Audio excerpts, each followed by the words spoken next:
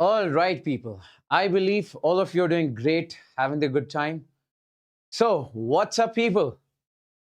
Please let me know in the chats if I'm perfectly audible, visible to each and every single student. Okay? And welcome to this beautiful session that is current electricity one shot. Okay? Current electricity marathon. Okay? And in this particular session, we're going to be talking about the entire chapter of current electricity. Okay? Whatever the concepts you have in this particular session, in this particular chapter, we'll be discussing all of those. Okay, before that, please let me know in the chats if I'm perfectly audible, visible to each and everyone, and call up your friends. Okay, and make sure you hit the like button. Everybody of you, mark the attendance. Liking the session is mandatory. Marking the attendance is mandatory. I would want you guys to hit the like button if you haven't liked the session as of now. Everyone means everyone. Okay, and let the people join, and we are starting the session accordingly. Okay, so guys, in this particular chapter, this is an extremely important chapter when it comes to the NEET. Okay, every single year you guys can see I have done the analysis many times. Every single year they ask 4 to 5 questions from this chapter. Okay, and when it comes to the 5 questions, means 20 marks come from this chapter only, and it's an extremely easy chapter. We'll be solving all of the problems over here. That is the guarantee. Okay, and most importantly, I'll be sharing all of those tricks which you guys need in order to solve the questions in a very less amount of time. Okay, and every concept, whatever you have in the current electricity, will be discussed tonight. That is for sure. Session duration will be 8 to 10 hours. It will go. Okay, if you want the best quality content, then you'll have to stick with me for the next 10 hours. Okay, great. So guys, when it comes to this chapter, current electricity, we say first we'll be starting with the electric current. Okay, and what are the graphs you have in the current, average current, instantaneous current, whatever the graphs, you will be discussing those. Then we'll be talking about the current density, drift velocity, mobility, conductivity, all of those. And then we'll move on to the Ohm's law. And once we are done with that, we'll move on to the resistance, temperature dependence of resistance, resistivity, everything. And then we'll move on to the circuits. And once we are done with the circuits, we'll move on to the series combination. We'll move on to the parallel combination. Then we'll go on to the power in bulbs. Okay, we'll move on to the power section and also the bulb section. And then afterwards, we'll go with the galvanometer, ammeter, meter bridge, all of those instruments. And then we are done with this particular. Now guys, I would want you guys to focus over here. Let's basically start the session. The very first topic that we need to understand over here is current. What is electric current? Okay, in this current electricity, what this electric current is all about. Guys, let's suppose I say I have got over here a conductor. Let's suppose I'm taking a conductor over here. Okay, like you guys have insulator in which no current electricity, no current flows. Then we have conductors. Okay, or you say simply this is a wire. Or you call it the conductor. When it comes to the conductor, we say this conductor carries, we say, large number of free electrons. There are large number of free electrons present in this conductor. Okay, now guys, listen to me very carefully. I'll be sharing the capacitors notes also after this session, and I'll be sharing the notes of this current electricity today also. Now guys, we say if this is a wire, this is a conductor. In this wire, you have got large number of free electrons. And these large number of free electrons are present in this conductor. Okay, let's suppose these electrons started flowing in a proper direction. They started moving in a proper direction. when these electrons which are present inside any conductor, okay, we say this conductor contains large number of, we say, free electrons. And if they started flowing in a proper direction, by any means, you apply the battery, potential difference, whatever it may be. So we say if they started flowing, we say current is produced. So what is current? Whenever the charge flows, whenever the electrons flow in a conductor, we say current is produced. So I can say, whenever the charge slash electrons flow in a conductor, we say current is produced. Current is produced. Okay? More the charge flows in a conductor, more current will be produced. As simple as that. This is the basic and simple definition of the current if we define it over here. Okay? Now, my dear friends, I would want you guys to focus over here. I just started. I would want all of you to hit the like button as soon as possible if you have not liked this session. Okay. So I can say, when it comes to the current, I can simply say, sir, it is how much charge has flown, okay, charge flown divided by, we say, sir, time taken, divided by time taken. More the charge flows, more will be the current. Okay, so current is charge upon time. This is the basic definition. And when it comes to the SI unit, we say simply we measure the current in ampere. We measure the current in ampere. Okay. So what is current? Sir, current is if you have got a conductor over here, if you have got a wire over here, and if in this wire, electrons started flowing, charge starts flowing, we say current will be produced. More the charge flows, more will be the current. So flow of charge is what we call the current. Flow of charge is what we call the current. Now guys, let's define the two terms over here. We have average current and we have instantaneous current. Let me just give you the example over here. See. Let's suppose I have got a conductor over here. Okay. And in this conductor, let's suppose charge is flowing. These electrons are flowing. Okay. And always remember, if the direction of flow of electrons is this, we say current is produced in the opposite direction. Current is always flowing opposite to the flow of electrons. Just remember it. Okay.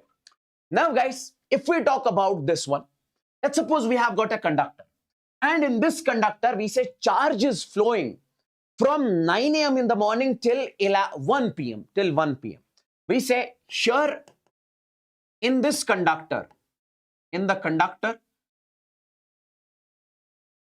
charge flows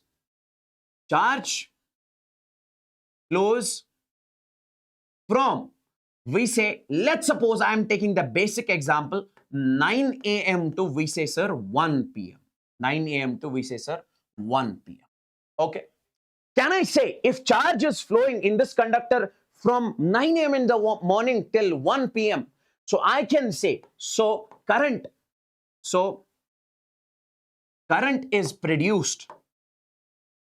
Current is produced from 9 to 1 p.m. I can simply say 9 a.m. to 1 p.m. If I say charge is flowing for half an hour, so current will be produced for half an hour. Now, in this particular case, if I ask you, how much is the total current produced from 9 a.m. to 1 p.m.?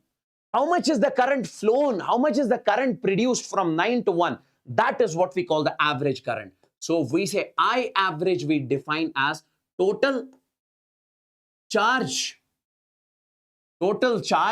flown divided by, we say, total time taken. And we can write it something like this. That is delta Q divided by delta T. how much is the charge flown from 9 a.m. to, we say, 1 p.m.? How much is the current produced from 9 a.m. to 1 p.m.? That is what we call the average current. In general, how much is the current produced? Second question is, what if I ask you, guys, what if I ask you, how much is the current produced exactly at 9:30? So we say, so when it comes, that will be the instantaneous current. When it comes to the average current, we say it is the total charge flown upon total time. Basic thing. Okay. Like average velocity, total time taken, total displacement traveled upon total time taken. But when it comes to the instantaneous current, guys, see, we say how much is the current produced at 9:30 at any particular instant.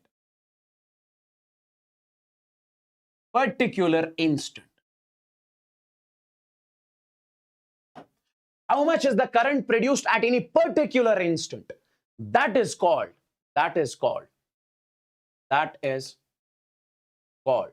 instantaneous current. That is called instantaneous current. Like, how much is the charge flown exactly at 9:30? How much is the current produced exactly at 9:30? That is called the instantaneous current. There are two questions. If the current charge is flowing in a wire from 9 a.m. to 1 p.m., how much is the current produced from 9 to 1 in general? That is average. But exactly when it was 9:30, 10:30, at that particular instant, how much is the charge flown? How much is the current produced? That is what we call the instantaneous. And when it comes to the instantaneous current, we represent it something like this. That is dq divided by dt. Okay? dq divided by dt. This is the charge flown at that instant. This is the time at that instant. Okay? So this is like you say, when it comes to the average velocity, you might have seen, we say, sir, that is delta S by delta T, total displacement traveled upon total time taken. Just like velocity. Like when it comes to the instantaneous velocity, that is simply ds divided by dt. Same over here also. Even when it comes to the average current, you can mention it something like this. Average current will be delta Q by delta T. Delta Q means Q2 minus Q1 upon, we say, T2 minus T1. Or you can write it charge final minus charge initial upon time final minus time initial. Please let me know in the chats how many of you understood this properly. Everyone means everyone. Let me know in the chats if you understood this. Give me the signal in the chats, guys.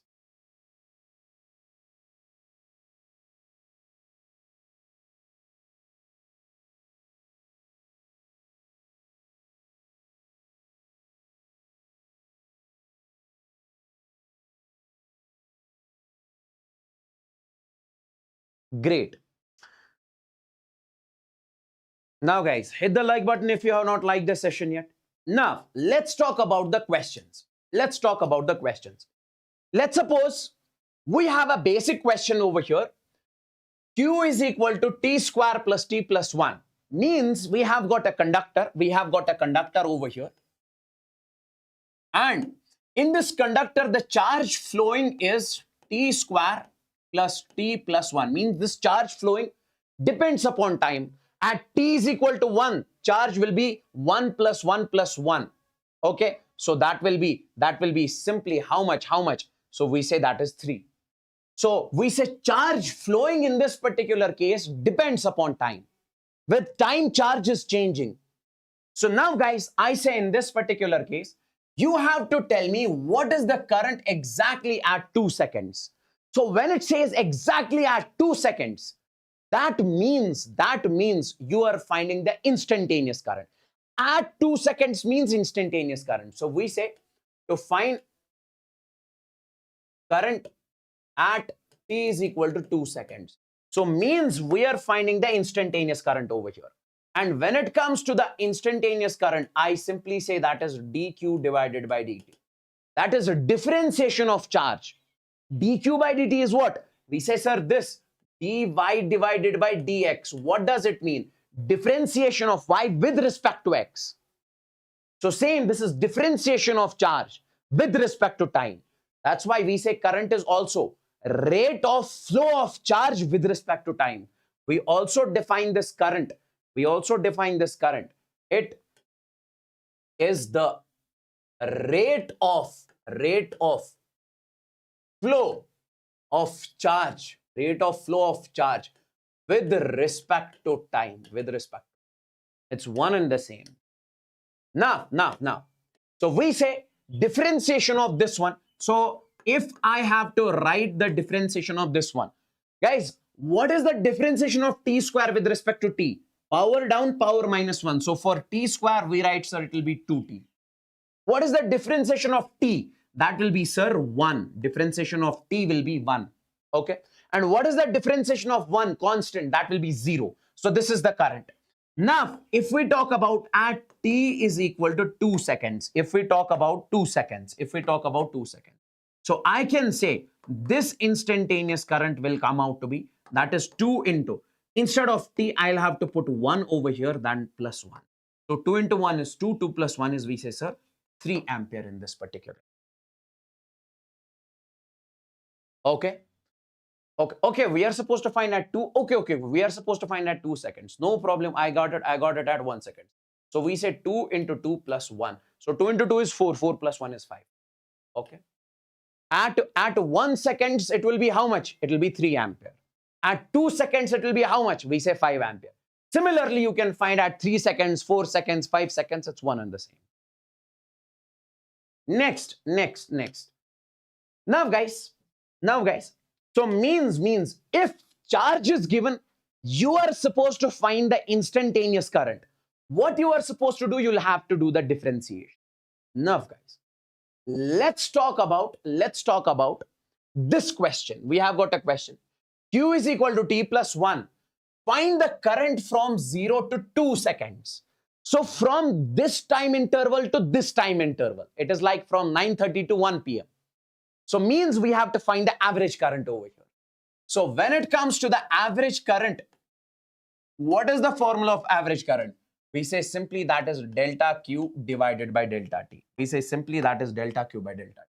And I can simply say, when it comes to the average current, so that will be, sir, Q2 minus Q1 upon, we say T2 minus Q2 minus Q1 upon T2 minus T. Or you can say final, you can write it something like this.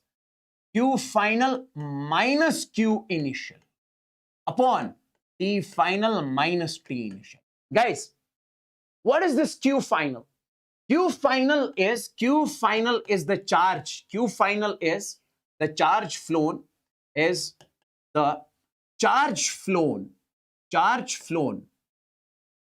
at t is equal to 2 seconds at final time. Final time is 2 seconds. Initial time is 0. So let's find the final charge. So I can say Q final in this case will be, this is the Q, and you have to put over here, instead of this t, you will have to put 2. So we say, sir, 2 plus, we say, sir, 1. You'll get the final charge. So 2 plus 1 is 3. So Q final in this case is 3. Similarly, if I find out how much is the charge flown Q initial at t is equal to 0, so I'll write over here Q initial at t is equal to 0 seconds. So I can simply say in this particular case, so I'll write over here Q initial will be, that is, sure, instead of t, what will you put? You'll put 0 over here. So it will be 0 plus 1. So it will come out to be. Now let's find the average current. So I can write when it comes to the average current in this case. So that is Q final minus Q initial. Q final is 3. 3 coulomb is the charge flown at t is equal to 2 seconds. Minus, sir, what is the charge flown at t is equal to 0? That is 1 Q initial upon t final minus t initial. Final time is 2, initial time is 0. So 2 minus 0. So this will be 2 by 2, that is 1 amp. So in this case, current came out to be 1 ampere. Simply, if you have to find the average, you'll do delta Q by delta T. Q final minus Q initial upon T final minus T initial. Next. Now, guys, I told you if charge is given, see, if charge is given, you have to find the average current. See, as of now, I told you two things over here. If charge is given, you have to find the instantaneous current. You will be using this formula. Done with this? Yes. If charge is given, we say average current you guys are supposed to find out. You will be using this formula, delta Q by delta T. Next. As I told you, I'll be showing you every problem pattern. Now, guys, in this particular case, here, it says that current flowing in a conductor is given as this. We have got a conductor, and in that conductor, current flowing is given as I is equal to, we say, T plus 1. Current is given. And calculate the average current. Calculate the average current from 0 to 2 seconds. We have to find, current is given. To find the average current. Current is given and we have to find the current. Whenever the question is something like this. See, guys, if let's suppose you have a quantity that is X and you are supposed to find its average. See, how do we find its average? This means average. You take this X, you write over here. Then you do the integration, you write dt with respect to time if you are finding. So then you write integration of dt. If you have any quantity A and if you have to find its average, what will you do? Integration of A dt upon, we say, integration of dt. As simple as that. Directly remember this. I'll give you the feel of this also later on. Now, guys, here current is given. You are supposed to find its average. What will you do? Sir, when it comes to the average current in this case, you say integration of A dt upon, we say, integration of dt. This is what you guys are supposed to do. Integration of A dt upon integration of dt. Now, guys, in this particular case, can I say, sorry, not A dt, it will be I dt. Integration I dt. Integration of I dt upon integration of dt. Now, in this particular case, how much is the current? That is, we say, sir, over here, I'll just put over here, that is T plus 1. And then I'll write over here dt upon. Then in the denominator also, I'll write integration of dt. See, guys. In this particular case, I can simply say, sir, integration of T plus 1 dt. Now, you guys are supposed to find out the average from 0 to 2 seconds. So, you'll be putting the limit from 0 to 2. Okay. Here also, you'll be putting the limit from 0 to 2. Now, tell me one thing in this particular case. So, you will have to do the integration now. Sir, integration of this T will be how much? That is T square divided by 2. That is power plus 1 upon power plus 1. Okay. And then we say plus. Integration of 1 will be how much? That will be T itself. And then limits are from, we say, 0 to 2 and divided by. Integration of dt will be, sir, T, and the limits are from 0 to 2. Now, can I further write it something like this? Guys, see. First put the upper limit, then put the lower limit. If we put the upper limit first, what will I do? We say, sir, first I'll write over here, that is 2 square divided by 2. First we'll put the upper limit.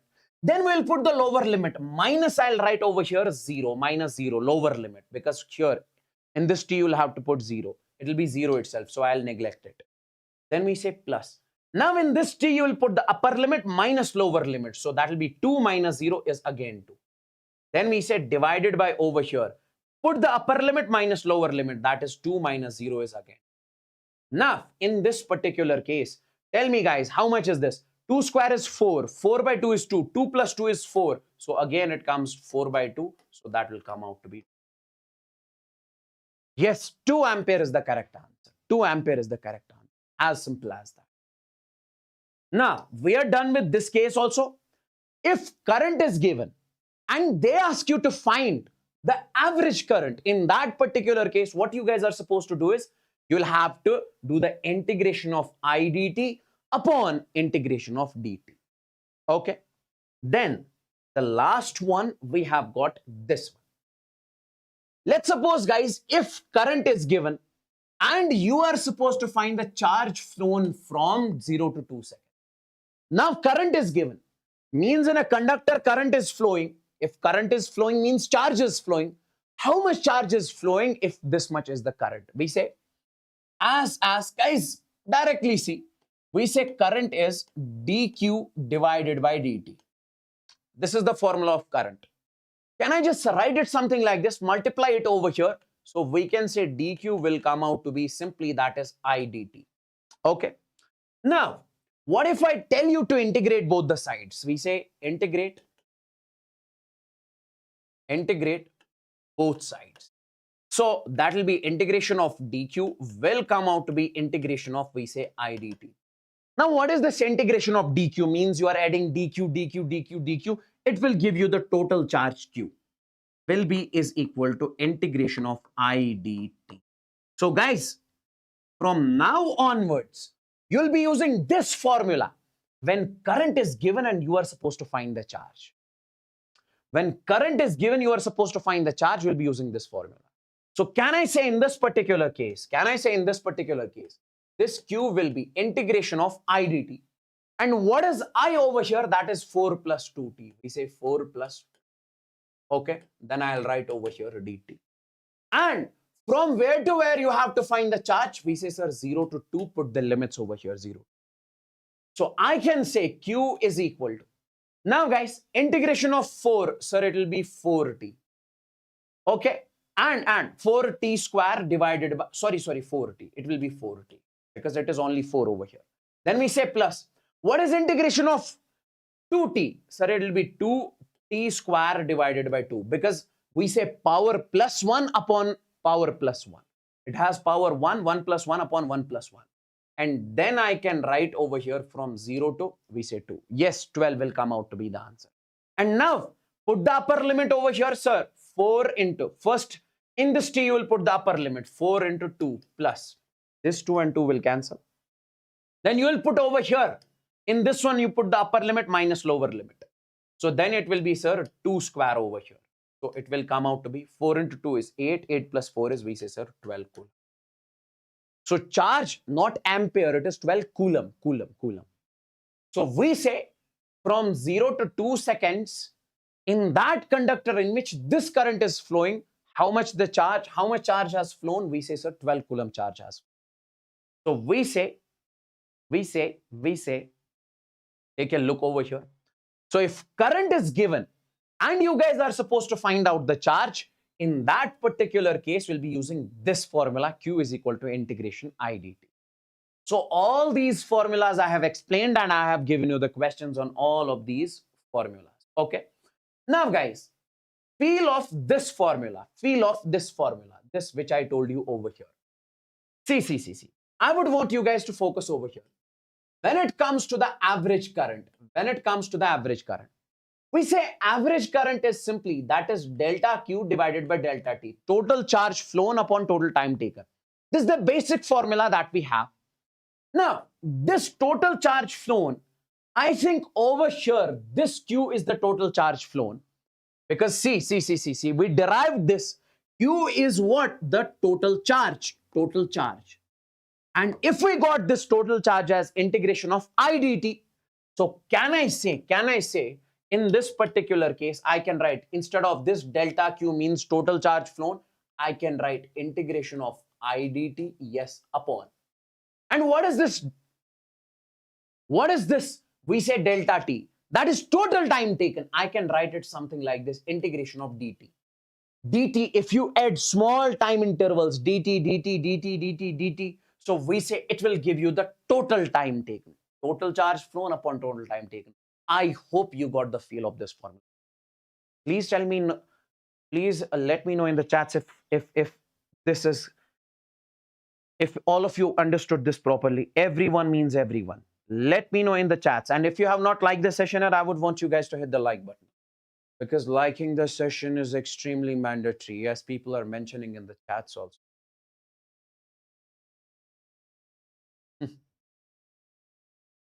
Great, great, great, great.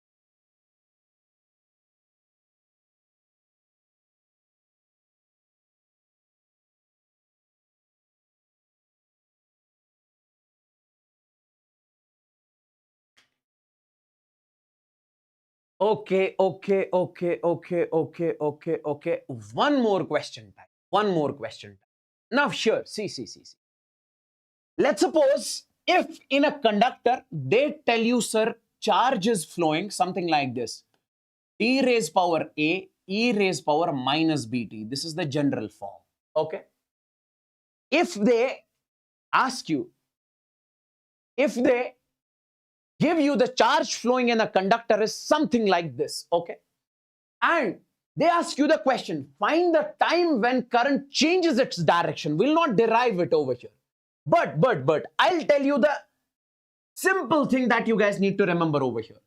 Let's suppose the current is flowing. When the current is changing its direction, we have to find that time. You simply say time is power of this, that is A divided by, we say, sir, B in this. Okay, A divided by B. Okay, so this is the time. I'll write over here. This is the time when current changes its direction. It is like, let's suppose, sir, this is a conductor. In this conductor, current is flowing something like this, okay, in the forward direction. Sir, when will this current change its direction? We say T is equal to A by B. If the question is of this format, directly remember. So we say basically current changes direction when it becomes 0. So do the differentiation over here, differentiation of this, make that equal to 0. And from that, you will find the time. When you make that equal to 0, you'll get the value of time as A by B. Now, if you get this question over here, can I say for this question, time will be simply that is 3 by 4.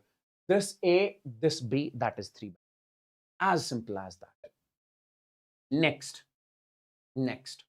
Let's suppose we have got the question something like this. Charge flown is given by, in this case, we have got a conductor. This is the charge flown. We say charge flown is Q is equal to AT minus BT square. Find out the time till the current flows. Find out the time till the current flows. Okay. Find out the, not time, find the average current. In this particular case, I'll rewrite it in this particular case. Find the average current. Find the average current. This is the question. Hey, see. I'll give you the idea of this particular question over here. They are saying that if we have got a conductor over here, we have got a wire over here. This is a wire over here. This is a conductor over here. And in this conductor, charge is, let's suppose, flowing. This is the charge flowing over here. Okay, this is the charge flowing. Q is equal to AT minus BT square. Now we know if the charge flows, current will be produced. Now if they ask us to find the average current, sir, when it comes to the average current, you have to mention the time. From which time to which time? From what time to what time? Okay, you'll have to define that over here. But in the question, time is not given. So can I say, I'll just write over here, sure, time is not given. Here, time is not given. If time is not given, in that particular case, you first find the time. We say, so let's first find the time. Let's first find the time. Sir, we say current will flow till the current becomes 0. If I say, sir, at t is equal to 0 seconds, current starts flowing. At t is equal to 10 seconds, current became 0. Now, can I say current has flown from 0 to 10 seconds? Yes. So I can say you have to find the average from 0 to 10 seconds. So I say, in this particular case, we say, so current flows till it become till it becomes 0. So current flows till it becomes 0. So let's find that time when current becomes 0. We have charge over here. Let's find the current. So we say as I is equal to, that is dq divided by dt. Because if charge is given, you have to find the current, you will do the differentiation. So can I say in this particular case, can I say in this particular case, sir, we can say differentiation of this one will be, guys, you are differentiating with respect to time. A is constant over here. We say, sure, it will be, sir, A. If you do the differentiation with respect to time, it is, if it is 40, it will be 4. If it is 80, it will be A. Then we say minus, sir, 2BT. Now, we have to put this current is equal to 0. Why? Because current will flow till it becomes 0. So if we make this equal to 0, so we say A minus 2BT is equal to 0. Now, can I say in this particular case, guys, take it over there. We say A is equal to, we say 2BT, and time will be equal to A by 2. So I can say current flows from 0 to A by 2B second. So current flows from, we say, 0 to A by 2B second. Now you got the value of time over here. Okay.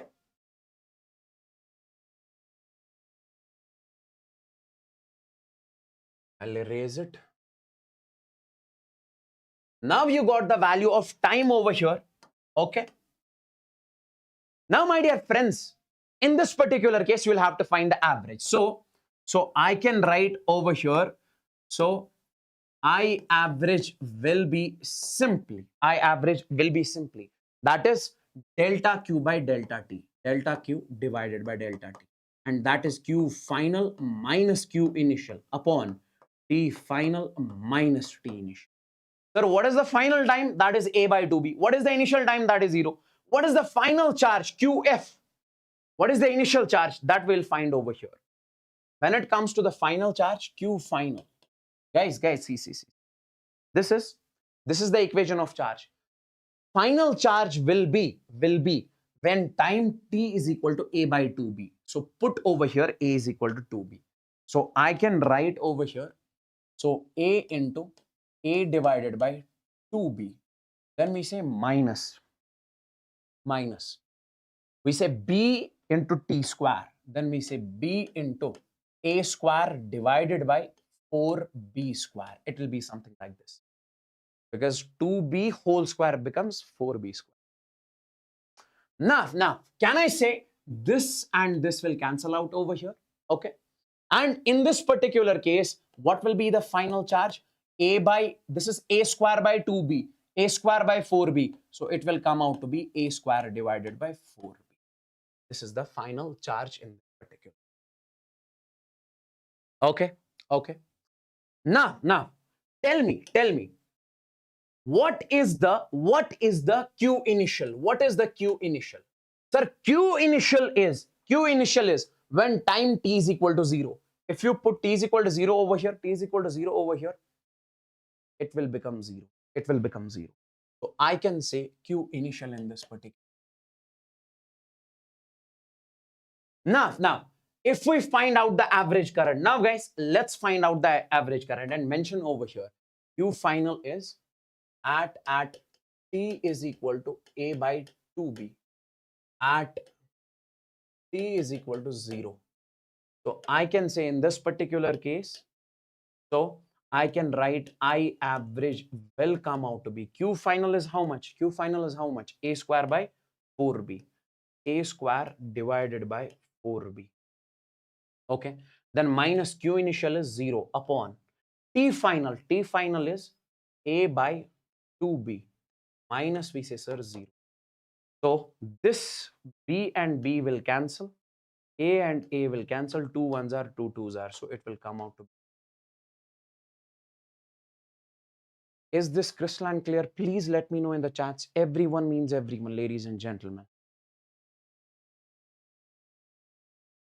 Tell me, is this question crystal and clear to each and every single student?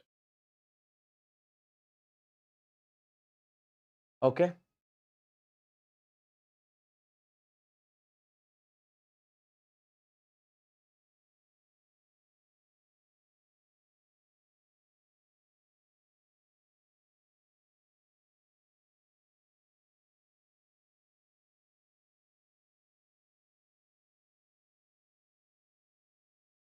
Sir, integration in this is confusing. I didn't integrate anywhere. I just differentiated. See.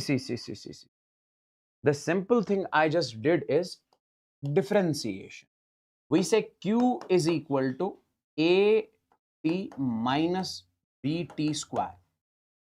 Now, what is the integration? If I say this is 4T, what is the integration of differentiation of 4T? That is 4.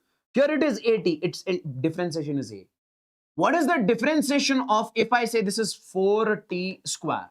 So you say, sir, its differentiation is 4 into 2 will be, sir, 8, and this will be T. Similarly, I said minus 2 into B will be 2B and T, because B is constant, A is constant. Okay. Next. Now, guys, I would want, before this question, I would want you guys to understand something over here. Okay. Guys, see. I'll write over here. That is charge time graph. Means on this axis I'll plot charge, and on this axis I'll plot time. This is QT graph.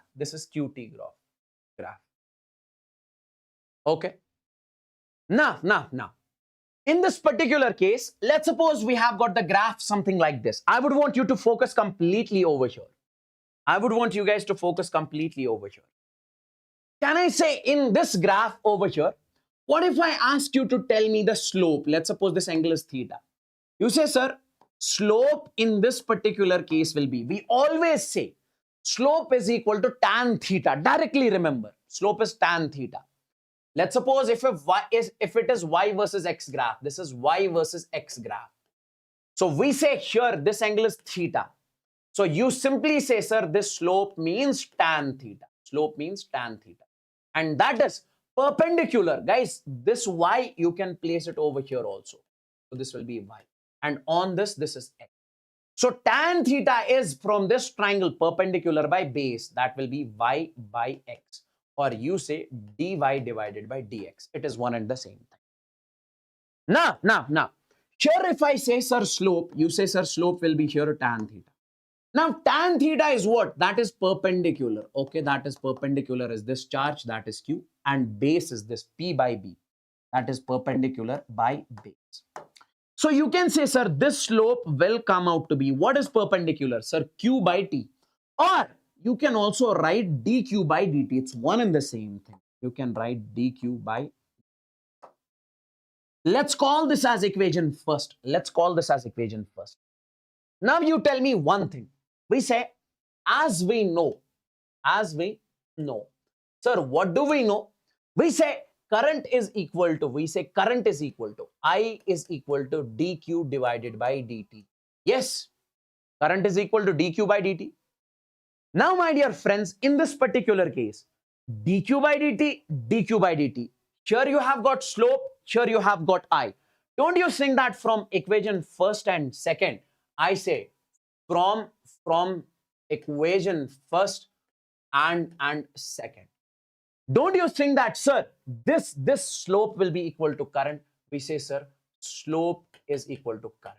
Means what does it say? It says that if you have got the charge time graph and they ask you to find the current, you'll find the slope. So I can say, so slope of QT graph, slope of, it is not this QT. Okay. It is this QT. Slope of QT graph gives us current. Sorry, slope of, yes, QT graph gives us current. Is that clear?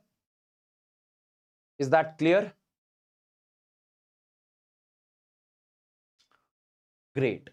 So slope of charge time graph gives us the current, as simple as that.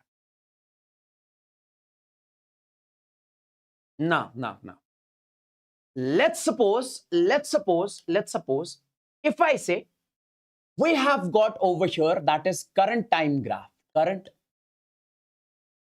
time graph. Let's suppose if we have got the current time graph. On this axis, I'll plot the current. On this axis, I'll plot the time. This is current and this is over here time.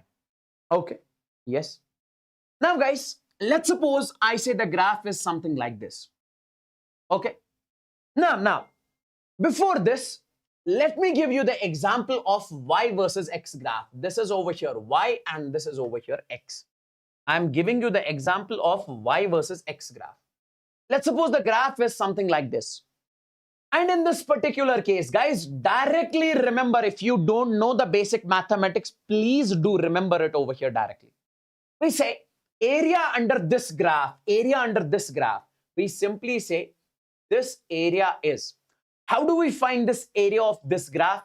We say it is integration of whatever is plotted on this axis, that is y, and this will be over here dx. Okay, it will be dx.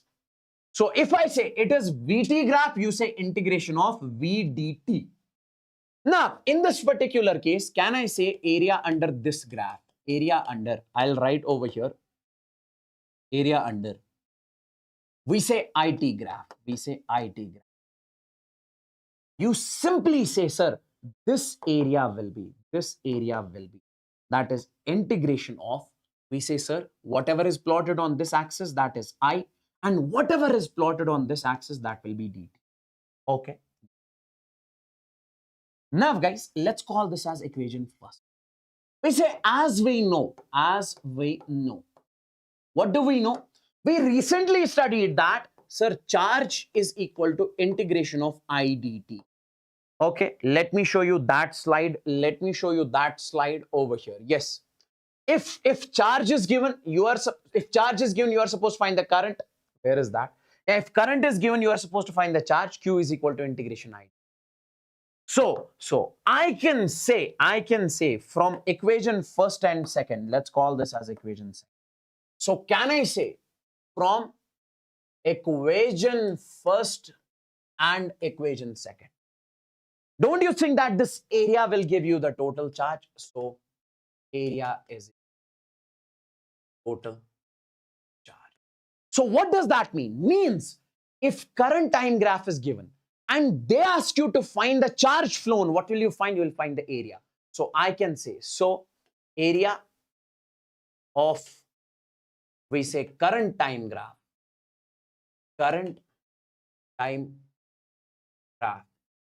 gives us the charge flown.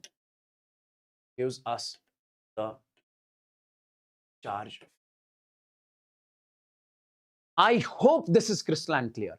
And when it comes to the charge time graph, we say slope of charge time graph gives us the current, and we say area of under, we say current time graph gives us the charge flow. Guys, tell me in the chats if this is crystal and clear. Everyone means everyone, ladies and gentlemen. Tell me, guys. And smash the like button, everyone.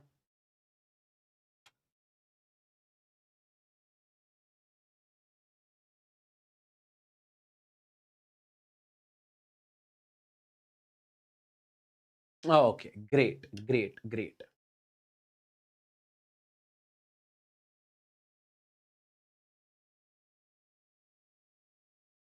Okay. See, in this particular question, we are given over here that is current time graph. Find the total charge flown.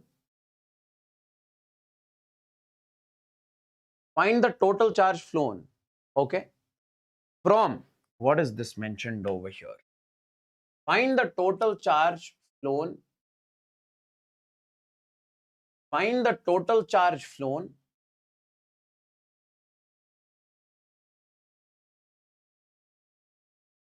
Between t is equal to 0 to t is equal to 6 seconds. Okay, guys, current versus time graph is given. When it comes to that current time graph and you are supposed to find the charge flown, what will you find? You say, sir, area gives us the charge flow. Recently, I told you. Now, how much is the area over here? Sir, how much is the area over here? So you have to find from 0 to 6. So means area under this area, and area under this graph. That is area of triangle. That will be 1 by 2 base into altitude. Base is how much? That is 6. Altitude is how much? We say, sir, that is 10. This is 10. So 2 ones are 2, 3s are 6. 3 into 10 is, we say, sir, 30. 30 is the answer. 30 coulomb charge has flown. Okay. Okay, let's talk about this one. Let's talk about this one. Could you please tell me the answer of this one? Find the current flown through wire 1 and find the ratio. I'll write over here. Find the ratio of I1 and I2. Means how much this is, guys. We have got wire 1, its current charge time graph is given as this one. We have got another conductor, wire 2, its charge time graph is this one. You guys are supposed to find what is the ratio. What is the ratio? What is the ratio? Tell me. What is the ratio?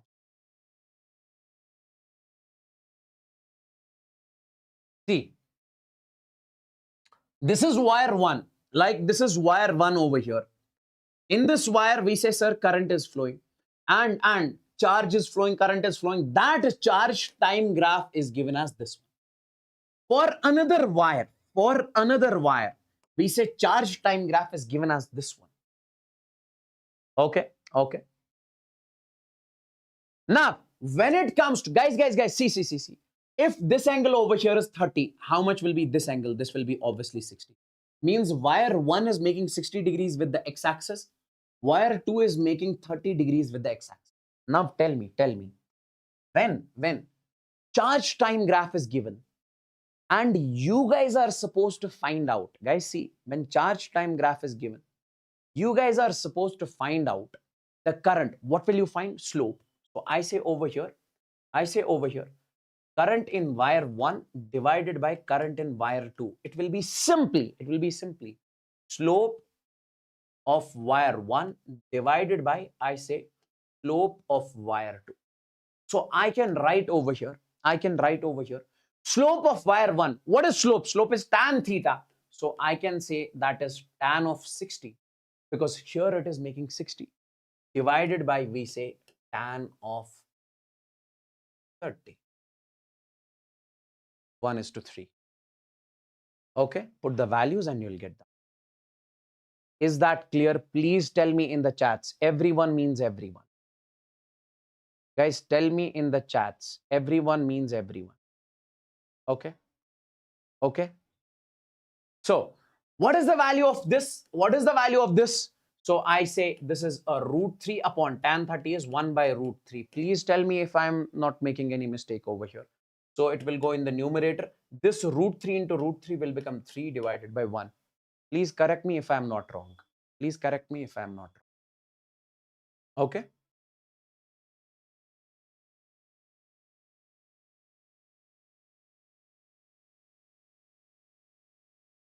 Next, let's move on to the drift velocity now. Okay. Great. Guys, see. Let's understand this concept of drift velocity over here. Let's suppose we have got a conductor over here. Okay. This is the conductor that we have, ladies and gentlemen. And we say, if this is a conductor over here, whatever the detail I say in this particular case, you just remember that directly. In this conductor, there are large number of free electrons. Okay. And these electrons are performing the random motion. when it comes to a conductor,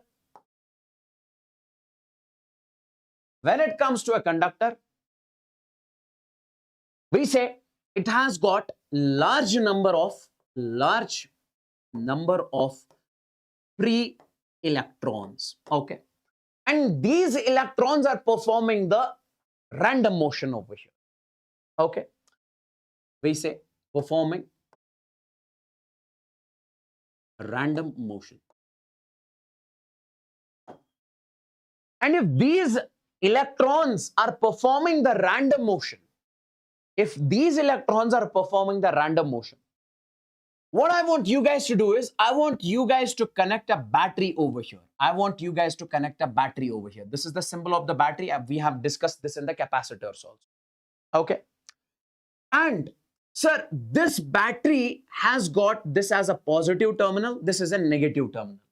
If you remember the concept, in case of capacitors, we say this positive terminal kind of occupies the positive charge on this side.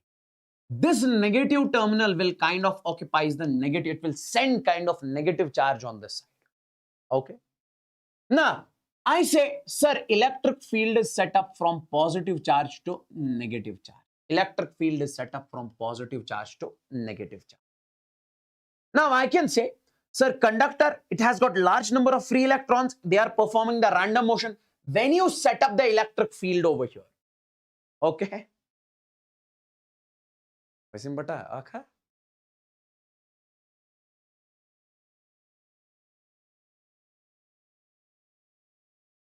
Wasim, sir, conformed.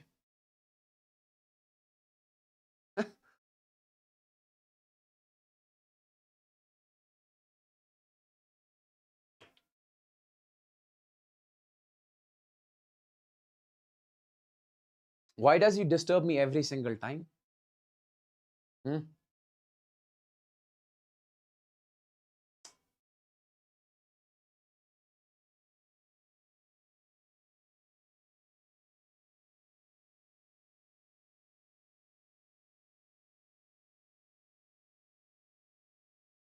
Guys, tell him to sleep, huh?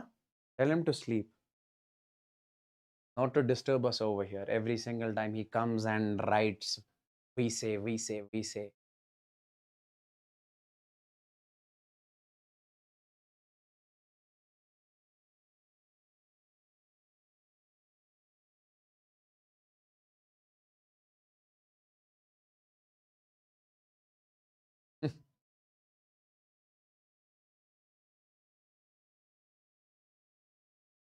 He's asking me to take off my cap, huh? So that he can take the screenshot and put up in the Telegram group, put up everywhere. No.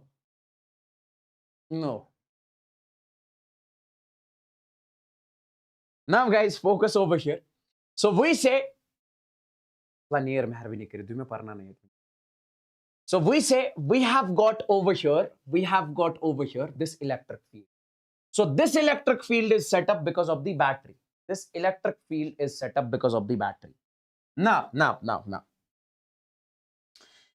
So what will this electric field do? Don't you think that, sir, force will act on these electrons? Okay. So we say over here, so let's connect a battery to the conductor.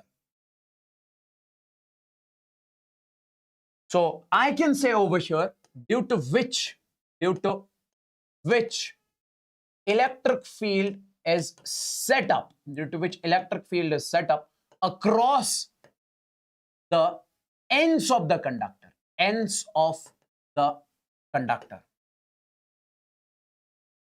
Okay.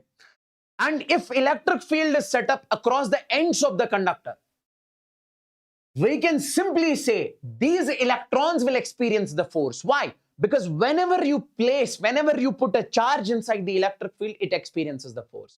We say, so electrons experience the force. Electrons experience the force. And that force we simply say is equal to Q times of E. And Q is the charge, E is the electric field. What is Q over here? Q will be simply that is E into E, because charge on an electron we simply represent it with E. Okay? Yes. Now, if force is acting on these electrons, don't you think that these electrons will move? These electrons will move. Okay? So electrons move and are drifted. So we say electrons move, they are drifted. Electrons move and they are drifted. Because of what? Because of what? We say this force and these electrons will attain some velocity. That velocity is what we call the drift velocity.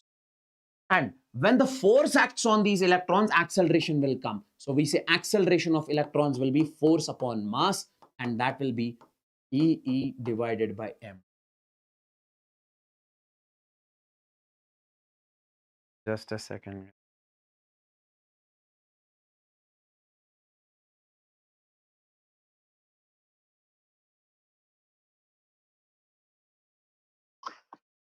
Krishna Kankar.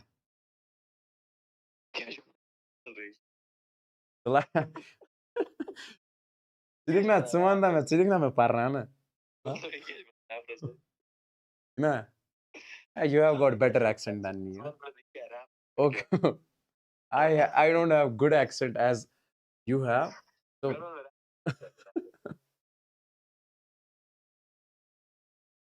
okay. Bathawa.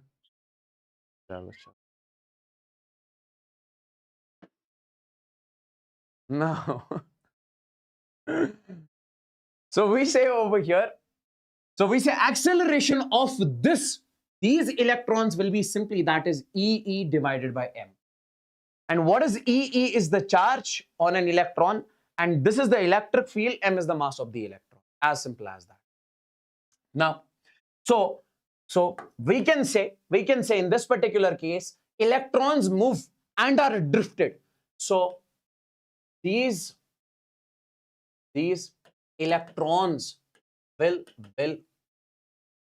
gain some velocity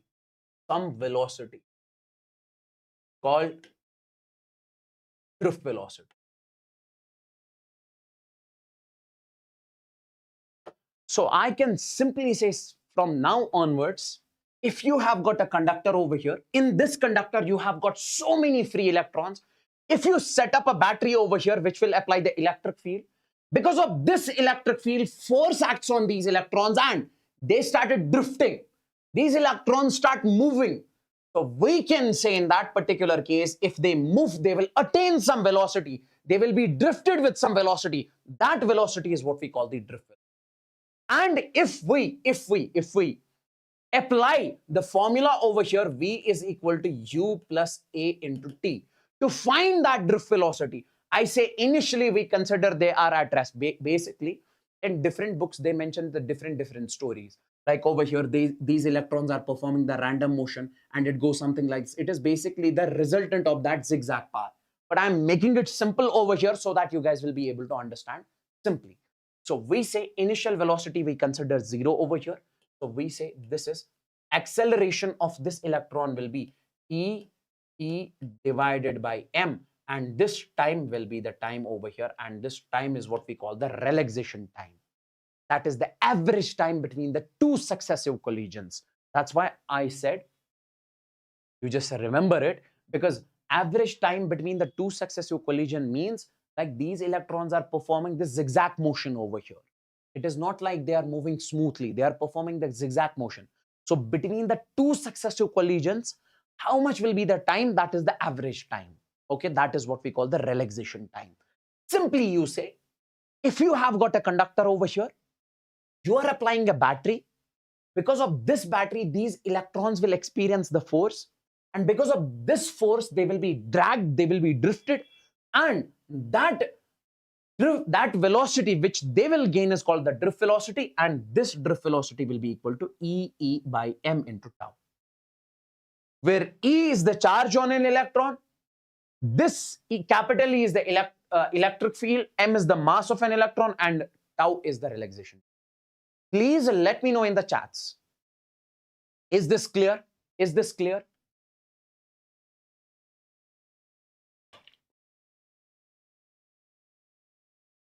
I would want you guys to tell me in the chats if everything is crystal clear and sorted. Everyone means everyone, please.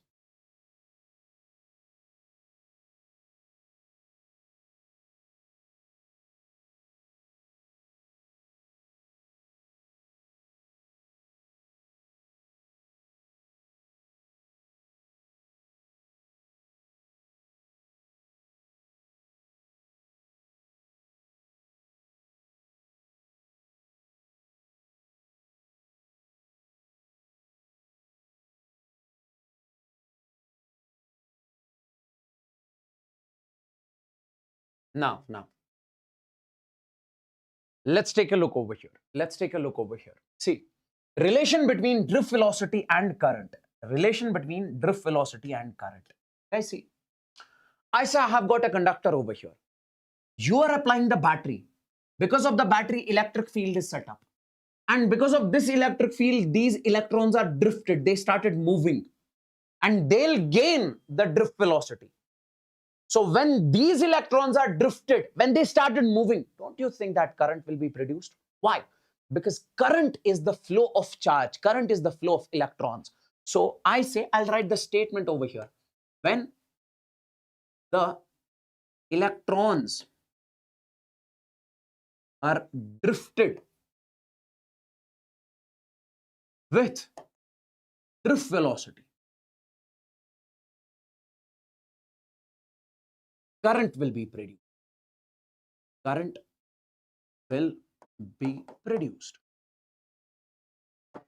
And that current will be.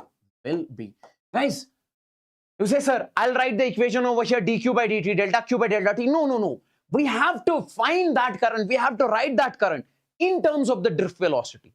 Because here, we have to find the relation between the drift velocity and the current. That's why I am saying you guys write the current in terms of the drift velocity. So can I just write over here in that particular case, I can write over here. So that current will be I is equal to, we say this is N E A B D. I'll not derive it over here. We say simply, if you have got a conductor over here and you connect a battery, because of the battery, external electric field is set up. Because of this external electric field, these electrons are drifted with the drift velocity. So now current will be produced. That current is this. And if you ask me, what is this? If you ask me, what is this N? We say this N is number of free electrons. Free electrons, we say per unit volume. So this is number of free electrons per unit volume. Okay, in unit, because when it comes to the entire whole conductor, there are infinite number of electrons, large billions of electrons.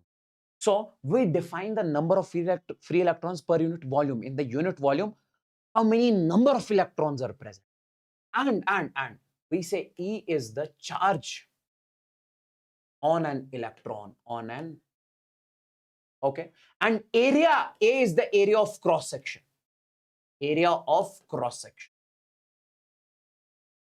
A is the area of cross section, means this area over here, as it's mentioned. And what is VD? VD is the drift.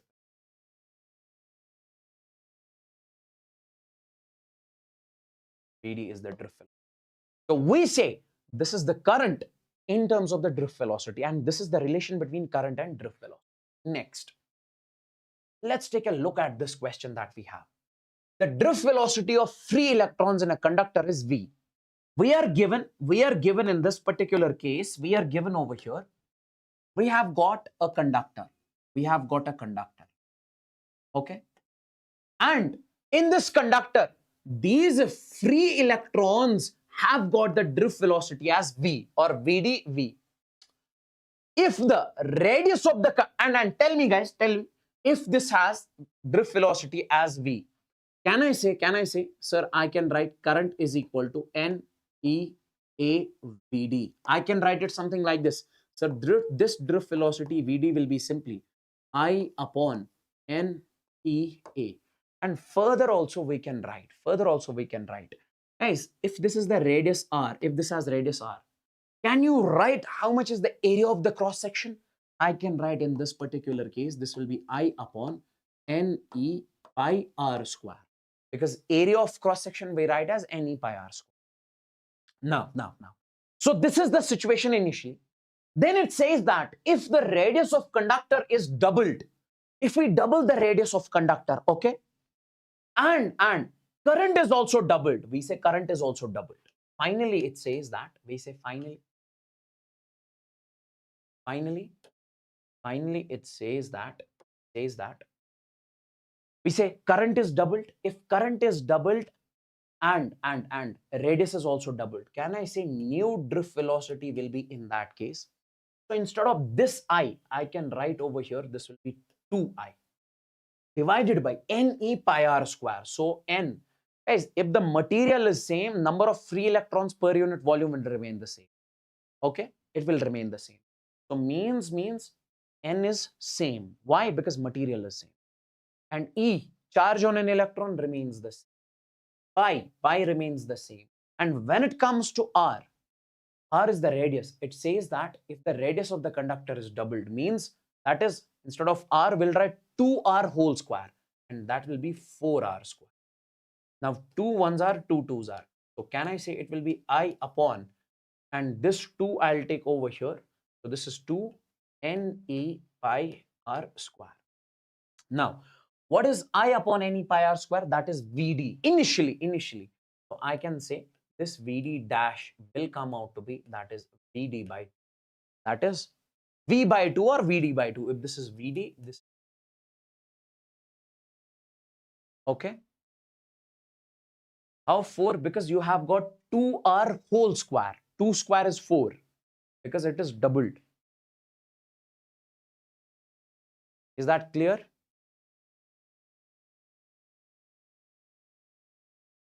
Tell me in the chats. Next. Let's suppose in a conductor, drift velocity is doubled and radius is halved. It says that Vd dash, it says that drift velocity is doubled. That is 2 times of Vd. And radius is halved, R dash. This is Vd dash. And we say this R dash becomes R by 2. Radius is halved. Find the new current. Guys, see?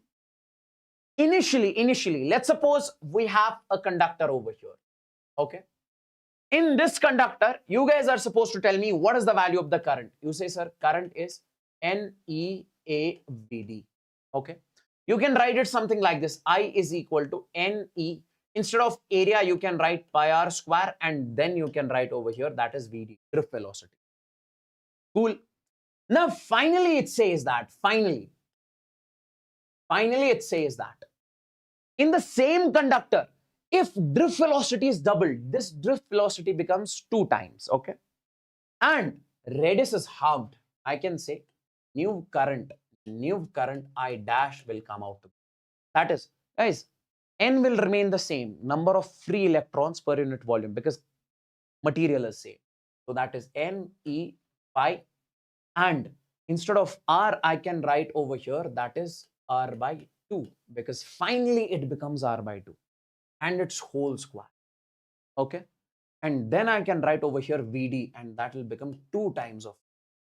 So can I say this will be simply, that is Ne pi R square divided by 4, because 2 square is 4 and 2 times of Vd. 2 ones are, 2 twos are. So I dash in this particular case come out to be Ne pi R square Vd, okay, divided by 2. Now, what is Ne pi R square Vd? That is I. So this will simply be I by 2. Okay, here is the question. I would want you guys to tell me the answer in the next 30 seconds in the chats. Everyone means everyone. I would want you guys to tell me the answer in the chats.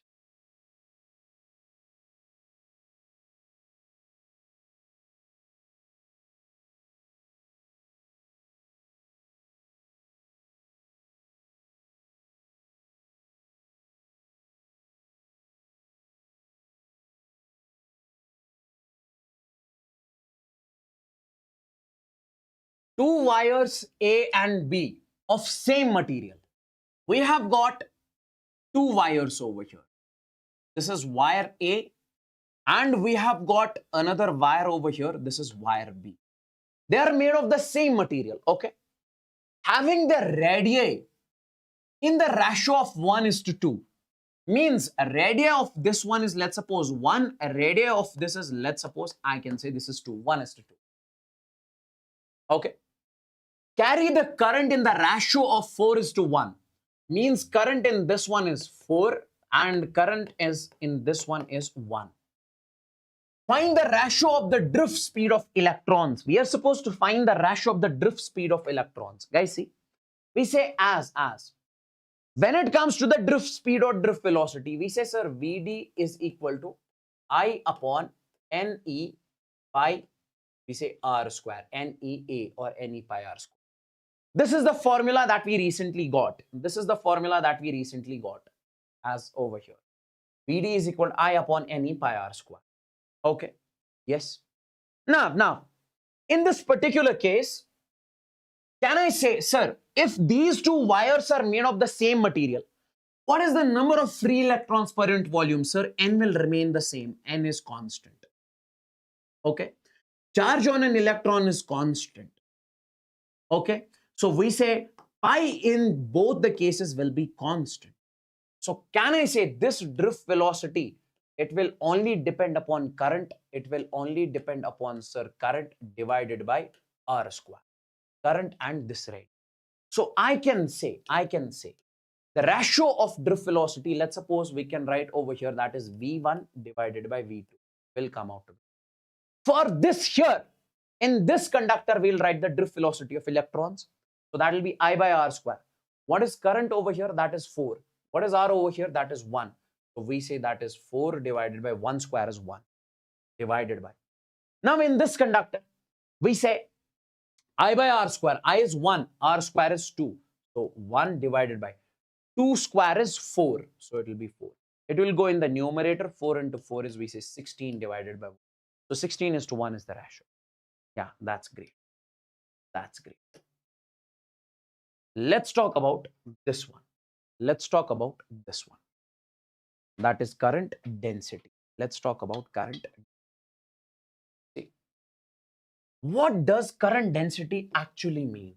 What does current density actually mean?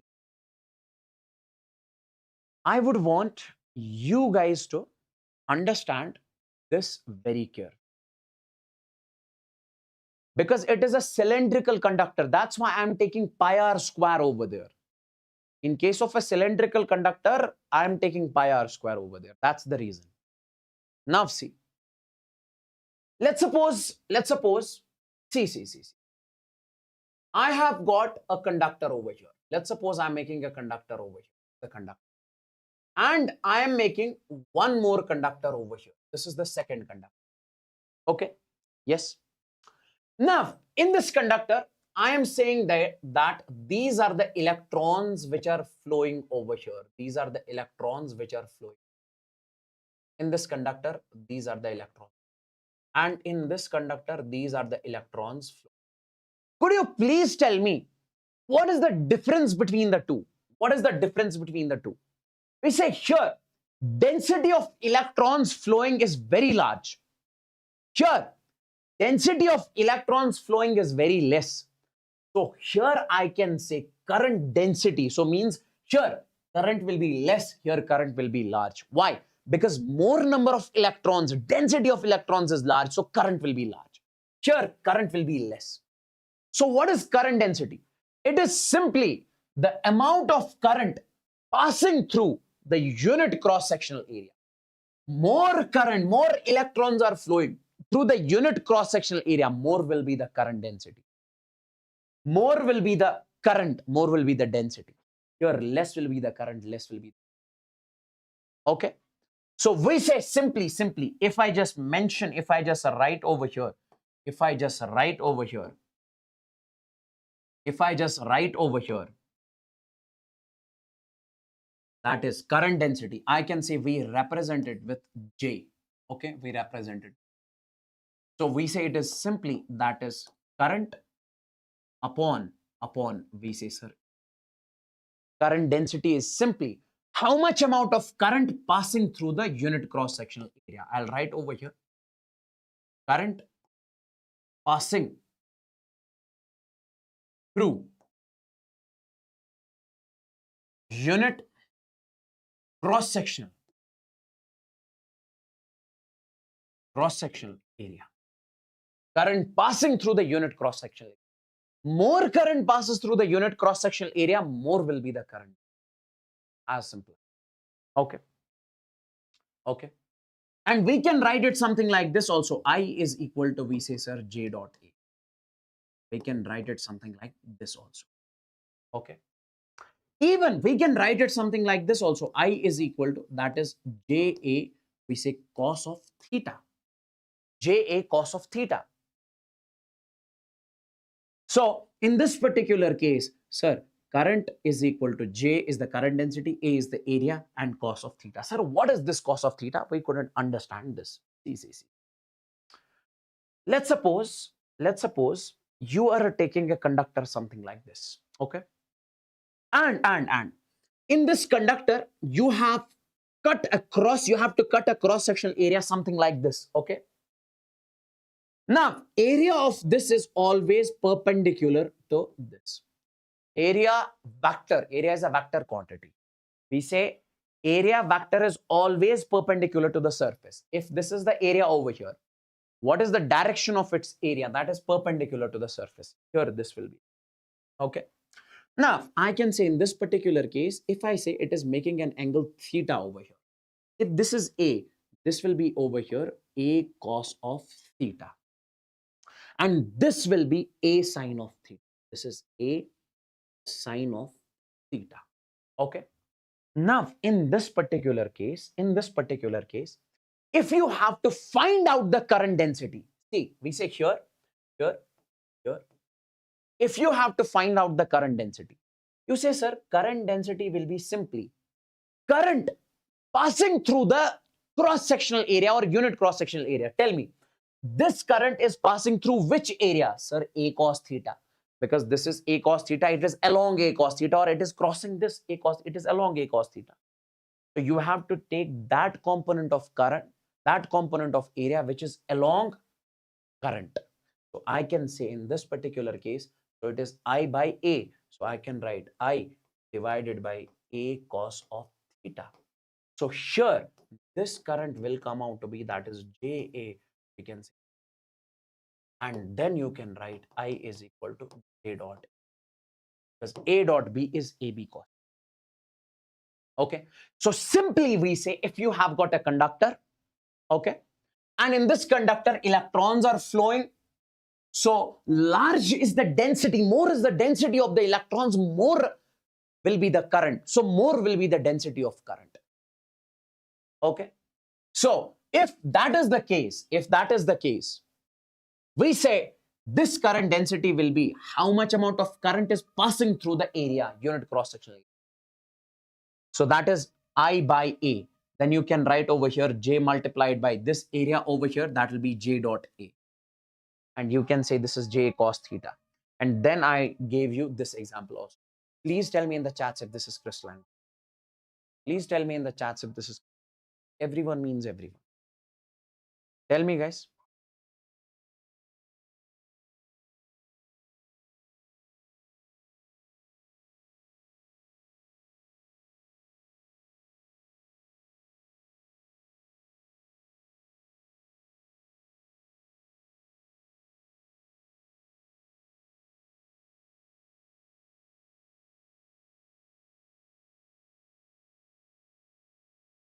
Okay, great. Now, current density in terms of drift velocity. current density in terms of drift velocity. See.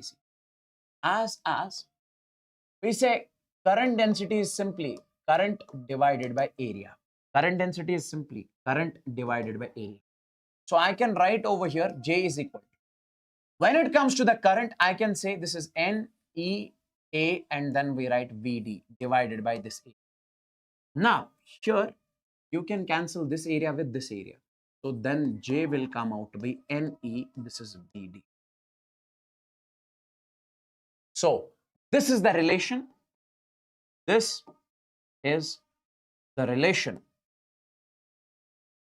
between, we say, current density and drift velocity. It is simple. If you say there is a conductor, in this conductor electrons are flowing. If electrons are flowing in a conductor, we say current will be produced. And if there is current, there will be current density. And if current is flowing, electrons are flowing, they are flowing with a drift velocity. So if there is drift velocity, there will be current density, there will be current, all are basically related to each other. So what is the relation between current density in terms of drift, current density and drift velocity? That is this. J is equal to NEVD. And we can simply say J is directly proportional to VD because in a particular conductor, N and E are constant. So you can say J is proportional to, we say, VD. More is the drift velocity, more will be the current density. As simple as that. Now, let's talk about this question over here. Let's talk about this question over here.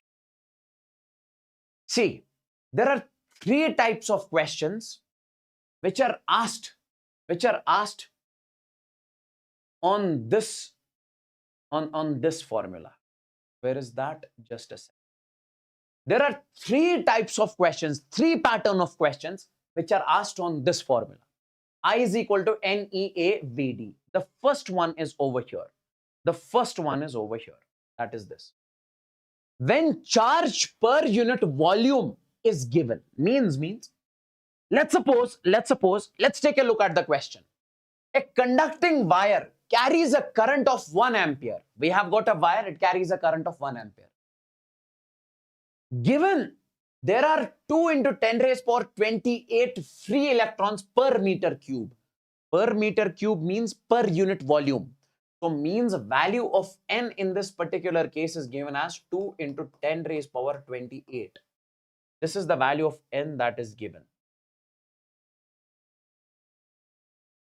This is the value of N that is given, small n.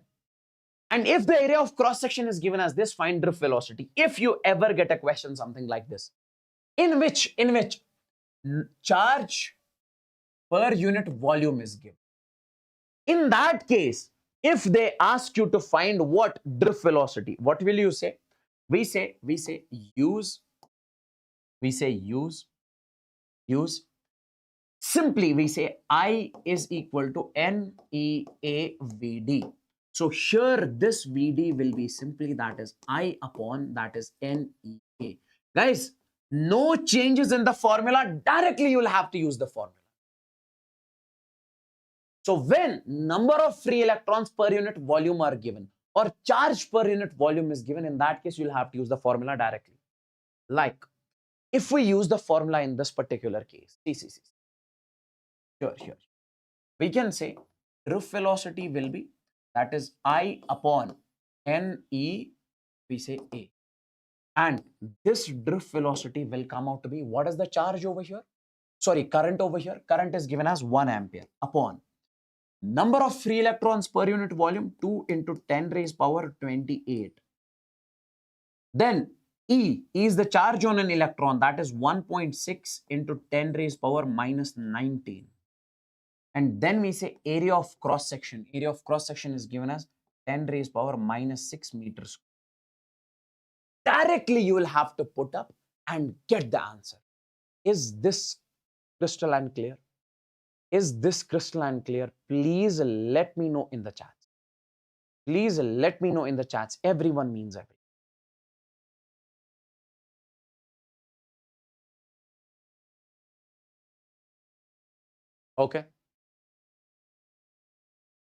Okay. So we say, if you solve this, it will come out to be, we say 3.2 into 10 raised power minus 4 meter. Simply, as simple as that. This is the type 1 question. Let's talk about the type 2 question. Type 2 question. When free electrons per unit length are given, when free electrons per unit length are given, let's take a look at the question. A wire carries a current of 1.6 ampere. If free electrons per meter are given, if free electrons per meter are 2 into 10 raised power 2 into 10 raised power 24. So means, let's suppose this is a wire over here. This is a wire over here. In this case, charge per unit length is given. Okay. Previously, charge per unit volume was given. How much is the charge in the unit volume? Like, what is the formula we are supposed to use, sir, over here? Guys, I'll tell you. We say, as what is the basic formula? Vd is equal to I upon Ne. Now, what is this N? N is, we say, number of free electrons per unit volume. So how do we write that? That is total number of electrons divided by, we say, total volume. Total volume. Because this is how we write. Charge per unit volume. How do we write charge per unit volume? Lambda, that is total charge divided by total length. Charge per unit area, total charge by total area. So I can say this N in this case will be total number of electrons. Let's call that as N. Total volume. Volume will be area multiplied by length of the conductor. Area multiplied by length of the conductor will give you the volume. And if you put this in the equation first, so I can write this Vd will come out to be simply I upon, instead of this capital N, you will be putting, sir, N divided by A into L. And then you have E into this A. A and A will cancel. So I can say this Vd will come out to be, that is I upon N by L into E. Sir, what is this N by L? N means number of free electrons per unit length. Charge per unit length. Number of free electrons per unit length. Now let's move on to the question. Let's move on to the question. A wire carries a current of 1.6 ampere. Current is, in this case, is given as 1.6 ampere. If free electrons per meter are 2 into 10 raised power 24, so means number of free electrons per unit length. Per meter, meter means length, not meter square, not meter cube. So it is given over here, that is 2 into 10 raised power 24. We are supposed to find the drift velocity. Guys, when it comes to the drift velocity, what is the formula we are supposed to use in this case? I upon N by L into E. We say I upon N by L into E. Now, what is I? I is given as 1.6 upon. What is N by L? That is 2 into 10 raised power 24. And then, what is E? E is the charge on an electron. 1.6 into 10 raised power minus 9. Is this clear? Please tell me in the chats. Please tell me in the chats. Is this clear? 0.5 into 10 raised power minus 5 million.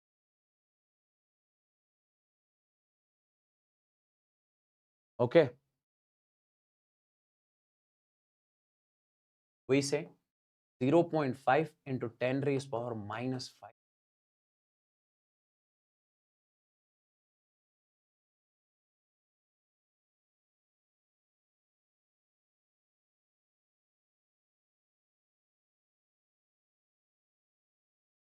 Type 3.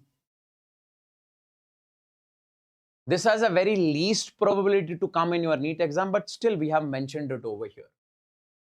When number of free electrons per atom are given, like let's suppose you have got a material over here, okay? There you have got a conductor. This conductor is made up of some material, and that material contains large number of atoms. And we know in atoms you have got electrons. And if they say number of free electrons per atom, like in every atom they tell you there are 5 electrons, free electrons, okay? There are 1 free electron. So means that is what we call the number of free electrons per atom. Previously, number of free electrons per unit volume, number of free electrons per unit length. Now, they are saying number of free electrons per atom they are given over here. Number of free electrons per atom. Okay. And in this particular case, if they ask you to find the drift velocity, directly you remember this formula. That is Vd is equal to Mi upon a rho Ma. Then we say this FAE. All the details are mentioned. What is rho? Rho is the density. Okay. Density of that material. Na is the Avogadro's number. F is the number of free electrons in this particular case. Number of free electrons per atom. Per atom. If they say 5, you'll take 5. A is the area of cross section. E is the charge on an electron. Okay. Okay. And M is the molar mass. M is the molar mass. Okay. And then I, we say I is the current. Example, we have got a question over here. A copper wire carries a current of 4 ampere. Given area of cross section is 1 mm square. Okay. Each Cu atom contribute 1 free electron. See.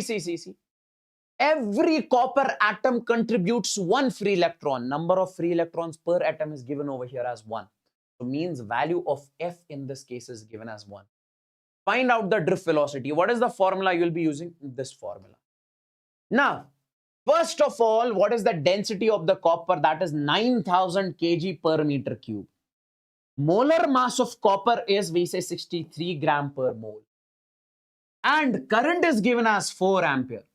Avogadro's number is 6 into 10 raised power 23. Number of free electrons per atom is 1. Area is given as 1 mm square, that is 10 raised power minus 6. So if you put up all of these values in this one, now see, I have solved over here. You can check it out. Please tell me in the chats if this is crystalline clear.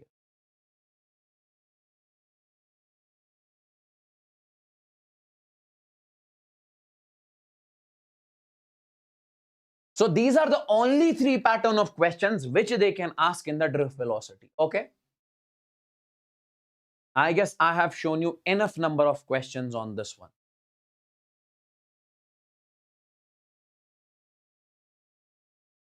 Great.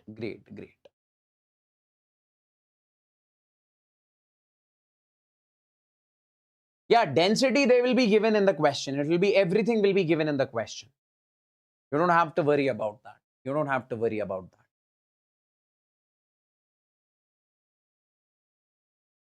Okay. Now see, you have got a question something like this on the board. You guys are supposed to say the current density. You are supposed to compare the current density, current and drift velocity at A, B, and C. You are supposed to compare this.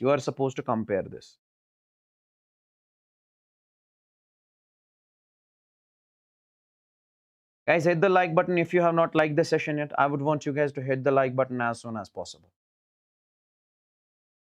See, in this particular case, if we solve this question over here, see guys, the current density, whenever you have got a conductor, see, always remember, if the conductor is neutral, we say current at every point will be same. So we say IA will be equal to IB will be equal to IC. Why? Because I am saying if 5 electrons are coming from A, so those 5 only will reach B. Those 5 will only reach C. So we say current will remain the same because this is a neutral conductor. The number of electrons crossing A is the same number of electrons crossing B, same number of electrons crossing C. So current at A is equal to B is equal to C will remain the same. Okay. Now, let's talk about current density. As I can say current density is simply I divided by A. We say more is the area of cross section, less will be the current density. More is the area of cross section, less will be the current density. Now, sure, area of at A is equal to area at B is equal to area at C. And current is also same. So I can say current density will be also same. JA is equal to JB is equal to VC. And then, if we talk about, sir, drift velocity, we say as current density is equal to NEVD. This is the relation between current density and drift velocity. Okay. And my dear friends, M and E, they are constants. Now, if current density at A, B, and C are same, so can I not say drift velocity at A will be equal to drift velocity at B will be equal to drift velocity at A, because J is proportional. As simple as that. Let's talk about this question.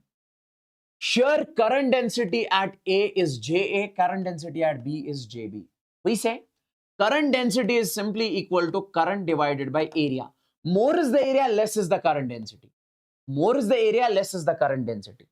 More is the area, less will be the current density. Okay. So, sure, area is less, current density will be more. So, I can say JA is greater than JB.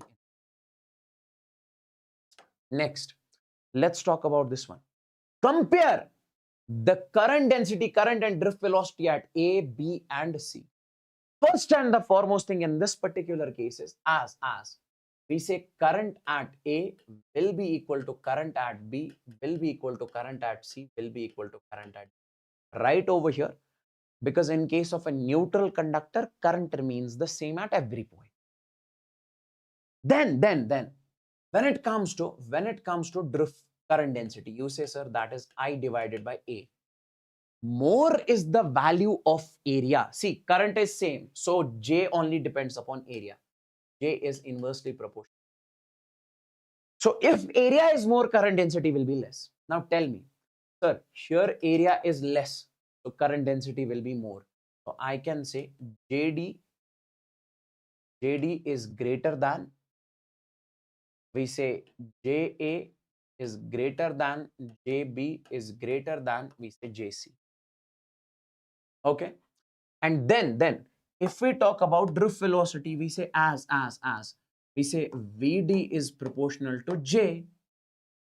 So drift velocity will have the same ratio. I can say VD is greater than, VA is greater than, VB is greater than.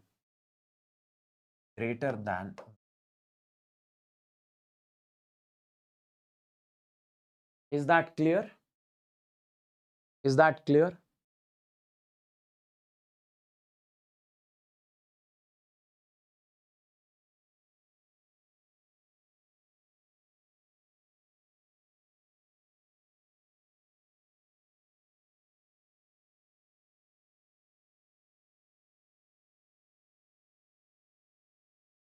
Next,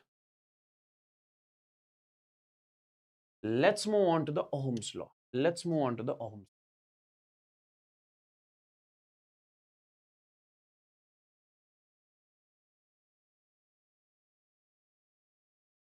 See guys, see. Current is same because we say in case of a neutral conductor, if 5 electrons are coming from one end, those 5 will only reach to the another end. So that's fine. Now, let's talk about over here, that is Ohm's law. Let's talk over here about Ohm's law. See guys, I'll give you the feel of the Ohm's law today. Let's suppose we have a conductor over here. This is the conductor in front of me. And I am connecting a battery to this conductor. I am connecting a battery to this conductor. Okay, that's cool. That's great. My dear friends, we know that, sir, this positive terminal will kind of create the positive charge over here. This negative terminal will kind of create the negative charge over here. So electric field is set up. So very first thing I'll write over here as due to the battery. As due to the battery, electric field is set up. Okay. as due to the, I'll write it more specifically, something like this, as due to the potential difference, due to the, because battery has got potential difference 20 volts, 30 volts, 40 volts. Because of that only, we say this charge is occupied over here, this electric field is set up. As due to the potential difference, as due to the potential difference of the battery,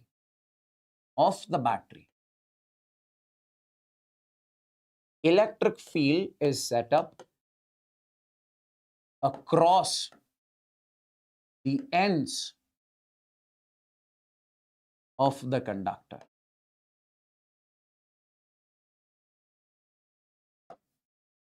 We say electric field is set up across the ends of the conductor. Okay, that's cool. That's cool. Now, guys, see, don't you think that because of this electric field, these electrons will experience force? So, if they experience force, we say they start moving. So, we say due to which electrons start moving. Electrons start moving. Due to which electrons start moving. And if electrons start moving, we can say current is produced. So, current is produced. Current is produced. Now, guys, I would want you guys to tell me one thing over here. What is that? If I say, because of the potential difference of the battery, we say electric field is set up. Because of the electric field, we say current force acts on these electrons. And because of this, we say current is produced. It is kind of something like this only. Okay. Now tell me one thing. Can't we say that if we apply more potential difference, electric field will be more? If stronger electric field is present in this region, we say these electrons will experience large force. If these electrons experience large force, we say more electrons will move. So we say more current will be produced in that particular. So I can directly say, because of the potential difference, stronger electric field is set up. Strong electric field, strong force, more current. Can I not say, we can say potential difference is, because of the potential difference, current is produced. So because of the potential difference, current is produced.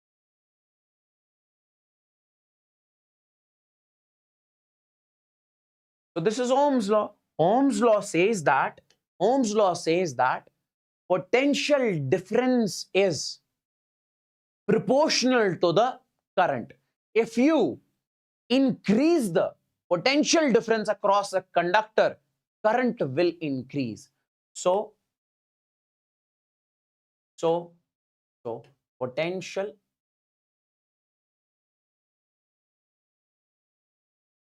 difference is linearly proportional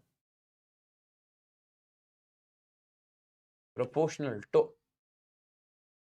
the current, and it is called Ohm's law. And if I write the same thing over here mathematically, I can simply say V is directly proportional to I. V is directly proportional to I. And replacing the constant, replacing the proportionality,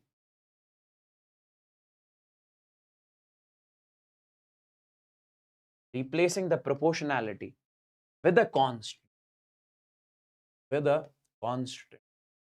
I can simply say V is equal R into V is equal R into, where R is the resistance of a conductor. R is the resistance of the conductor. where R is the resistance of the conductor. Okay, okay. So basically, Ohm's law says that if you increase the potential difference across a conductor, the current will be produced and that current will increase linearly, not exponentially. That current will increase linearly, and that is what Ohm's law says. What is Ohm's law? V is directly proportional to I. V is not proportional to I square. Please keep that thing in your mind. V is not proportional to I square, or I is not proportional to V square. V is directly linearly proportional to I. That's what we call the Ohm's law. That's what we call the Ohm's law. If it is not if it is not linearly proportional, then we say it is not Ohm's law. Keep that thing in your mind. Keep that thing in your mind. Okay. Now, guys, let's talk about the ohmic conductors. We say these are those materials which follow the Ohm's law, which obeys the Ohm's law. What does that mean?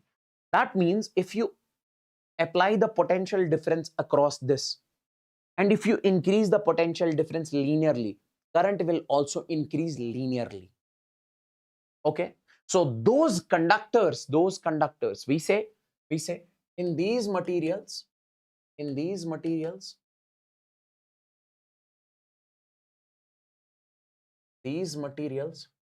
we say current varies linearly with potential difference. Keep that thing in your. Now tell me one thing. And here and where our resistance is constant. And in these materials, we say resistance remains constant. Okay. Resistance remains constant. Now, guys, see over here. Let's suppose I am making a graph over here between V versus I. So for an ohmic conductor, if the graph is linear, so we can say it is a straight line. V versus I graph has to be straight line. For ohmic conductor, V versus, so for ohmic conductor,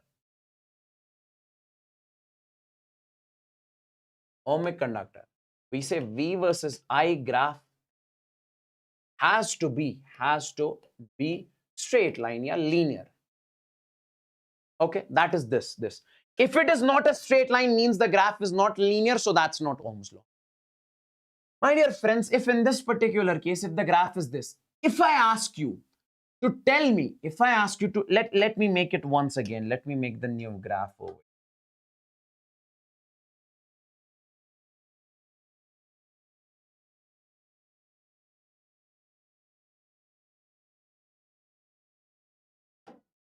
See, guys, let's suppose I'll make the graph between V versus I.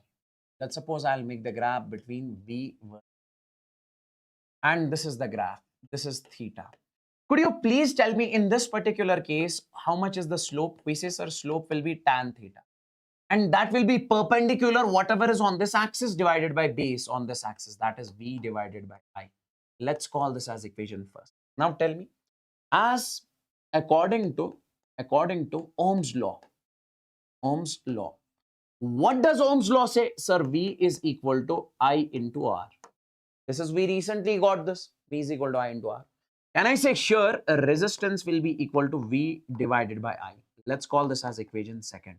Now tell me one thing. Can I say from equation first and second? I can say from equation first and second. See, slope here is V by I. Here resistance is V by I. I can say slope is equal to a resistance. So means from now onwards, in case of V versus I graph, slope will give you what? Resistance. If from now onwards they ask you to find the resistance, if they ask you to find the resistance from V versus I graph, what will you find? Slope. So I can say, so slope of V versus I graph gives us a resistance in case of which graph? That is V versus. in case of V versus I. Hope this is clear. Okay. Now. One more thing I would like to tell you over here. What is that? What is that? Let's suppose, my dear friends, if you have got over here, got over here, that is IV graph. IV graph and VI graph is different. Let's suppose I'll make current on this axis, potential difference on this axis, IV graph. And in this particular case, let's suppose the graph is something like this. What if I ask you to tell me the slope over here? Sir, slope will be tan theta. And tan theta is perpendicular by base, and that will give you I divided by V. And let's call this as equation 4. Now, we say according to Ohm's law, I can say V is equal to I into R. And here, resistance will come out to be V divided by I. Now, if you do the reciprocal over here, so what will you write? That is 1 by R will be equal to I divided by V. Let's call this as equation. Now, could you please take a look at equation first and second? So, if we take a look at first and second equation, I can write over here from equation first and equation second. I can simply say here I by V, slope 1 by R. Slope is equal to inverse of resistance.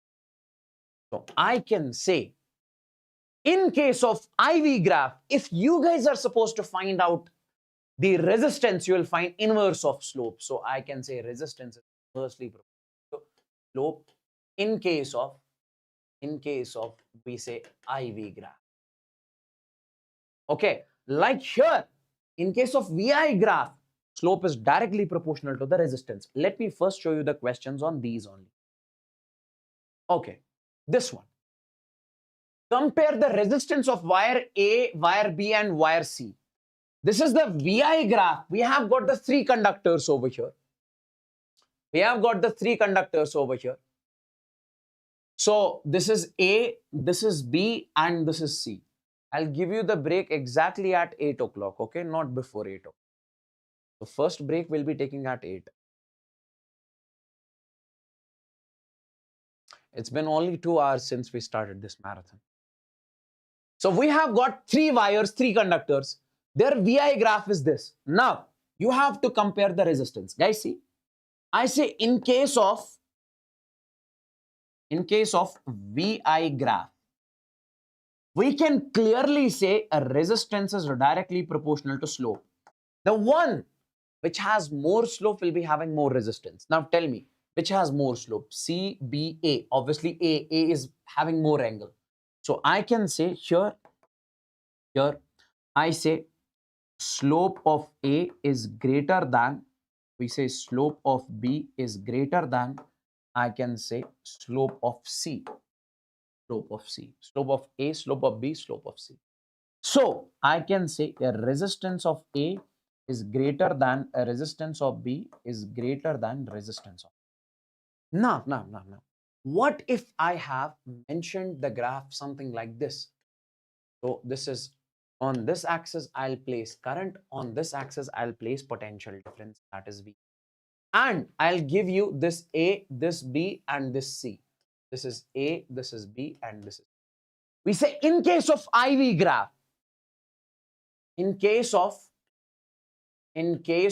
we say IV graph, in case of IV graph, I can say slope is inversely proportional to resistance. Means the one which has more slope will be having less resistance. Which one is having more slope? A. Why? Because it is having more slope. It is theta is more. Tan theta is more. Theta is more. Tan theta is more. Slope is more. So I can say here in this case, a resistance of A is less than resistance of B is less than resistance of C. Why? Because slope of A greater than slope of B is greater than C. Guys, give me the signal in the chats. Is everything crystal and clear? Tell me, guys. Everyone means everyone. Please let me know in the chats if everything is crystalline.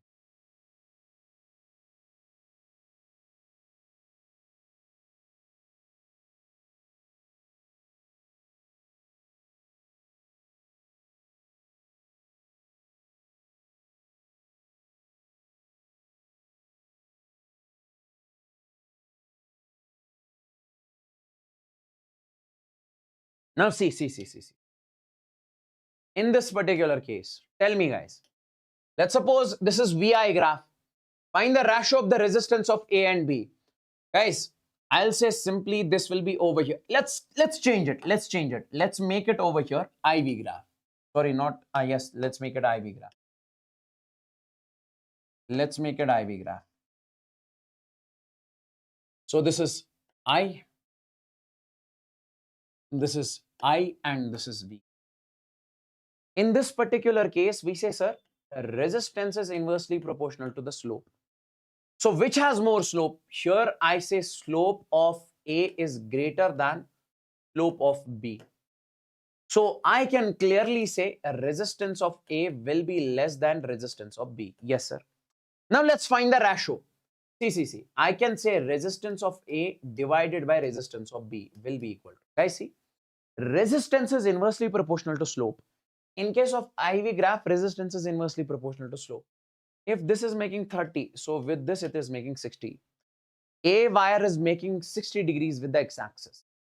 So resistance of A will be 1 upon slope of A. So what is slope? So slope is 1 upon tan theta. Either you write slope, either you write tan theta, it's one and the same. So 1 upon, I'll write tan of 60 divided by 1 upon, we say tan of 30. Because A wire is making 60, B wire is making 30. So take this in the numerator, this will become tan of 30 divided by tan. Put the values, that's it. Is this clear? Guys, is this clear?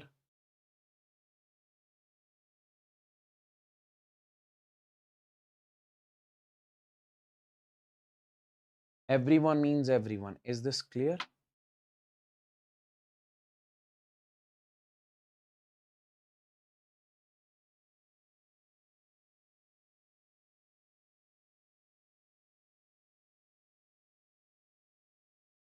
Let's talk about the non-ohmic conductors. The non-ohmic conductor. We said these are those materials which do not obey Ohm's law. Means here. Guys, this is the graph of the Ohm's law. This is the graph of the Ohm's law. Like in this particular case, if we make the IV graph, if you increase the potential difference, current will increase, but not linearly. See, the graph is not the straight line. Till here, it is straight line. So means till here, it is obeying the Ohm's law. So after this, it is not obeying the Ohm's law. Graph has to be straight line. It has to vary linearly. So in this particular case, here, sir, in case of non-ohmic conductors, is the potential difference increasing? Is the current increasing with potential difference? Yes. Here also current will increase with potential difference, but not linearly. Okay. Here graph is not linear. Here, I'll write over here. Here, potential difference. Here, current increases with potential difference, but not linear. So I can say till here it follows Ohm's law, because till here graph is a straight line. And after this you can see, guys, and we can say here resistance is not constant, because resistance is constant in case of a straight line. Slope gives us the resistance. See, in previous case, in this case, you say here, sir, slope. Slope means if we talk about the VI graph, slope in case of VI graph gives us the resistance. Tell me, slope in case of a straight line is constant. We say slope is equal to resistance is equal to constant. And we know resistance is constant in case of Ohm's law. But if you check in case of a curve, we say slope is not constant. Slope is changing, increasing. So resistance is increasing. Okay. So resistance is not constant, slope is not constant. I hope this is clear. Now let's talk about some non-ohmic graphs. some standard graphs that I would want you guys to understand. I hope this is visible. I hope this is visible. I hope this is visible.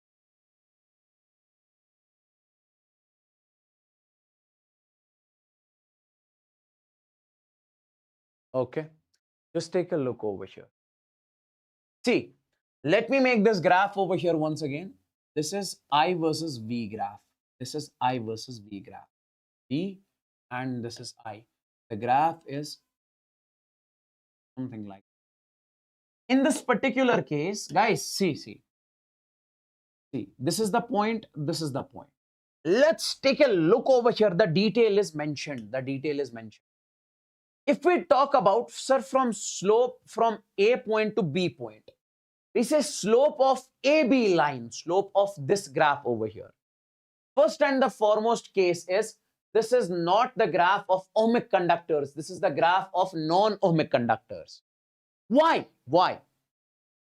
This is the graph of a non-ohmic conductor. This is the graph of a non-ohmic conductor. Okay, wait. I'll just write it, wait. Graph is visible, okay. This is the graph of a non-ohmic conductors.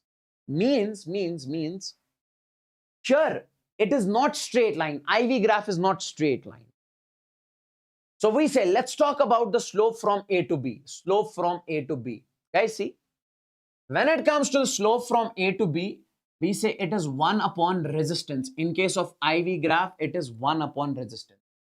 And just remember one thing, my dear friends. What is that? Let's suppose if this is Y versus X, Y versus X, and this is theta over here. Tell me, is the theta less than 90 or greater than 90? Less than 90. So in this particular case, we consider slope as positive. Why? Because value of tan theta in this case is positive. Tan 60, tan 30, tan 45, all of these are positive. And if the graph is something like this, this is the theta over here. This theta is greater than 90 and theta is less than 90. If this is the angle with the x-axis, then in this case, we consider the slope as negative. Why? Because slope is tan theta. Tan 120 is negative. Tan 160, 150, all of these are negative. So slope will be negative. Okay? Theta is theta is greater than 90. Theta is less than 180. Theta is less than 180. Yes, less than 180. Now tell me over here, in this particular case, guys, if you are finding the slope from A to B, what is the value of theta? Less than 90. So slope from A to B is positive. Okay. Now see, from A to B, you can clearly see, sir, potential difference is increasing. Potential difference, because as you are going high, as you go towards the right, potential difference increase. And the graph is also going up. So current is also increasing. That is mentioned over here. So potential difference is increasing. Current is increasing. From where to where? From A to B. Is this clear till over here?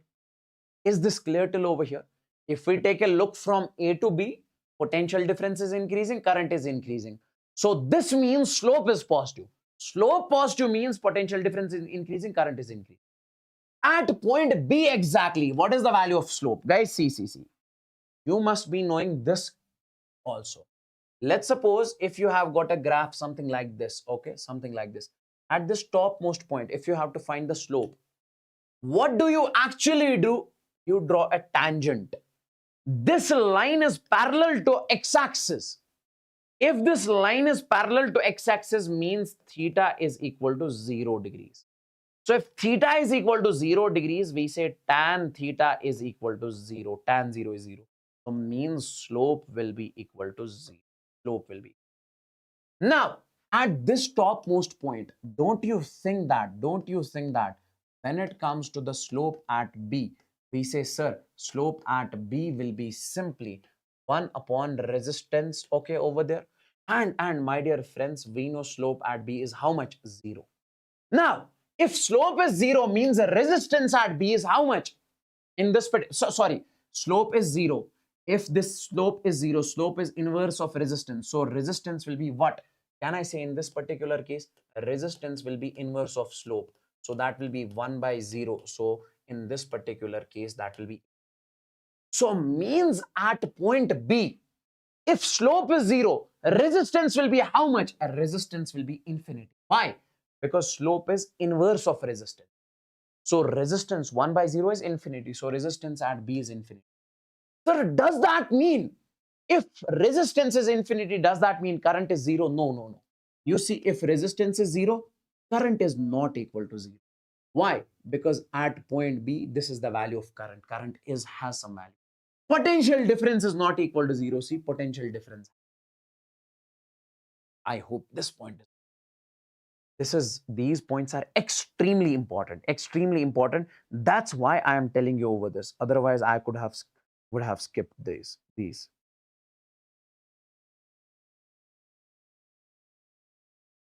Okay.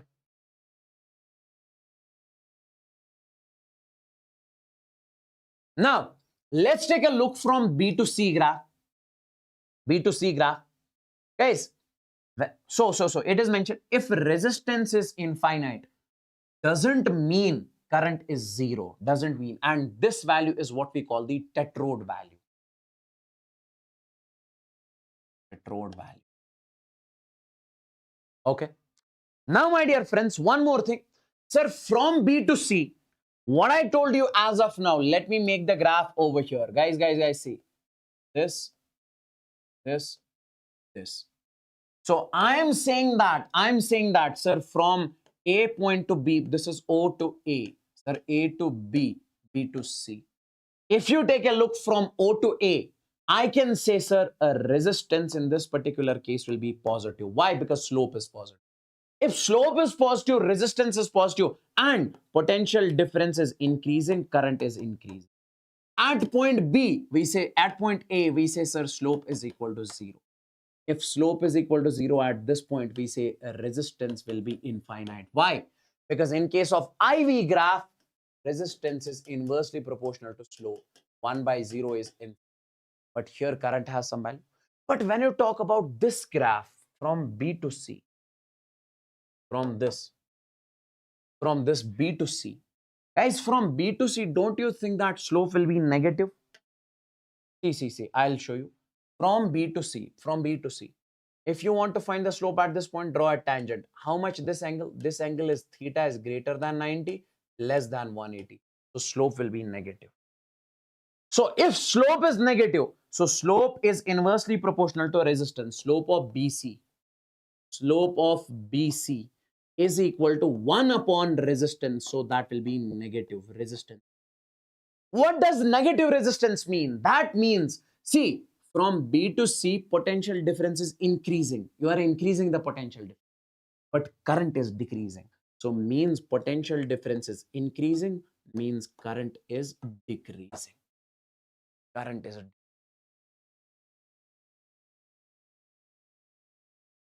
I hope this is crystalline clear to each and every single. Okay. So this is the analysis of this particular graph.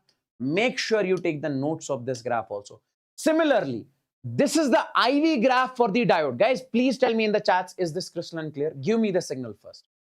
Give me the signal first.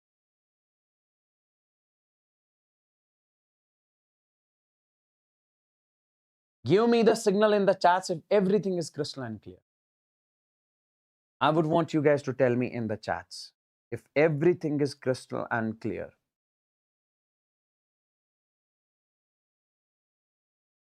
I'm asking all those students whosoever is watching this session, let me know in the chats if this is crystalline. Everyone means everyone.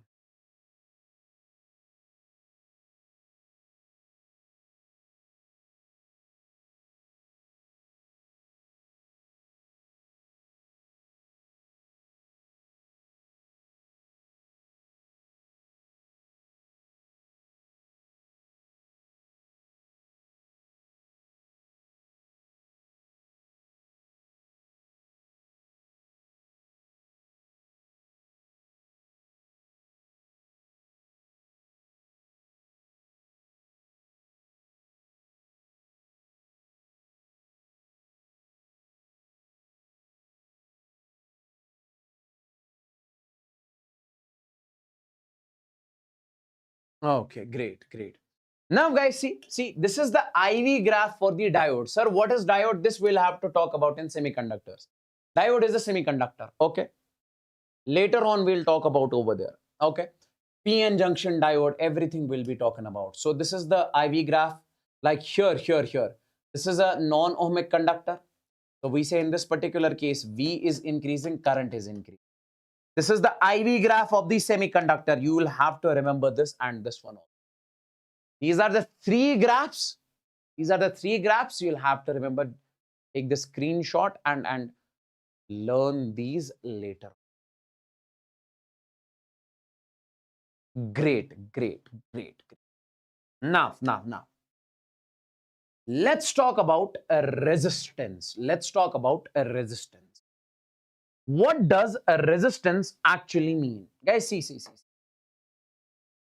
When it comes to the resistance,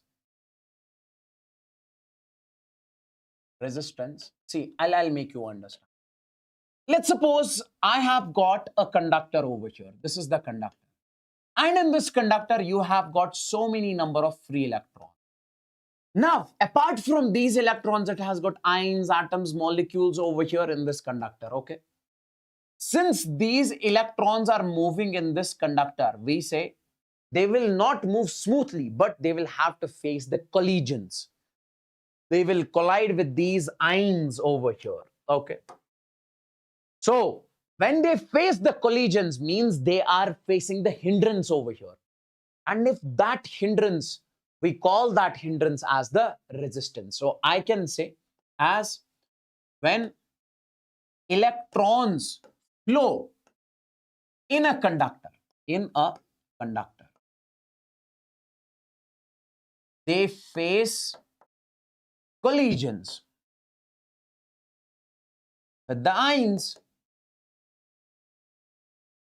atoms, molecules, etc. That is called a resistance.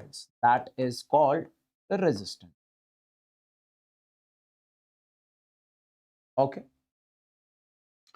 So can I say it is simply the opposition to the flow of current? It is simply opposition to the flow of current. Or I can write over here, it is opposition to the flow of electrons. It is opposition to the flow of electrons. Now tell me one thing. If let's suppose you have got two conductors over here, this one and this one. Here, we say ions, atoms, molecules are present in this much length. Here, atoms, ions, molecules are present in this entire length of in this much. If these electrons are moving over here,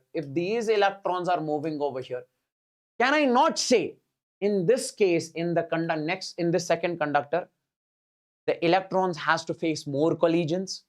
So we say if length is more, we say ions will be more over here. He has to face more. The electrons has to face more collision. If they have to face more collisions, so resistance will be more.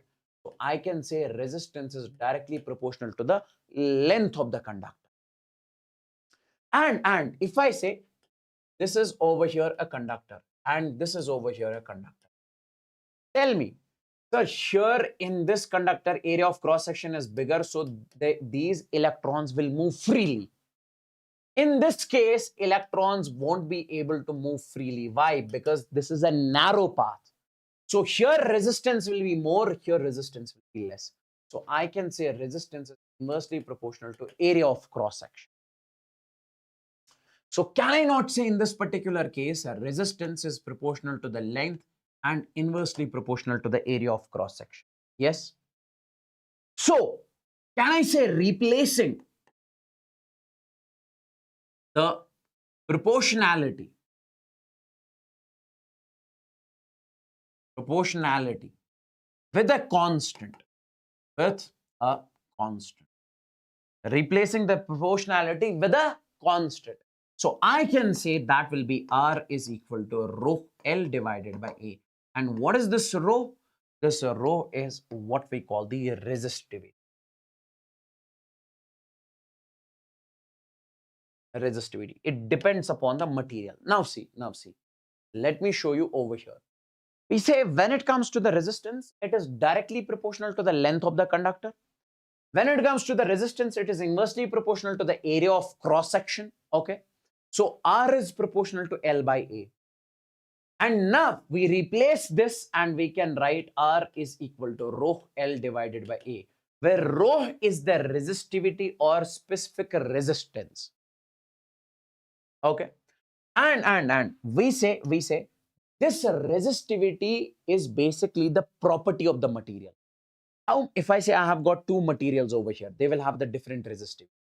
So basically, how much capability a material has to produce the resistance is resistivity. Like if you have got two materials, okay, this is the first material, this is second material. We say this has more tendency to create the resistance. So we say resistivity is more. This has less tendency to create the resistance. So we say resistivity is less. But the point is, we say resistivity does not depend upon the length, area, and resistance. Guys, resistance depends upon resistivity. Resistance depends upon length. Resistance depends upon area. If you change area, resistance will change. If you change length, resistance will change. If you change resistivity, resistance will change. But resistivity does not depend upon these parameters over here. Why? Because this resistivity depends upon the nature of the material. It depends upon the material. Like. If let's suppose you have got a bucket over here. If let's suppose you have got a matter over here. You have got something over here, iron, okay? And you have got bigger piece of iron. We say both of these will have different mass. This has less mass, this has more mass. But when it comes to the density will be same. Why? Because this is also iron, this is also iron. They are same. They are made of the same material. So I can say density is same. Similarly, we say if you have got two materials over here, this one and this one, they are having the different dimensions. This is smaller area, bigger area.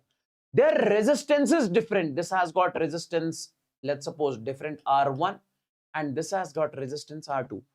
But their resistivity will be same. Why? Because the resistivity depends upon material. Both are made of the same material. That's what. It depends upon the nature of the material. It is the property of the material. Is this clear? Guys, are these points clear to each and every single student? Tell me in the chats.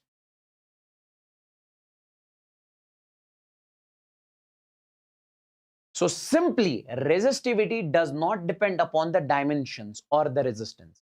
Resistivity depends upon the nature of the material. But resistance does depend upon the resistivity.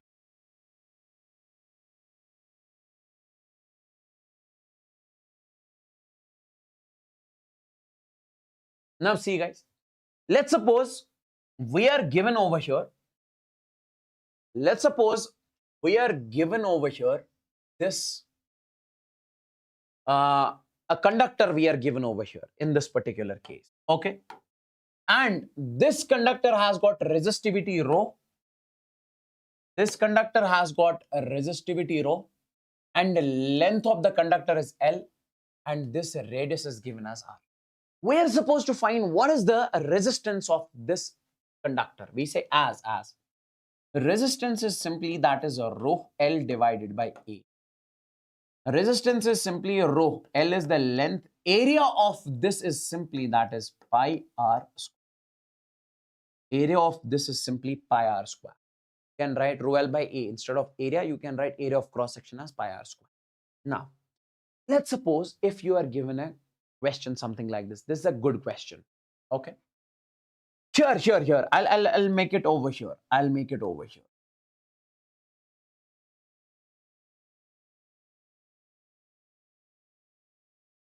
I'll make it over here.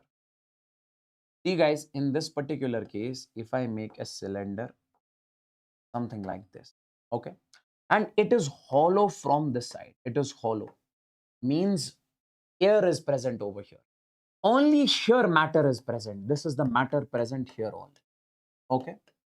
So current will flow through this part of the cylinder only. Current is flowing something like this. Now tell me, if current is flowing this part through this portion only, through this portion only, through this portion only, current is flowing through this portion only, because inside is hollow. Don't you think that only this portion will create the resistance over here? We say only this portion create the resistance over here. Yes, yes, yes. So if we have to find the resistance in this particular case, guys, see. Radius of this inner one is R. Okay. The radius of this from center to here, it is given as R. And radius of this is given as, we say 3R. Radius from here to outer side, outer cylinder, it is given as 3. Okay. Now, in this particular case, if we have to find the resistance, guys, see. We say only this portion will create the resistance. Only this portion will create the resistance. So means this R portion will not create the resistance. So we say only, guys, tell me in this particular case, what is the whole area? What is the whole area? As resistance will not be created by the hollow portion. So this hollow portion will not create the resistance, this hollow portion, but this portion only.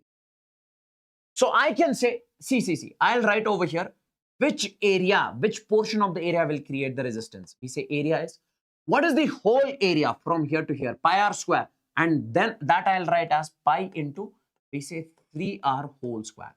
This is the entire area, whole area of the cylinder. But we have to subtract this area, R region area. So that will be minus, we say pi r square. So how much this will be? This will be 3 square is 9.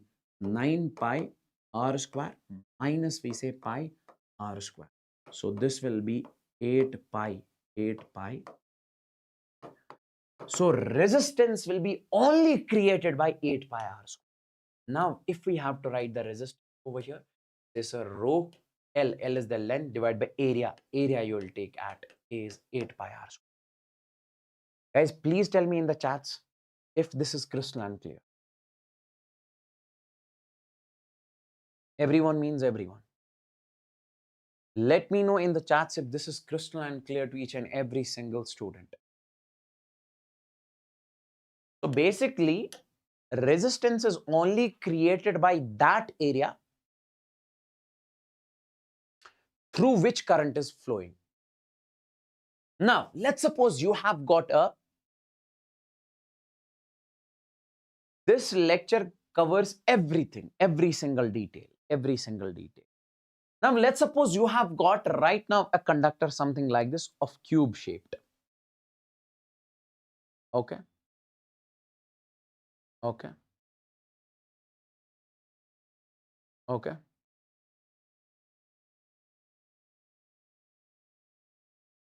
Now guys, see in this particular case, in case of Ohm's law, R is the constant. How you are supposed to make the graph between R and V? See, let's suppose if you have got a cube over here, and we say this is a conductor, Till now, I was taking the conductor of the cylindrical shape only. Now I am taking a cube over here. And in this cube, I am saying that current I is flowing. I current is flowing in this cube. I current. Okay. And we say this side of this cube is B, this side is C, this side is A. If they ask you to write the resistance, what is the basic formula? Rho L divided by A. Now the question is, what is the length that you guys are supposed to take in this particular case? We say, take this as your length, okay? Take that side as your length through which current is flowing. Current is flowing along A, so A will be the length over here. So I can say resistance will be equal to, this is over here A, this is B. Resistance is equal to, that is rho. What is L? L is A divided by area.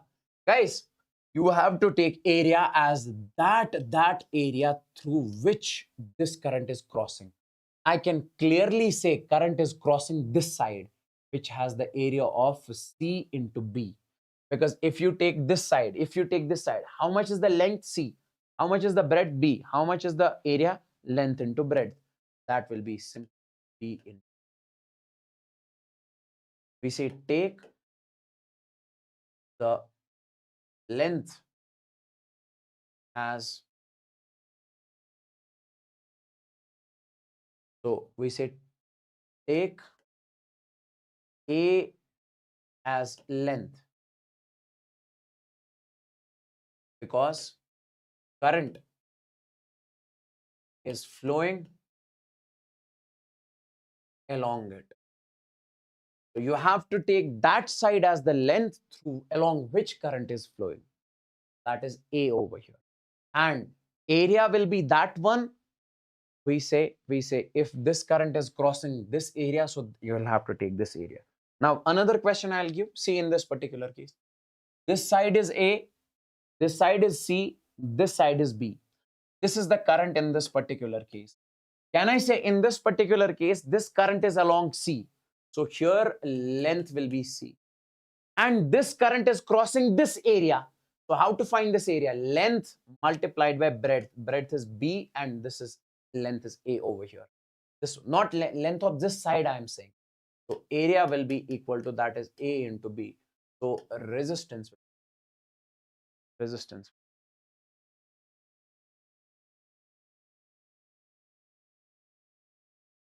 Okay, because if this side is A and if this side is B, so this side will be also B, this side will be also B.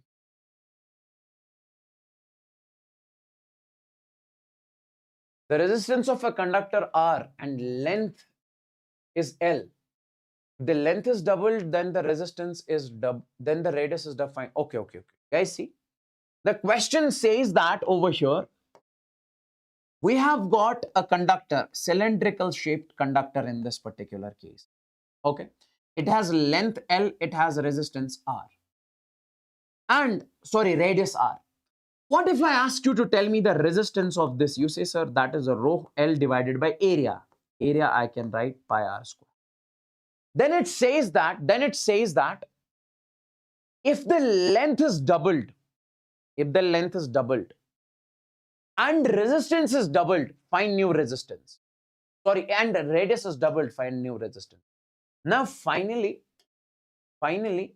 it says that radius R dash becomes 2R. This radius is doubled. And length is also doubled. L dash also becomes 2L. What will be the new resistance? R dash. New resistances, that is a rho L.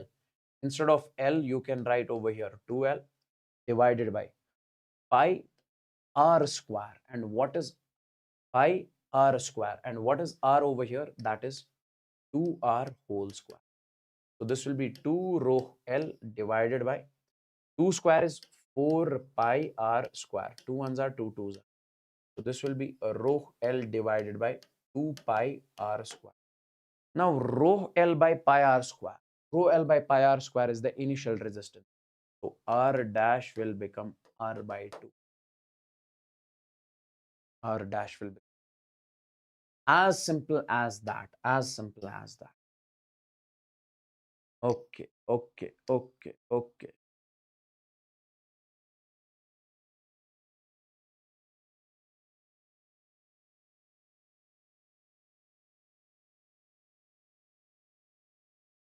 Now, guys,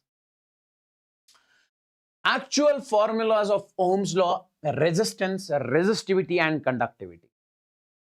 Very important slide. I would want you guys to give me your 100% attention. See, guys, We say as. Forget about this heading over here.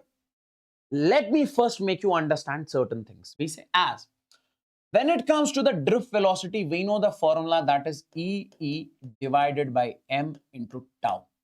This is the first formula that we know. And another one is, we say I is equal to NEAVD. From here, I can write VD is equal to I upon NE. So these are the two formulas of drift velocity that we have studied as of now. Okay, yes. Now guys, see, can I not say here VD is equal to this, here VD is equal to this? We say from first and second. Let's call this as first, let's call this as second. So I can say from first and second, we can say this will become equal to this. We say E divided by M into tau will be equal to, that is I upon NE and A. Now guys, take this, multiply it over here. So, and multiply it over here. So here it remains E is equal to, E into E becomes, so we say I, and this M goes in here, that is I into M upon. This E into E becomes E square and E square. Okay. And E square. And then we have area over here. And then we have tau over here. Okay. We say Mi, say N E square, and then we say area, and then we say tau over here. Now, guys, tell me one thing in this particular case. Tell me one thing in this particular. You might have studied one formula. What is that? As we say electric field, we can write also, that is V divided by L, where V is the potential, or you say dV by dL. That's also what I have told you. Sir, V by L, this is the relation between electric field and potential difference, where L is the length of the conductor. Now, can you put up this over here? You can say instead of this electric field, we can write V divided by L is equal to, and here this is I M upon, we say N E square A into tau. I hope you know what are all these quantities. V is the potential difference, L is the length of the conductor. I is the current, M is the mass of electron. N is the number of free electrons per unit volume. E is the charge on an electron. A is the area of cross section. T is the relaxation time. Now tell me, if I take it over there, so V will come out to be, that is M, this L, and then we say I divided by, then we say N E square A into tau. Now guys, I would want you guys to compare this equation with, we say compare with V is equal to I into R, or R into I. Now see, here it is V, here it is V. Here it is I, here it is I. Don't you think that here it is R, here is ML upon NE square into tau? Yes. So I can say, where, and don't you think that this is the Ohm's law also? We say, this you have recently studied. This is what we call the microscopic form of the Ohm. This is, we say, this is the microscopic form of Ohm's law. Microscopic form of Ohm. Okay. This one is the microscopic form of Ohm. Keep that thing in your mind. Now, if you compare this with this one, V is equal to R into I, we say where this resistance will be equal to, that is M L upon, we say, sir, N E square A into, we say, tau, A into tau. And we say this is the actual formula of resistance, and this is the actual formula of Ohm's law. This is the actual formula of resistance. Okay? Microscopic form. So we say this is the actual formula of Ohm's law of resistance. This is the actual formula of resistance. Now, guys, tell me one thing. I would want you guys to tell me one thing. If, see, look at this equation. Can I say this? I can rewrite it something like this. This will be m upon, we can say that is n e square, and then we can say tau, and then we'll write L by A. It's one and the same thing. L by A, then rest of these things. Now, we can say compare with R is equal to rho L divided by A. Did you recently studied these? Yes. Now see, L and A, length and area are the external parameters of the conductor. Okay, this is the length, this is the area. And when it comes to the internal parameters, sir, mass of electron, number of electrons per unit volume, these are all inside the conductor. At microscopic level, charge on an electron, relaxation time. So I can say, so we can say this resistivity is equal, where rho is the resistivity. This resistivity is m upon n e square. This is the actual formula of resistance. This is the actual formula.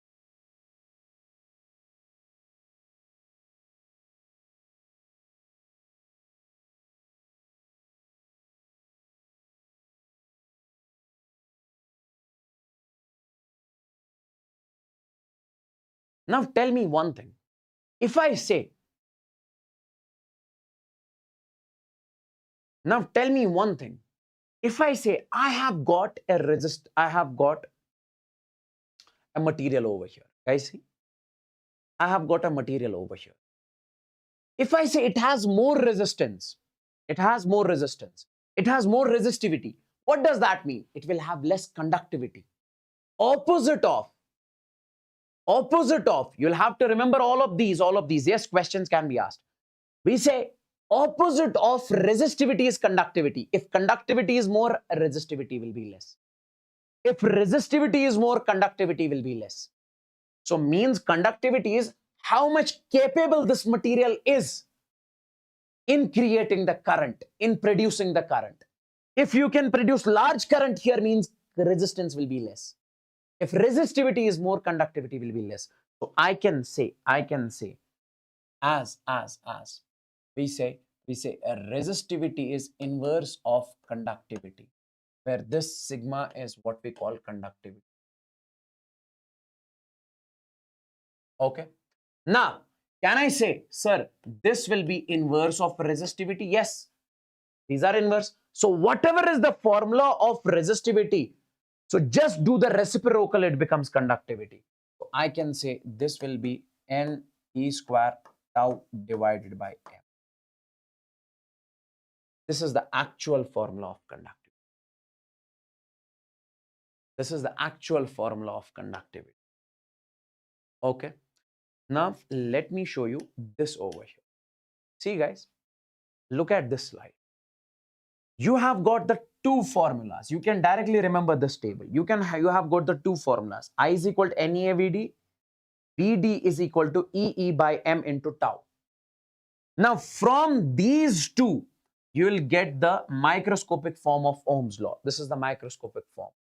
Now, if you compare it with V is equal to I into R, from here, R will be equal to ML upon NE square A into tau.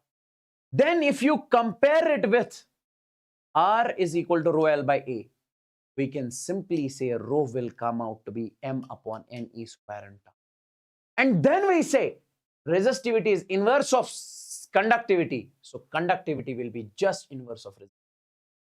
Guys, please tell me in the chats how many of you understood this clearly. I would want you guys to give me the signal in the chat.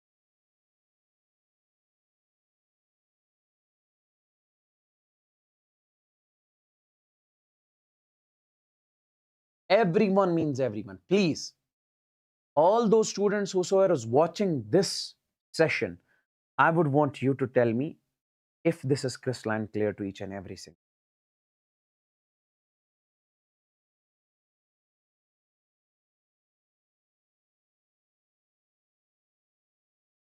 Guys, smash the like button if you have not liked the session yet. I would want you guys to hit the like button as soon as possible.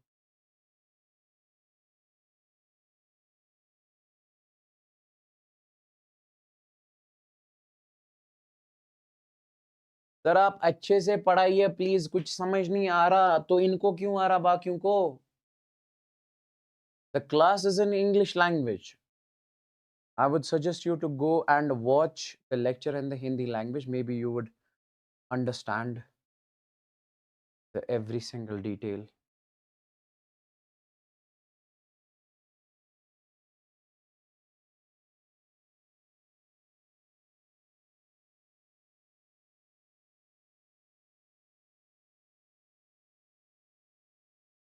Okay, great. Now, one more thing. I'll give you the break exactly at 8 o'clock, okay? So chill scene, chill scene.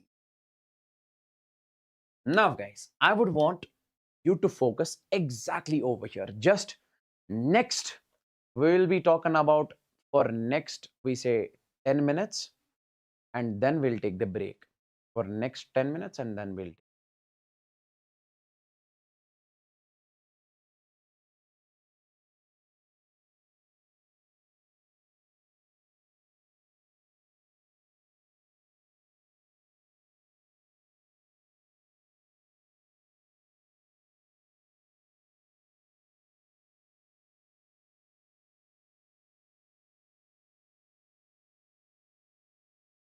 Okay.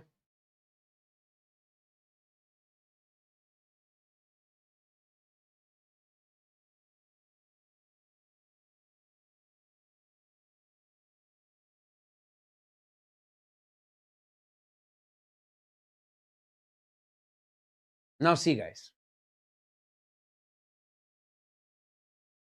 we say as, let me just write over here. We say as we know, is there any relation between current density and drift velocity? We say, sir, J is equal to NE. This is the relation between current density and drift velocity. And we can say also, we know this drift velocity is E divided by M into tau. Now put this in the above equation. We say, put in equation first. Put this in the equation first. You can say this current density will come out to be NE. Instead of VD, you'll put over here this EE divided by M into, we say, tau. So can I say this will be J is equal to, this is N. E into E becomes E square. And then we say, sir, this E divided by M. And then we say over here, this is tau. Okay. Okay. NE square, this. Now, can I write it something like this? J is equal to, we say, sir, N, we say E square, tau divided by M, and this electric field I'll write over here. Now, tell me one thing. NE square by M into tau. NE square tau by M. NE square tau by M. So, this is what? Conductivity. So, I can say, instead of this, I'll write over here, this J will come out to be, that is sigma into E. Okay. This is what we call, this is the vector form of Ohm's law. This is the vector form of Ohm's law.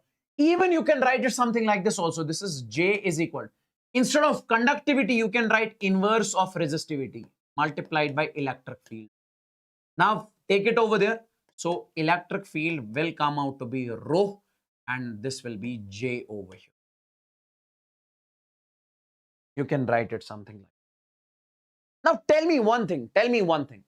Guys, can I write this electric field as simply that is dV divided by dl? Because we know the relation between electric field and potential difference is, we have studied this, because E is equal to, that is dV divided by dl if we take mod of E. So I'll write dV by dl. So we can say is equal to this rho.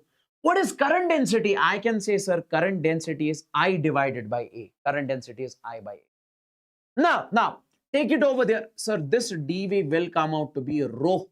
And then we say I divided by A, and then we say dl. Now, I would want you guys to integrate both sides. I would want you guys to integrate both sides over here. If you integrate both sides, what will you get? Sir, integration of dv is equal to, we say integration of rho I divided by a, and then we say dl. Now, integration of dv will give you what? That is this total potential difference, delta V or V. And then here, this resistivity will come out. This is constant. The current will come out. It is constant. Area will come out. It is constant. So integration of dl. So if you add all of these dl, it will give you the total L. So V is equal to rho I divided by A. Instead of this, I'll write L. Now, rho L by A, that is resistance R. So we can say V is equal to R in.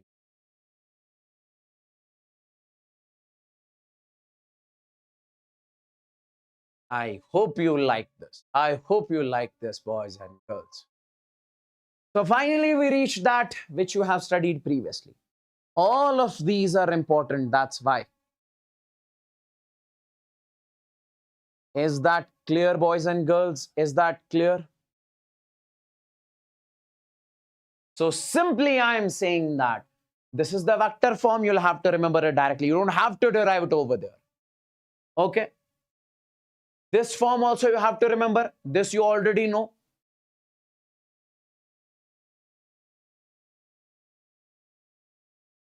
Okay. And all of these formulas which are present on this slide. Okay.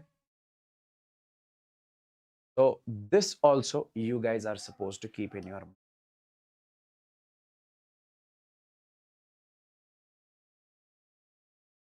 Okay.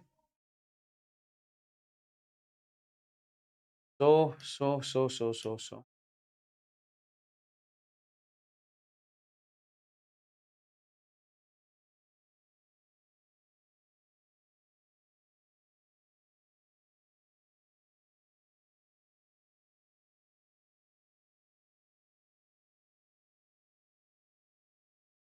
So break till 8:40 p.m.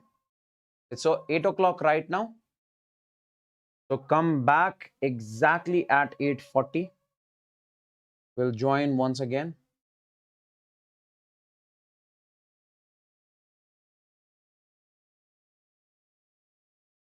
So break till 8:40 p.m. Okay. So this is the dinner break, guys. Okay. Have your dinner, because afterwards, once I start at 8:40, I'll go till 11:30. Scratch. So then we'll take the break at 11:30. So keep that thing in your mind, or even at 12. So take this long break. That's why I gave you the long break over here.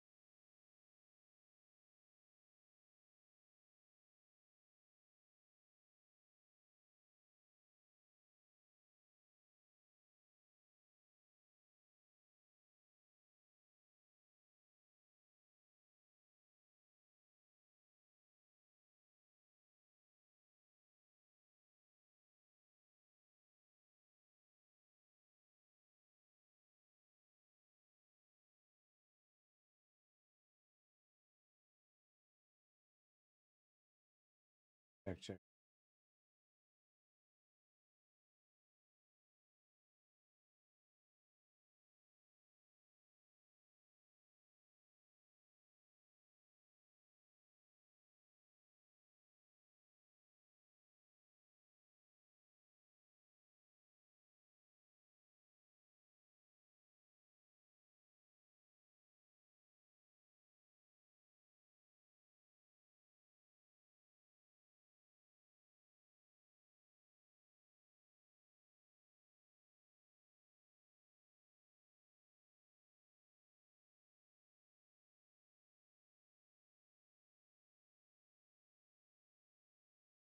Guys, am I audible? Let me know in the chats.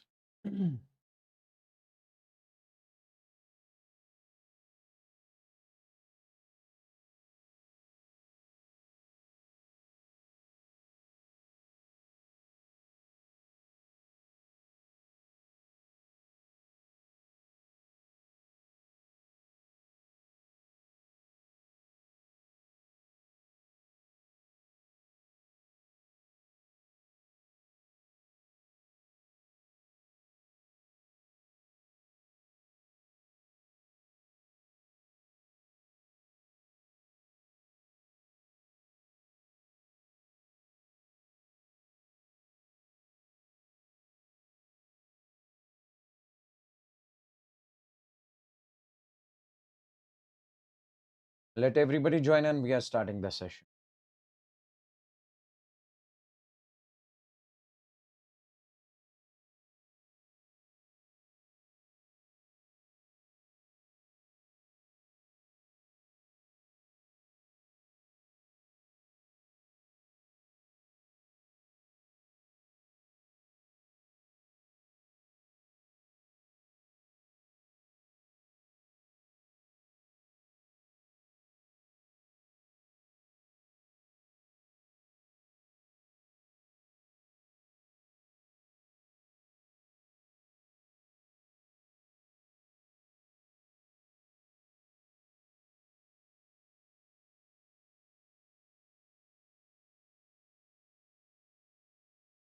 Okay, okay. Now, guys, let's move on to the next topic that we have over here. In this particular case, mobility. Okay, mobility. What does mobility actually mean? Mobility means if a particle is free to move. Okay, like I say, you have got two particles over here. This is more free to move. This can move easily in this room. We can say it has got the more mobility. Okay, and this has got less mobility. Like you have got a fat person, you have got a slim person. Tell me, which of the two will have the more mobility? The one which will have less mass, because that is more free to move. Okay, that is what we call the mobility. Now, we define mobility is equal to drift velocity divided by electric field. When you divide drift velocity with the electric field, you will get mobility. So can I write this mobility as simply, sir, mobility is how much a particle is free to move. If a particle is free to move in a particular space, we say it has got a good mobility. If it is less free to move, it has got less mobility. So we say this drift velocity we can write E divided by m into, we say, sir, tau, and divided by this, sorry, E by m into, we say, tau divided by this electric, because we say drift velocity is simply that is E divided by m into tau. This is the formula of drift velocity. Now this E and this E will get cancelled out over here. So we say this is E tau divided by m over here. Okay, E tau divided by m. And what is this E by m, guys? Always remember that this charge upon mass is what we call the specific charge. So we say this mobility is proportional to the specific charge. We say this E by m, we call this as specific charge. Okay. Now, guys, listen to me very carefully. Listen to me very carefully. I can say one more thing over here. We say, as we know, as we know, as we know. When it comes to the conductivity, we say conductivity formula. We recently studied that. What is the formula for conductivity? Ne square tau by m. Ne square tau by m. So can I just write over here? This will be Ne square tau divided by m. This is conductivity. We can write over here sigma is equal to that is n and E, and then over here I'll write this E tau divided by m separately. Once again, if I multiply this E with E, it will become E square. Okay. This E and E will become E square. So I can write Ne square tau by m. Now, my dear friends, in this particular case, I can write sigma is equal to that is Ne. What is E tau by m? E tau by m is mobility, mu. So I'll write over here. Can I say this? I'll write over here. This is the relation. This is the relation between conductivity and mobility. This is the relation between conductivity and mobility. Okay. This is the relation between conductivity and mobility. As simple as that. And clearly, if you can see over here, see, if you say mobility of the charge is more, means it is free to move. So if it is free to move, so can I not say it will have more conductivity? Okay. More the charge moves, more it is mobility, more it is having the mobility, more conductivity it will have. So clearly you can say in this particular case, sigma is proportional to mu. More is the mobility of the charge, more will be the conductivity. As simple as that. And there was a question asked in NEET 2020 on this topic, mobility. Very simple question, direct formula based question they have asked. A charged particle has a drift velocity of 7.5 in 10 raised power minus 4 meter per second in an electric field of this much. Has a mobility. You guys are supposed to find out mobility. Directly we say mobility is drift velocity divided by electric field. Directly put the values over here and get that. This is the value of mobility. I hope this is clear. Guys, tell me in the chats, is everything crystalline clear till over here?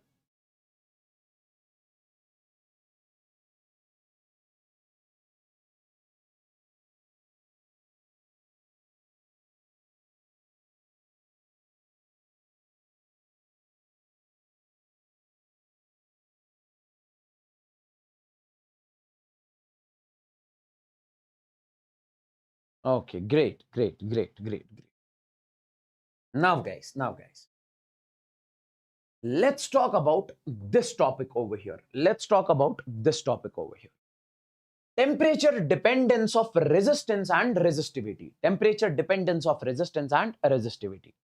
Let me make you understand what this topic actually says. I would want you guys to focus completely over here. Okay? Because right now we are discussing current electricity. Let's not discuss the Newton's laws of motion. See guys, let's talk about the temperature dependence of resistance and resistivity. See guys.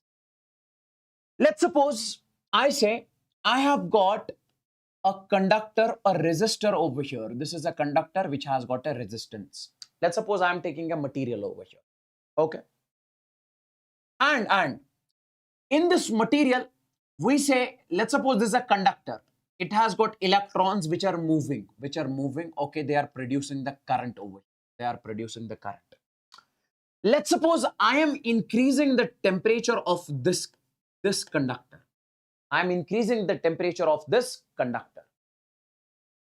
Let's suppose I'm increasing the temperature of this conductor. Now guys, see, we know that inside this it has got ions, atoms, molecules over here. Okay. Since you increase the temperature of the conductor, we say these atoms, ions, molecules, they will gain the energy. and they start vibrating. We say due to the increase in temperature, due to the increase in temperature, we say the particles,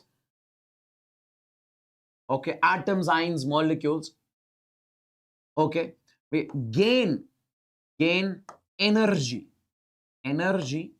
inside the conductor,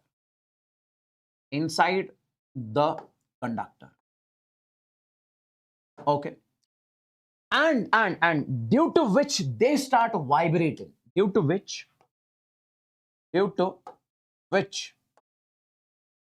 they start vibrating.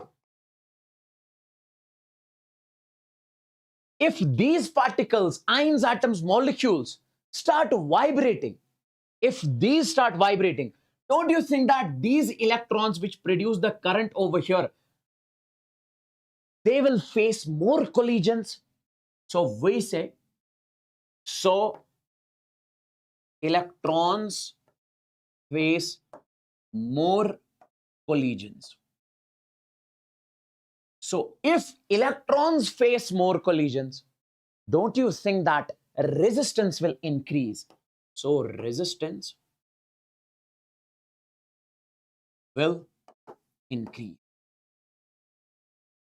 So I can simply say that on increasing the temperature in a conductor, we say collisions will increase because these atoms, ions, molecules, they will gain the energy. When they gain energy, they start vibrating. So while they vibrate, we say these electrons will face now more collisions with these ions over here. Now, if they are facing more collisions, so they will face more hindrance. And if they face more hindrance, means resistance will increase. So can I not say, sir, because of increasing the temperature, we say resistance or resistivity of the material has been increased.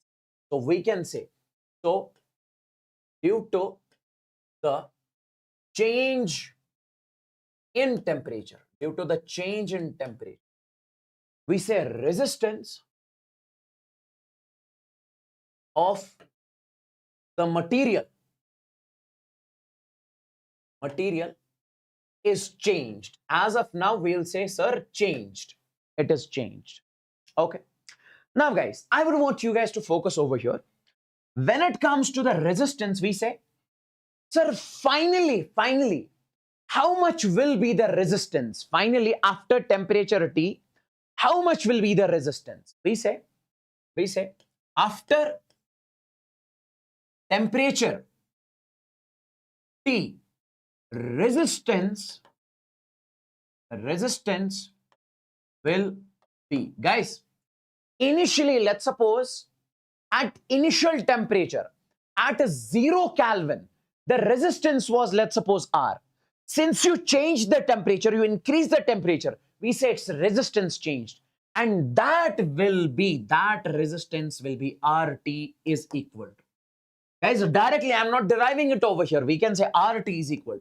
We say R naught, and then we say 1 plus alpha delta T. Now, if you ask me, sir, what is this that you have mentioned over here? I'll tell you, I'll explain. What is this? What is this?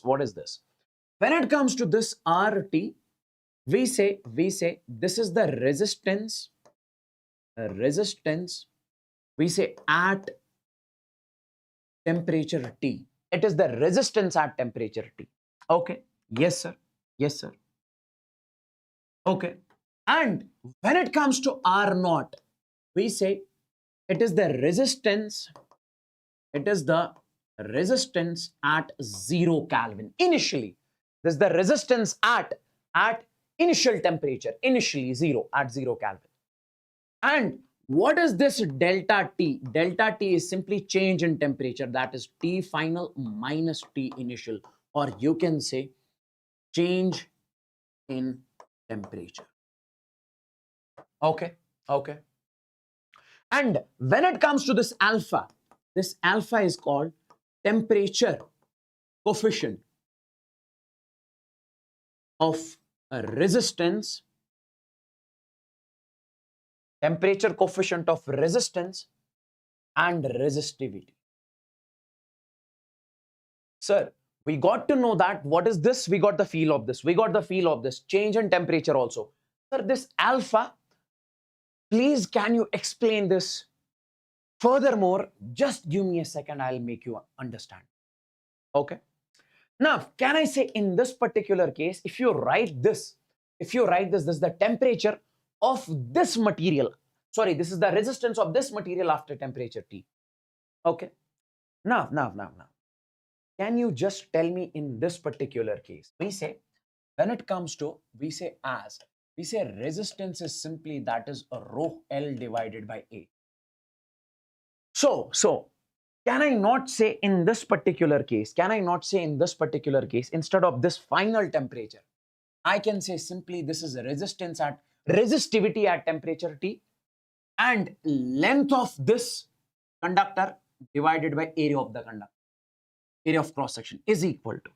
Now tell me, this is the resistance initially at 0 Kelvin. I can write over here. So we say resistivity at 0 Kelvin, rho naught, length divided by area. Sir, what about the length and the area? It will remain the same. Yes, length and the area will remain the same. Length and area will remain the same. Okay. So I can say, then we say over here 1 plus alpha delta T. Then I'll write over here 1 plus alpha delta T. Now this L by A, this L by A. So resistivity at temperature T will come out to be, that is rho naught 1 plus alpha delta T. So this is the resistivity at temperature T. So this is what we call the temperature dependence of resistance and resistivity. Means the resistivity of a material as well as the resistance of the material depends upon the temperature. If you change the temperature, it will change. It will change.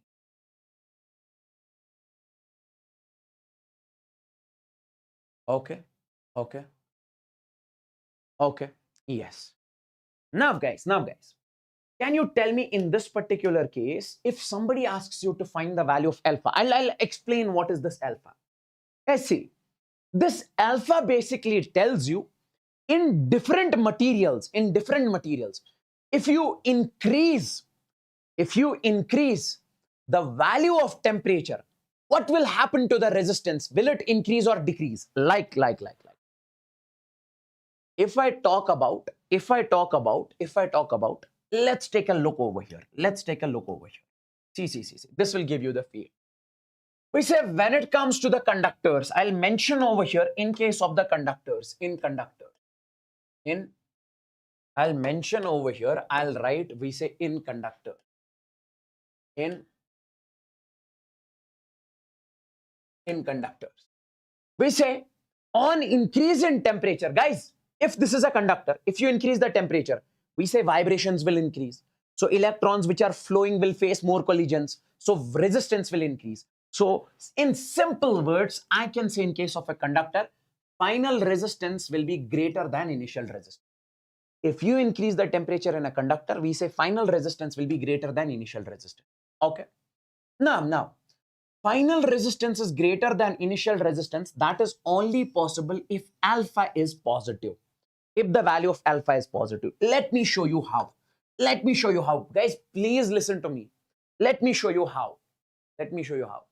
I'll not use the red and violet color. Please look at the board.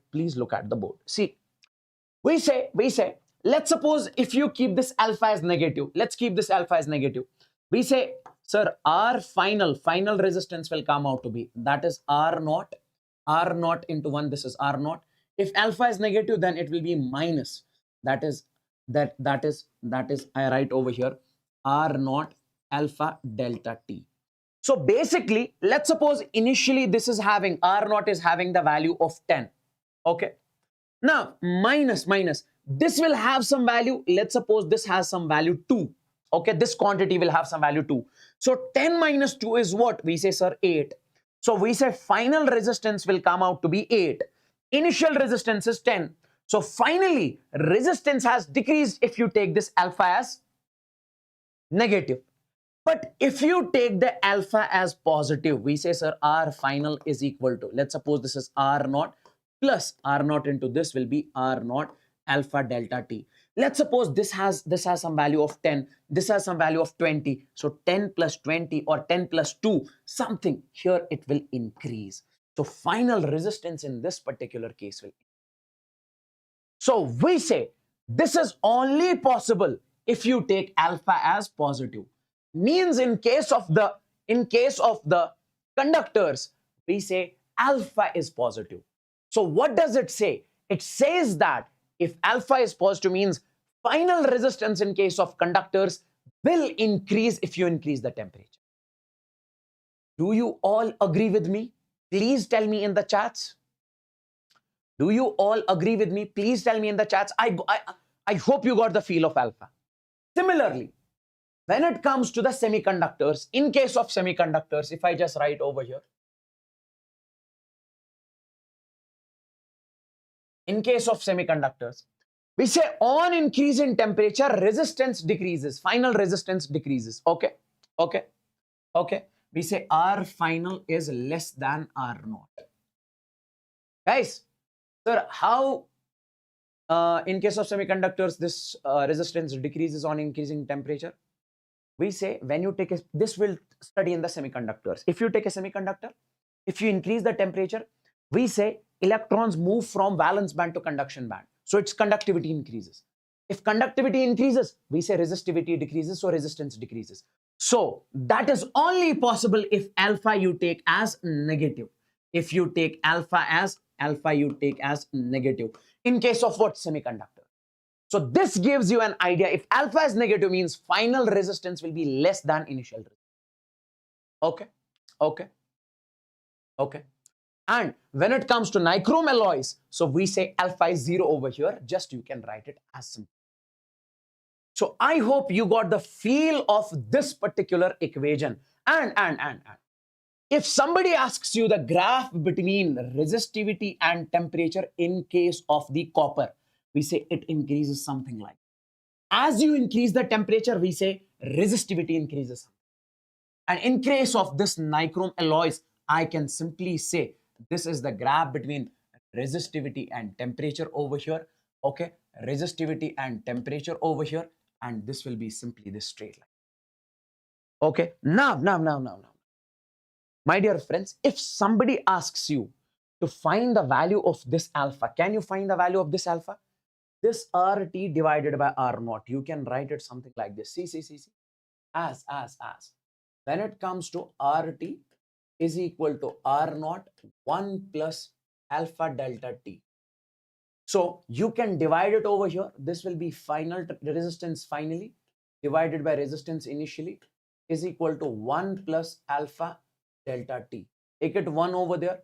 So RT minus R naught minus 1 will be equal to alpha delta T. Do the cross multiply. So RT minus R naught divided by, we say R naught is equal to alpha delta T. What is this RT minus R naught? Final resistance minus initial resistance. Okay.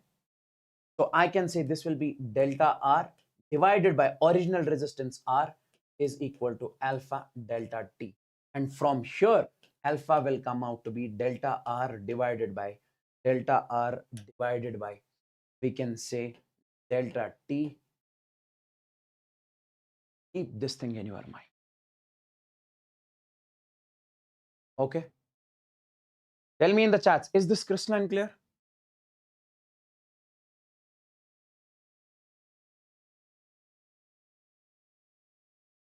Guys, let me know in the chats if this is crystalline clear to each and every single student. If this is crystalline clear to each and every single student.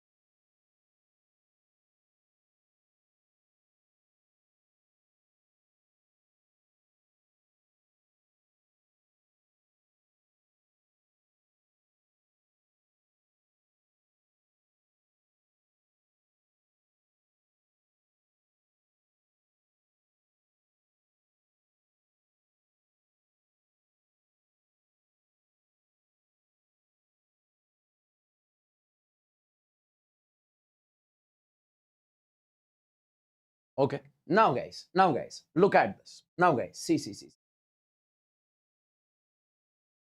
Now we have one more important topic. That's what we need to understand over here, and then we are done with this resistivity part. Okay. When it comes to, we say variation of resistance on length, area, mass of the conductor. Sir, what does this mean actually? Yes, see. We say, sir, when it comes to, let's suppose we have got a conductor over here. We say a resistance of this conductor is equal to a resistivity, length divided by area. If I say I am changing the length of this conductor, I am changing the area of this conductor, what about the resistance? Sir, resistance will also change. Resistance will also change. Cool. Now, sir, if I change the length, if I keep the volume same, what will happen? Basically, what I'm trying to say is that, let me show you this. Let's suppose in case of a conductor, I am saying that I'll keep the area same. I'll change the length. Sir, in that case, what will happen to the resistance? I'll have to show you different cases. Sir, if I keep the volume same, if I keep the length variable, what will happen to the resistance? Okay. I'll have to discuss all. Before this, I know you won't be able to understand this as of now, but give me 5 minutes. Give me 5 minutes. Let's suppose, my dear friends, in this particular case, I would want you to understand one thing. See, let's suppose we have got a resistance, we have got a conductor over here, that is this one. And we say resistance of this conductor is R1, length is L1, and area is A1. Okay. Cool. Now, I am changing the dimensions of this conductor, something like this. We say, I'll make its length as L2, I'll make its area as A2, I'll make its resistance and R2. As simple as that. Why? If we change the length area, we say resistance will change. Simply. Okay. Sir, how can you do this? By stretching, by compressing. Okay. By any method. We don't have to focus on the method. We are changing these things. Can I say, sir, resistance of this conductor will be R1 is equal to rho L1 by A1. Cool. Sir, resistance of this conductor is R2 is equal to rho L2 by A2. Sir, why did you keep rho same? Because the material is same. You are elongating this material only. So we say resistivity will be same, but resistance will be different. I hope this is clear. Now. My dear friends, let's move on to the case 1. What is case 1? If I keep the area same, okay, then see what happens. If I keep the area same, first case is this. If I keep the area same and length variable. So means I'll keep the area as constant, okay, and length I will change. So means. What I'm trying to say is that this is the conductor. This is finally the conductor. If you are changing these parameters, we say resistance will change. Let's suppose, if in a conductor you are changing length only, but keeping the area constant. In that case, let's see what is going to happen with the resistance. Tell me one thing. Guys. Can I say initially resistance R1 is equal to rho L1 divided by A1? Finally, if you change the orientation, if you change the dimensions, can I say finally it will be, sir, rho L2 divided by A2. This is final resistance, this is initial resistance. But what I'm saying in the question is that area is constant. We say, sir, A1 will be equal to A2. This is the final resistance. In reality, we have to find the final resistance. So can I say, if A1 is equal to A2, in this equation, what is the value of A1? A1 will come out to be, that is rho L1 divided by R1. I'll take it over here. This is A1. Now. Let's call this as equation first. Okay, no. Let's call this as equation second and this as first.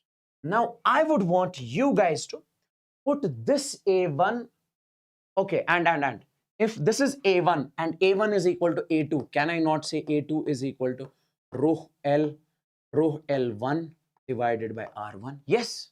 So I can say in this particular case, put A2 in equation first. A1 is this, so A1 is equal to A2, so A2 is equal to this. Now put this over here.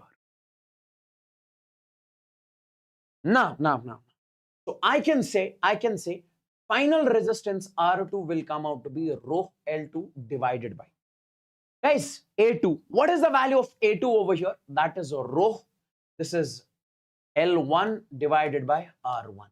I can write it something like this. R2 is equal to rho L2 divided by rho L1, and take this in the numerator. This will be R1. Rho and rho will cancel. So R2 final resistance will come out to be L2 by L1 into R1. So what I'm trying to say in this particular case, guys, if area is constant, length is variable. So final resistance will be whatever is the initial resistance, and final length divided by initial. Okay, whatever is the length finally divided by whatever is the length initially multiplied by R1. R1 is the initial. What I'm saying is that, let's suppose you are taking a conductor in which you are keeping the area constant, length variable. Initially, I'm saying, let's suppose resistance is rho L1 by A1. Finally, after doing this, resistance R2 will be rho L2 by A2. Since A1 will be equal to A2 because area is constant, I'm saying get the value of A1 from this equation. A1 will be rho L1 by R1. Since A1 is equal to A2, instead of this A1, I'm writing A2. So rho L1 by R1. Now, instead of this A2, put this value over here that is mentioned. Then finally, we got the value of this. So this is the final resistance. Final resistance if you keep the area constant, length variable. Now. Sure, you can find the ratio also. Guys, tell me one thing. In front of the R2, you have got L2. So can I say over here, this resistance R is proportional to L? If it would have been R is equal to L1 by L2, then I would have said R is inversely proportional to L. Since it is R2, L2, so R is directly proportional to L over here. Now. One more thing. Can I say also fractional change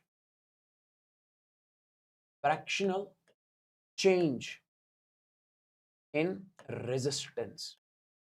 Fractional change in resistance. Small change in resistance. Error in resistance. Okay, guys, wait. If I say huge resistance depends upon length in this case. If you change the length over here because area is constant, we say resistance will change. And how do we write the fractional change in resistance? We say if you change the length, that is delta L divided by L, we say it will be equal to, that is delta R by R. What is this? This is change in resistance upon original, change in length upon original length. This is called the fractional change. Will be equal to, sir, if you change the length, we say resistance will change. And. So don't get confused in this. I'll make you understand this. See, let's suppose if we have any quantity y is proportional to x. Please listen to me very carefully. Okay. We say if y is proportional to x, if you change this quantity x, we say y will also change. Why? Because y depends upon x. So how do we write change in x? We say, sir, this is delta x. How do we write change in y? That is delta y. And if we have to write the fractional change, delta x divided by original value of x will be equal to delta y divided by original value of y. This is how do we write it. If it is y is equal to x square, in this particular case, how do we write it? We say delta y by y. We say delta y divided by y, fractional change in y will be this power we take over here, that is delta x divided by x. This is what we call the fractional change.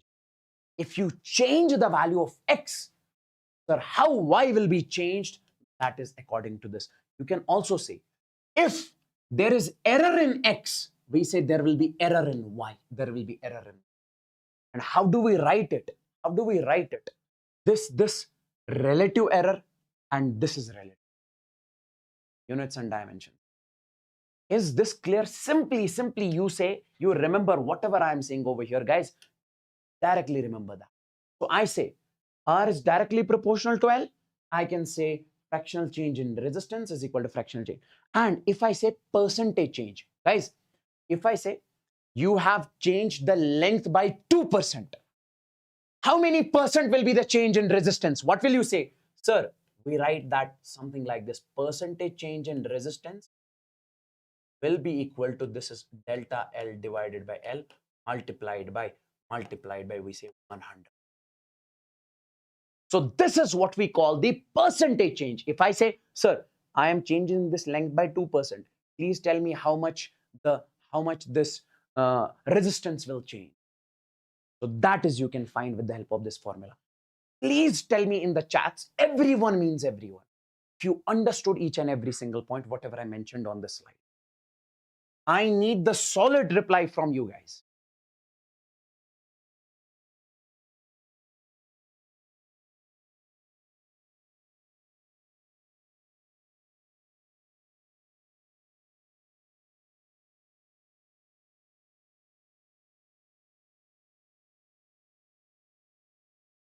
I need the reply from every single student.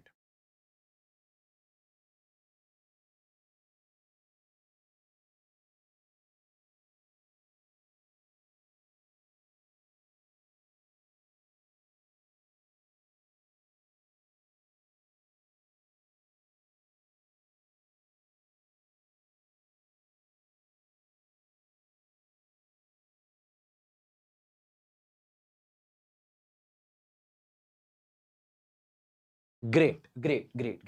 Now, let's take a look over here. I have derived only for the first case. Now I'll not derive for the rest of the cases. Derivation was important in the first case. Otherwise, you won't be able to understand all of these cases. That's why I derived first case. Okay. What is the first case? Sir, length is variable, area is same. What will happen to the resistance? We say resistance R2 will be equal to L2 by L1 into R1. Then I took it over here. What about the percentage fractional change? Delta R by R is equal to L delta L by L. And when it comes to the percentage change in resistance, that will be delta R divided by R will be delta L divided by L multiplied by 100. This is the percentage change. And we can say R is directly proportional to L. Now, what if we do one thing? We'll keep the volume constant. We'll keep the volume constant. There is a derivation in this one also. Okay. And how do you, sir, write in terms of the volume? See, we say when it comes to in terms of volume, if I have to write this in terms of volume, we say I'll multiply over here it with area and I'll multiply over here it with area. Then, or I'll multiply it with length multiplied with length. Area into length, it becomes volume. Then this resistance will be converted in terms of the volume. This resistance will be converted in terms of volume.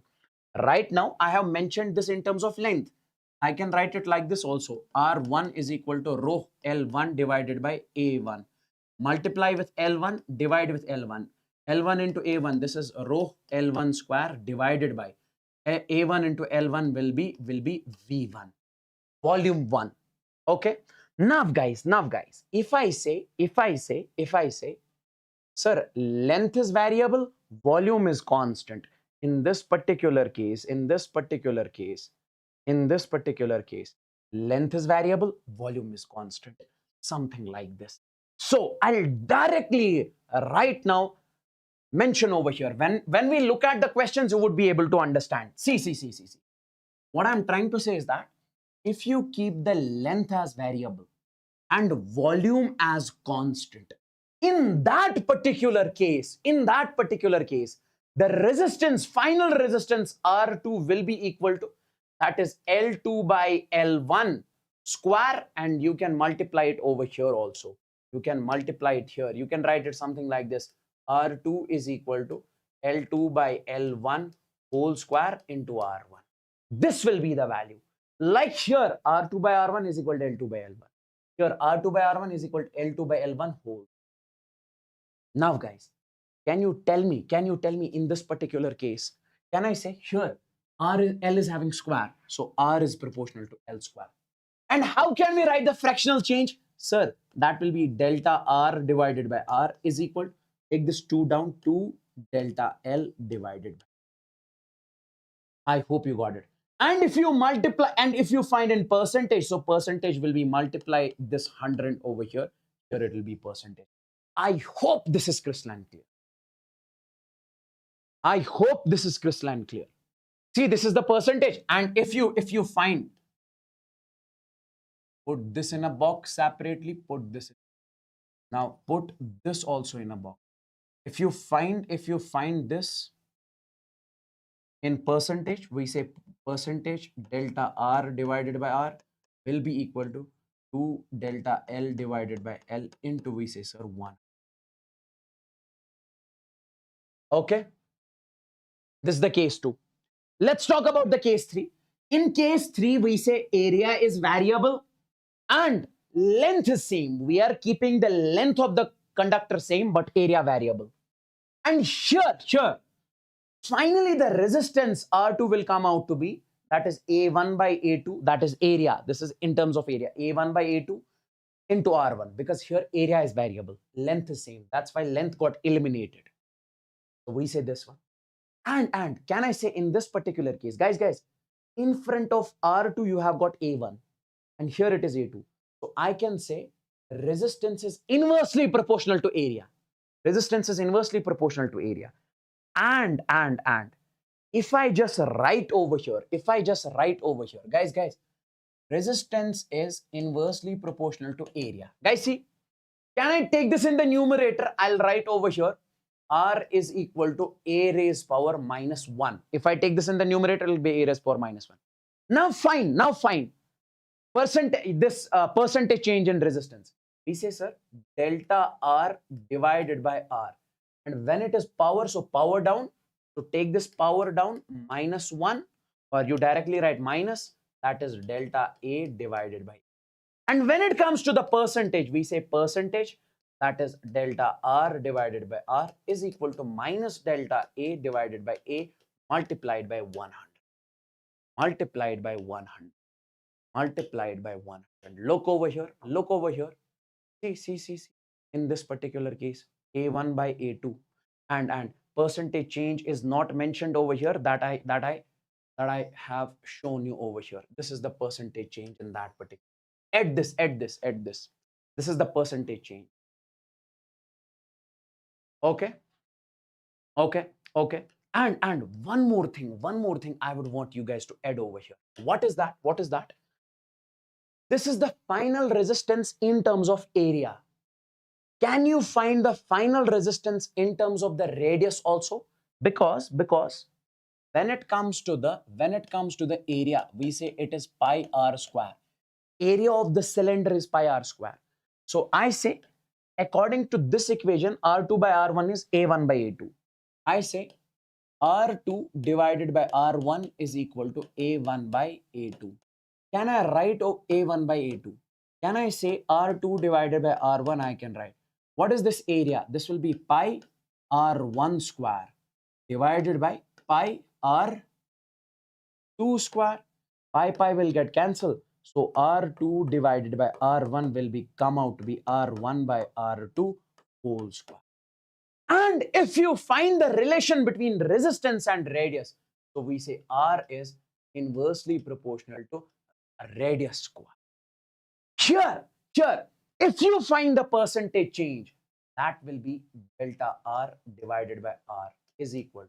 Guys, take this in the numerator, you can write it something like this, R raised power minus. Then power down, so minus 2 delta small r divided by R. And when it comes to the percentage, so that will be delta R divided by R is equal to minus 2. We say delta R divided by R multiplied by, we say. I need the signal in the chat, else I'm not moving forward. I need the signal in the chats, else I'm not moving forward. Everyone means everyone.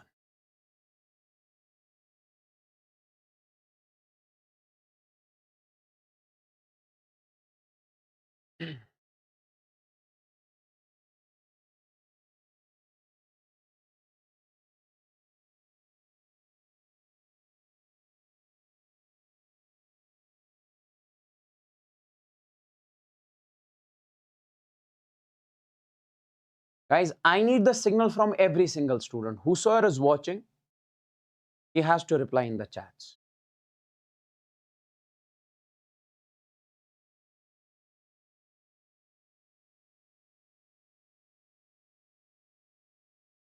Sir, you are not flower, you are fire. Pushpa.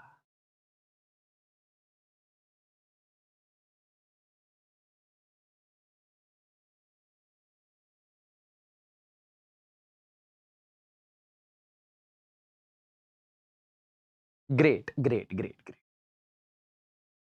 Next, next. This one, the last one. Let's suppose if in a conductor, you keep the area variable and volume as constant. In that particular case, what will happen? We say resistance R2 by R1 will come out to be A1 by A2, its whole square. Okay, so let me mention it over here. Let me mention it over here. We say the last case. We say in the last case, that is case 4. We say sure R2 will come out to be, that is in this particular case, R2 will come out to be A1 by A2 whole square. A1 by A2 whole square. That is A1 by A2 its whole square into R1. And this is when if you keep area variable, volume same. This is, we say area is variable, volume is constant. So in case of a conductor, if you keep variable as area and this volume as constant. Now guys, tell me one thing in this particular case. Can I not say over here? R is, we say, inversely proportional to area square. Why, sir? Because R is over here and area A2 is over here. That's why it is inversely proportional. And it is square, If I find the percentage change, guys, can I write it something like this? R is equal to, take this in the numerator, A raised power minus 2. How do we find the percentage change? That is delta R divided by R will be equal to minus 2 delta A divided by A. And I can write, when it comes to the percentage change, that is delta R divided by R will come out to be minus 2 delta A divided by A multiplied by, I'll write. This is the percentage change in radius. When area is variable, volume is constant. And you can write the same thing in terms of the radius also. We can say as, we say radius is, resistance R2 is equal to, instead of this area, can I write over here pi R1 square divided by pi R2 square? Okay, then it is having area whole square into R1. This and this will cancel.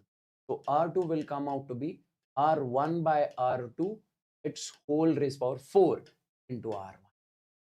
In terms of radius, if they change the radius and they tell you to tell me the final resistance, then you will use this formula. Sir, when am I supposed to use this? If in a question they change the radius, then use this. And if they say if they ask you the question in terms of the radius, then you'll be using this. Okay. Now guys, tell me one thing in this particular. See. Can I say in this particular case, R is inversely proportional to a radius raised power 4. So I can write it something like this. R is equal to R raised power minus. And if I find the percentage change, that will be delta R by R will come out to be minus 4 delta small r by. And when it comes to the percentage, So delta R divided by R will come out to minus 4 delta R by R into VC. We are done with all the four. We are done with all the four. Now take a look at this particular slide and you'll have to remember all of these over here. And this percentage change you can directly find from this column, first column. I hope this is clear. Guys, tell me in the chats, how many of you understood this properly, this slide? Tell me in the chats. Tell me in the chats. Then we will move on to the question.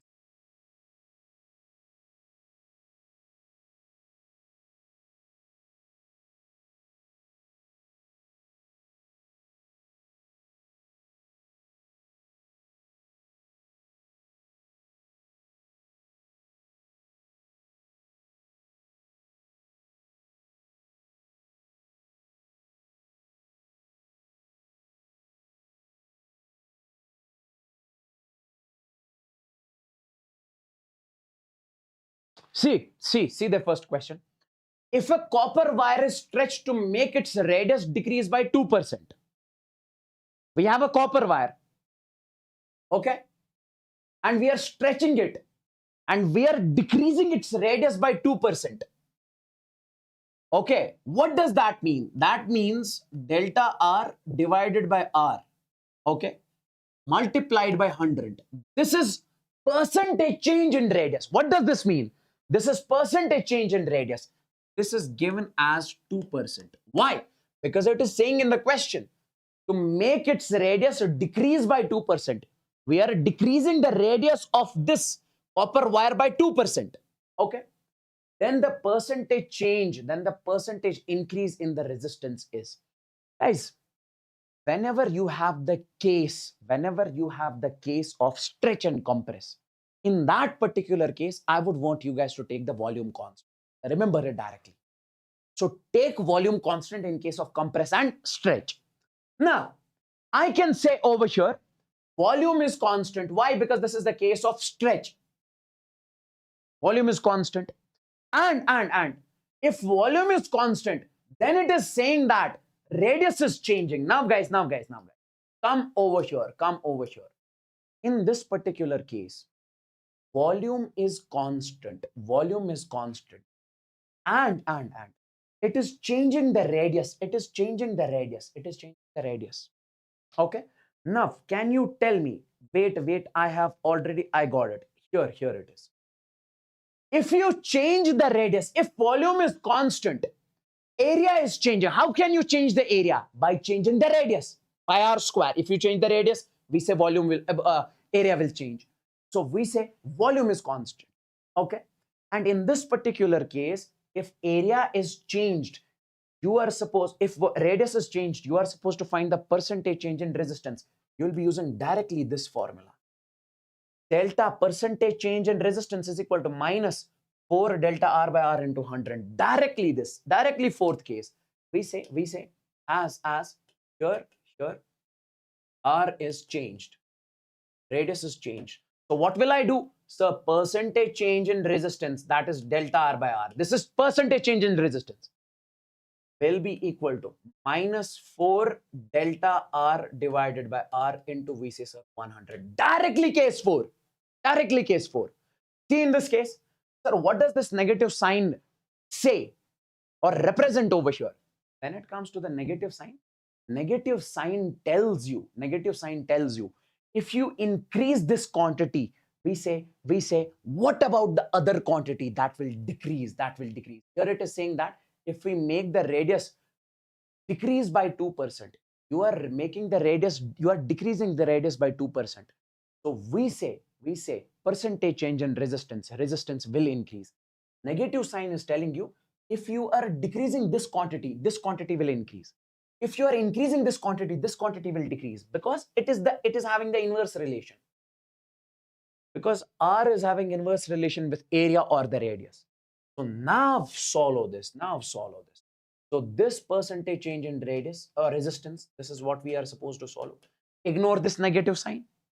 So don't say minus 8. Ignore the negative sign. Why? Because negative sign tells you, If you decrease this quantity, this will increase. Another one will increase because they are inversely proportional to each other.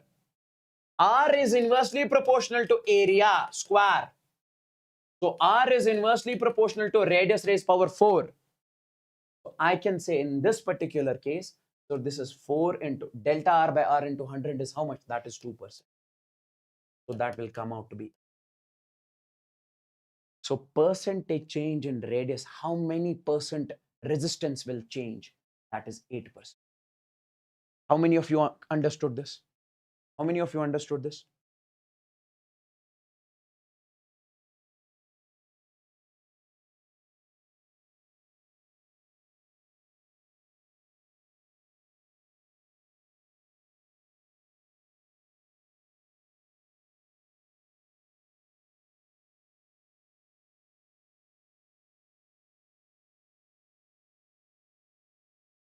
Come on, solve this. Let me know the answer of this question in the chats. I am saying that ignore the negative sign because negative sign is telling you if you are decreasing the radius, resistance is increasing because R is inversely proportional to a radius raised power 4. They are having the inverse relation. So if you take this in the numerator, it becomes -4 and that minus comes in front. So this is telling you, if I say R is inversely proportional to a radius raised power -4, what does it mean? It means R and this radius has inverse relation. That's why you have got minus sign over here.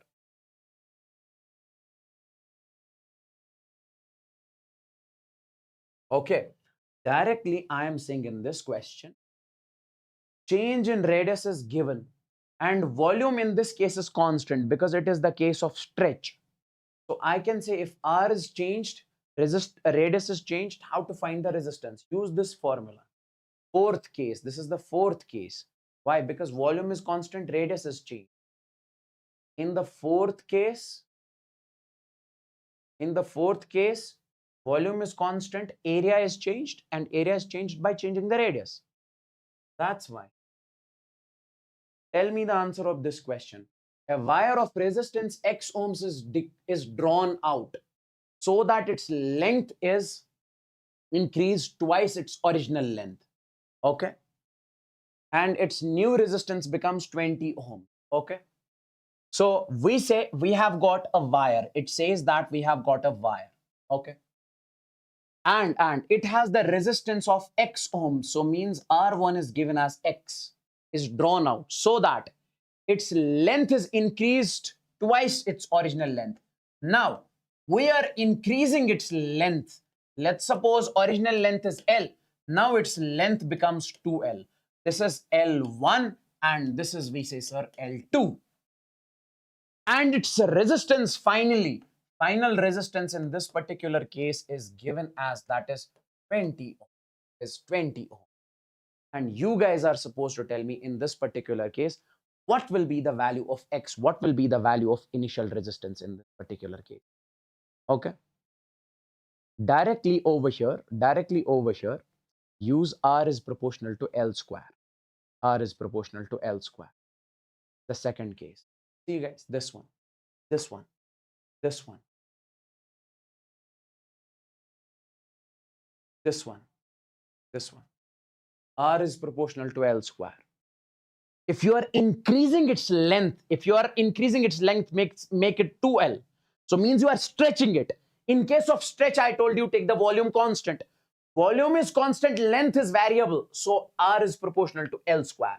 So I can say in this particular case, we say here, we say length is variable.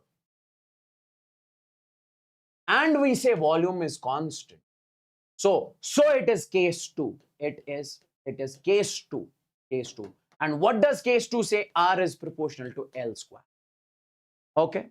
And in this case 2, if R is proportional to L square, could you please tell me what will be the final resistance? Sir, R2 is equal to L2 by L1 whole square into R1. So this will be the final resistance in this particular case. So I can say final resistance here will be, sir, R2 2 is equal to, we say, L2 divided by L1 whole square into, we say, sir, R. So R2, final resistance in this case is given as 20 is equal to L2 by L1. L2 is given as 2L divided by L, because L1 is L, into R1. R1 is given as, okay. Now it is square. This and this will cancel. 2 square is 4. So 20 by 4 is equal to X. So X will come out to,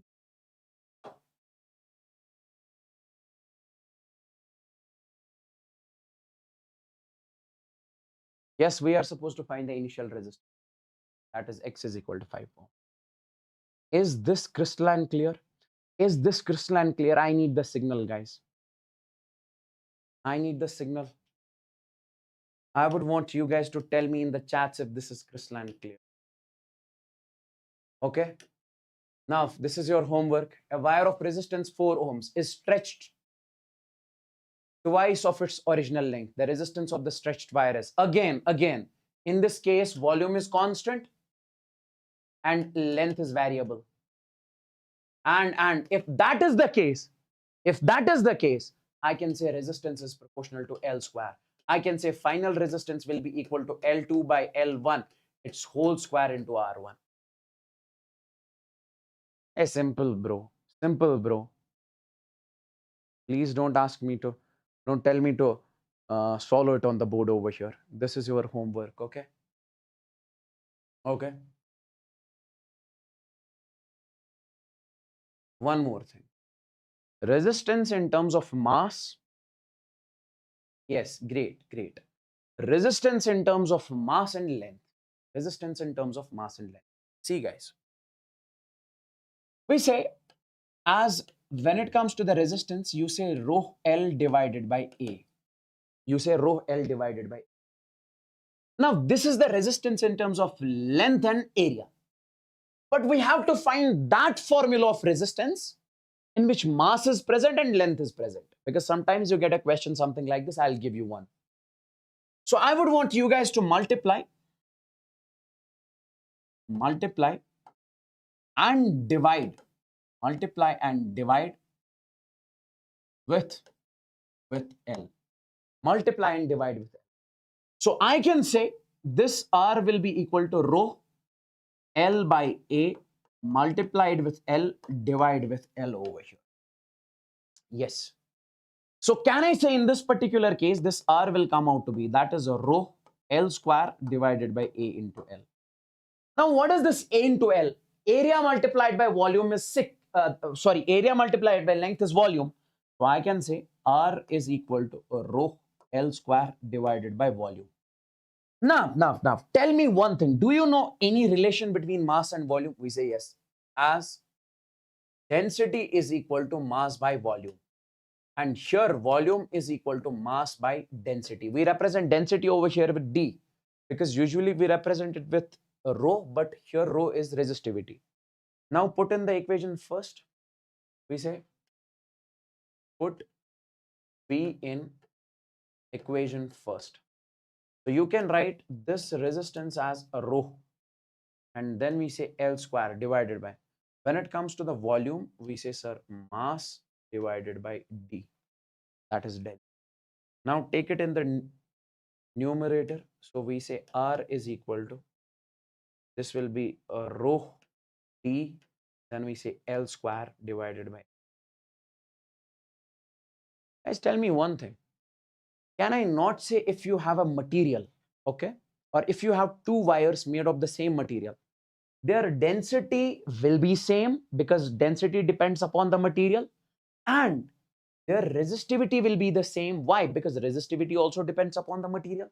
So I can say, so for the same material,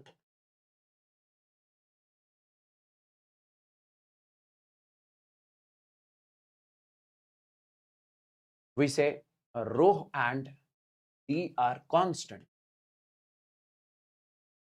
So can I not say in that particular case R will be proportional to L square by? So resistance in terms of mass and length,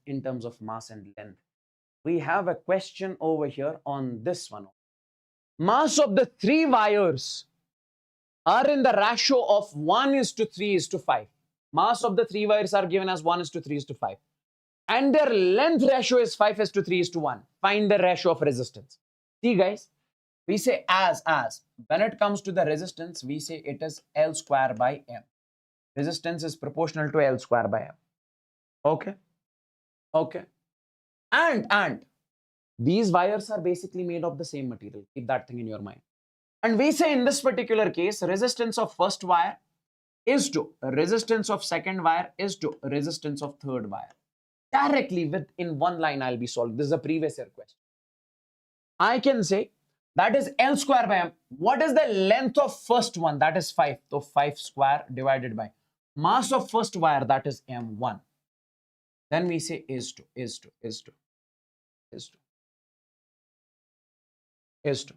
We say length of second, that is 3 square divided by mass of second, that is 3, is to.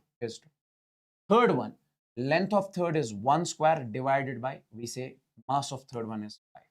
Okay, this is 25 divided by 1 is to 9. 3 3s are 9. 9 is to 3 is, this will be 3. Okay, is to 1 is to, we say 1 is to 5. Now cross multiply over here. So this will be 125 is to 15 is to 1. This will be there. This will be. I hope this is clear also.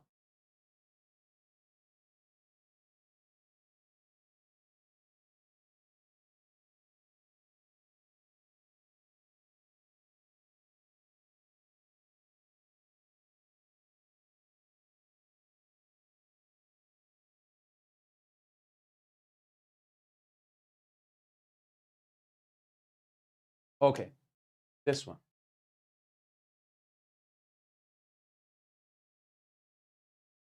Resistance in terms of mass and area. Guys, see, as we know resistance is equal to a rho L divided by A. I would want you guys to multiply with I would want you guys to multiply with A over here and A over here. If you want to find in terms of A, then multiply with A. If you want to find in terms of L and M, then multiply with L. So now this will become, that is a rho A into L divided by A square. What is A into L? That is volume. So this will be a rho. This will be V divided by A square. Now, is there any relation between mass and volume? We say as density is equal to mass by volume. So volume will be equal to mass by density. Now put in this equation. So we say equation first. I'll write put in equation first. I would want you guys to put in the equation first.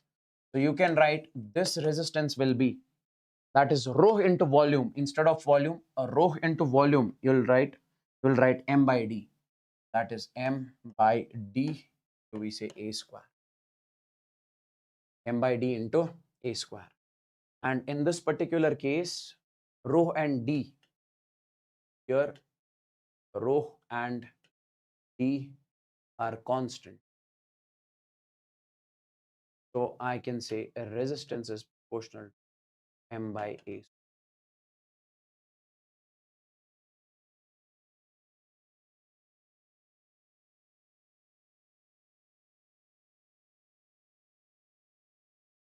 Sir मैं आज से join हुआ, क्या करूं?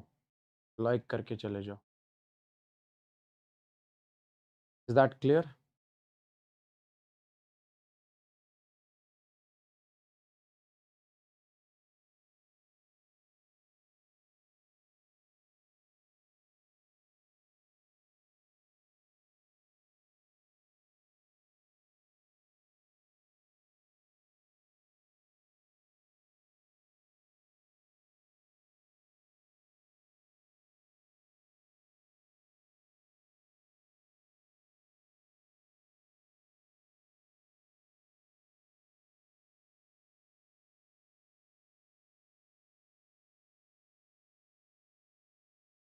Now, my favorite part of this chapter has started now. Okay. From now onwards, you guys will like it.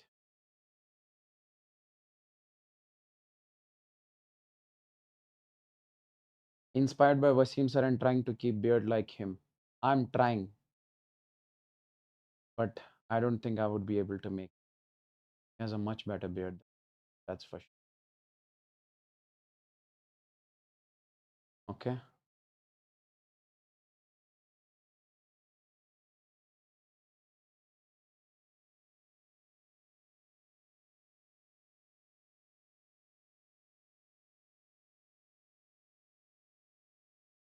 Now, guys, take a look over here. Take a look over here. See.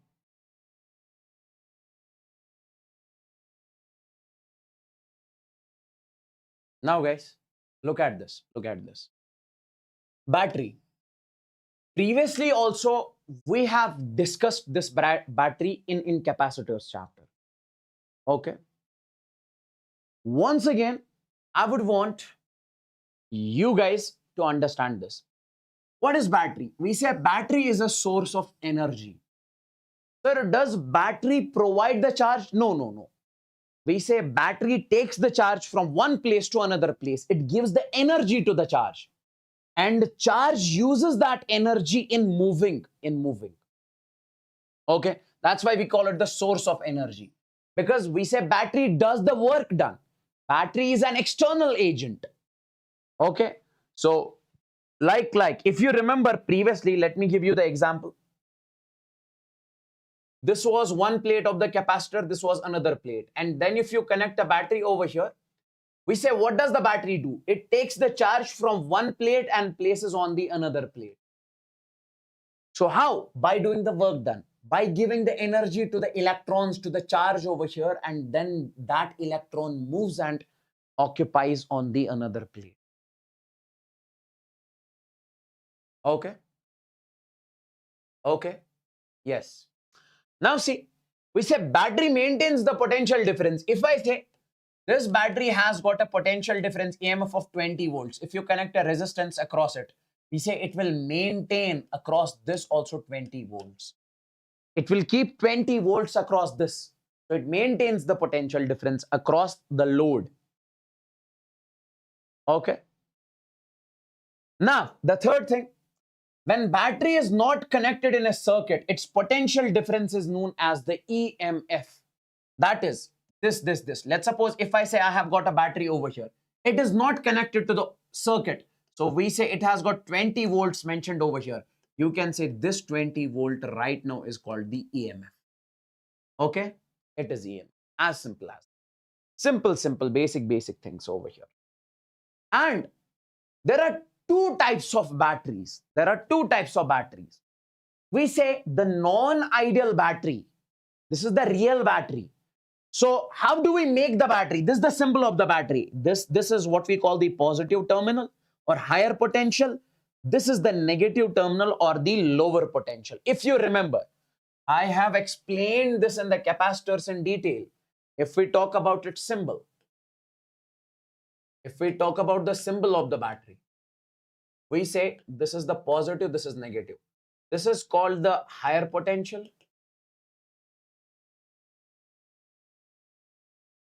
And this is called lower potential. Higher potential and lower potential. Okay. And when it comes to the non-ideal battery, we say battery has got its own resistance. That is what we call the internal resistance. Okay. Battery has got the own resistance. That's what we call the internal resistance. And when it comes to the ideal battery, we say it does not have the internal resistance. So as of now, whatever the battery is, whatever the cells, okay, it is also called the cell. Whatever the cells we were using in the circuit, we were not mentioning its internal resistance. We consider that as zero. So for an ideal battery, internal resistance is zero. But when it comes to the real battery, non-ideal battery, it has internal resistance. In reality, battery has its own resistance, that is internal resistance. I hope this is. Now, guys, let's suppose once again the same question which I gave you previously. We have got a battery over here. It has got this potential difference delta V of 10 volts. This point, this one end of the battery has potential 4 volts. What is the potential of other end? If you remember the last class, I told you potential of this point minus potential of this point. Sorry, higher minus lower. Potential of this is VB. We say this is positive terminal, that is higher potential minus lower. This potential minus this potential is always equal to this. We say VB minus VA is always equal to delta V. What is this? This is the potential difference, higher potential minus lower potential. Higher potential VB we are supposed to find out, minus. What is the value of VA? That is 4 is equal to. How much is delta V? That is 10. Now take it over there. We say VB will come out to be, we say, sir, 14 volt. 14 volts. Okay. So in this particular case, this end will have 14 volts. Now see, 14 minus 4 will come out to be 10. This minus this should be equal to this. Okay. Next. Now. Guys, see. Let's suppose this end has got potential VA is equal to 10 volts. You guys are supposed to tell me what is the potential VB. See. I'll show you one question. Rest of the questions you guys are supposed to do. I would want, in order to solve this question, here, it is not only battery, here you have got resistance. If you ever get a question something like this, what you are supposed to do is, we say the first thing is select the path. Select the path. Okay. Since I'm moving from A to B, so I'll select the path from A to B. Sir, I will select the path from A. Sir, what is this selecting the path? Wait, please, wait. We say, if you select the path from A to B, first you will write the potential of A. That is, we say VA. First we'll write the potential VA over here. Okay. Then it comes this resistor. After this, we have this resistor. Now guys, if the direction of current is this, always remember that current always flow from higher potential to lower potential. So we say this will be the higher end, higher potential is positive, this is the lower potential. Then only current is flowing. So if the current was in this direction, then I would have said this is positive, this is negative. Now. See guys, this is the path, this is our path. Now in this case, are you moving here in resistance? If you are moving from higher potential to lower potential, then you will be writing its potential difference as negative over here. See guys. How to write the potential difference in case of this resistance? V is equal to I into R. So I'll write over here I into R. If you move from A to B, first you will write the potential of A, that is VA. Then in this resistance, you will write, sir, potential difference I into R. Now, shall I put negative or positive over here? I'll mention over here. If we move from higher potential to lower potential, then take the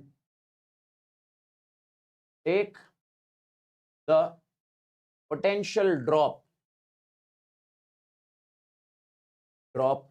as negative. Okay.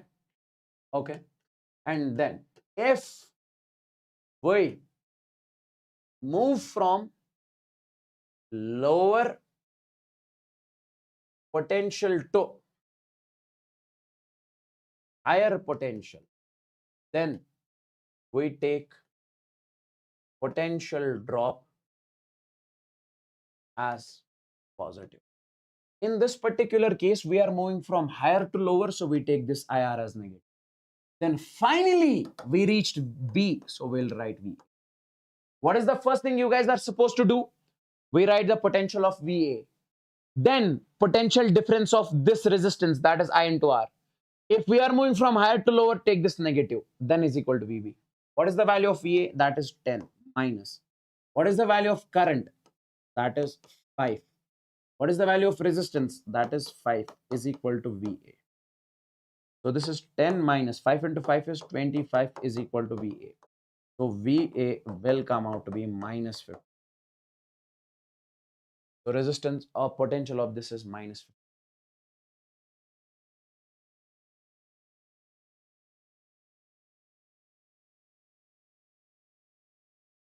VB.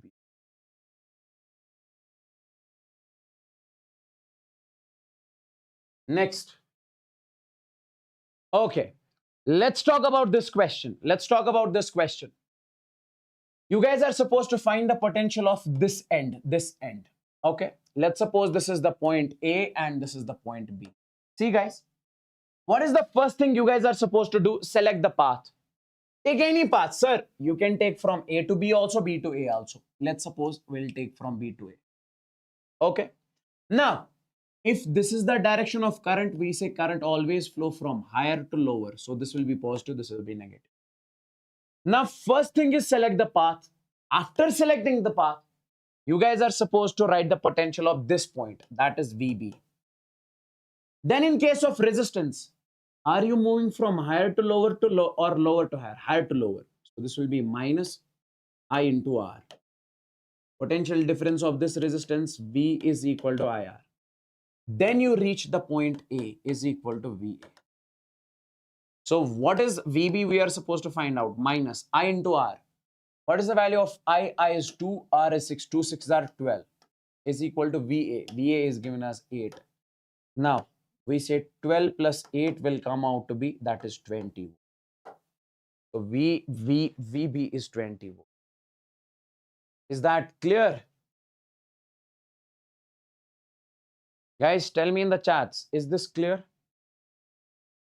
Is this clear to each and every single student?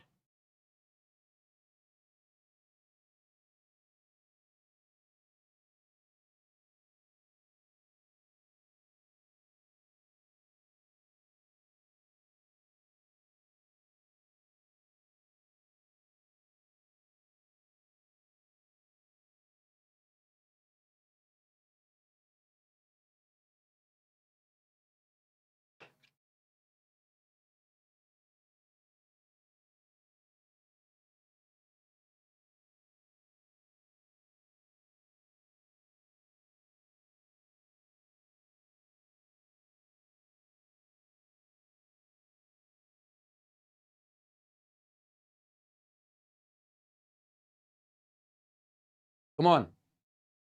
Solve this question. Solve this question, guys. Tell me the answer of this question. Okay. Find VA minus VB. Here you are supposed to find the potential difference. See, guys, this is the direction of the current. So we say this is positive and this is negative. And in case of the battery, we know this is higher potential and this is lower potential. So what is the first thing you guys are supposed to do? We say select the path. Select the path. So that is from A to B. Let's suppose we are selecting the path from A to B. Now, if you are done with selecting the path, then first you write the potential of VA. We write over here VA. Then we write the potential difference of this. That will be I into R. Now, shall I take this as positive or negative? Sir, obviously, I'll have to take this as negative. Why? Because we are moving from higher to lower. So, mine. Then in case of the battery, how much is the potential drop or difference? That is 3 volts. That is 3 volts. And we are moving from higher to lower because this is the direction of our path. So this will be minus. And then finally we reached B. So this will be VB. So we can say VA minus I into R. How much is current? That is 2. And how much is the resistance? That is 4. Minus 3 volt is equal to VB. 2 into 4 is 8. 8 minus 3 is minus 11. VA minus 11 volts is equal to VB. So we say VA minus VB will come out to be 11. Great. Intelligent people in the chats.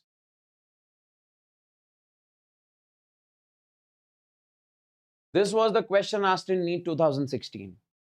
This was the question asked in NEET 2016. Tell me, what is the answer of this question? What is the first thing you guys are supposed to do? Select the path. Select the path. Let's suppose I'm selecting the path from A to B. I'm selecting the path from A to B. Then first, I'll write the potential of this point. Sir, that is VA. And if this is the direction of current, this will be positive, this will be negative. And here, this is positive, this is negative. Here, this is positive, this is negative. Make sure you draw the positive and negative in the starting itself. So first we write VA, okay? And then potential difference of this, that will be I into R. Now the question is, shall we take this as positive or negative? We are moving from higher to lower, so it will be minus. Then in case of the battery, we have 3 volts. Sir, positive or negative? We say negative. Why? Because we are moving from higher to lower. Then we say in case of the resistance, we say minus again I into R, because we are moving from higher to lower, is equal to, finally we reached VB. So I can say this VA minus I into R. Current here is 2 and R is 2. 2 into 2 is 4 volts minus 3 volts minus. Current here, this same current flows in this branch. So we say 2 into 1 is 2 volts, because here resistance is 1, is equal to VB. Now tell me, 4 minus 4 plus 3 is 7, 7, 9. So VA minus 9 volts is equal to VB. So I can say VA minus VB is equal to 9.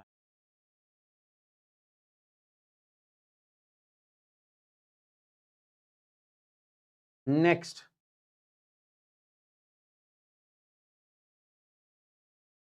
find VA minus VB. Tell me the answer of this question, guys. Find VA minus VB. Find VA minus VB.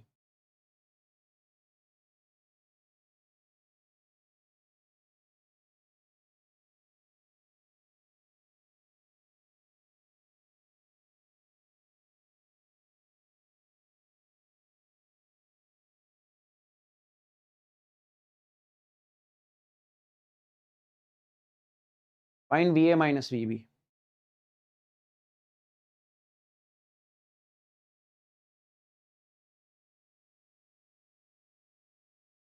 Everyone means everyone. Follow the question and let me know the answer.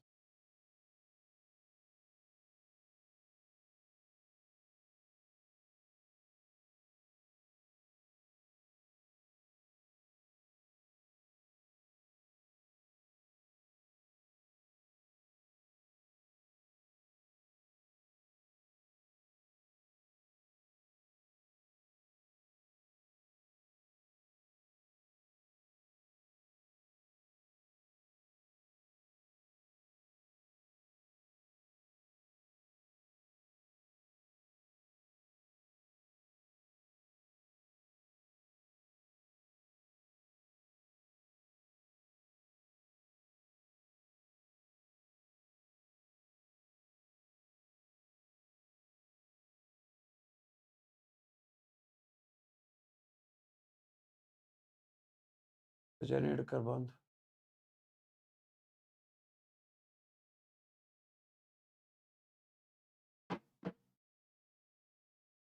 See, guys, in this particular case, what we are supposed to do is, see, first and the foremost thing is we have to draw the current over here. If I say 5 ampere is current coming from the upper side, okay, we say 2 ampere is going towards right. So how much is the remaining? 5 minus 2 is 3. So 3 ampere would go from this. This is the Kirchhoff's current law. What does the Kirchhoff's current law say? We say the sum of all the currents which are going into the junction. How many currents are going into the junction? 1. So this 5 ampere will be equal to the sum of all the currents leaving the junction. Sir, this current plus this current has been. This current is outgoing current. This current is incoming. Incoming is 5, outgoing is 5. is the current, Kirchhoff's current law. Now see, we say if the current is flowing something like this, we say this will be positive, this will be negative. Here, this is positive, this is negative. In this case, current is going something like this would be positive, this would be negative. Okay, and this is positive, this is negative. Now guys, see, in this particular case, first we'll write over here potential. Select the path. First, what you guys are supposed to do is select the path. Let's suppose I am selecting the path from A to B. If I am selecting the path from A to B, so I'll first write the potential of A, that is VA. Then I'll write the potential of this. So that will be, we say, sir, 6 volts. Now, we are going from lower to higher because this is the direction of the path, so it will be plus 6. Then in this case, I'll write I into R. What is I into R over here? I in V is equal to I into R. I in this case is, we say, sir, 3 and 5 is the resistance. 3 into 5 is 15. We say, sir, 15 volts. Now, is it positive or negative? Sir, we are going from lower to higher, so we are taking this as positive. And then we reach over. Forget about this resistor. We don't have to talk about this. Why? Because this is our path. Then, in this case, we are moving from higher to lower, so it will be negative. I into R. I is, sir, 2. R is 2. 2 into 2 is 4 volts. And in this case, we are moving from higher to lower. Again, it is negative. And how much is it? It is 8 volts. Is equal to, we reached point B, that is V. Now, solve this and you will get the answer. Now, 15 plus 6 is 21. Okay. Now, 8, 4 is 12. So, VA plus 21 volts minus, we say 12 volts is equal to, we say, sir, V. Okay. And we say VA plus 9 volts is equal to, we say, sir, VB. And if we find out VA minus VB, that will come out to be minus 9. VA minus VB is equal to minus. If you find out VB minus VA, that will come out to be plus 9 volts. That will come out to be plus 9.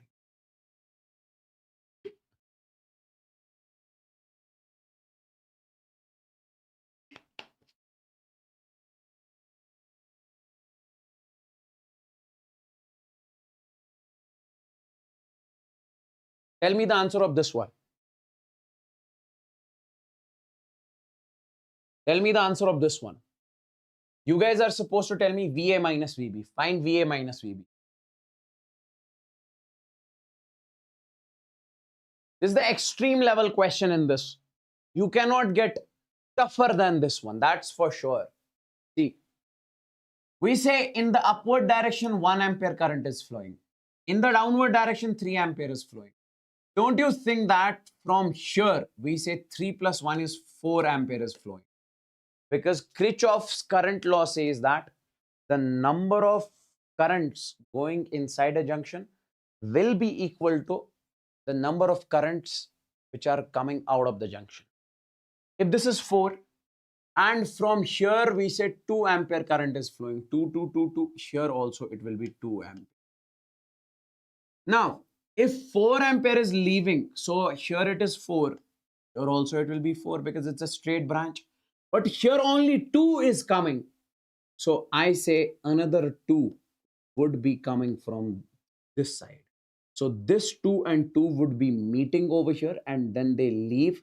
Then again it gets divided into 3 and 1. Now, you have to select the path. You select this path because you are supposed to move from A to B only. Now tell me, if this is the direction of current, this would be positive, this would be negative. And here this is negative, this would be positive. And if this is the direction of current, this would be positive, this would be negative. In this resistance, this would be positive, this would be negative.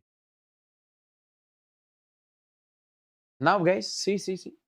So select the path from A to B. You selected the path from A to B. So first you will write the potential VA, this potential VA. Then you will write the potential of this I into R. I is how much? That is 2 ampere. R is how much? That is 4. 2 into 4 is 8 volts. And you are moving from higher to lower. This is the direction of your path. So that will be negative, -8. And then in this case, it would be 3, that is 3 volts over here. So you are moving from lower to higher. So it is plus 3 volts. Then in this resistance, again I into R. I is 2, R is 2. 2 into 2 is 4 volts. You are moving from higher to lower. So it is -4. And then in this resistance, I see in this resistance, you are moving from lower to higher. So it is again positive. I into R. I is 2 ampere, R is 1, 2 into 1 is 2 volts is equal to finally V. Okay. Now tell me one thing. 8 plus 4, -8 minus 4 is -12. And 3 plus 2 is 5. -12 plus 5 is -7. VA -7 volts is equal to VB. So VA minus VB will come out to be 7. Yes, 7 is correct. Guys, give me the signal in the chats. How many of you understood this properly? I would want you guys to tell me in the chats. Everyone means everyone.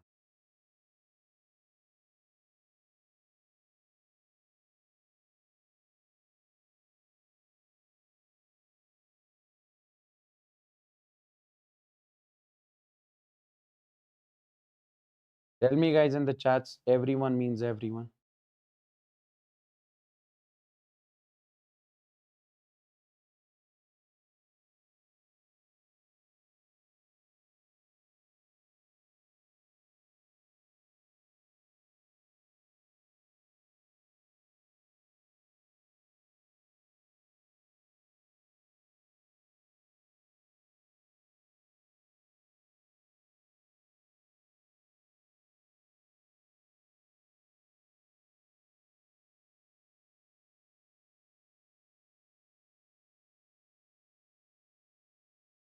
Charging and discharging of a battery.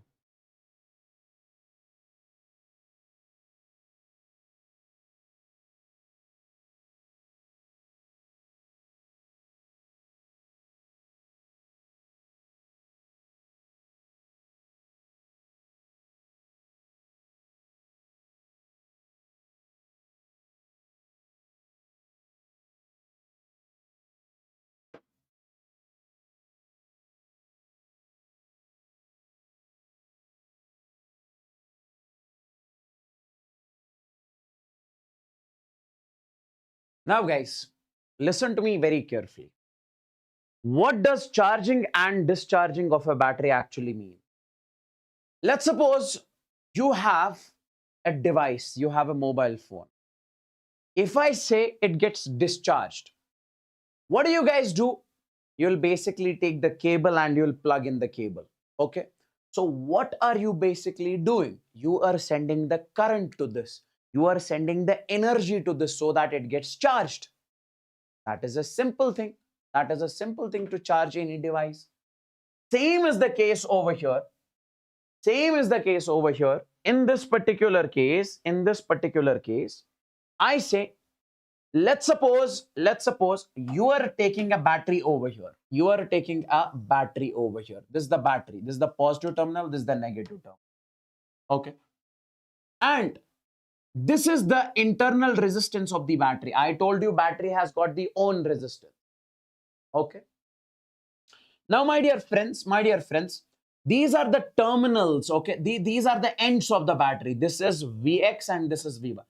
Vx and Vy is the net potential difference across the ends, or we say terminal potential difference. This is the EMF. This is the terminal potential difference. If you want to charge the battery, do you guys have to send the energy? Do you guys have to send the current, or you have to take the energy? You have to send the energy. So we said direction of the current would be inwards. It will go in. Okay. So I can say over here, when the current enters the battery, When the current enters the battery, it gets charged. When the current enters the battery, it gets charged. Okay. Now, guys, listen to me very carefully. We say this is the terminal potential difference. Terminal potential difference is the net potential difference across the ends. Let's find this. Let's find this. We say, let's find the terminal potential difference across the ends of the battery.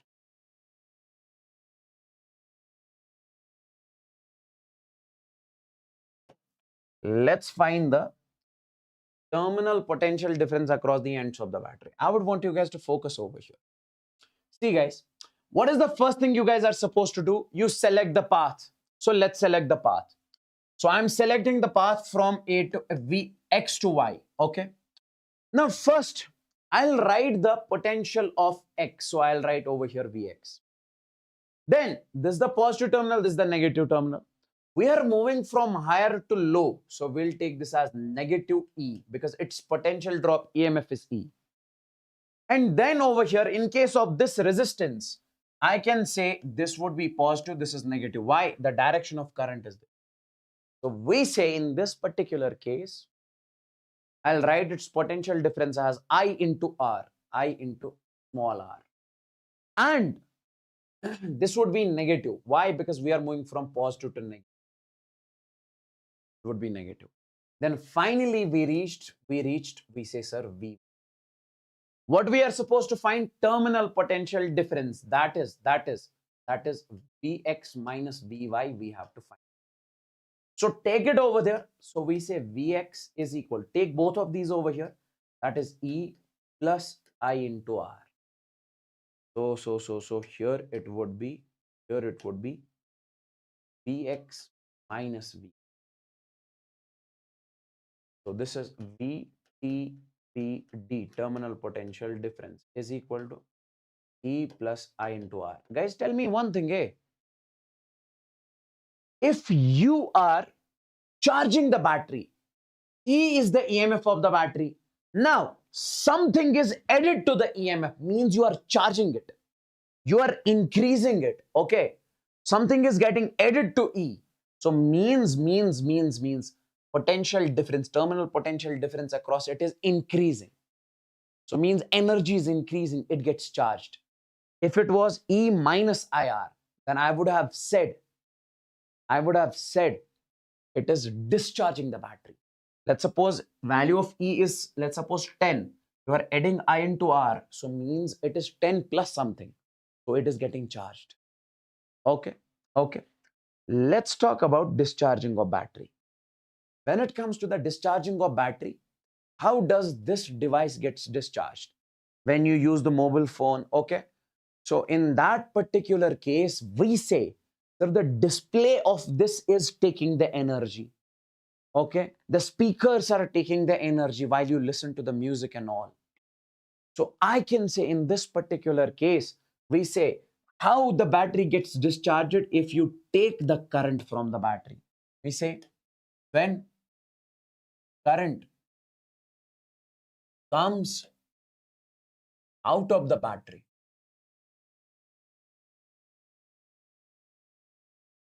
when current comes out of the battery, it gets discharged.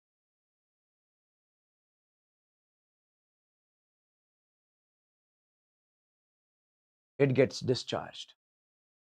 Okay. Now, in this particular case, let's find out terminal potential difference. Here, also, let's find VTPD, terminal potential difference. See, guys, when it comes to the terminal potential difference, select the path. Let's suppose I'm selecting the path from X to Y. So first, we'll write the potential Vx. And if this is the direction of the current, so means this would be positive and this would be negative. This current flows from higher to lower. Now, first we'll write Vx. Then here I'll write minus E. Why? Because this is the positive terminal, this is negative. We are moving from positive to negative. And then I'll write over here I into R in case of the battery. And we are moving from lower to higher. So this will be minus.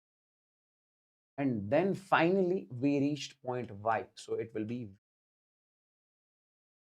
So now take all of these over here. Okay. It will be minus and this would be plus. This would be plus IR. So take these over here. So Vx minus Vy will come out to be. If you take it over here, it will become plus. If you take it over here, it will become minus I into R.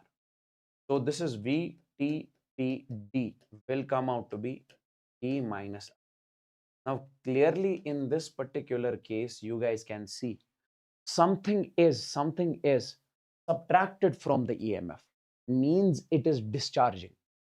Okay, so that's why this is the case of discharging. When current comes out of the battery, the battery gets discharged, battery is drained.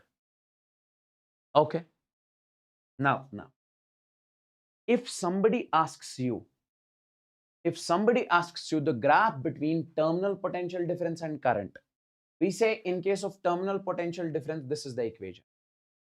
I would want you guys to compare it with we say y is equal to mx plus c. So first I'll write c and we say plus mx plus c. This is the equation of a straight line. Don't you think that it is exactly matching with this one? Why, sir? See. Here it is V, here it is Y. Here it is E, here it is C. And here it is I, here it is X. If you make the graph over here, graph of this will be Y versus X. Here graph will be V versus I. And we say here V is equal to Y. Here C is equal to E. And this I is equal to X. We say X is equal to I. And then this R, okay, M is equal to minus R. M is equal to minus R. And what is this M? M means slope of the graph. And slope of the graph is clearly over here negative. Slope of the graph is clearly negative. C means intercept, from where the graph is starting. If the value of C is 0, then graph is starting from origin. Now plot the graph between V versus I. Guys, see. If intercept has some value, so graph has to start from above the origin. If intercept is 0, then the graph will start from the 0. If intercept has some value, then the graph has to start from some value. Okay. Then it says that slope is negative. Slope is negative. We say, sir, slope of this graph is coming out to be minus R. So that is negative and is constant. So the graph has to go down. Then only it will make over here theta, which is greater than 90, and theta, which is less than 180. Then only the slope of this will come out to be negative. And slope of this is minus R, where R is resistance and which is constant. And slope of this graph is constant because it's a straight line. Okay. So this is the graph. This is the graph in case of V versus I in case of discharging. Is this graph clear? Please let me know in the chat. Please let me know in the chats if the graph is crystal and clear.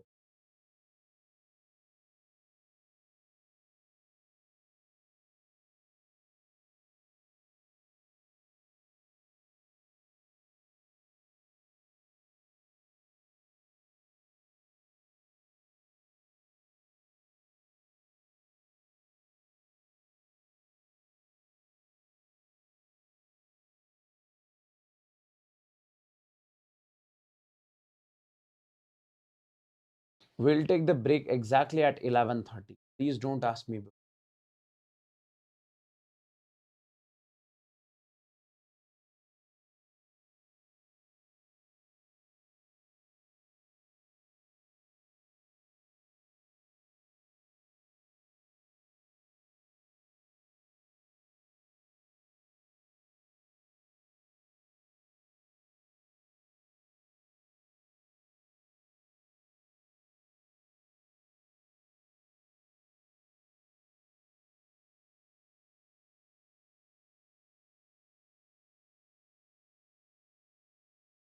Yes, I'll be taking all the chapters. I'll teach all the chapters in this series. 10 dimension, 11th, 12th, everything.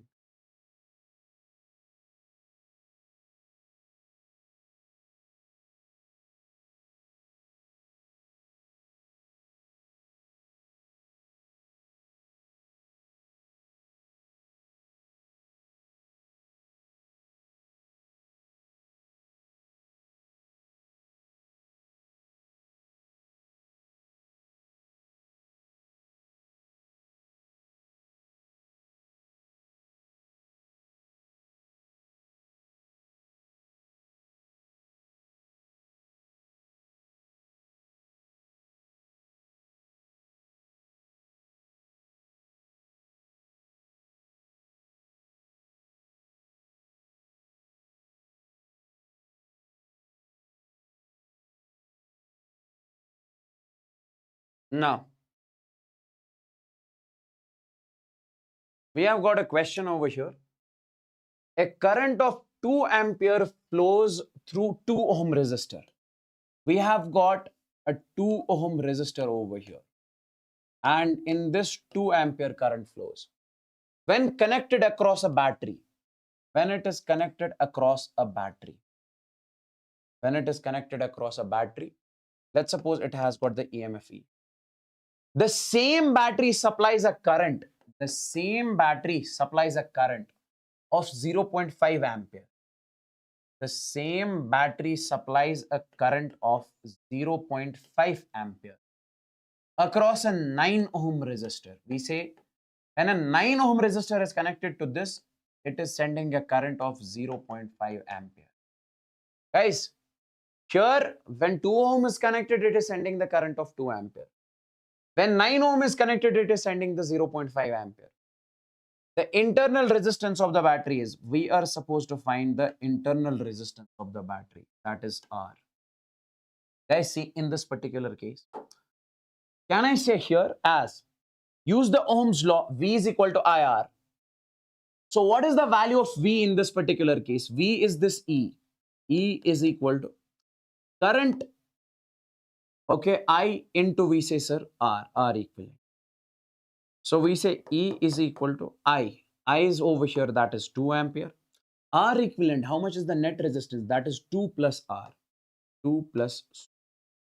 So E will come out to be 4 plus 2R. Now, use the Ohm's law in this particular case also. So E is equal to I into R. E is equal to I. I is 0.5, that is 1 by 2 ampere. R in this case is 9 plus small r, total resistance.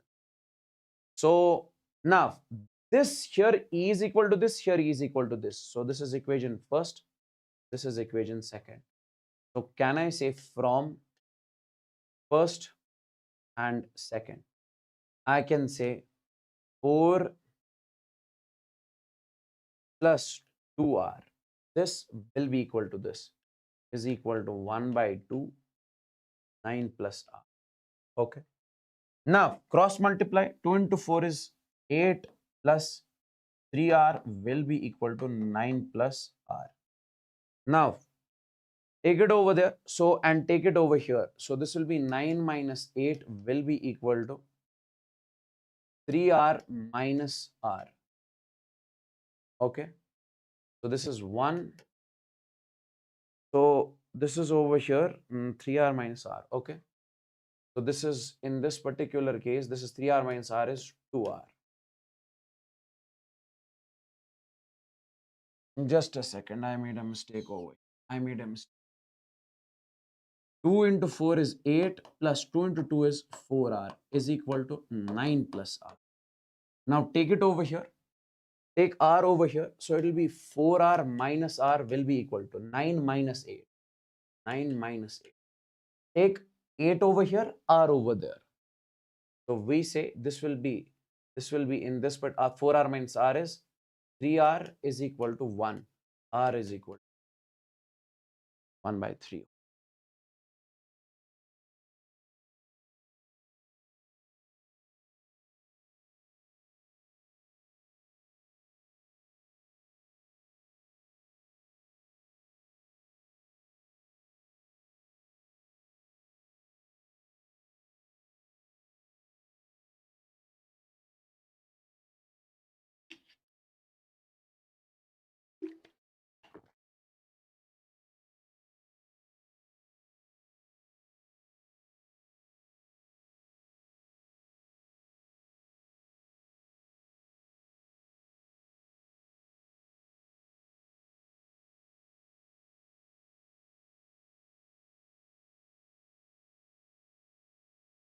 Next,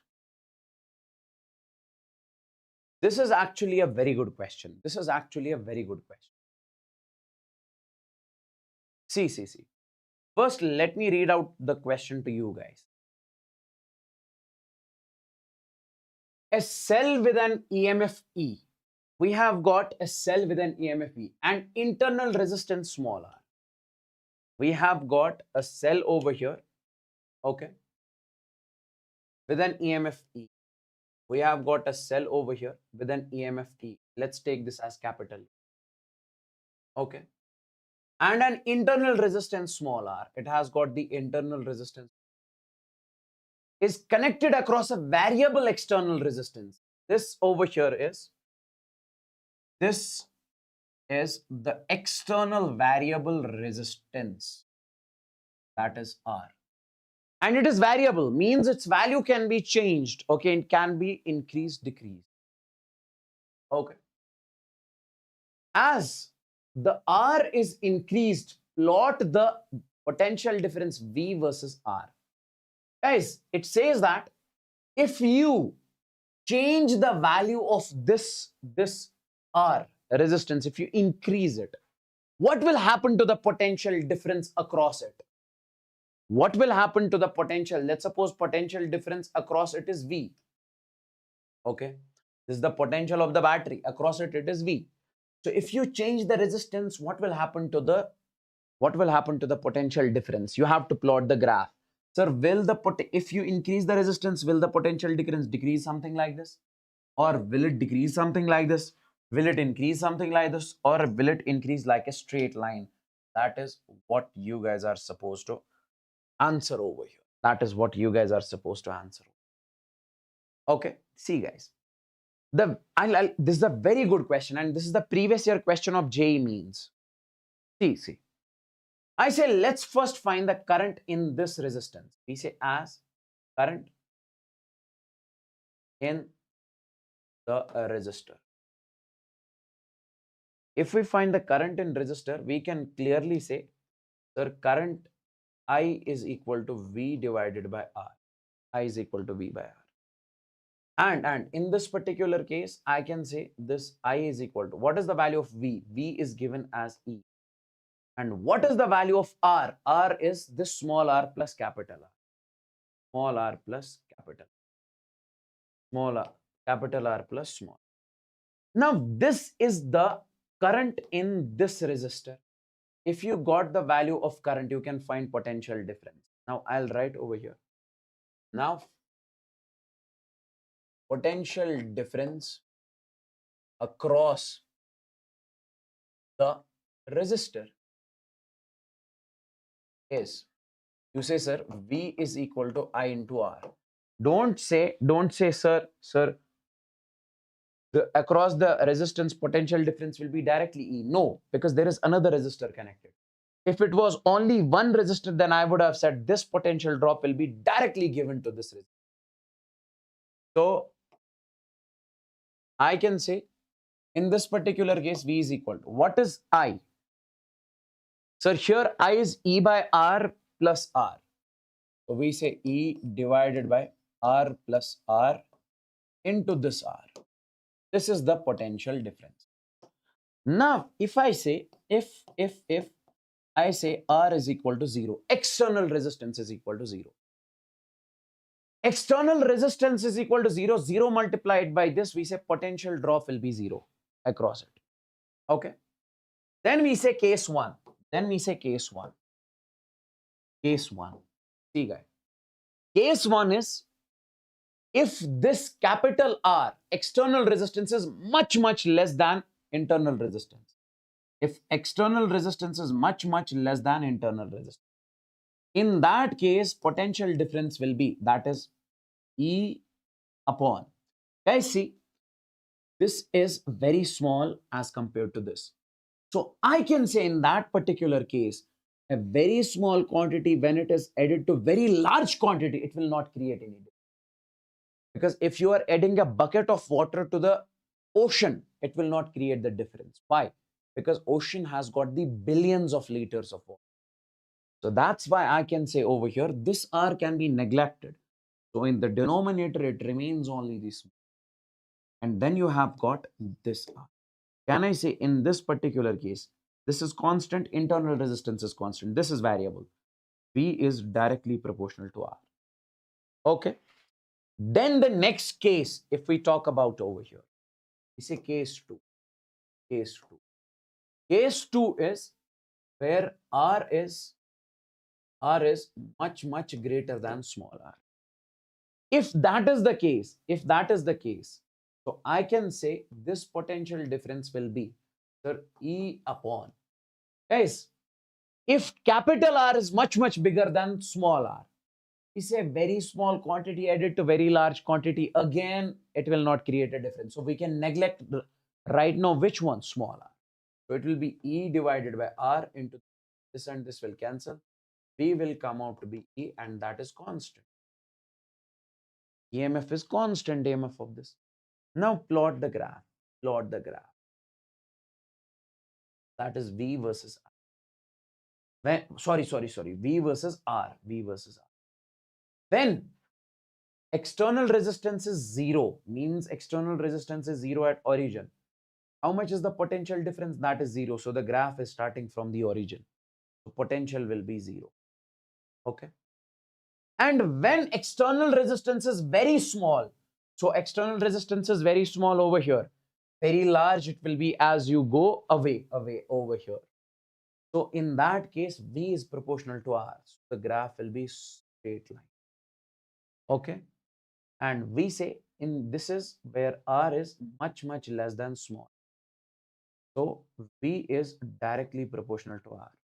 Now in this particular case, my dear friends, then afterwards, when R becomes much greater, here R is 40, 60, 70, here R is 1, 2, 3, 4 small. Then we say V becomes constant. And then if you have to make the graph as constant, it becomes,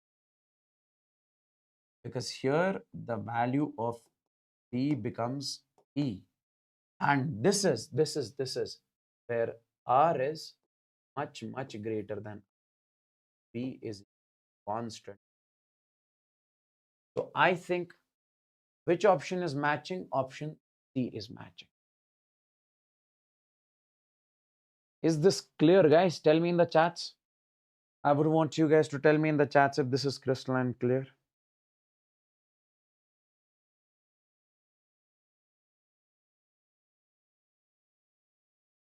And hit the like button. Smash the like button if you have not liked this session yet. I would want you guys to hit the like button as soon as possible.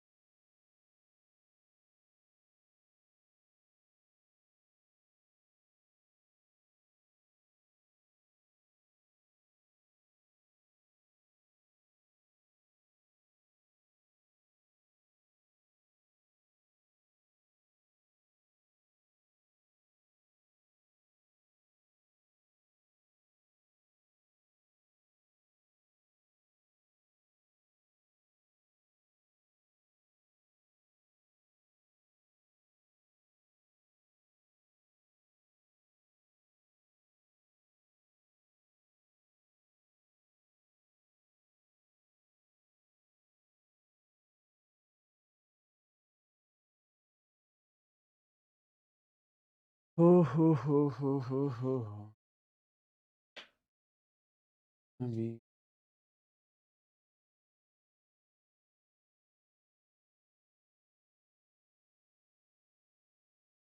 feeling the physics.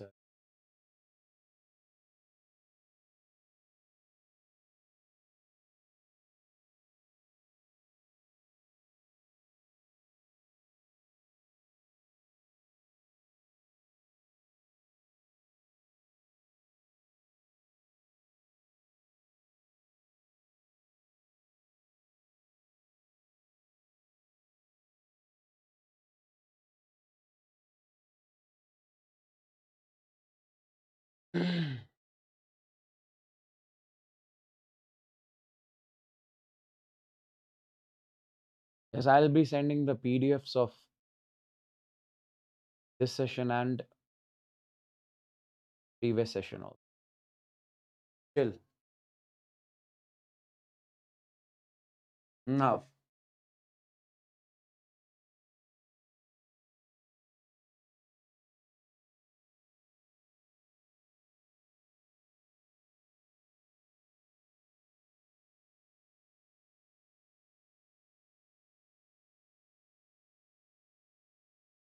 let's move on to the combination of resistors. Okay, see guys, you have got multiple resistors connected in, we say, series combination and parallel combination. You have got multiple resistors connected in series. Okay, and you guys are supposed to find the equivalent resistance over here. I say to find the equivalent resistance. To find the equivalent resistance in series combination. Tell me one thing. If I say I current is sent by the battery, okay, same I current will go in the first resistor, in second, in third. Because in series combination, in one branch, current always remains the same. So I can say here I is equal to same in all the resistors. So I can simply say, sir, current in the first resistor I1 will be equal to I2, will be equal to I3, will be equal to I. Okay. But when it comes to the potential difference, we say across this potential difference is V1, across this potential difference is V2, across this potential difference is V3. But potential difference is distributed.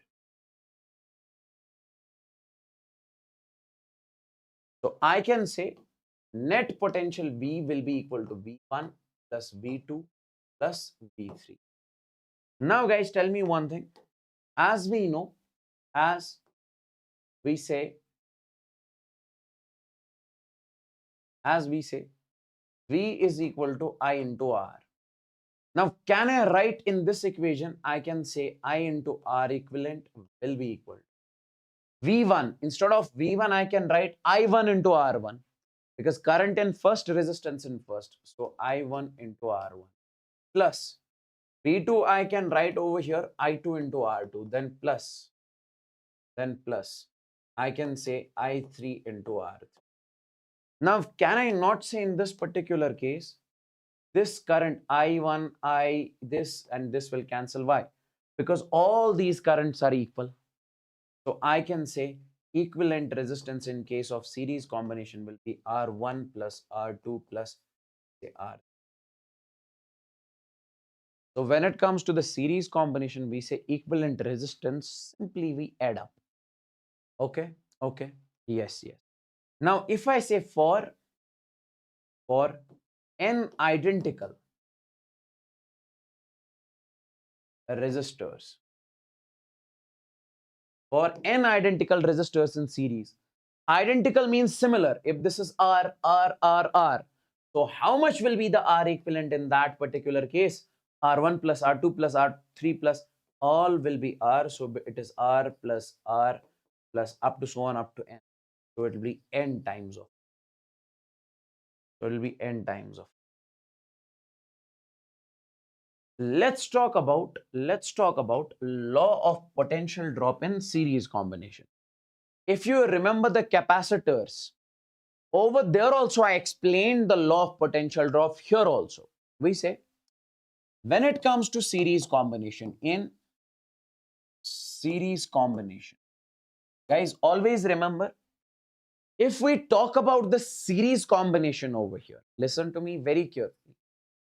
I can say V is equal to I into R. What is common? What is same in all the resistors? We say current is same in all the resistors. Current is same in all the resistors.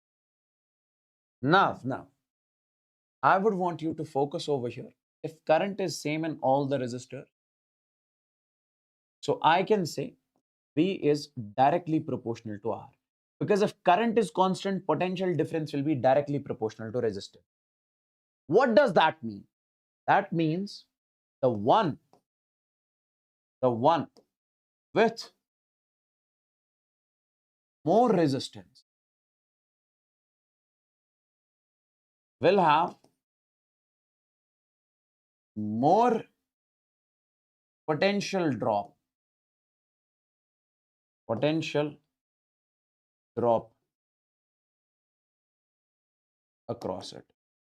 The one with more resistance will have more potential drop across it. Like.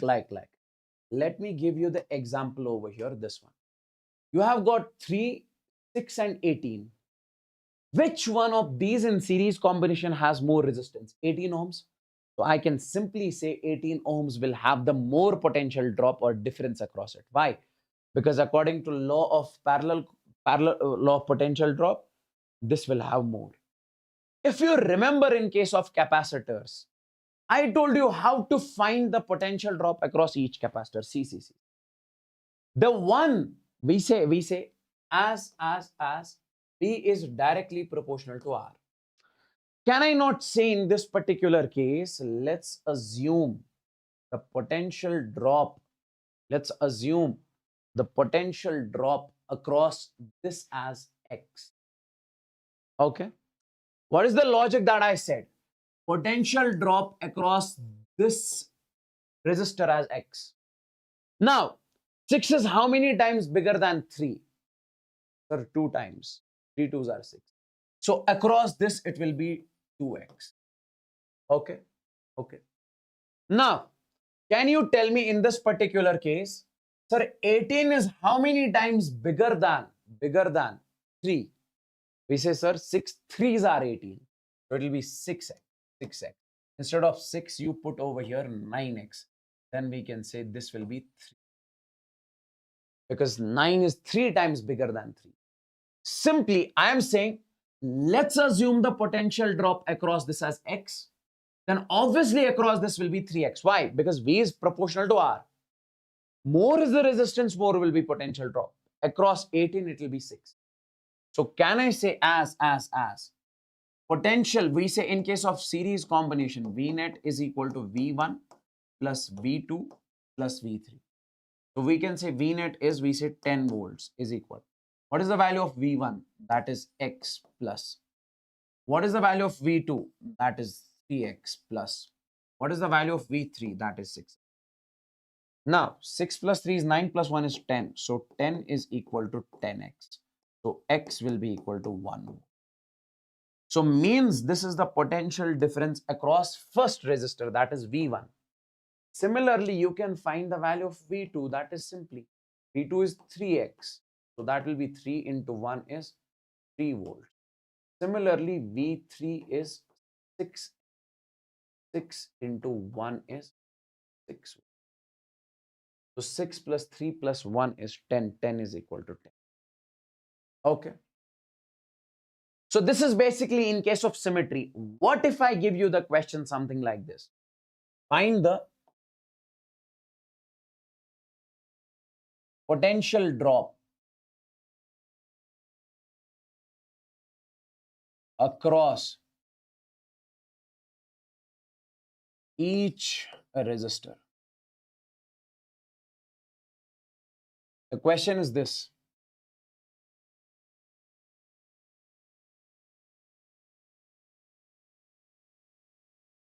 This is 10 volts. This is 2 ohms. This is 5 ohms.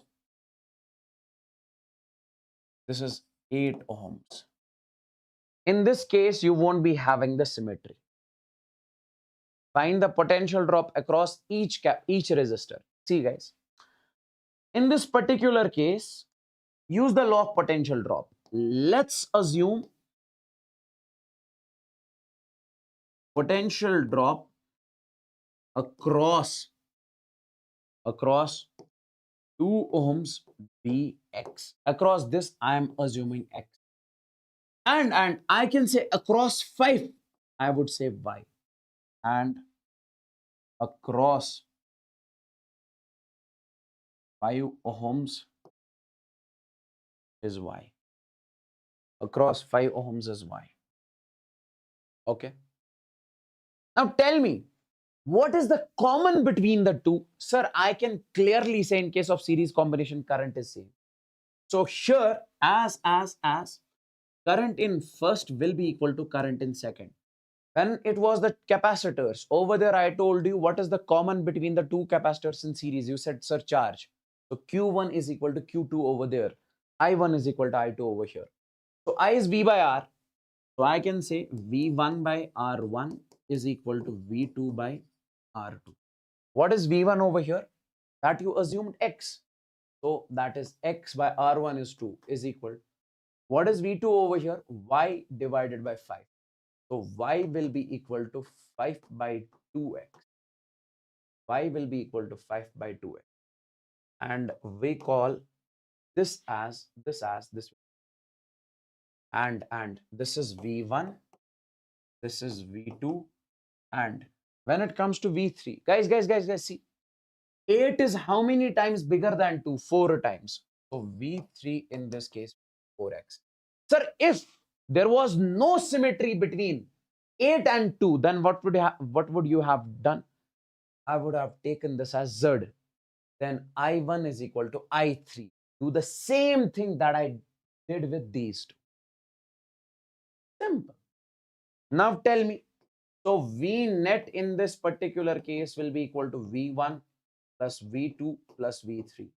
So V net in this particular case will be V1 is X plus 5 by 2X plus 4X. Now tell me, sir, V net in this case is how much? Sir, this is 10. This is given as 10 because 10 is only getting distributed. So this is V3 equal to 4. Now 2 into X is, so I can say this is 10 is equal, this is 2X plus 5X plus 8X divided by 2. Now this 2 into 10 is 20. So 20 is equal to 2X plus 5X plus 10X, sorry, 8X. Now 8 plus 5 is 13, 14, 15. So 20 is equal to 15X. So X is equal to 20 by 15. These are 4s are 4 by 3. So X came out to be 4 by 3. And what is that? So V1 is equal to X is equal to 4 by 3. Now let's find the value of V2. So I can say V2 in this case will be, that is, V2 is Y. And how much is Y? 5 by 2X. That is 5 by 2X. So X will be 4 by 3. 2 1s are 2 2s are 5 2s are 10. So it will be 10 by 3. And then it comes to V3, that is 4X. So that will be 4 into 4 by 3. That is 16 by 3. Guys, please tell me in the chats how many of you understood this question.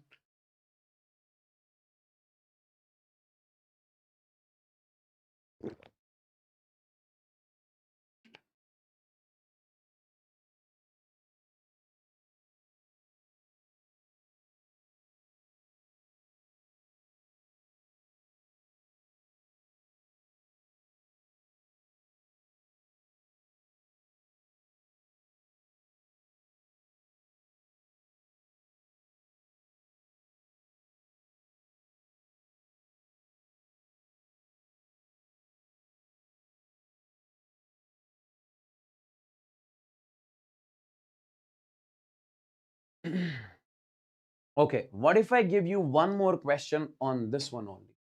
Find the potential drop across 2 ohm resistor. You guys are supposed to tell me R2. What is the potential drop across this R2 is equal to 2 ohm? This is R4.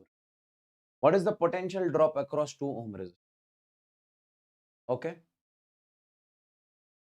Guys, tell me what is the potential drop across 2 ohm resistor. We'll be taking the break at 11:30. We have 30 minutes left. 11:30 to 12, I'll be giving you the break of 30 minutes.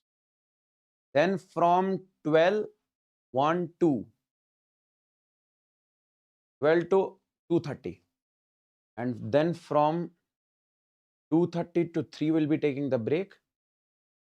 Most probably we'll be finishing by 2 itself. 2 or 2:30 will be finished. Now see in this particular case, we say this is R2 over here. This resistance is R2. Okay. Now here, guys.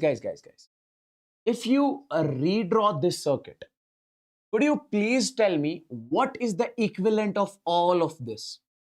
Guys, see. Equivalent of 4 and 2. 4 plus 2 is 6 because these two are in series. 4 plus 2 is 6. And parallel is also involved over here. Guys, do you know how to find the equivalent in the parallel combination? Yes. How? 1 by R equivalent is equal to 1 by R1 plus 1 by R2 and so on. And if I say these are the for only two resistors, I can say 1 by R equivalent will be simple. That is R1 plus R2 upon R1 R2. Do the reciprocal. R equivalent will come out to be R1 R2 upon R1 plus. This is how do we find the equivalent capacitance in parallel combination. See, these two are in series. So 4 plus 2 is 6. Now, if they have got the equivalent of 6, this 6 and 3 are in parallel. Okay. If 6 and 3 is in parallel, what will be the equivalent of this 6 and 3? Sir, R equivalent, if they are in parallel, so we say, if they are in parallel, we say R equivalent will be simply R1 R2 upon R1 plus R2. Please don't get confused over here. I'm saying these two are in series. So 4 plus 2 is 6. 6 and 3 in parallel. How to find that? So that is 6 into 3 upon 6 plus 3. 6 into 3 is 18 divided by 9. So that will come out to be 2. So what I'm trying to say is that if you redraw the circuit, I'll make it over here. This is 2 and guys, 4 plus 2 is 6. 6 and 3 will have equivalent 2. So I'll make that over here. This is 2. So this is point A. This is point B. This is point B. And then I'll connect the battery of 10 volts. 10 volt. This is 2. Now tell me one thing.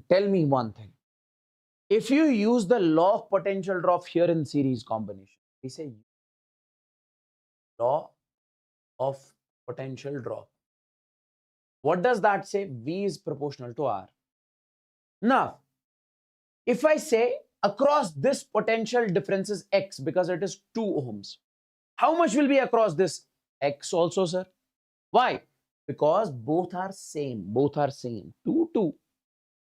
So if, sir, this is 10 volts, we say 5 will get divided in this and 5 will take this. 5 plus 5 is total 10. Now, across AB, how much came out to be the potential difference? That is 5 volts. Now, I'll make it over here. Across AB, it came out to be. Now, if across AB it is 5 volts, means it is across this resistor also. It is across this R1 and R2 also. Why?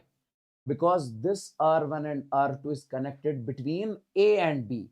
So, between A and B, potential difference is how much? 5. So, you write VAB is equal to 5 volts. So, that will be across this and this because they are connected in parallel. In parallel combination, potential difference remains the same. Okay.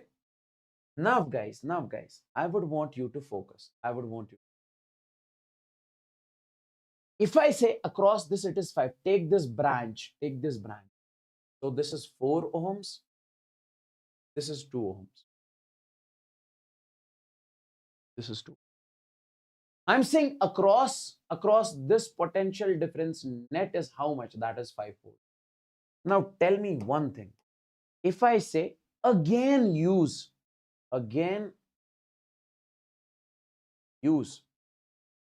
law of potential. So what does that say? V is directly proportional to R. If I say across this 2 ohm potential difference is X, across this 4 ohm potential difference will be how much? So it will be 4x. Okay, sorry, it will be 2x. Why? Because 4 is how many times bigger than 2? 2 times. So now how much is the total? Sir, 2x plus x. will be equal to total 5, will be equal to 5. So Cx will be equal to 5. X will be equal to 5 by 3. So across this we assume X, so that is 5 by 3. So across R2 potential differences.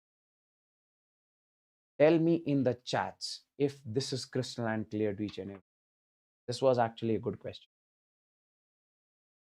Is this crystalline clear to each and every single student? Let me know in the chats. Guys,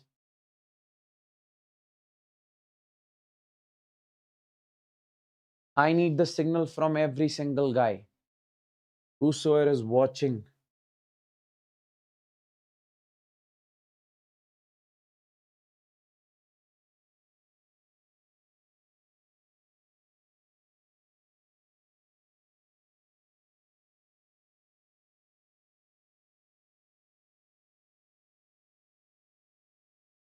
Smash the like button if you have not liked the session yet.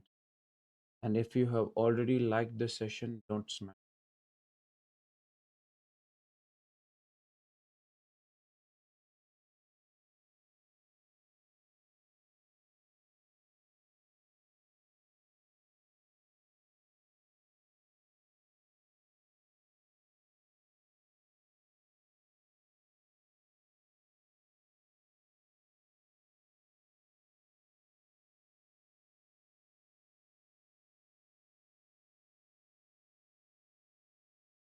Now, guys, let's talk about the parallel combination of the resistors. Let's talk about the parallel combination of the resistors.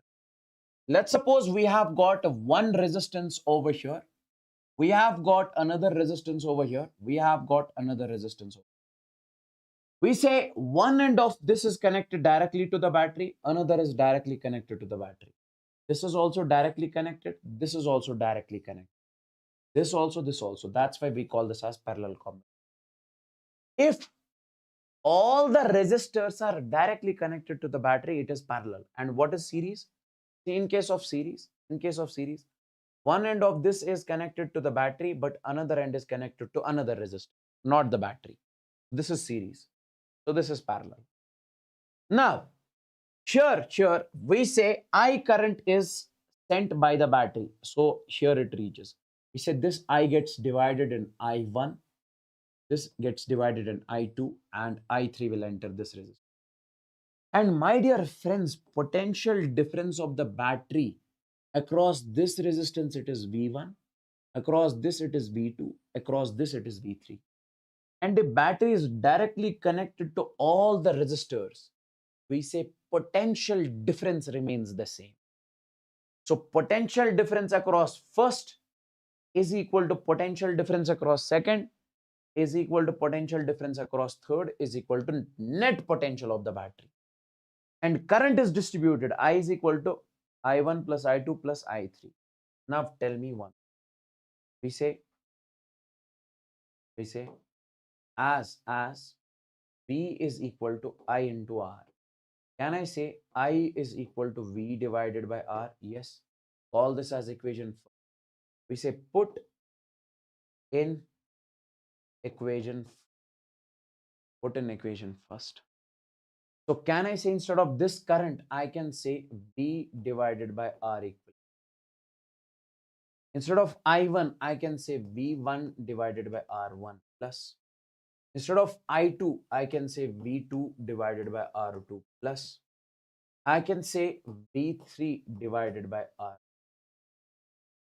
Now, the potential difference remains the same across all. So this, they will get cancelled out. So 1 upon R equivalent will come out to 1 by R1 plus 1 by R2 plus a 1 by R. This is what we call the equivalent. This is what we call the equivalent resistance in case of parallel combination. Equivalent resistance in case of parallel combination. And if you have, if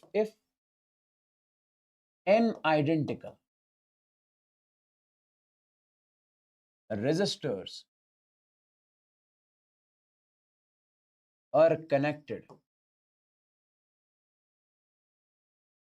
in parallel. Okay. Then means you have got R. How can you find the equivalent resistance? You say, sir, 1 by R equivalent in this case will be 1 by R plus 1 by R plus 1 by R plus so on up to n. So we can say 1 by R equivalent will be simply, this is how many times? N times of 1 by R. Do the reciprocal. So R equivalent in that case will be R by N. Now, if I say N is equal to 10 resistors, you say R by 10. If I say N is equal to 20, you say R by 20. And one more thing I would want you guys to understand over here. We say for two resistors, we say for two resistors in parallel only. Guys, see. So if we have got one, you have got R1, this is R. How can you find the R equivalent in this case? 1 upon R equivalent will be 1 by R1 plus 1. Okay. Do the cross multiplication. 1 by R equivalent is equal to, this will be R1 plus we say R2 upon R1 into R2. R1 into. Do the reciprocal. So R equivalent will be R1 R2 divided by R1 plus R. So from now on, you guys will remember this thing only. Okay. If you have got the two resistors in parallel, directly you will be using this formula to find. Now, here we discuss about that is law of current distribution in parallel combination. I say law of current distribution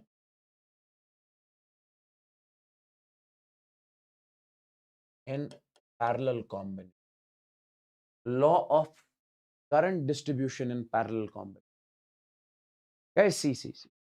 I say, if this is the current over here, we say current is getting divided in I1 and I2. Okay. But potential remains same. So here current is distributed. We say as. We say V is equal to same in parallel combination. In parallel combination, potential difference across each resistor remains the same. So can I say in this particular case, guys, can I say in this particular case?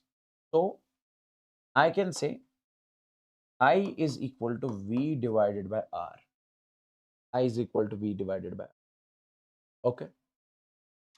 Now, my dear friends, if V is constant, so can I say I is inversely proportional to R? What does that mean? That means the one with more resistance,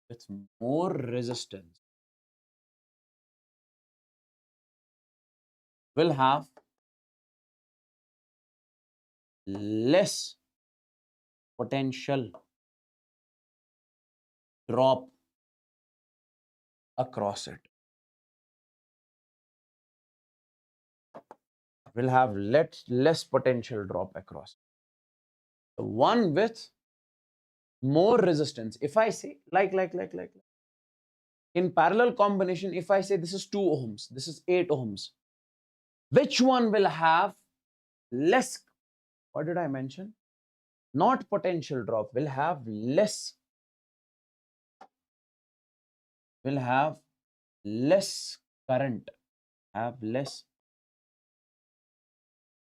current, in it. So because I is inversely proportional to R, the one with more resistance will have less current. Okay, potential remains same. So in this case, if I say you have got two resistors, which one has more resistance? 8. So current in this will be less. We say as. In this question, find the current in each resistor. Find the current in each resistor. Find the current in each resistor. See guys, we say as according to law of current distribution.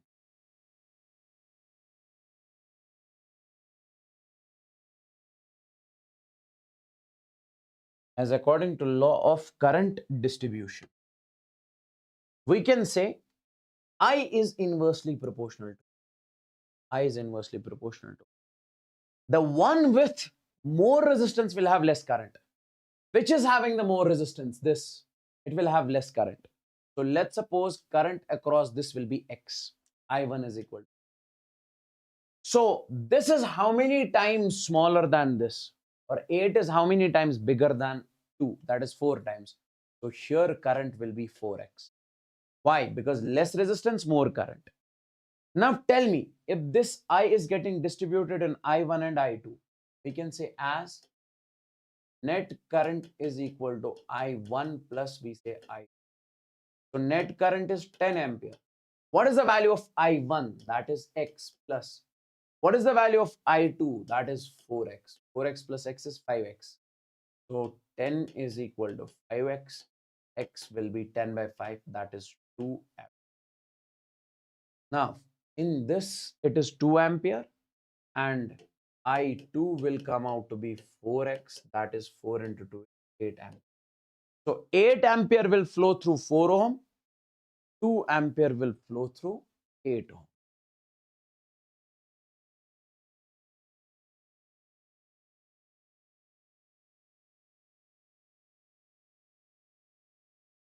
Can you solve this question, guys? Find the equivalent resistance.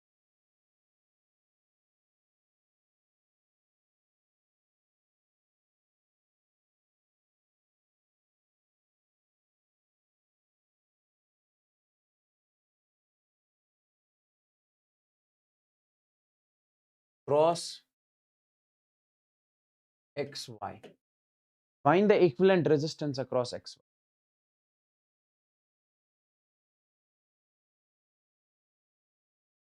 Guys, tell me the answer of this question. Option A, 10 ohms. Option B, 15 ohms.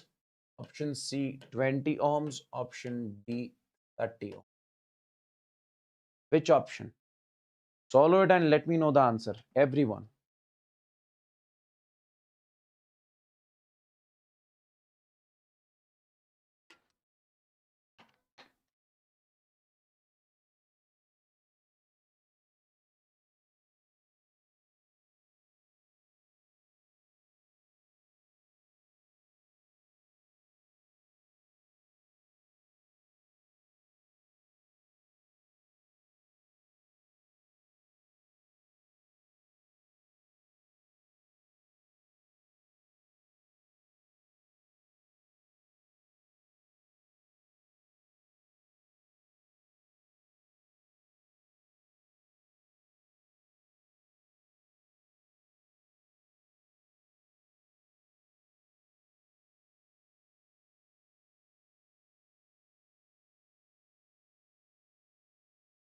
Sir, can you reply? Will you give DPP problems? Are you in any batch?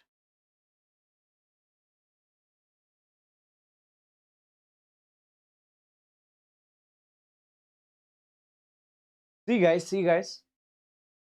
If I say you have to find the equivalent resistance, what is the first thing you guys are supposed to see? Sir, the potential of this point is given as X. The potential of this point is given as, okay. If you remember the capacitor, I say if the wire is straight, okay, if it is only the wire over here, simple wire, the potential remains the same. Here also it will be X. Here also it is. And if I say potential of this point is Y, we say here also potential would be Y, it is same. Because if I say potential of this is Y, sir, potential of this would be, let's suppose, 10 volts. What about this end?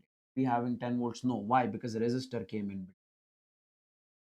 Load should not come in between. If this is Y, so it is a simple wire over here. Here also it is Y. So simple wire, here also it is. Now, potential across this resistor is same, Y and Y. So this resistor is short circuit. So short circuit. We say, yes, if you remember, I told you in the capacitors. We say current will only flow if there is a potential difference. So if there is a same potential across the ends, the potential difference is zero. Current will not flow through this one. If current does not flow through this resistor, it is of no use. It is of no use. So you can remove it, short circuit. Now, potential of this point is Y, here also it is Y. Y, here also it is. If it is Y, here also it is. So we say this resistance will be also, because potential is same. Now, if I redraw this figure over here, guys, see, what is this and this? These three are in parallel. If you have got the parallel resistors in parallel, similar, identical resistors, what is the equivalent resistance? Sir, R by 3, because R by N. If N resistors are connected in parallel, like I told you over here, if you have got N resistors connected in parallel, so it will be R by N, identical. But if you have got 3 resistors connected in parallel, okay, so we say these will have 30 by 3, okay. So that is 30 by 3 is how much? So they will have equivalent of 30 by 3. So that will be 10 ohm. Okay. Now tell me guys, if I make this over here as this is X, okay. From this side of X, it is 10 ohms. I'll make over here 10 ohms resistor. And then here you have got 20 ohms, one more, 20 ohms. Now this we need to remove. And then this is the potential Y over here. So I'll say this. Then this 10 ohms and 20 ohms, I'll make it from the lower side. This is 10 ohms and this is 20. Okay. So this potential is also X. Now guys, 10 plus 20 is 30. 20 plus 10 is 30. So you have got, we say, this resistance, this resistance. This is 30 and this is 30. Now, identical resistors are connected in parallel. So what will be the R equivalent in this case? So that will be R by 2. And R is how much? That is 30 by 2, which comes out to be 50. 15 is the answer. Is this clear? Is this clear? Let's suppose if you have a question like this. What is the answer of this question? Find the equivalent resistance. Find the equivalent resistance. Guys. Simply, this resistance and this resistance are in series because this is a wire which goes something like this. It is one wire is going something like this. Another is basically something like this. Okay. So you cannot say this wire is cutting this wire. No. So we say this is a straight wire over here. 7 and 6 are in series. So I can make it something like this. If 7 and 6 are in series, 7 plus 6 is 13. 2 and 5 are in series. So I can say it is over here. 2 plus 5 is 7. So now this is X and this is Y. So R equivalent in this particular case is these two are in parallel. So we say in parallel combination, we write R1, R2 upon R1 plus R. So that will be 13 into 7 upon, say, 13 plus 7.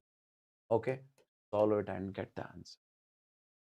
Is that clear? Is that clear? Guys, tell me in the chats. Tell me in the chats, everyone. Next. Let's suppose we take a look at this question. The equivalent Resistance between the terminal point P and Q is 4 ohm. Between P and Q equivalent, R equivalent is given as 4 ohm. 4 ohm in the given circuit. Then find out the resistance R. We have to find the value of resistance. Guys, first, tell me one thing. These three are in parallel. What will be their R equivalent? That is simply R by 3. Because R by N, R by 3. Okay. Let's redraw the circuit over here. So instead of these three, I'll make one only. So that is R by. Then you have got this R over here. This is R by 3. This is. Then this over here is, we say, sir, R. Now, if these two are in parallel, could you please tell me, sir, sorry, in series, could you please tell me their equivalent? R by 3 plus R. That will be how much? R by 3 plus R. 3R plus R is 4 by 3R. So I can make it something like this. So this will be, so equivalent of this and this is 4 by 3R, and this is over here. This is PQ. P. Now tell me further, this and this are in parallel. How do we find the R equivalent in parallel combination? Sir, that is R1, R2. What is R1 over here? That is 4 by 3R. What is R2 over here? That is, sir, R upon R1 plus R2. 4R by 3 plus R. Because when two resistors are in parallel, so we say R1, R2 upon R1 plus R2. So can I write in this particular case, R equivalent will be, this is 4R square by 3 upon 3R. So 3R, 4 plus 3 is 7R by 3. This and R and square will cancel. So we say 4R divided by 7 is R equivalent. Now R equivalent is given as how much? 4. So we say 4R by 7 is 4. 4, 4 cancels. R will come out to.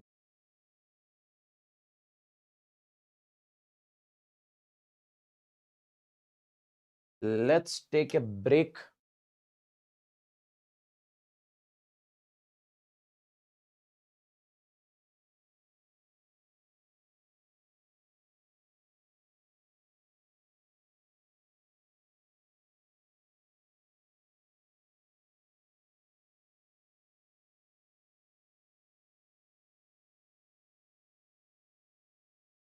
So guys, be back at 12. Then also I take something.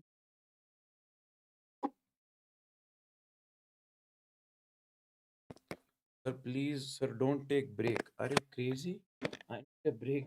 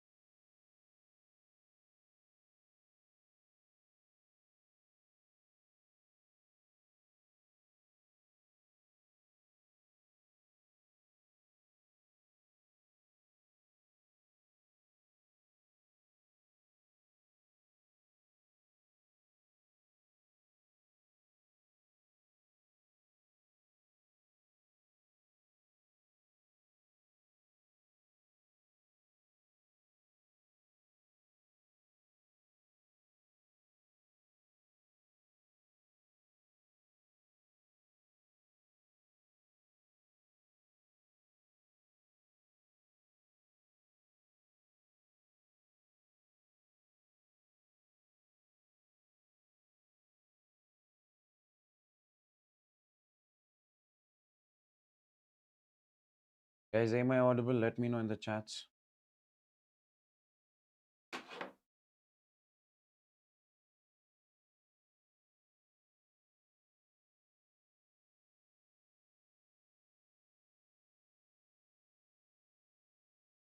Good morning, good morning, good morning. So, guys, let's now talk about the common potential. One of the important, we said, topics in the current electricity is common potential, or we also call it the midpoint potential. We also call it the midpoint potential. See, guys, let's suppose you have got a resistance over here that is R1, okay? And you have got another resistance over here that is R2. You have got two of the resistors over here that is R1 and R2. Now, just a second.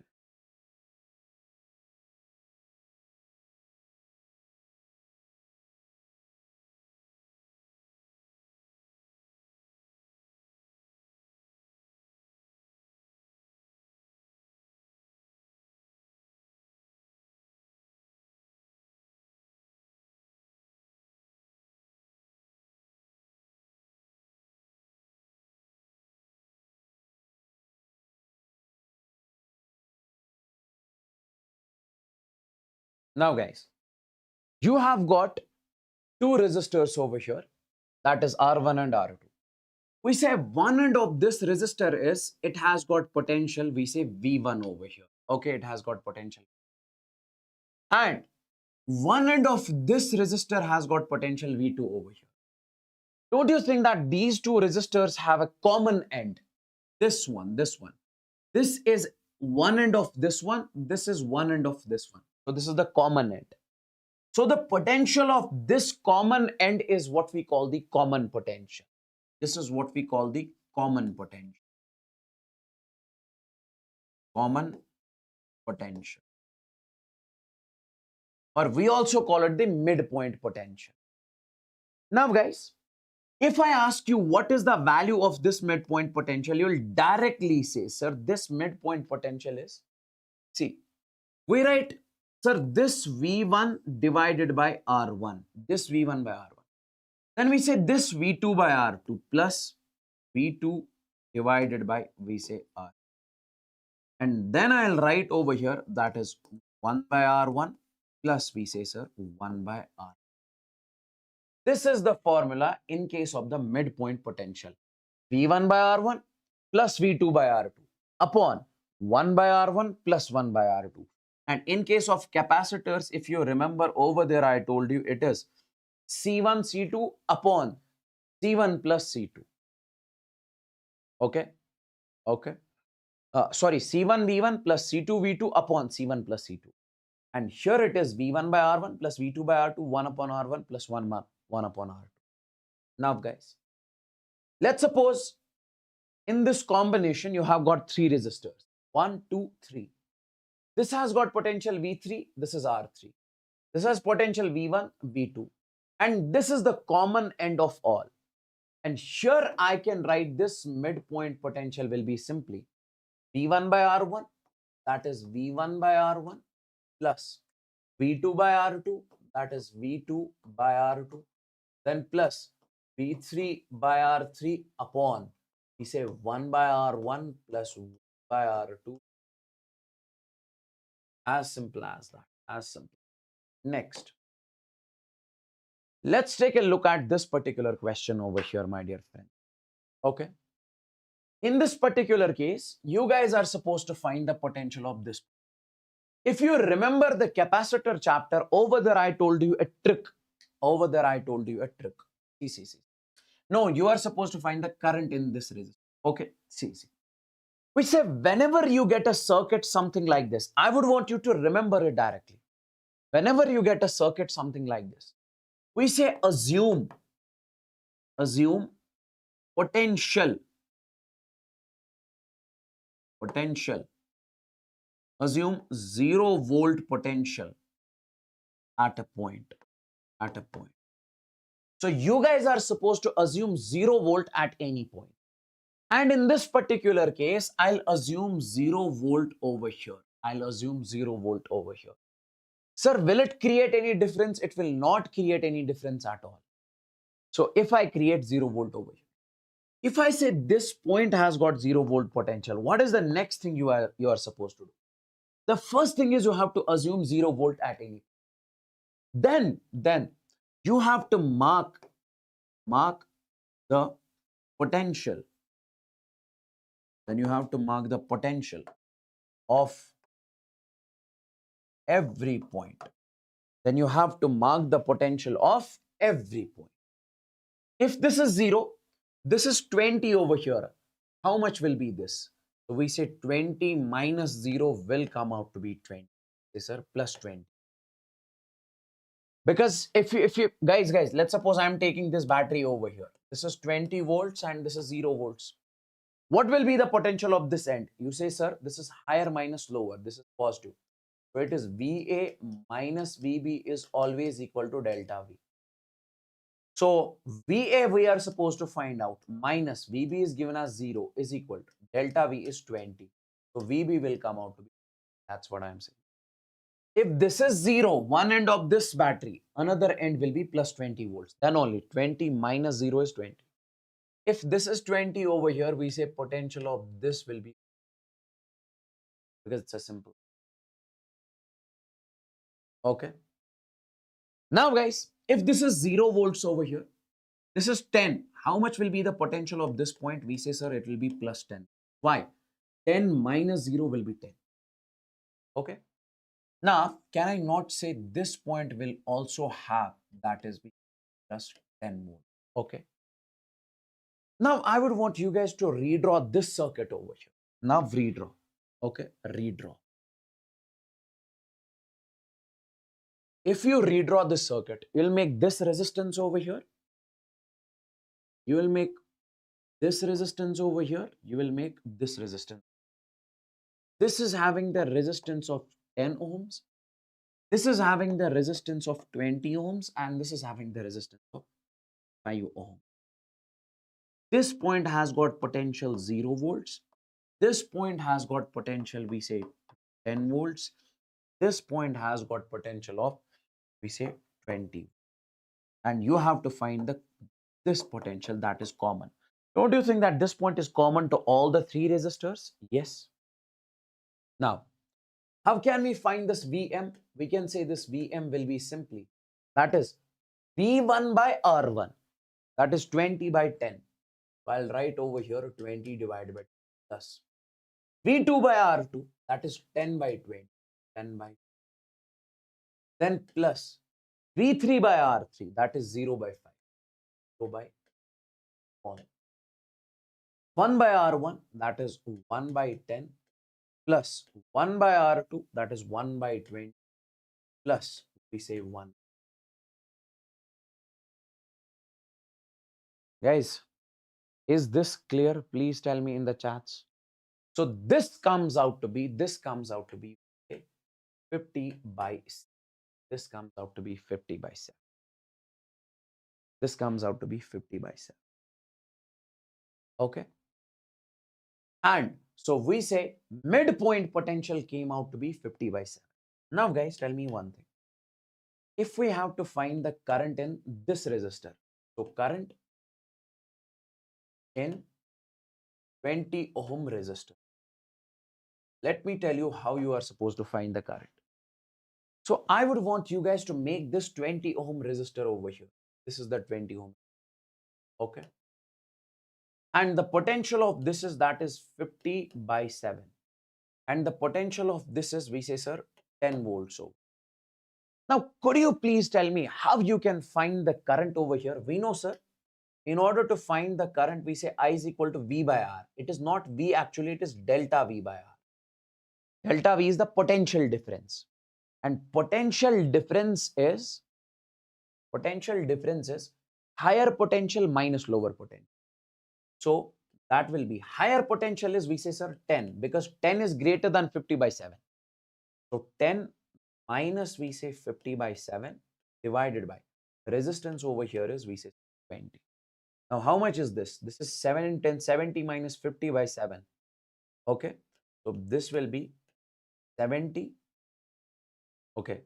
70 minus 50 by 7. So that will be 20 divided by, we say, 7 into this 20. 20, 20 will cancel. So that is 1. So current in this resistor came out to be 1 by 7 amp. Similarly, you can find the current in also. Also, we say current in 10 ohm, 10 ohm resistor. How can you find current in 10 ohm? Make this 10 ohm resistor over here, and here it is 20 volt from this side. From this side it is, say sir, 50 by 7. So what will you do in this particular case? Current will be delta V by R. That is 20 minus 50 by 7 upon, we say, what is the value of this resistance? That is 10. Get the value and that will be the. Is this clear? Is this clear? Please tell me in the chats, everyone. Okay. Next, let's suppose if you ever get a question like this. If you ever get a question, see guys, you are supposed to find the current in 5 ohm. Okay. Find the current 5 ohm. Find the current in 5 ohm. You are supposed to find the current in 5. Guys, see, the very first thing I would want you guys to do is, I would want you guys to redraw this particular circuit over here. I would want you guys to redraw this particular circuit over. We say, draw the circuit here. Okay. And when it comes to redrawing the circuit over here, I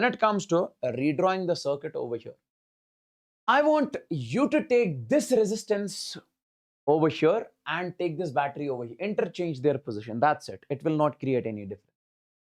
So I say, I'll make it something like this. So this is the resistance and this is the battery. And then this is the resistance, this resistance, and this is the battery. Then you have got this resistance. This is 8 volt, this is 10 volt, this is 4 ohms, this is 20 volts, this is. Now guys, tell me one thing.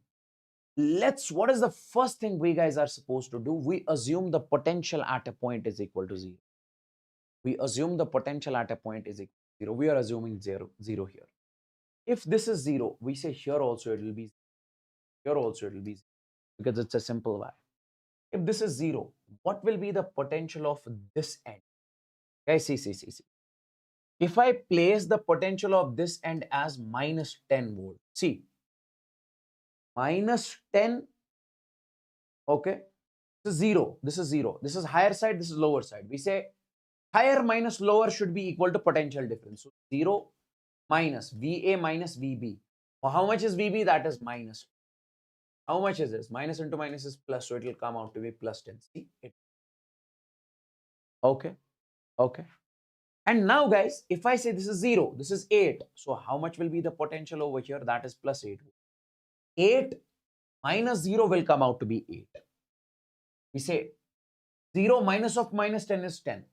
And if this is 0, here it will be plus 5 volt. Because we always say higher minus lower. This one is higher. So we say 5 minus 0 is 5.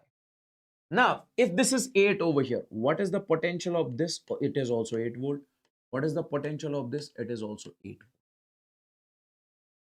Why? Because it's a simple wire. Now, tell me, how much is the current in this resistance? That's what we were supposed to find out. We say 20 volts. This I'll take over here.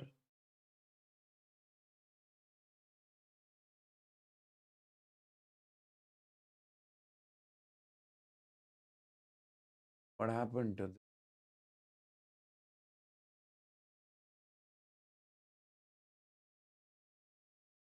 Okay, so let me erase this. See.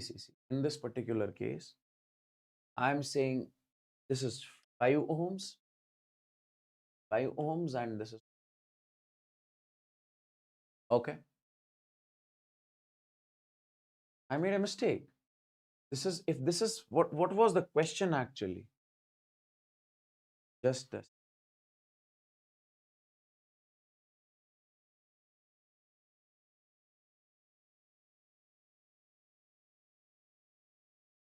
This is the question. Okay.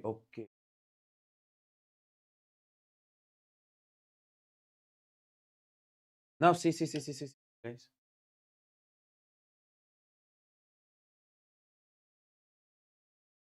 So we are assuming 0 volts over here, and clearly you can see in this particular. See, this is 20 volts, so battery is 20 volts over here. Why didn't you tell me in the chats? So this is 20 volts and this is 5 ohms. Okay. So this is 5 ohm resistor over here. If this is 0, this is minus 10. And here also I need to correct this. Here also I need to. Okay. So we say if this is 20, this is 0 volts over here. This will be plus 20 volts. This is 0, this is a minus 10. And if this is 0 volts, this is 8. So this will be plus 8 volts over here. This will be also plus 8 volts. This will be also plus 8. Done. Now it is fine. Now we have to find the current in 5 ohm resistor. So we say current in 5 ohm. So let me make this 5 ohm resistor over here. This is 5 ohm. What is the potential from this side? That is plus 8 volt. What is the potential from this side? Plus 20 volt. So current will be how much? That is delta V by R. Delta V by R. Delta V is higher minus lower. 20 minus 8, R is 5. So that is 12 by 5 ampere. Okay, yes. Now, could you please tell me current in this also? Current in this also. Current in this resistance. Say current in 4 ohm also. Sir, current here will be simply, it is simply, that is, this is 4 ohm, this is 8 volt, this is minus 10 volt. So what will be the current, sir? I is equal to delta V by R. Delta V is 8 minus of minus 10. Higher minus lower divided by R is the resistance. This will be R is 4. So this will be 18 by 4. Okay, that is 2, 9. So that is 9 by 2 by 2. 9 by 2 ampere. 9 by 2 ampere.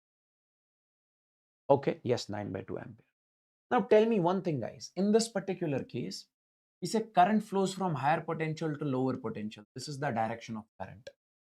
Here. Current flows from higher to lower. So here, this is the direction. Let's call this as I1. Let's call this as I2. This is I1 and this is I2. Okay. Can you tell me in this particular case, how much will be the current in this branch? See. We say this current is coming and it is entering this one. So we say here this current is I1 is coming from this side. This is I1 and this is I2 in this particular. Can I not say in this case, this current plus this current will be equal to this current? Okay. Over here.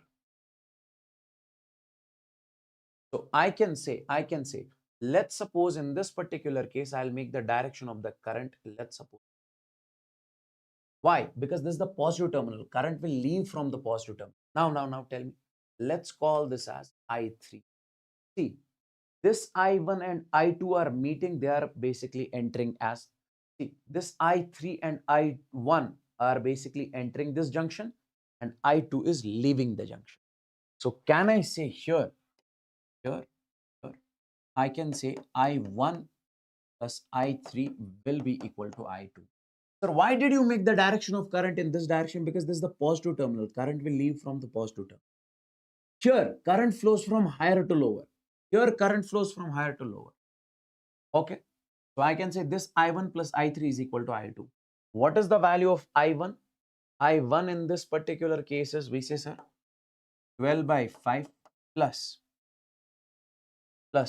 What is the value of I? Okay, I3 we are supposed to find out. I3 we are supposed to find out. So take it over there. It will be I1 minus I2 is equal to, we say, I3. I1 is what? How much? That is 12 by 5 minus. What is the value of I2? That is 9 by 2.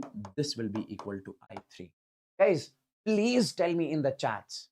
Please tell me in the chats if everything is crystalline clear. This was actually a good question. This was actually a good question.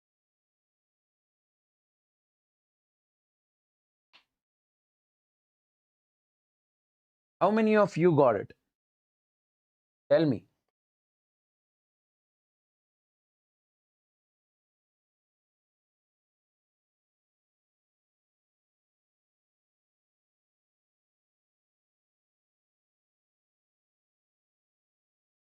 Okay.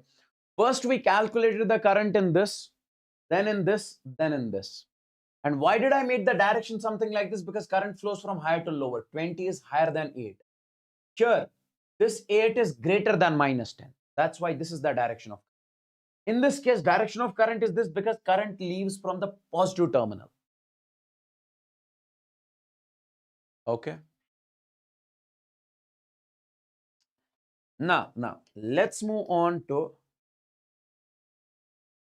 the next one. This one. Let's move on to this one.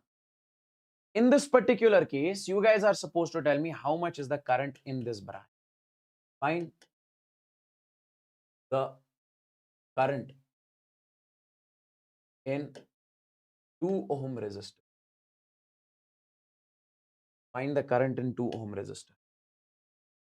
See guys, here in this particular setup, in this particular circuit, you don't have to make the current zero at any point. Why? Why? Because here it is already grounded. Okay, this means grounded. When it is connected something like this means it is connected to earth. When you connect something to earth, we say its potential becomes zero. So it is 0 volt. Now, if it is 0, here also it will be. This is 8. What is the potential of this end? It will be, sir, plus 8. Guys, see. This is 8. This is 0. 8 minus 0 will come out to be 8. Means correct. This is 8. Now. If it is 4 volt over here, this is 8. What should be the potential of this point? So that this comes out to be the difference. So if I place over here, let's suppose minus 4. 8 minus of minus 4. 8 VA, higher minus lower. Minus of minus 4 will come out to be plus 12. But here it is not plus 12, it is 4. What should I do? I'll place over here 4 volts. Now 8 minus 4, higher minus lower comes out to be 8 minus 4 is 4. Okay. Now tell me, if this is 4, here it is 6. How much should I place over here? I'll place over minus 2. I'll tell you why. 4 minus of minus 2, higher minus lower, is, we say, sir, 6. Now take this branch. In this branch, how much is the potential difference across it? 8 minus 2. So current will be delta V by R. Delta V is higher potential minus lower potential. 8 minus of minus 2 by R is 2. So that is 10 by 2. That is 5 ampere. 5 ampere is that. 5 ampere. I hope this question is also clear.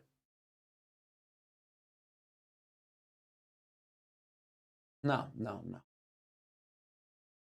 Let's talk about the series and parallel combination of cells. Series and parallel combination.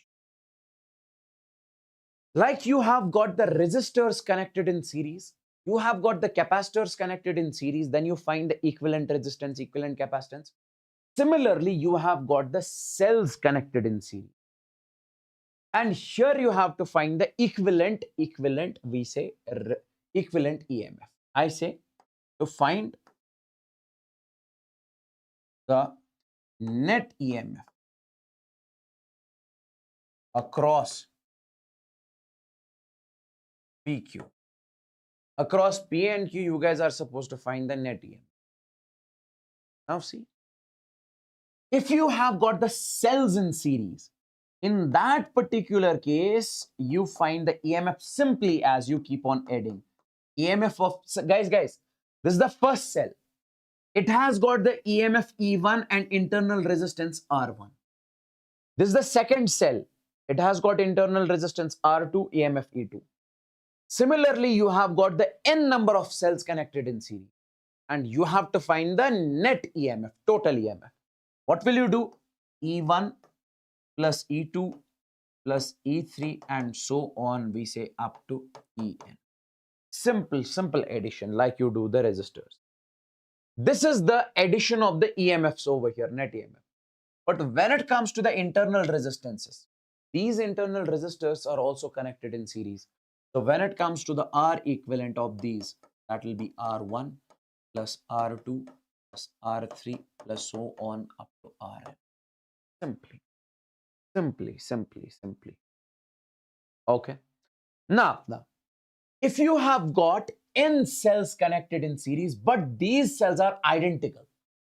Like if the EMF of this is E, this will be also having E. This is E, this is E. This is R, R, R, R.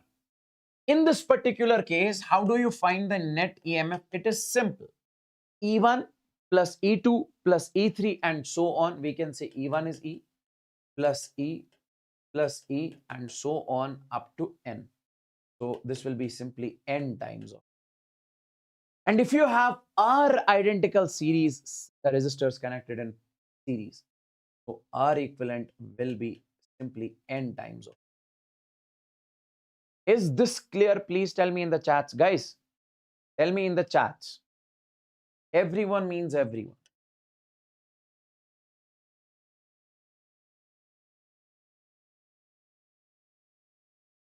Now you have got the parallel combination of the cells, parallel combination. In case of parallel combination, if you are supposed to find the V equivalent, okay, or E equivalent, we say E equivalent or E net across P.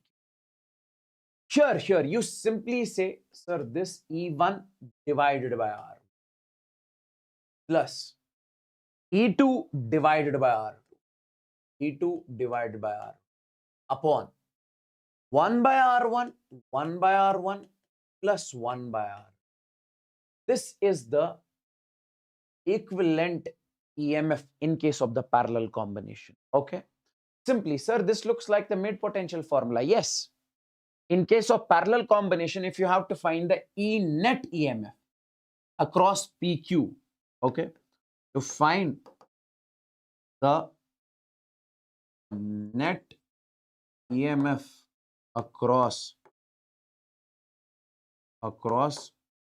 PQ. So that will be E1 by R1 plus E2 by R2 upon 1 by R1 plus 1 by R. Is that clear?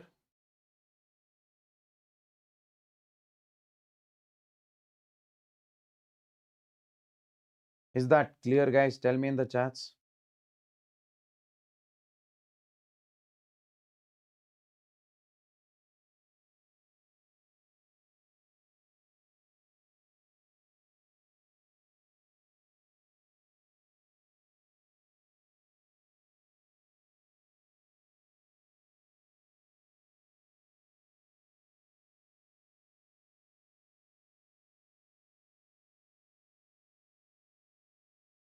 Okay. So this is the net EMF or equivalent EMF. And if you have to find R equivalent in this particular case is simply, guys, these are in parallel combination. And how do you find the R equivalent in parallel combination? See, this one and this one are in parallel. So 1 by R equivalent is equal to 1 by R1 plus 1. As simple. This is the net EMF and this is the net internal resistance. Okay. Next. If you have got the n identical batteries connected in parallel, if you have got the n identical batteries connected in parallel, okay, you guys are supposed to find what is the net EMF. How do you find the net EMF in this particular case? Guys, E1 by R1, that is E by R, plus E2 by R2, E by R, plus E3 by R3, and so on up to N, divided by 1 by R1, R1 is R, plus 1 by R, plus 1 by R, and so. So can I say this will be N times of E by R upon. This is also N times of 1 by R. Yes. Now N by R will cancel out. It will come out to be. So in this particular case, net equivalent will come out to be E only. Means if you have got the N identical cells connected in parallel, N identical cells connected in parallel. So net EMF in that particular case comes out to be the EMF of one single individual cell. So this is the net EMF. Keep that thing in your mind. N identical cells, batteries connected in parallel. The net EMF is equal to the EMF of a single cell. Now, afterwards, we have got the mixed grouping. Mixed grouping means you have got these cells connected in series. Okay. Okay. Sir, E. How many times we say N times? Means N cells are connected in series. In how many rows? In how many rows? We say in M rows. In M rows. 1 row, 2, 3, 4, up to M. How many cells? N cells. Okay. N cells are connected in series and M times in parallel. M times in parallel. This is what we call the mixed grouping. In this case, we say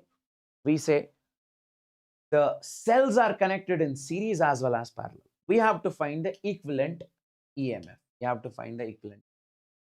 Guys, tell me one thing. If these cells are connected in parallel,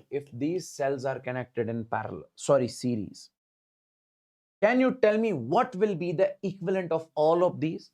Sir, N cells connected in series, so equivalent will be N times of E.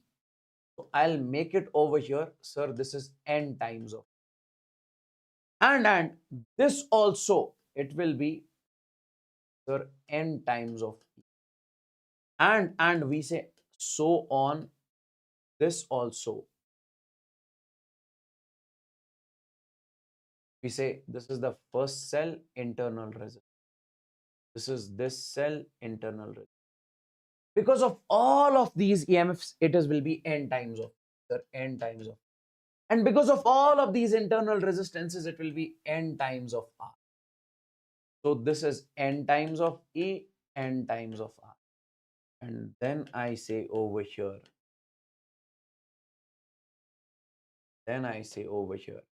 This is N times of E, this is N times of. Okay. Now, my dear friends, I would want you to tell me in this particular. These identical cells are now connected in parallel. I told you, if identical cells are connected in parallel, then net EMF is equal to the EMF of one single individual cell. So can I say EMF of all of these, EMF net will be equal to EMF of one single individual cell, that is N times of E. This is the net EMF in case of the mixed grouping. The net EMF in case of mixed. And when it comes to the equivalent resistance, sir, R equivalent will be simply, if you have N resistors in parallel, what is the equivalent resistance? R by N. But you have here M resistors. These are M resistors in parallel. We say equivalent resistance will be, that is NR, because NR is the resistances. How many times? That is M times. So we say. How many of you understood this? Please tell me in the chats. Guys, need the signal. I need the signal.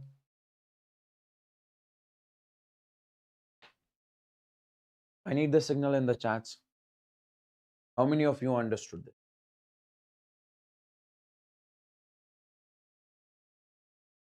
Let me know in the chats, guys. Let me know in the chats. Everyone means everyone.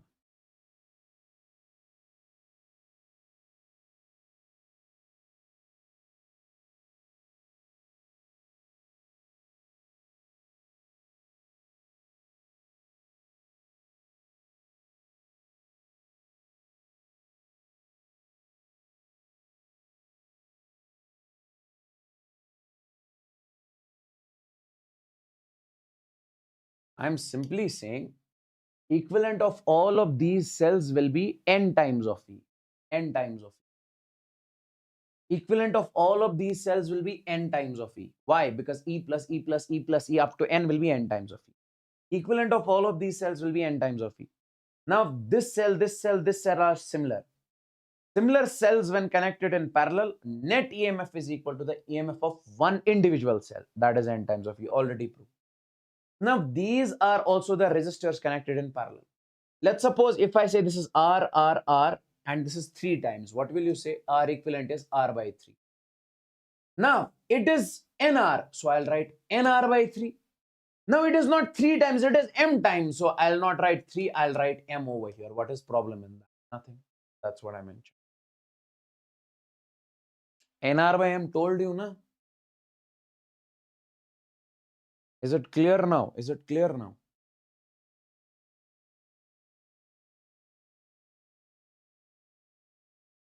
Next, let's talk about this one. Find the current in 10 ohm resistor. Guys, see.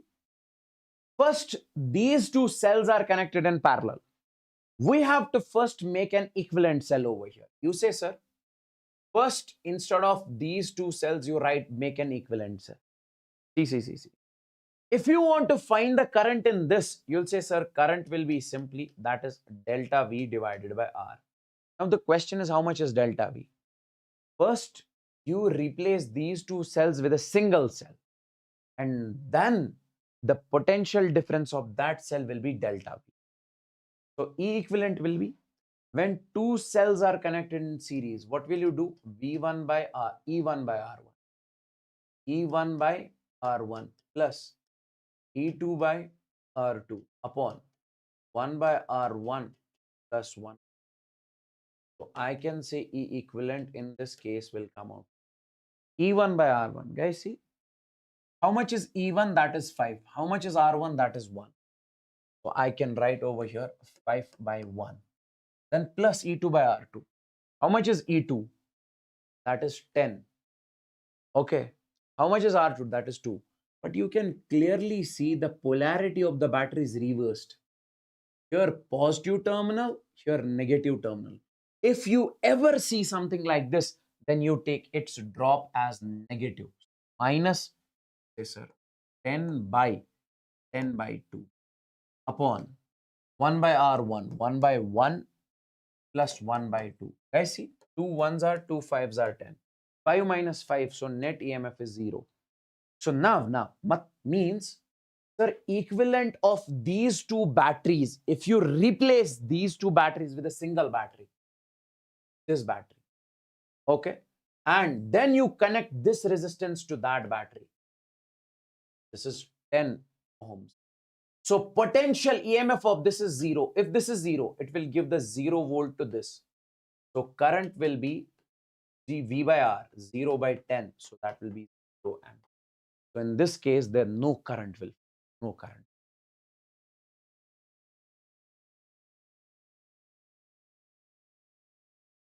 Let's talk about this question. Let's talk about this question. See, in this case, you have got R, R, R, R, R. And the resistance R is given as 1100 ohms. Resistance R is given as 1100 ohms. Okay. Find the reading of the ammeter. Find the current in the ammeter. So you have to find how much is the current flowing through over here. See guys. In this particular case, I would want you to focus over here. I would want you to focus over. This battery is connected to this resistance directly. This battery is connected to this resistance directly. This battery is connected to this resistance directly. Okay. So we say, sir, if it is connected to this resistance, how much will be the current in this resistance? We say I is equal to V by R. So I is equal to V. How much is the potential difference given to this resistance? It is directly connected, that is 220 volts divided by resistance is 1100. So that will come out to be 1 by 5 ampere. Now, how much is the current in this? Guys, this battery is parallelly connected to this resistance also. So we say here also resistance is same 1100. So in this one also current will be 1 by 5 ampere. Here also it is 1 by 5 ampere. In this also 1 by 5 ampere. Why? Because all are 1100. Here also I say it will be by 5. Here also it will. Okay. Okay. Guys, in this particular case, don't get confused. The resistors are same and is directly connected to the battery. The amount of current this battery will send to this resistor, same will go over here, same will go over here. No. Current always flow in a loop. This will flow in this loop. This current will flow in this loop.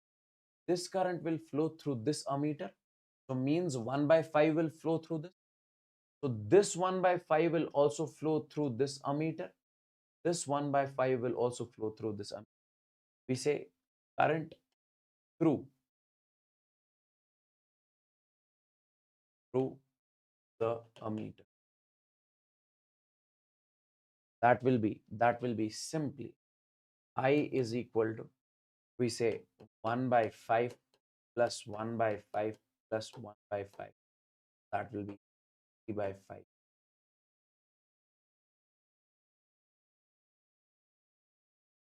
Sir, in parallel combination, I is not the same.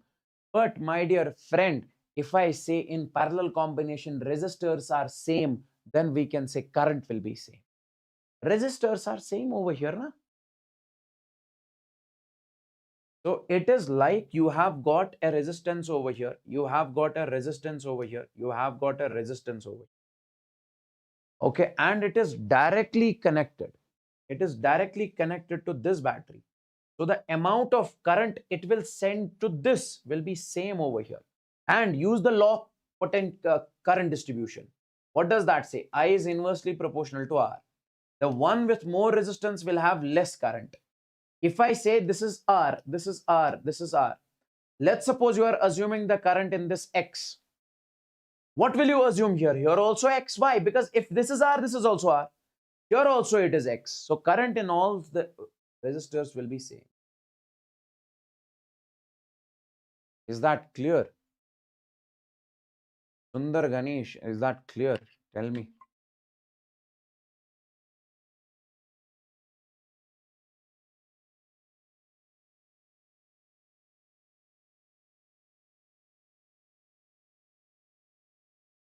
Tell me the answer of this question.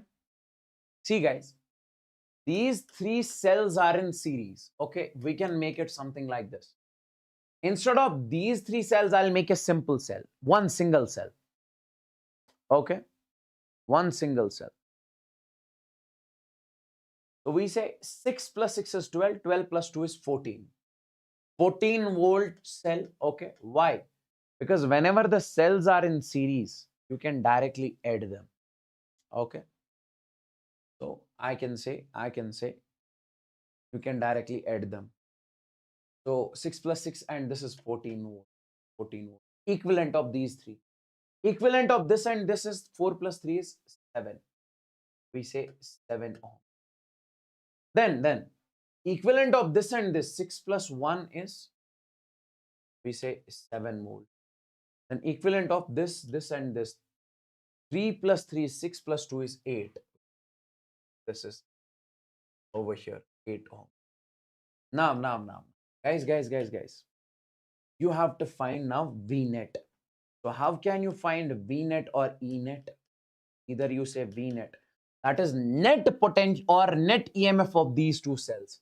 So that is V1 by R1, 14 by 7 plus V2 by R2, 7 by 8 upon 1 by R1, 1 by 7 plus 1 by 8. Follow it, that is your answer. Follow it, that is your answer. Now guys, see,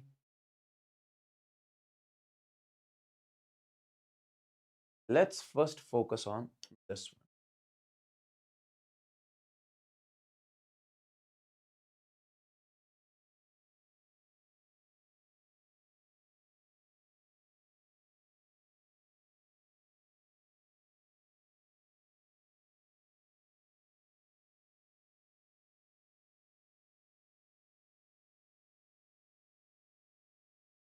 Power supply by the battery. Power supply by the battery. Why can't be 2.2 by 5 ampere in previous question? Because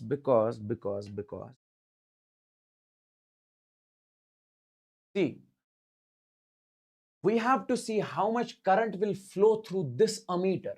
So this 1 by 5 will pass. This 1 by 5 will pass. This 1 by 5 will pass. 1 plus 1 plus 1 is 3 by 5. So 2 by 5 will go through something like this. So that's why current flows through the ammeter is 3 by 5. Current flown through the ammeter is 3 by 5. Now guys, let's take a look over here. Power supply by the battery. Power supply by the battery. We say, let's suppose, my dear friends, if you have got a battery over here, it has got potential difference as V. Okay. And we know that this battery supplies the current. Let's suppose it supplies the current I. And then if you connect a resistance to this, then that current goes into the resistance. So we say, how much is the power supplied by the battery? What is power? Power means energy per second. When it comes to the power, power is energy per second. Means every second, how much energy is released? Every second, how much energy is given? If I'm saying that this battery is sending the current, so means what is this current? Charge. What is that charge? Energy. So what is that energy? Power. It's one and the same thing. So if the battery is sending the power, means it is sending the current, it is sending the energy, it is sending the charge, one and the same. So how much power does the battery supply is called the power supply by the battery. And where will that power, that energy go? We say that energy goes into the load, bulb, resistance, television, whatever is connected to the battery. That is wasted in the external resistance load, which is connected to the circuit. Now, when it comes to the power supply by the battery, we say simply that is V into I, where V is the potential difference or EMI, EMF, and we say I is the current. I is the current supplied by the battery. P is equal to V into I. P is equal to V into I. As simple as that. As simple. Now, the question is power loss in the resistor. Sir, since you said this battery supplies the power, this battery supplies the power means it supplies the current. And that current then goes into this resistance, okay, which has the resistance R. So that energy is wasted in the load, in the resistance. So we say the energy supplied by the battery is wasted in the load, is wasted in the load. Load means external resistance. Now guys, we say power supply by the battery is V into I. And when it comes to the power over here, in this particular case, we say, let's suppose current I is flowing. Now, how much is the potential difference across this? That is V. Guys, could you please tell me as in case of resistance, as in a resistor, how much is the potential drop? V is equal to I into R, equal to I into R. So can I say, so instead of this, I can write P is equal to, instead of V, I'll write I into R into this I. So power will come out to be, that is I square into. This is the power wasted, or the energy wasted in the load, I can also say as current is equal to V divided by R. So I can say, so this power I can also write, instead of this current, I can write that is V square divided by R square into this R. This R and square will cancel. Power will come out to be.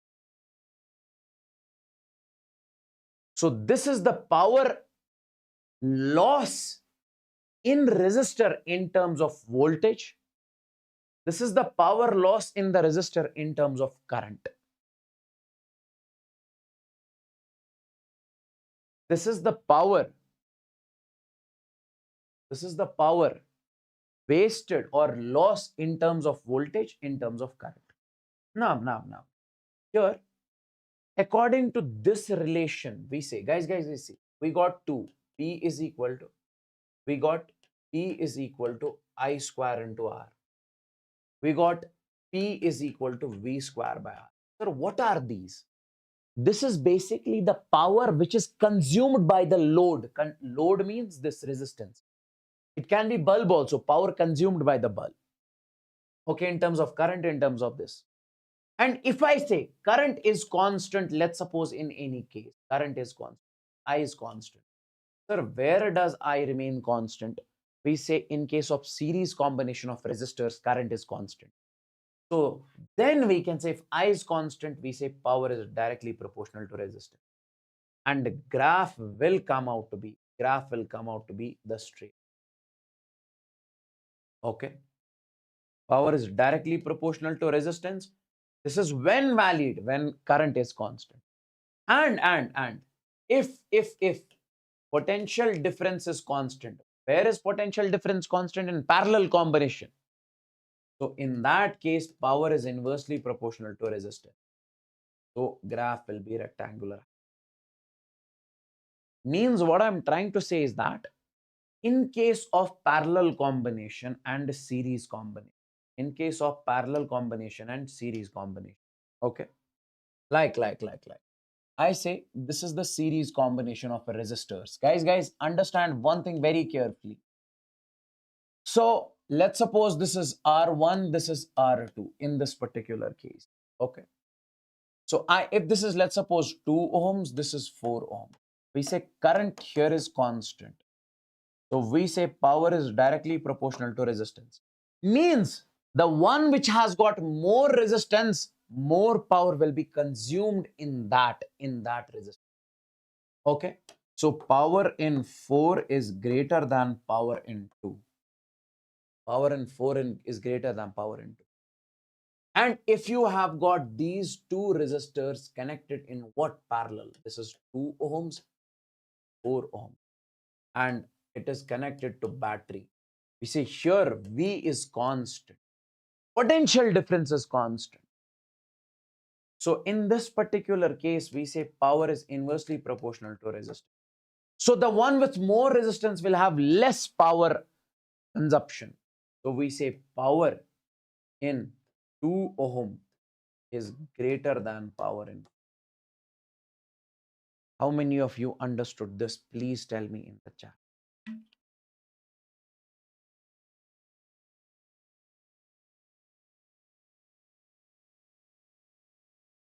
Come on, solve this question. Let me know the answer.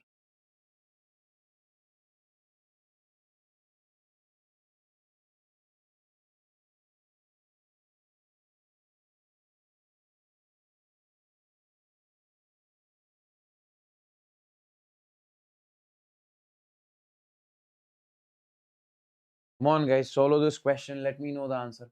Find the power loss in 8 ohm and 4 ohm resistance.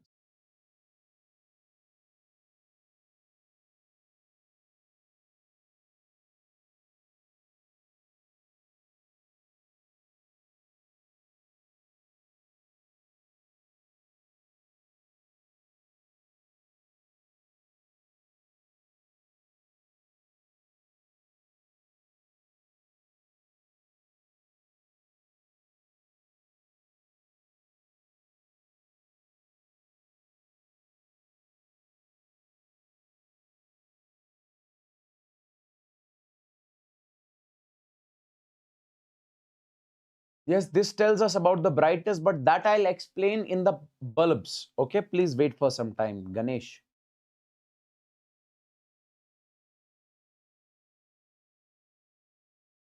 In this case, what you are supposed to do is, we say find the power loss in 8 ohm and 4 ohm resistor. The very first thing is, let's find the current over here. If we find current, I is equal to V divided by R. Battery's potential difference is 24 volts, so 24. What is the resistance? 8 plus 4 is 12. So 12 ones are, 12 twos are. So 2 ampere is the current. Now this 2 ampere current will go in 8 ohm as well as in 4 ohm because they are connected in series. So we say power in, let's suppose 8 ohm. 8 ohm will be equal to I square into R. What is I? I came out to be 2. 2 square into R is 8. 4 into 8, that is 32. And when it comes to the power in 4 ohm resistor, how you are supposed to find that? Sir, power in 4 ohm resistor will be I square into R. Because same current will go in the 4 ohm also. So that is 2 square into 4. That will be 16 watt. Is this clear? Please tell me in the chats. Is this clear? Please tell me in the chats. Guys, tell me in the chats. Is this clear? 32 and first you calculated the current V by R. Then power in 8 ohm is I square into R. And then power in 4 ohm is what? I square into R. Because same current goes in 8 and 4 because they are connected in series. One more good question you have over here. Okay. Find the power loss in 3 ohm and complete circuit. Find the power loss in 3 ohm and complete circuit. Tell me, guys.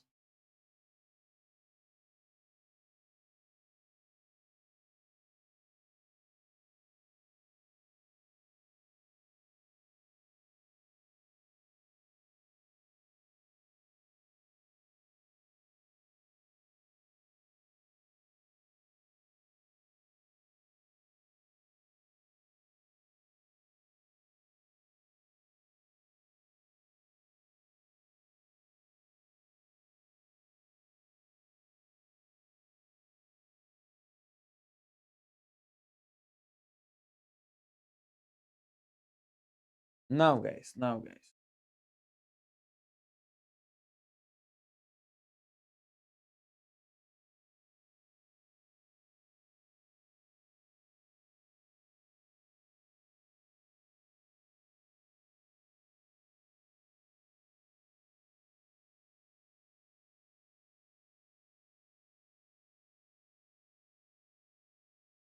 See. In this particular case, guys, can we redraw this circuit something like this? 3 ohm and 6 ohm. What is the equivalent of 3 and 6? Sir, R equivalent will be simply 3 R1 R2. That is 6 into 3 upon R1 plus R2. 6 plus 2. 6 plus 3. So that is 18 by 9. That is 2. So equivalent of these two is how much? That is 2 ohms. Now this and this will be connected in series. So this is 8 ohms and equivalent of these two is 2 ohms and they are connected with 10-volt battery. Now let's first find in this particular case, we say let's first find the potential drop. Let's first find the potential. Okay. Now tell me, guys, in this particular case, how do we find the potential across this? If I say potential across this is, let's suppose, X. This is how many times bigger than this? Sir, it is bigger than this 4 times. So across this, it will. Why? Because law of potential drop says that V is directly proportional to R. The one which has more resistance will have more potential drop. So I can say X plus 4X will be equal to 10 volt. This 10 is divided in X and 4. So X will be equal, 5X is equal to 10, X will be equal to, we say, sir, 2 volts. Okay, okay. Because it is 5X is equal to 10, 5 ones are 5 2s are 2. So across this, it will be, sir, how much? That is 2 volts. And this, let's suppose this is A and let's suppose this is B. This AB is this one. This is A and this is B. Why? Because equivalent of this and this, that is equal to 2, means equivalent of A across AB is 2. So that is this 2. So if potential difference across this is 2 volts, so that 2 volts will be here also. Here also. Now potential drop in case of this resistance is 3 volts. So power in 3 ohm will be simply V square by R. V square is, that is 2 square by R is 3. That is 4 by 3 watt. 4 by 3 watt. 4 by 3 watt is coming out to be the power in this one. What did I just do?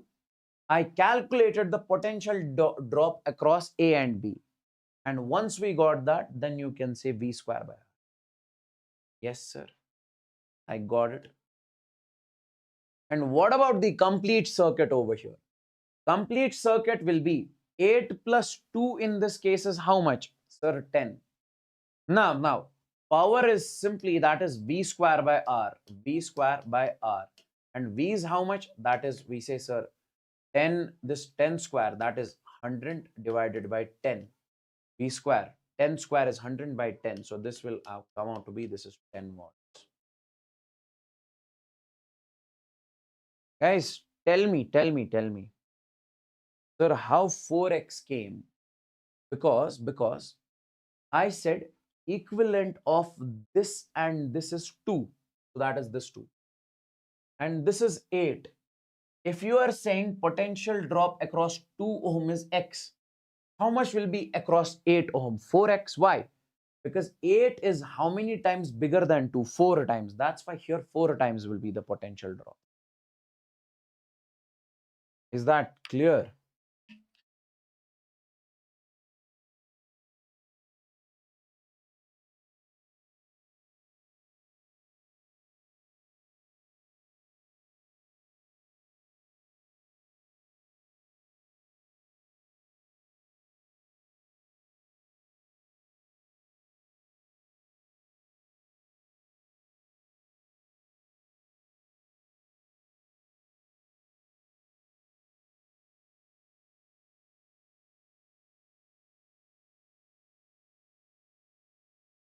Now, guys, let's move on to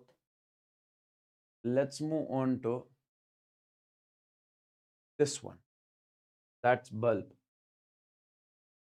What does bulb actually mean? What does bulb actually mean? We say bulb is a pure resistance. Okay. Like if you go to the market, you buy the bulb over there. This is, let's suppose, the bulb that you are buying in the from the market. And over here on the bulb, it would be mentioned that is 220 volts. And if it is the 100-watt bulb, it would be mentioned 100 watts. If it is 50-watt bulb, it would be mentioned 50 watt. Okay. Now, if you go to the bulb which we use in our rooms, that's the bulb I'm talking about. Okay. So I say in this particular case, sir, this bulb, whatever the bulb you buy from the market, so it would be having 220 volts, 100 volts. So what is this 220 volts? I can simply say this 220 volts, this is what we call the VR, and this is what we call the PR. What is this VR? VR means voltage rated. Voltage rated. And what is this PR? PR means power rated. Power rate.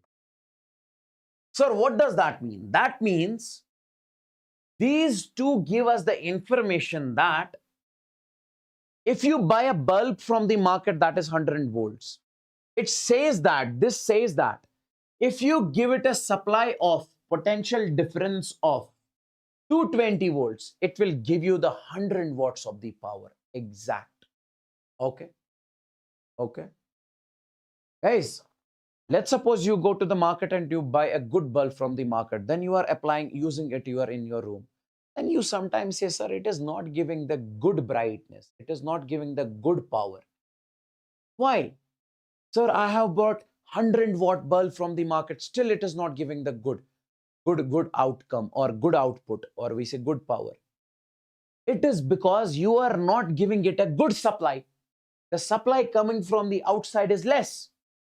So that's why I said, we say if we give it the supply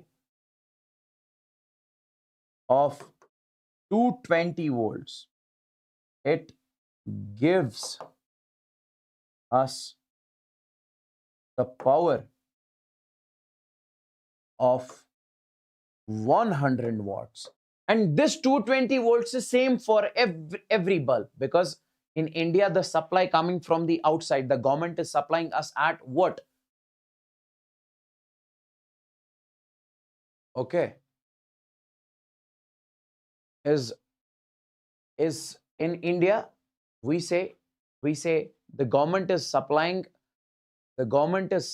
us the electricity at what? We say 220 volts. Like in US, they supply the electricity at what? We say 110 volts. Okay. Okay. Okay.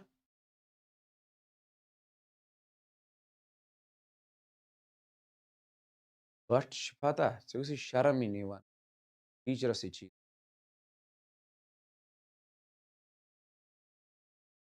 Okay, I don't know in which batch you are, but let me just tell you, in the batches which I am teaching, I don't think it would take me more than 3 months to complete your entire syllabus. And you see the way you are talking.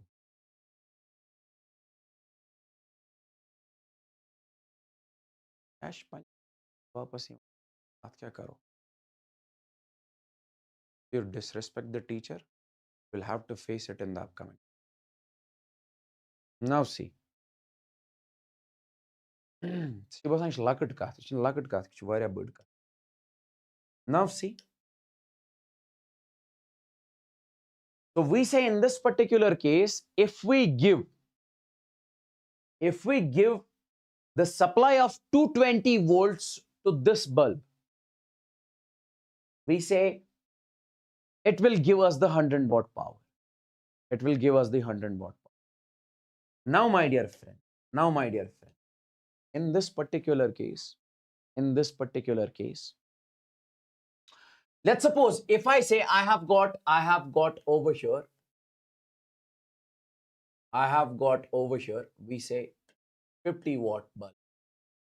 I have got over here 50-watt bulb. Okay. So it is mentioned over here 220 volt. What does it mean? If you give it a supply of 220 volts, it will give you a power of 50 watts. Now, I would want you guys to focus exactly.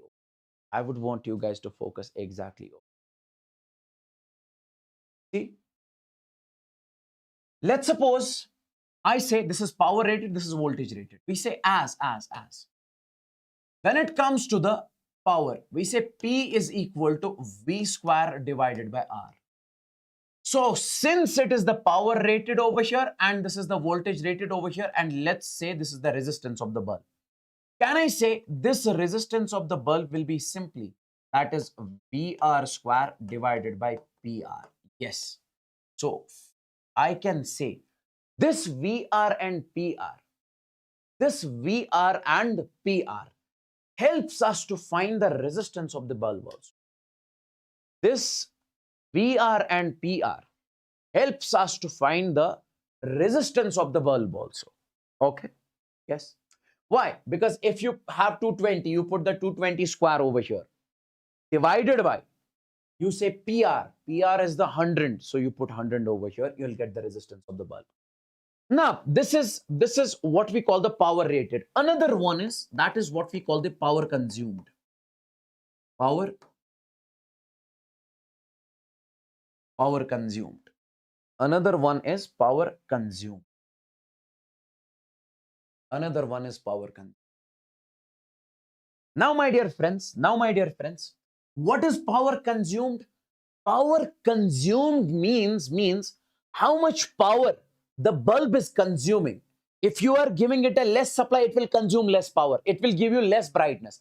Power consumed means power dissipated, power loss, whatever you call it. You have a bulb over here. If I say power rated is 100 watt, that means at 220 volts, it will give you 100 watt. Now, if you give it the less supply, less than 220 volts, it will give you less power, means it will consume less power. So that is what we call the power consumed. So we say it is the power consumption by the bulb. Can I say it depends upon? It depends upon. Can I say it depends upon? Okay. It depends upon. We say voltage supplied.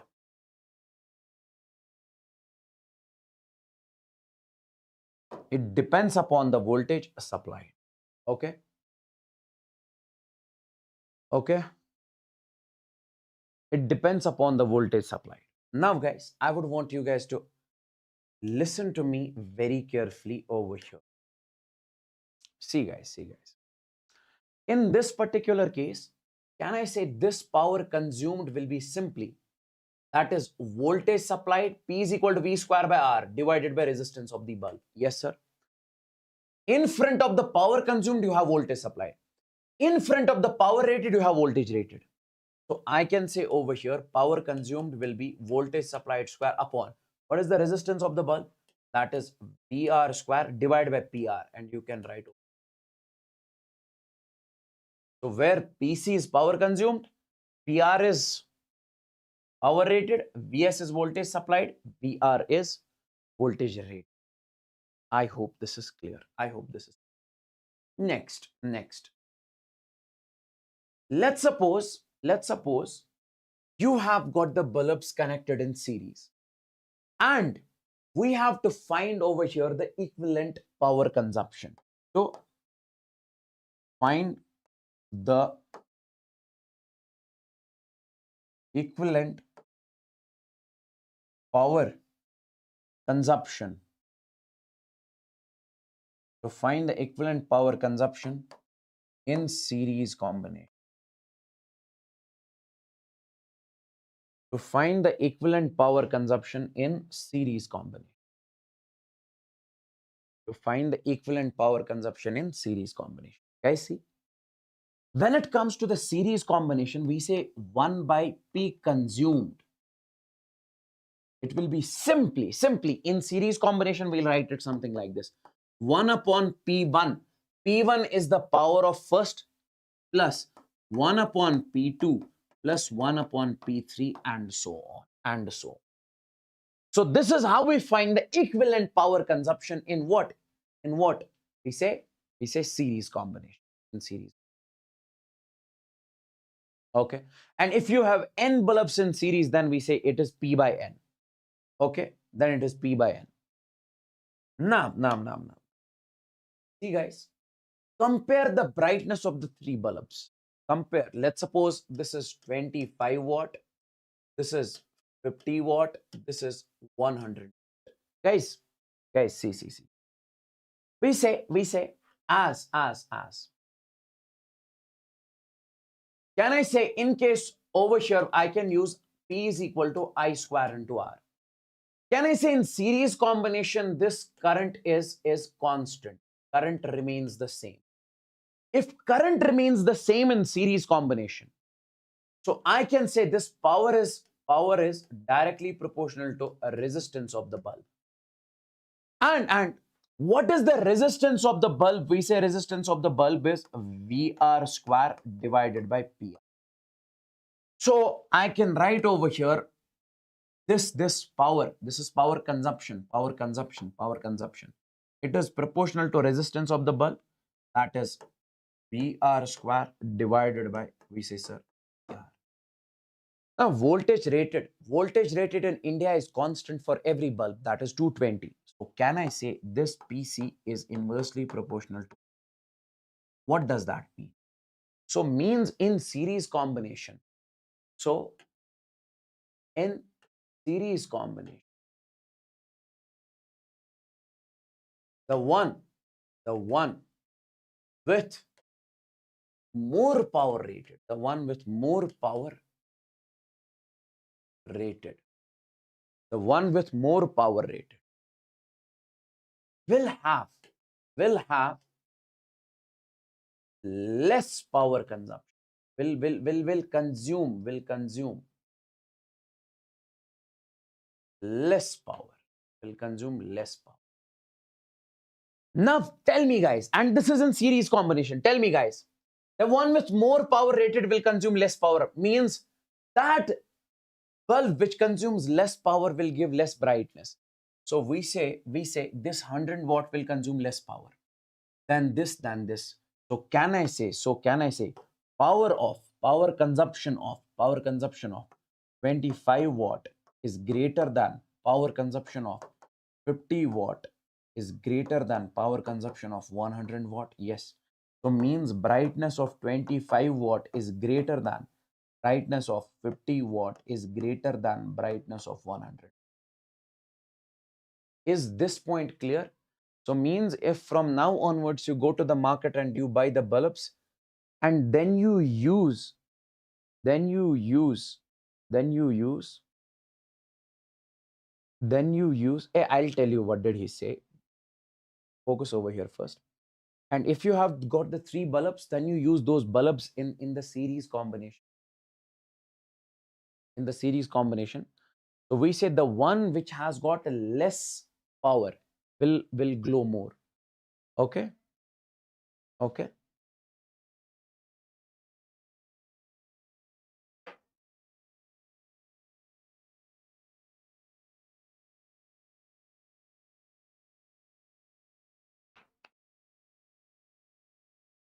So means if you go to the market and if you buy the bulbs over there, you are expecting that I'll buy 100 watt, 200 watt, 500 watt. Sir, 500 watt bulb will give me the more brightness and I'll use in the series combination. No, the 100 watt will give you the more brightness. Okay.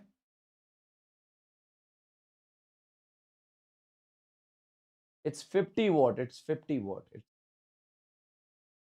not 500. B is 50.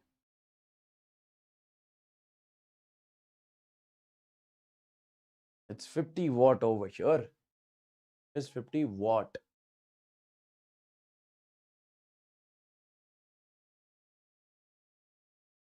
Okay. Now, guys, see. Let's take a look over here. Let's take a look over here.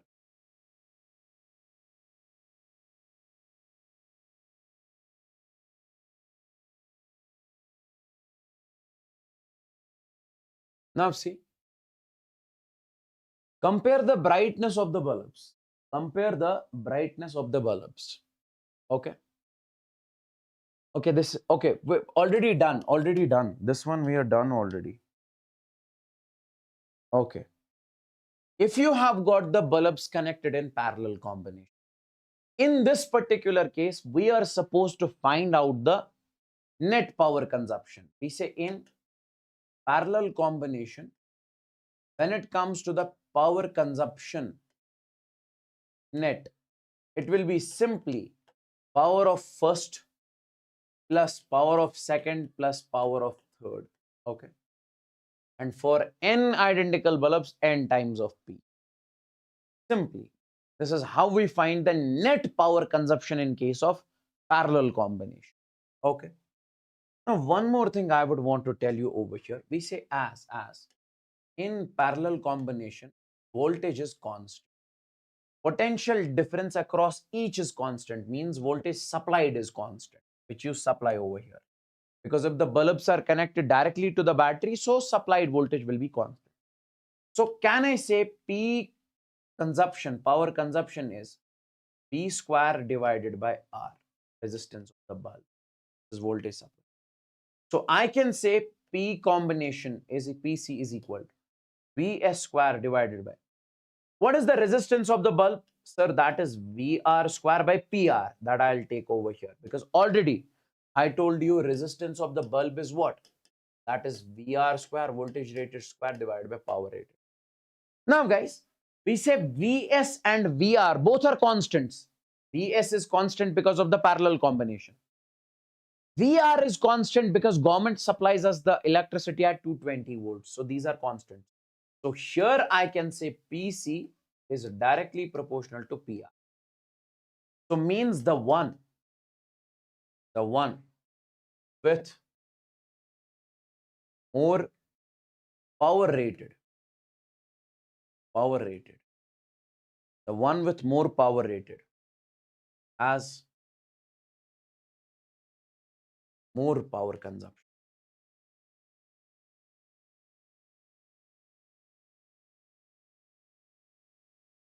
Okay. So I can say, in this particular case,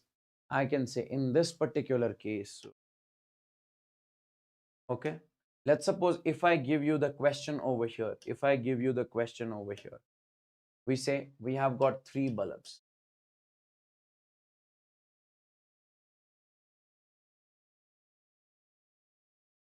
This is 25 watt, this is 50 watt, this is 100 watt. Okay.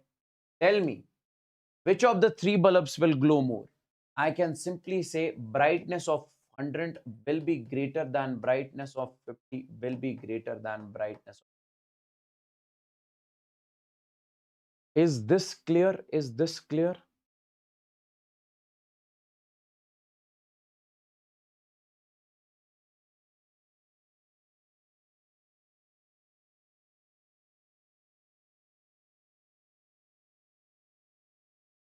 So means in case of parallel combination, we say power consumption is directly proportional to the power rated.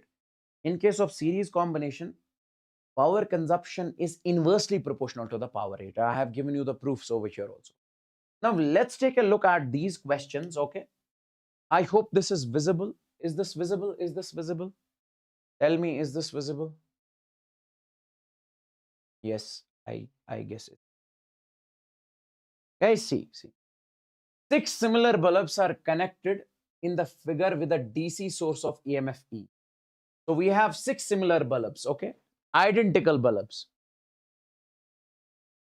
And 0 internal resistance for this. The ratio of power consumption by the bulbs when all are glowing. Guys, see.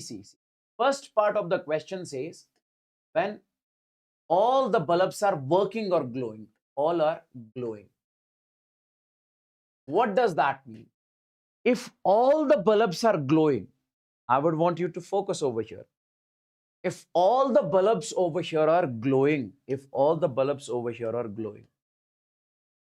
so I say all are working, how much will be the power consumption? Guys, if they are identical, this will have power. If they are identical, we say this will have power P, P, P, P, P, P. Now, what will be the net power consumption of these 3 in parallel? Sir, in parallel, we say P1 plus P2 plus P3. I can make it something like this. I'll make only one bulb. Here also, I'll make only one bulb, and then this, the battery.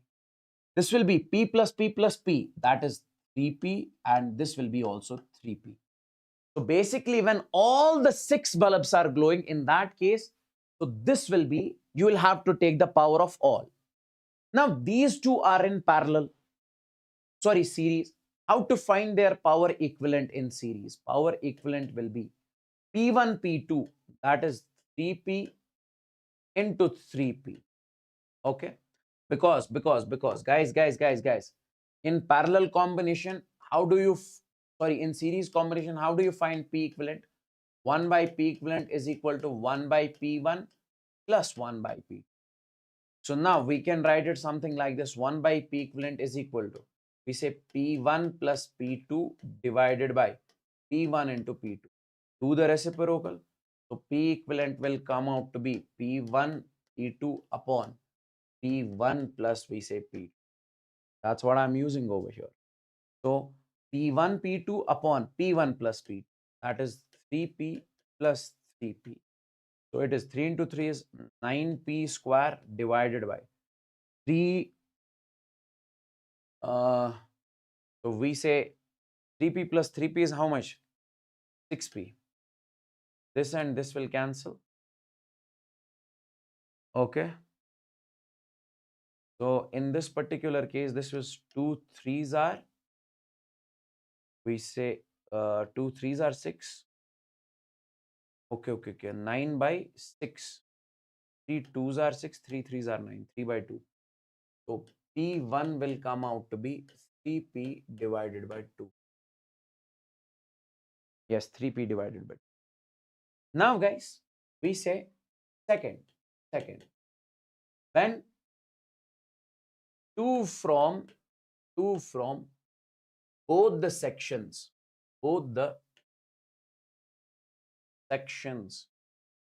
are glowing, and okay, means in this particular case, in the second case, we say two from this are glowing, two from this are glowing. So if two are glowing, means this and this is not working. So P plus P is 2P, P plus P is 2P. So the circuit would be something like this. Circuit would come out to be something like this. This is 2P, this is 2P, and this is. Now, in this particular case, how much will be the power consumption? Sir, this will be power P2 will come out to be, that is 2P into 2P, that is P1 P2, P1 P2 upon P1 plus, we say, P2, that is 4P square upon 4P. This and this will cancel. 4 and 4 will cancel. It will come out to be P all. Now, what we are supposed to find the ratio? P1 divided by P2 will come out to be, that is 3P divided by 2 upon, we say, P divided by 1. This and this will cancel. So 3 by 2. 3 by 2 is the ratio. Guys, is this clear? Is this clear to each and every single student? Is this clear to each and every single student?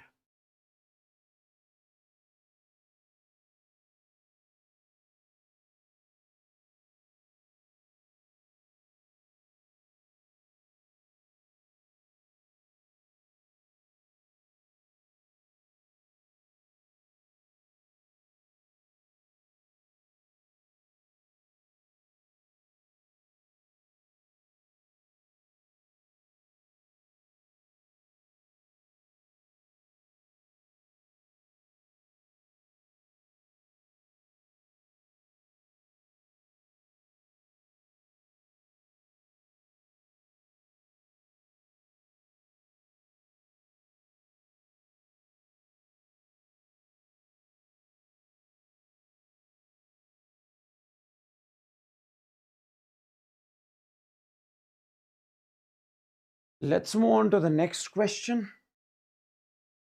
Okay, take a look at this.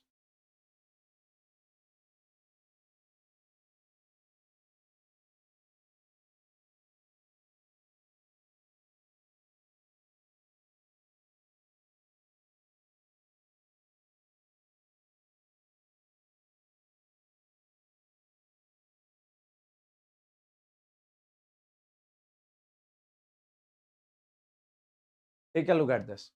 A filament bulb of 500 watts, 100 volts means you are given a bulb over here. You are given a bulb over here, which is 500 watts and 100 volts. Okay. is to be used in a 230 volt supply. Is to be used in a 230 volt supply. We are using in a 230 volt supply. Okay. When a resistance R is connected in series,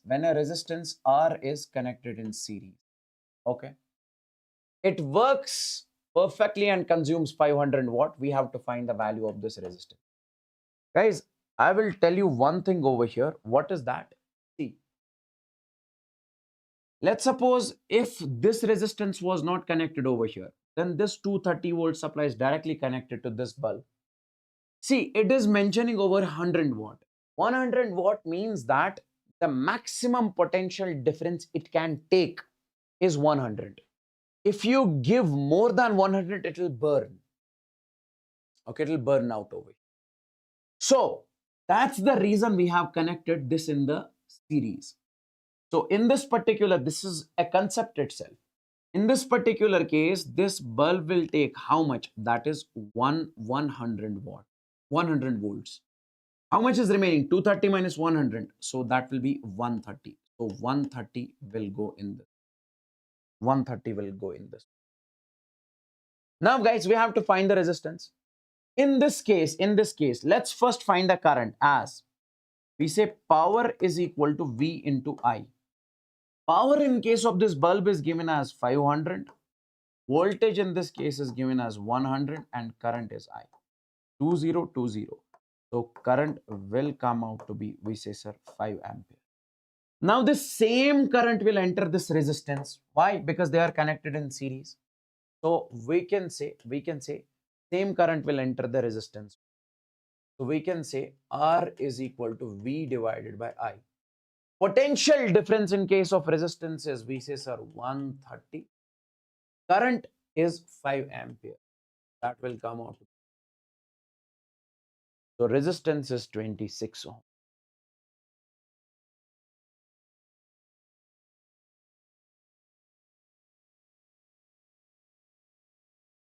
This question. A current of 3 ampere flows through 2 ohm resistor. In this case, it says that 3 ampere flows through 2 ohm resistor. The power dissipated in the 5 ohm resistor is, we are supposed to find how much is the power in this 5 ohm resistor. Okay, this 5 ohm. Guys, see, the question is simple. Why 130? Because this has the maximum capability to take how many volts? 100 volts. So 230 is the supply by the battery. 100 is taking this bulb. 130 minus 100. Sorry, 230 minus 100. Remaining is how much? 130. So that will go in the resistance. That's why I'm saying. I say, hey guys. Let's suppose this is the 10 volt battery over here. I say, sir, 5 volt is going in this resistance. How much is the remaining? 5. So 5 you will go here. Because in case of series combination, potential difference is divided in resistors. Na?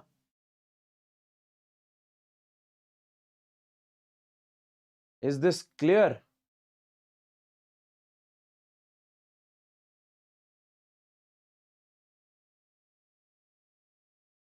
Now see, we are given a circuit something like this. And we are supposed to find the power in 5 ohm. Let's do one thing. Let's first find the potential difference. Let's suppose this is A and this is B. Guys, how much is the potential difference over here? We say B is equal to I into R. As potential difference in 2 ohm is V is equal to I into R. V is equal to, what is the current over here? That is 3. And what is the resistance over here? 3 into 2, that is 6 volt. 3 into 2 is 6. Now, across this it is 6. Don't you think that across this also it will be 6? Because this is connected in parallel. And don't you think that across this it will be 6? A, B, and this is C, D. As potential difference across, we say CD is also 6 volts. Why?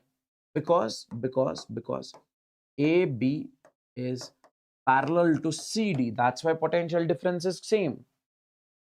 Now, if I am saying that across this potential difference is how much? We say 6 volts. Now, don't you think that in the last branch, we said this 6 volts is divided into 1 ohm and 5 ohm. Now, we say according to the law of potential drop in series combination, the one with more resistance will have more potential difference. So we say across this it is x. Across this it will be 5x. Why? Because 5 is how many times greater than 1? 5 times. So we say now this 6 volt is divided into 1 ohm and 5 ohm. So how much is that? That is in this particular case, that is 5x plus x. So that will be 6x. Okay, that will be 6x in this particular case is equal to, we say, sir, 6. So x in this case will be equal to, sir, 1. Now, if this x is 1, how much is 5x? So 5x will come out to be 5. That is 5 volts. So across 5 ohm resistor, how much is the potential difference? 5 volts. So across 5 ohm, potential difference is 5 volts. So power we can write as V square divided by R. Power we can write as, that is 5 square, because potential difference is 5.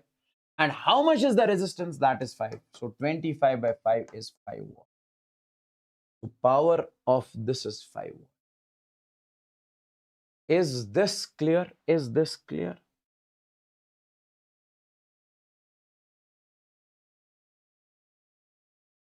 Is this clear, guys? Tell me.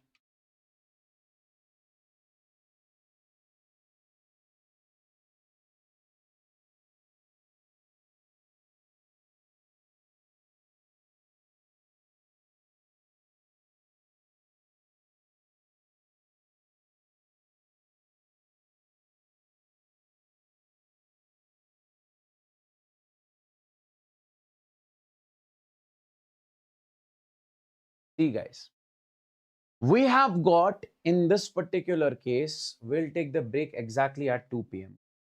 2 a.m. We have got over here 3 bulbs, B1, B2 and B3. And there is a switch over here.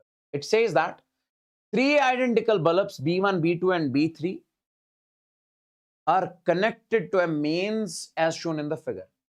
If B3 is disconnected from the circuit by opening the switch S1, then the in, I'll write over here, brightness.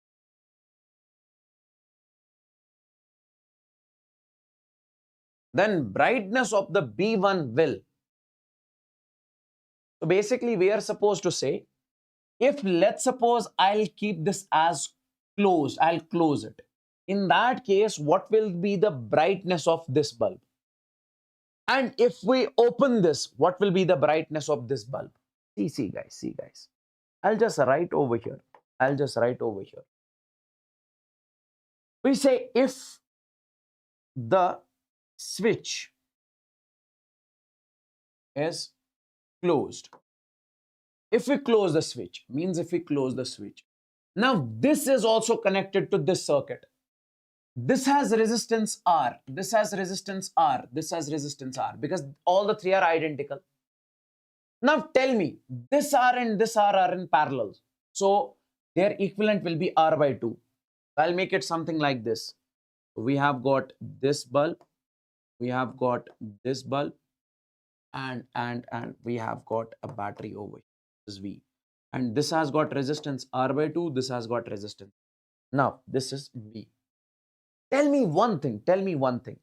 According to the law of potential drop, okay, we say according to law of potential drop, V is directly proportional to R. the one with more resistance has more potential drop.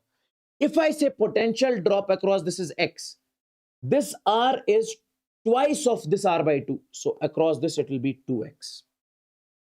Across this it will be 2X. Now, can I say in this particular case? Can I say in this particular case? Can I say in this particular case? If potential difference across R by 2 is X, then across R is 2X.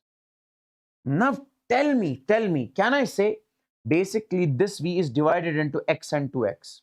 So I can say, so 2X plus X will come out to be V. So 3X is equal to, sir, V. So X will come out to be V divided by 3. V divided by 3. And 2X will be simply, that is 2V divided by 3. Now, guys, in this particular case, could you please tell me over here? Could you please tell me over here? When is the potential difference more across the bulb B1? Which one is having the more potential difference? B1 or B2 or B3 in this case? Tell me in the chats. Which one is having the more potential difference over here?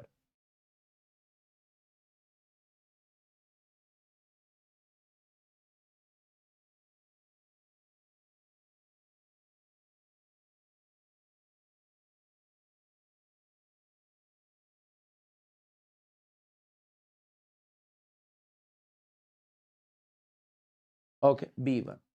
Now, clearly, yes. So we say this is the potential difference across we say B1. And it is how much? We say 0.66. 2 by 3 is how much? 0.66 V. Now guys, I'll write over here. This is when the switch is closed. I say when switch is open. Switch is open. Guys, if you open this switch over here, means this will get disconnected. This will get disconnected. Can I say in that case the circuit would look something like this? This is V, this is R, and this is R. Now, this will be divided over here V by 2. This will be divided over here V by 2 because resistors are similar. So here across this bulb, so across V1, V is equal to V by 2 only. That is 0.5 V, half only. Now, if potential difference is less, we say power is equal to V square divided by R. If potential difference is less, power will be less, brightness will be less. So we say simply, if you keep the switch closed, in that case, B1 will glow more. Why? Because potential difference in that case across it is more. So we say, I can simply say, so if switch is closed, then B1 will glow more. Is this question clear? Please tell me in the chats. Is this question clear? Please tell me in the chats. Guys, everyone, let me know in the chats if this is crystalline clear.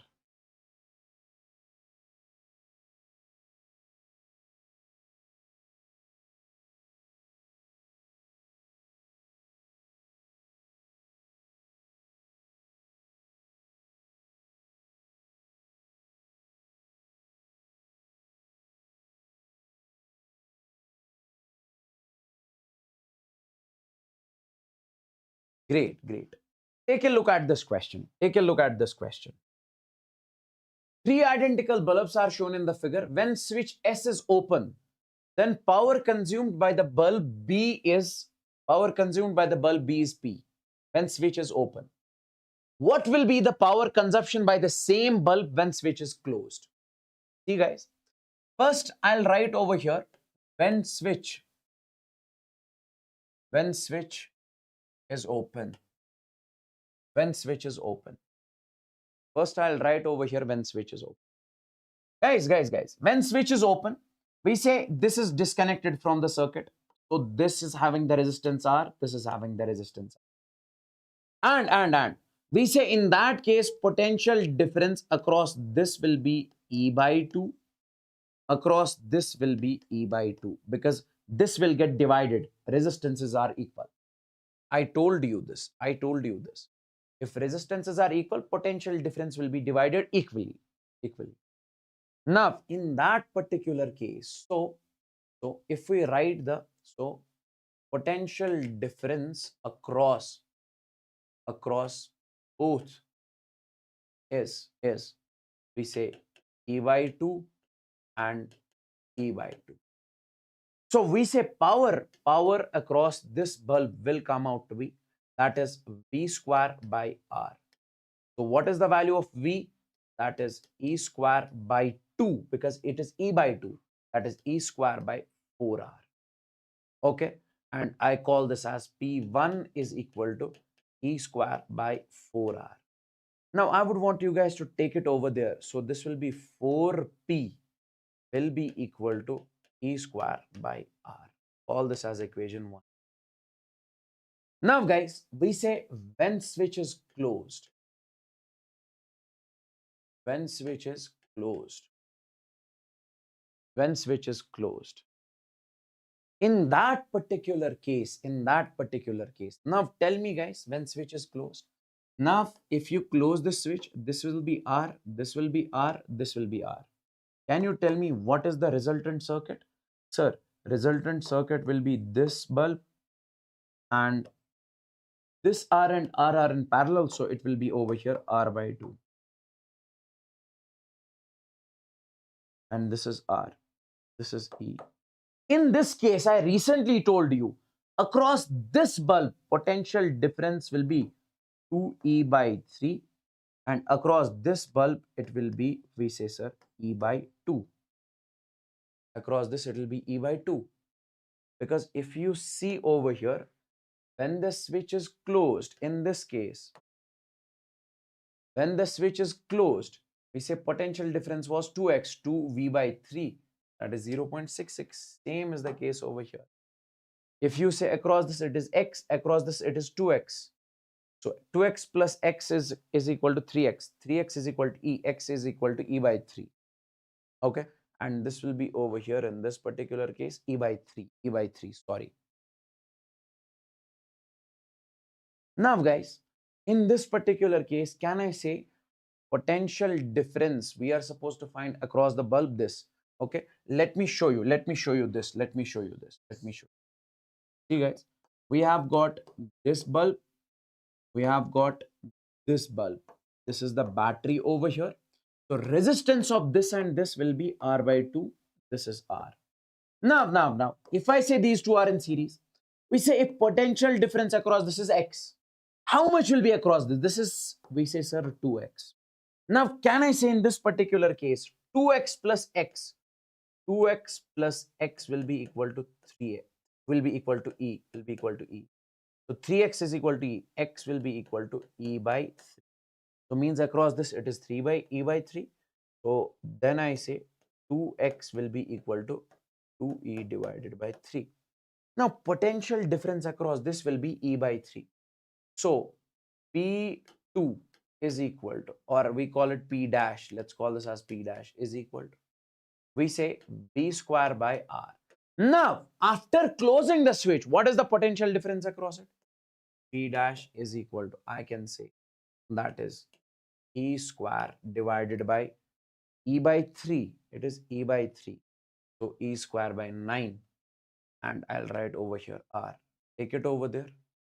So I say this is 9P dash, or you keep it like this. P dash will be equal to E square by R. E square by R is 4P. 4P divided by 9. This is the answer. This is the answer. Is this clear, guys? Guys, is this clear? Please give me the signal first. Honestly, give me the signal first. In the chats, everyone means everyone.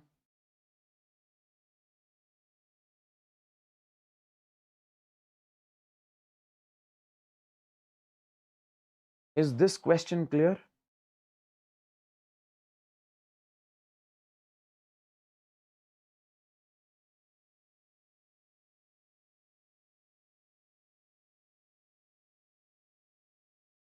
Now. Guys. Two questions I have to show you over here. And these two, yes, this one. This is the question on the midpoint potential. J means 2019. J means 2019. See, guys, in this particular case, you guys are supposed to find the potential difference between A and B. First, what you guys are supposed to do is redraw the circuit. Okay. I want you to how do you redraw it? I want you to open it something like this. I want you to open it something like this. So once you open it, now, see. Once you open it, now this 10 ohm comes over here. This 10 ohm comes over here. So now this 10 and 10, they are in series. Take it over here.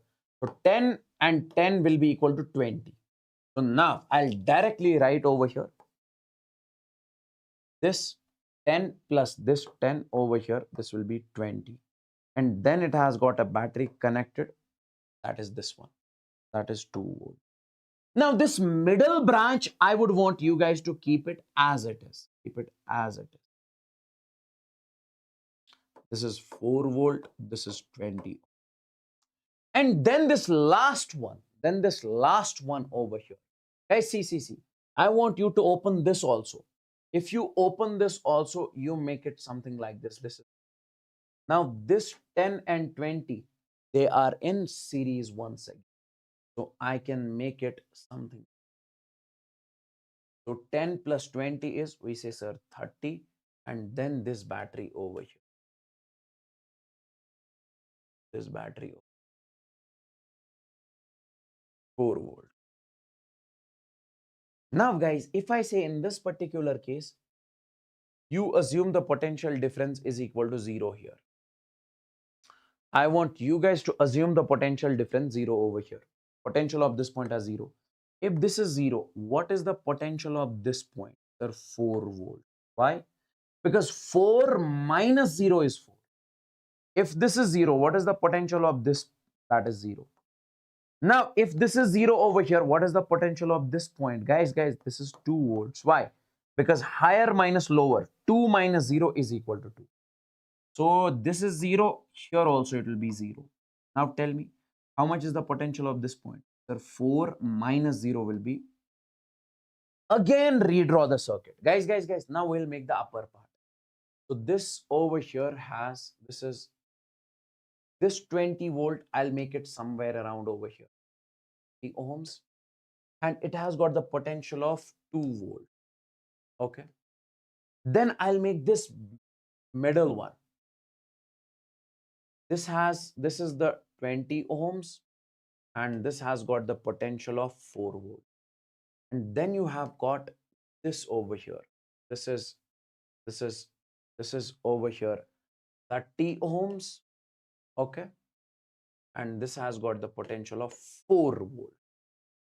Now you have to find the potential of, this is point A over here. Okay. You have to find the potential of this point A in this particular. Okay. You have to find the potential of. Now, tell me, what is the potential of A in this case? What is the potential of A in this particular case? We can simply say potential of A will be, that is V1 by R1. That is 2 divided by 20 plus V2 by R2. That is 4 divided by 30 plus V3 by R3. That is 4 divided by 20. 4 divided by 20. 4 divided by 20 upon 1 by R1. 1 by 20 plus 1 by 30 plus 1 by 20. Okay, solve it, you will get the answer. Solve it, you will get. I hope you got it. Basically, you have to redraw the figure. This part of the circuit is separately 10 plus 10, you write 20, and this is 2. Then this is the middle part, that is 20, and this battery is as it is. Then this 20 and this 10, you make it 30, and this battery 4 volt. Then you assume 0 over here. This would be 4. This is 0. This is 2. This is 0. This is 4. Then applied the midpoint potential. This is VA. You were supposed to find the potential difference between A and B. So you got the VA. So VA minus VB. Either you write VA minus VB because VB is 0. Because VB is 0. This point has the potential. It's one and the same. Is this question clear? Please tell me in the chats.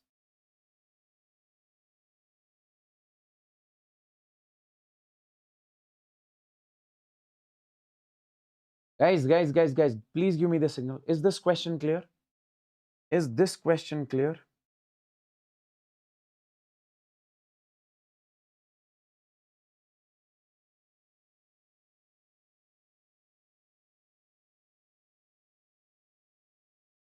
We have now the measuring instruments only. Galvanometer, ammeter, voltmeter, and we are done. We are done.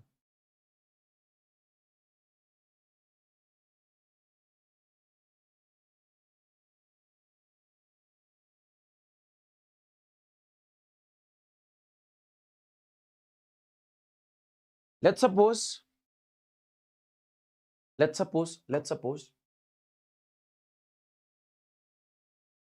we have got this question. This was also asked in the J Mains 2019. In this particular case, you are supposed to find the potential difference between A point and B point. Between A point and B point. Guys, see, this is the open circuit over here. We know current does not flow in the open circuit, open wire. So remove this and this. Okay. Okay. So then I can say circuit will look something like this. Guys. Then I can say circuit will look something like. Then I can say circuit will look something like. Yes. Circuit will look something like this. Now, if circuit looks something like this, you have to find the potential difference between this A and this is B. Now, assume the potential at a point is equal to 0. Assume over here 0. If you assume 0, here it is 0. How much? Here it will be plus 2. Here also it is 0. How much it will be? Plus 3 volts. Why? Because 3 minus 0 is 3. If it is 0 over here, how much it will be? Plus 1 volt. Now guys, you have to find VA. See. I can simply say in this case, VA will be V1 by R1 because this is the common point. V2 by R2. V1 by R1, that is 1 by 1 plus V2 by R2, that is 2 by 1 plus V3 by R3, that is 3 by 1 upon 1 by R1, 1 by 1 plus 1 by R2, 1 by 1 plus 1 by R3, that is 1 by the answer. This is the answer. And this is the VA. If you say, sir, you are finding the VA. VB is 0. You can write it something like this. VA minus 0 is equal to this. So VA minus VB is also the same thing.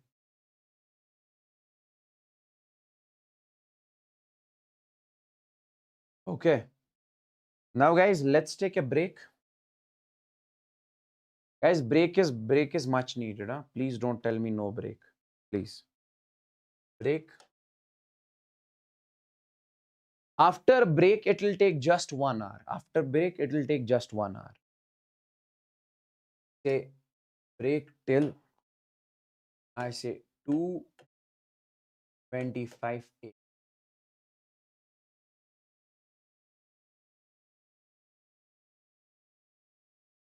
Let's keep it 2:20 only. Let's keep it 2:20 only.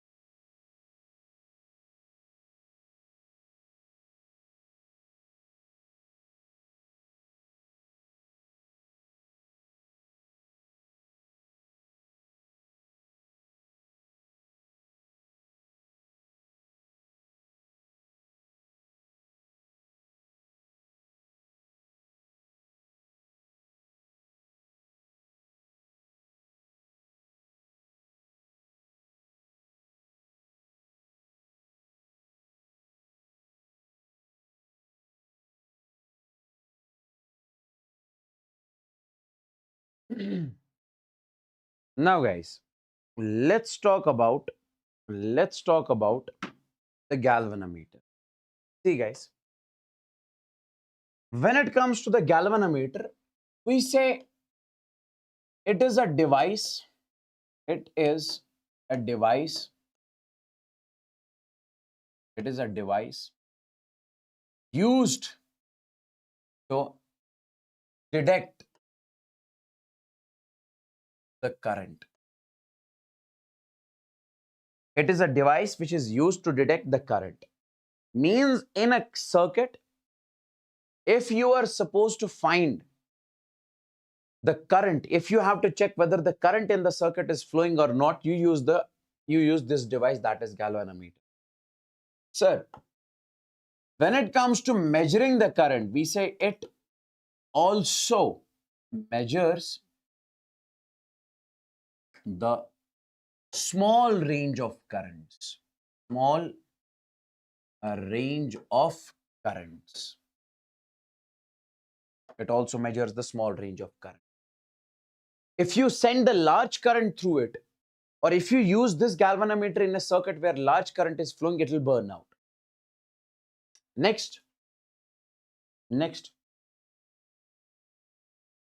we say it produces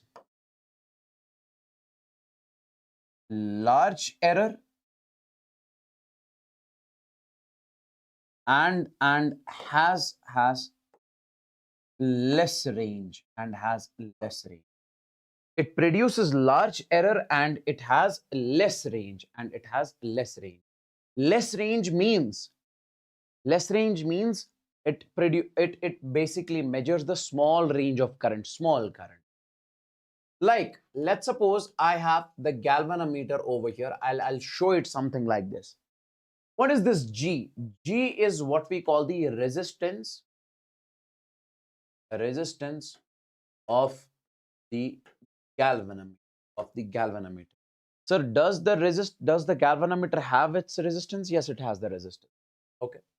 And let's suppose in this galvanometer, current flowing is, let's suppose I. I is the current flowing in the galvanometer. G is the resistance of the galvanometer, and Ig is the current flowing. We can say Ig is the maximum current that can flow through the galvanometer. Sir, what if you send more than this current? That's what I told you, it will burn out. So basically, this galvanometer has a problem. It produces the large error. Now, let me show you how does the galvanometer produce the error in measuring the current. Now, guys, let's suppose error produced in a galvanometer. Let's suppose we have a circuit over here. I want you guys to tell me what is the current in the circuit. You say, sir, current in the circuit is V divided by R. Okay. And here I can say what is V? V is 10. Okay, 10 is the potential difference. R is, we say, sir, this 10 is given to this current in the resistance will be V by R. That is 10 divided by 2. That is 5 ampere. 5 ampere. And this is what we call the true value of the current. That is IT. This is the real value of the current. Now, let's suppose I want to use the galvanometer. Now, let's find current using galvanometer. So let's find current using galvanometer. I'm using the galvanometer over here. Now let's find the current in the circuit. Now galvanometer also has the resistance. Let's suppose that is 3 ohms. Now in this particular case, guys, let's find out the current. We say current is V by R. V is 10. And what is R over here? R is 3 plus 2, 5. So current in this particular case comes out to be 5 divided by 10 by 5. That is coming out to be 2 ampere. And this is what we call the measured value of the current. So measured value of the current came out to be 2 ampere. true value of the current came out to be 5 amp. Now you can clearly see the difference between the true value and the measured value. So means there is a huge error. There is a huge error. It should have been 5 ampere, but it came out to be 2 ampere using galvanometer. Now, here, error produced percentage. I'll write over here percentage error in the reading, in the reading of galvanometer. Percentage error in the reading of galvanometer. And I can say that will be how you can find how many percent error is there. You can simply say that is I true minus I measured, true value minus measured value divided by, we said true value, divided by true value, multiplied by 100, the percent. Now, what is the true value of the current in this case? That is 5 amp minus. What is the measured over here? That is 2 upon. What is the true value over here? That is 5, right? By so I can say in this case is this 3. So 5 ones are 5 20s are. So 3 multiplied by 20, that is we say 60%. So 60% came out to be the error in the reading of the galvanometer. 60% came out to be the error in the reading.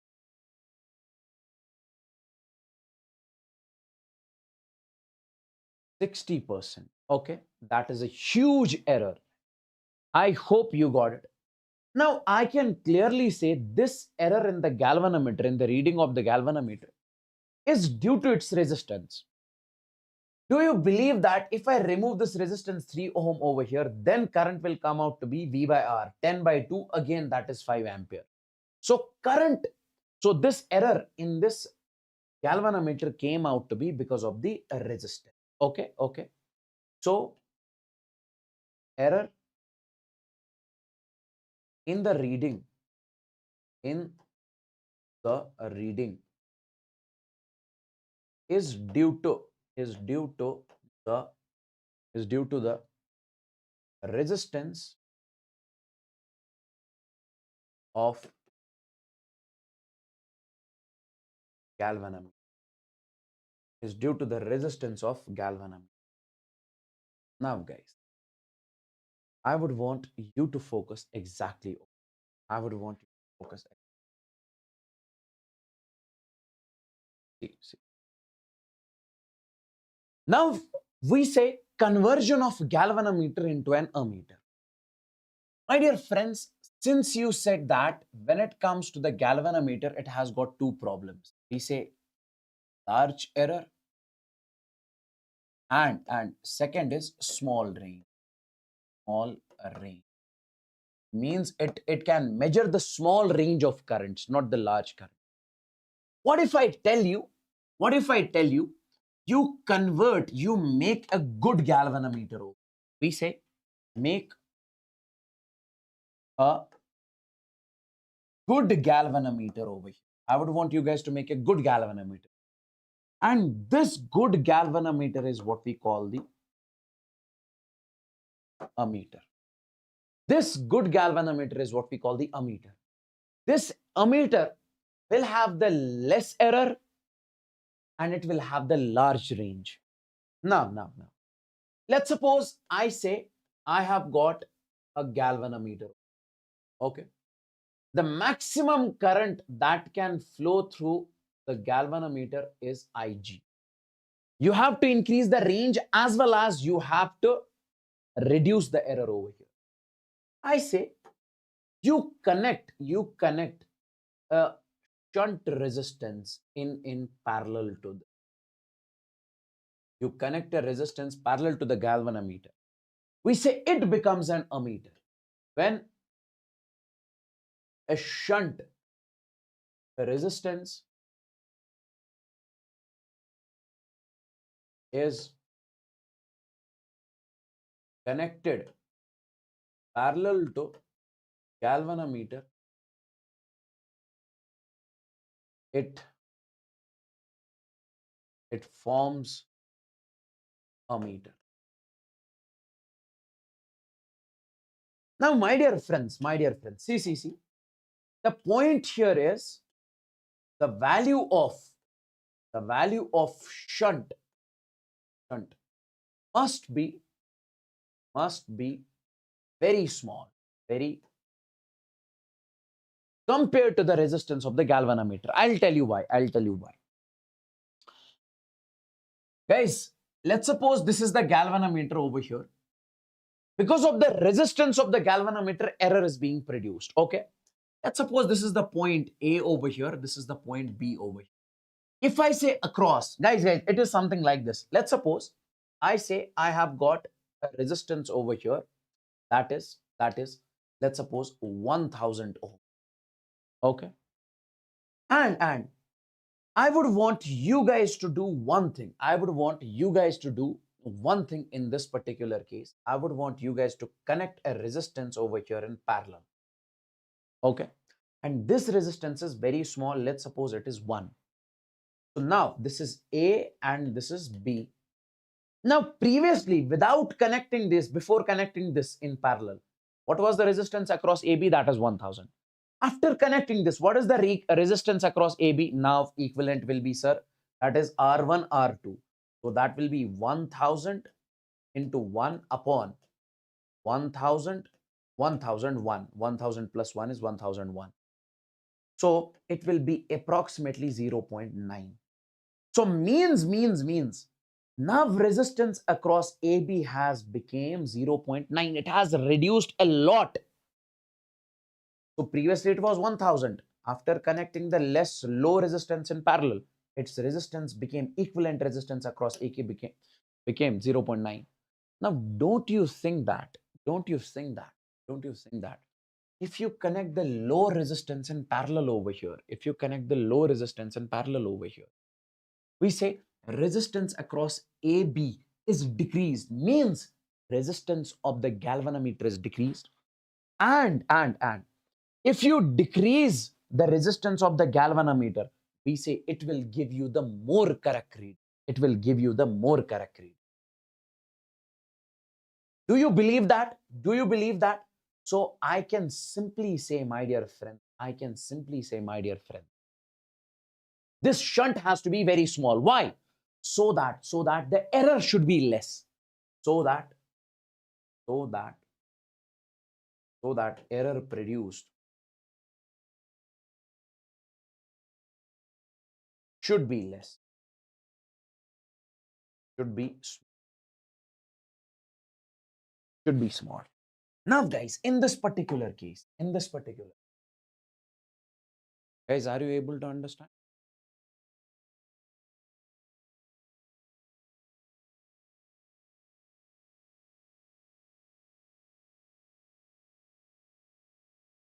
Okay, cool. Now see. Let's suppose current I is coming from the outside. This is the large current. Sir, previously, if there was only galvanometer, this I would have flown through the galvanometer, it will burn it. But right now, you have the shunt. We say some part of it, IG, let's suppose its value is something. It will flow through the galvanometer. We say rest of the current will flow through this shunt, that is I minus. And why will this current prefer to flow through the shunt? Why? Because this shunt is very small. So current prefers that path in which there is less resistance. So we say current will prefer this path because here resistance is less. Resistance. Okay. Now we said to find the value of shunt.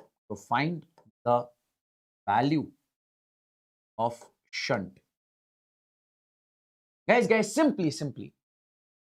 If I say potential difference across galvanometer is equal to potential difference across shunt, is there any problem? No. Why? Because they are connected in parallel.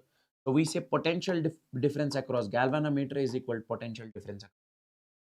So I say potential difference of the galvanometer is simply that is Ig into G, I into R. V is equal to IR. Ig is the current in galvanometer, G is the resistance of galvanometer is equal to. We say here current in this case is I minus Ig and then we say into S. So from here we say shunt will come out to be, that is Ig into G upon, we say I minus. So this is the shunt resistance. This is the value of shunt resistance. This is the value of shunt resistance. Okay, Ig into G upon I minus Ig. So by connecting the shunt resistance in parallel, it is converted to a meter. And the value of shunt should be small. Then only equivalent resistance across A and B will be reduced. Then only error will be reduced. Okay. And when you connect the shunt resistance, we say some part of the current will flow through the galvanometer, rest of the current will flow through the shunt resistance, and the range is in. Now, guys, let's move on to the question. A galvanometer of resistance 100 ohms. We have got a galvanometer over here. Okay. We have got a galvanometer over here. It says that it has a resistance of, we say 100. Is used to measure the 10 ampere current.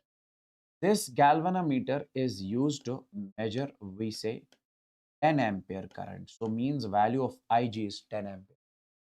Find the value of shunt resistance in parallel. How much should be the value of shunt resistance in parallel so that it measures, its range becomes the 50 ampere, so that it can measure the 50 ampere current, means the current coming from the outside is 50 ampere.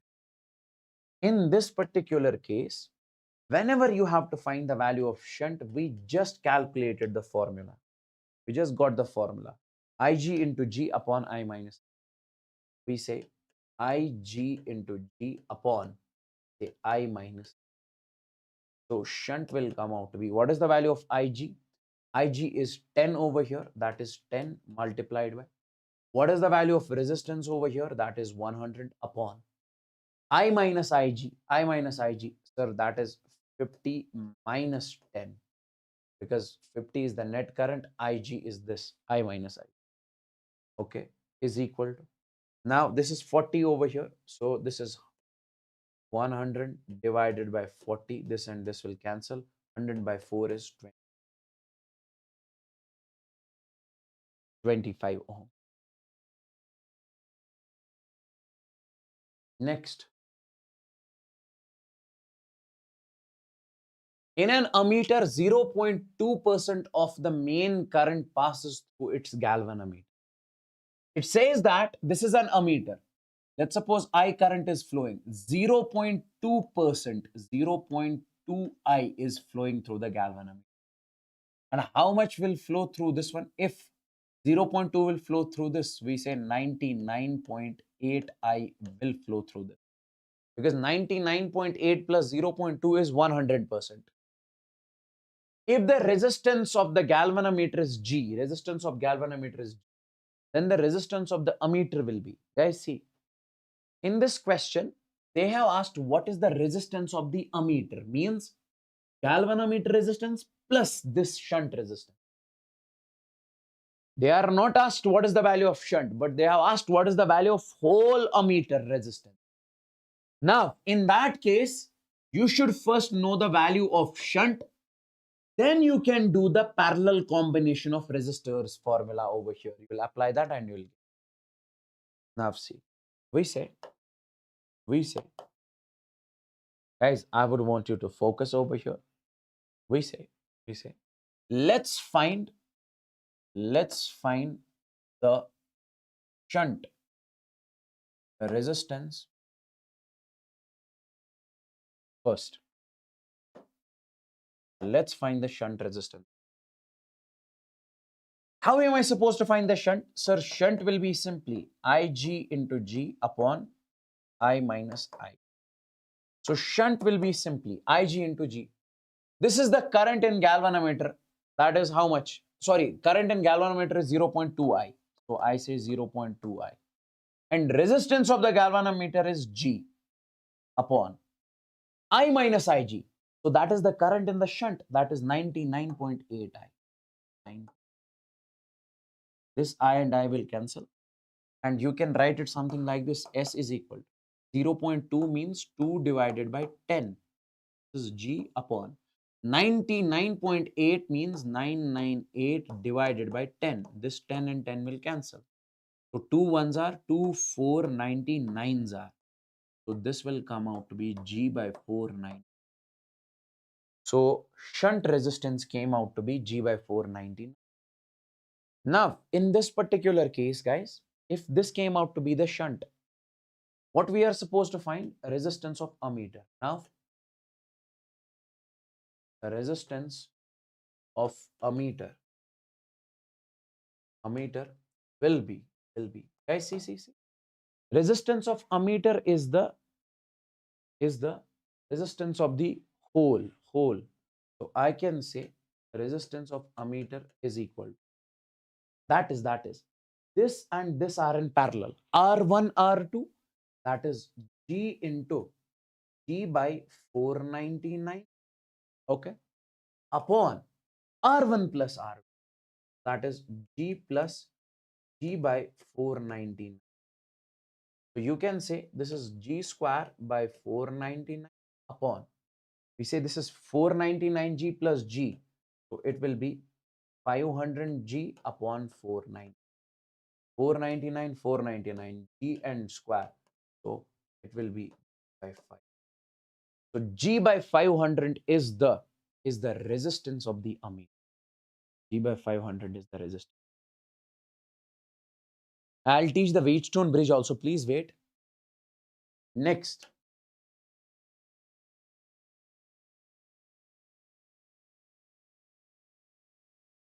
A galvanometer of resistance G is shunted by a resistance S ohm. Okay. Guys, we have got a galvanometer over here. Okay. This is initially it is only galvanometer. And when it comes to the finally, we say we have got this galvanometer and it is shunted by a resistance of S ohms. We have connected a shunt resistance of S ohm. Okay. To keep the main current in the circuit unchanged, the resistance to be put in series is, we will connect one more resistance over here in series. What should be the value of this resistance? So that if I say current in this is flowing, let's suppose IG, we say this current in the entire circuit remains the same. If I say current is I over here, we say finally also current should remain the same. What should be the value of this R that we are putting in C? It is saying that you have got a galvanometer in which current I is flowing. Then afterwards, you connected a shunt, you connected one more resistance in series. How much should you put the value of this R so that this current I should remain the same as it was before without these resistors? Guys, don't you think that? We say current depends upon V by R, potential difference upon resistance. Leave the potential difference over here. That will be same. But when it comes to the resistance, we say if resistance of this circuit remains the same as the resistance of this circuit, we say current will remain the same. So I can clearly say in this particular case, as if we say resistance finally is equal to resistance initially, then I is equal to same, current remains. Now in this particular case, guys, what is the resistance initially? That is G is equal. What is the resistance finally, sir? G and S are in parallel. So G into S upon G plus S. R1, R2 upon R1 plus R2. Then this one is in series. So plus R. Because this is in series with these two. Yes. Now take it over here. So R will come out to be G minus GS upon G plus S. Because if you take it over here, it becomes negative. Now do the cross multiplication. So I can say R will come out to be, this is G square plus G into S is GS minus gs upon, we say, g plus s. This and this will cancel.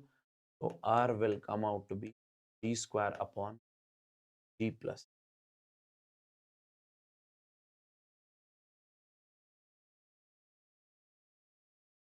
Okay. So this should be the value of resistance. This came out if we made this resistance equal to this resistance, then only we got this. Now guys, galvanometer as a voltmeter. We say galvanometer is a device which also measures the potential difference or voltage. Galvanometer is a device which also measures the potential difference. We say it also measures the potential difference. But what is the problem with the galvanometer? What produces? Large error. What produces the large error?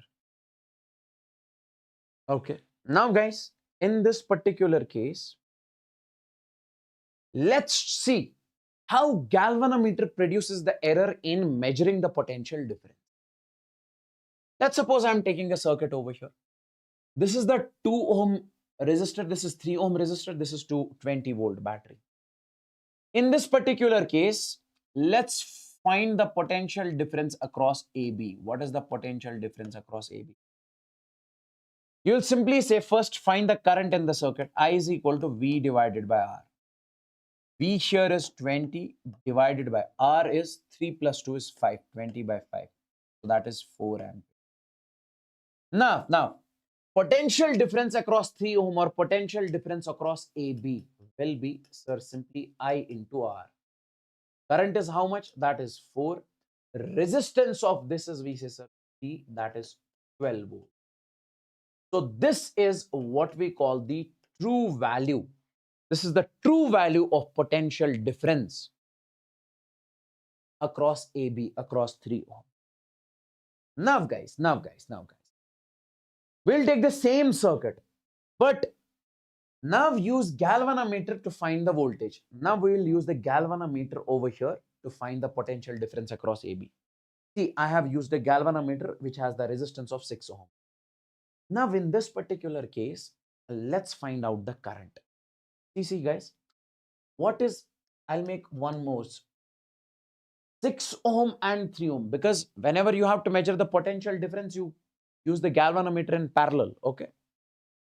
So 6 ohm and 3 ohm, their equivalent is 2 ohm. So let me make it over here. This 2 ohm and their equivalent is also what? 2 ohm. So this is 20 volts. This is 2 ohms. This is. Now in this particular case, current will come out to be V by R. V is 20. R is 2 plus 2 is. So it comes out to be 5 amp. Now, this current 5 ampere will flow through. If this is A and B, I can mark this A over here and I can mark this B over here, A and B. Now, in this particular case, I can say potential difference across AB will come out to be simply. That is I into R. I into R. So how much is I? I is 5. And how much is R over here? That is 2. 5 into 2, as we say, sir, 10 volts. And this is what we call the V measured. What is V true? That is 12. Now let's find the percentage error. Percentage error. What will you say? Sir, true value minus measured value divided by true value multiplied by, we say, 100. So what is the true value over here? That is 12 minus 10 divided by 12 into, we say, sir, 100. Okay. So this is 12 minus 2, 10 is 2 by 12 into, we say, sir, 100. 2 ones are 2, 6 are 100 by 6. That is 16.6. So error in the reading of the galvanometer measuring potential difference came out to be 16.6%. Guys, tell me in the chats, Is this clear? Is this clear to each and every single student? Tell me in the chats. Is this crystalline clear to each and every single student?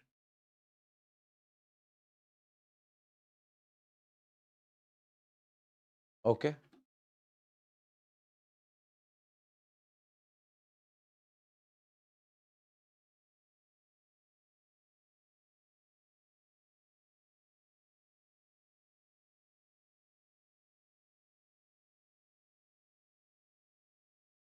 Is this clear?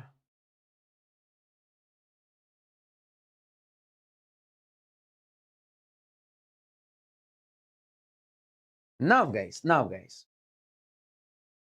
So what we will do is conversion of galvanometer into voltmeter.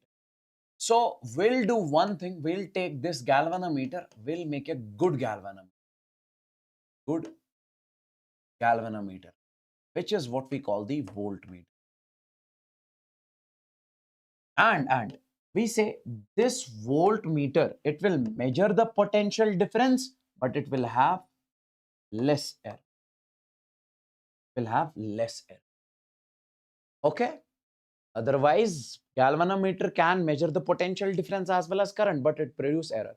Here also, when we convert this into the voltmeter, means the less error will be produced from now onwards in measuring the potential difference. Now guys, I'll share the PDF immediately today. Don't worry about that. Now guys, see, I would want you to focus. Let's suppose I say I have got a galvanometer over here. Okay, and the current in the galvanometer is Ig. And if you want to convert into a voltmeter, you connect the shunt resistance. So we say when a shunt resistance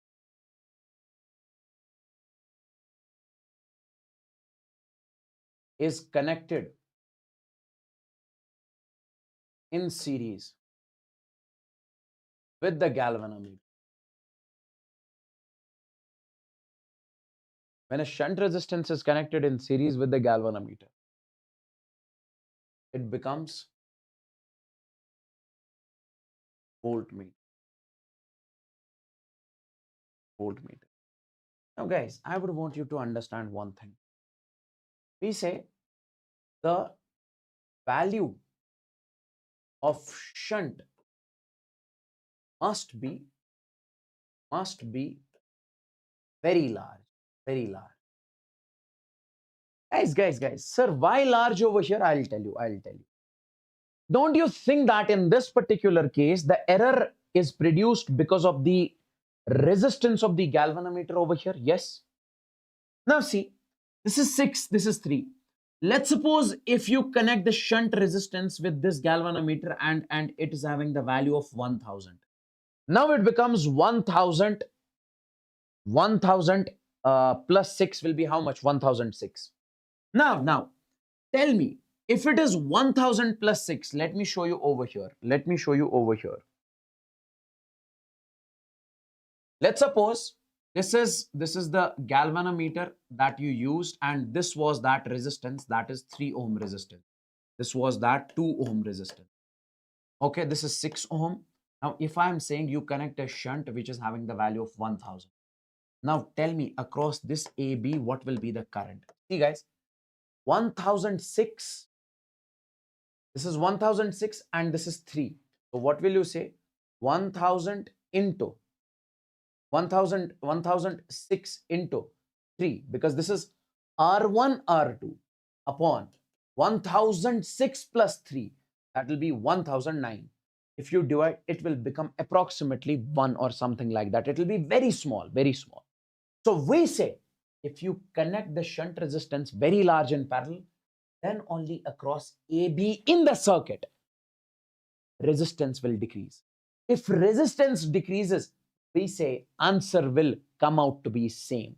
We say error will be less in that particular. Is this point clear? Why did I, in case of the voltmeter, the value of shunt is very large. In case of the ammeter, the value of shunt is very small. And ammeter is connected in series in the circuit. Galvanometer is connected in parallel in the circuit. But when it comes to creating the ammeter, we connect shunt resistance in parallel. And when it comes to voltmeter, we connect shunt resistance in series. Now, let's find the value of shunt. Okay, let's find the shunt resistance. Sure, let's find the shunt resistance. See, guys, I say, let's suppose potential difference across this voltmeter is V. Can I say, sir, V is equal to I into R? So current is IG and R is what? G plus S, galvanometer resistance plus shunt. So I can write V divided by IG, this, okay, is equal to G plus S. So this shunt will come out to be V divided by IG minus we say, sorry, minus we say G, minus we say G. This is the value of shunt resistance. This is the value of shunt resistance.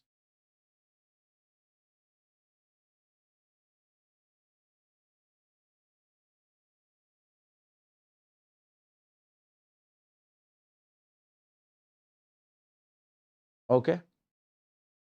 We say this is the value of shunt resistance in case of the voltmeter. This is the value of shunt resistance in case of the volt. Is that clear?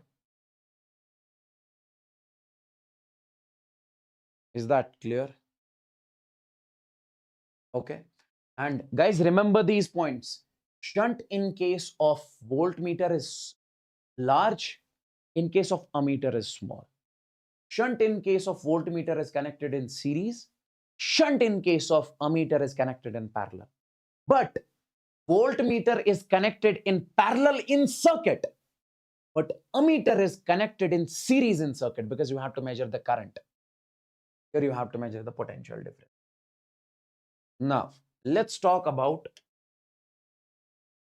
this question. A galvanometer of resistance 100 ohms. We have got a galvanometer. We have got a galvanometer. It has got a resistance of 100. Gives a full scale deflection of 30 milliampere. Means it can measure, means current in this can flow, that is 30 milliampere. 30 milliampere. If it is to work as a voltmeter of 30 volt range, so we have to connect the shunt in series then.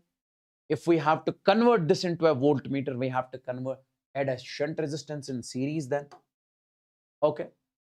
And it says that its range should become, it should be able to measure how much, we say, sir, 30 volts. The resistance required to be added is, what should be the value of shunt, it is asked. So I am saying that, it is saying that if you have got a galvanometer, you want to convert this to an voltmeter so that it should measure 30 volts. What should be the value of shunt? Shunt is, we say, that is E divided by IG minus G. You see, V divided by IG minus G. V divided by IG minus G. Okay, and shunt will come out. So what is the value of V? V is given as 30 volts. So, okay. What is the value of IG? That is 3 milliampere. So I can say this is 30 milliamp. 30. So this is 30 into 10 raised power minus 3 if it converts into the ampere. Minus G. G is given as 100. This and this will cancel. It goes in the numerator. It becomes 10 raised power plus 3. That is 1000.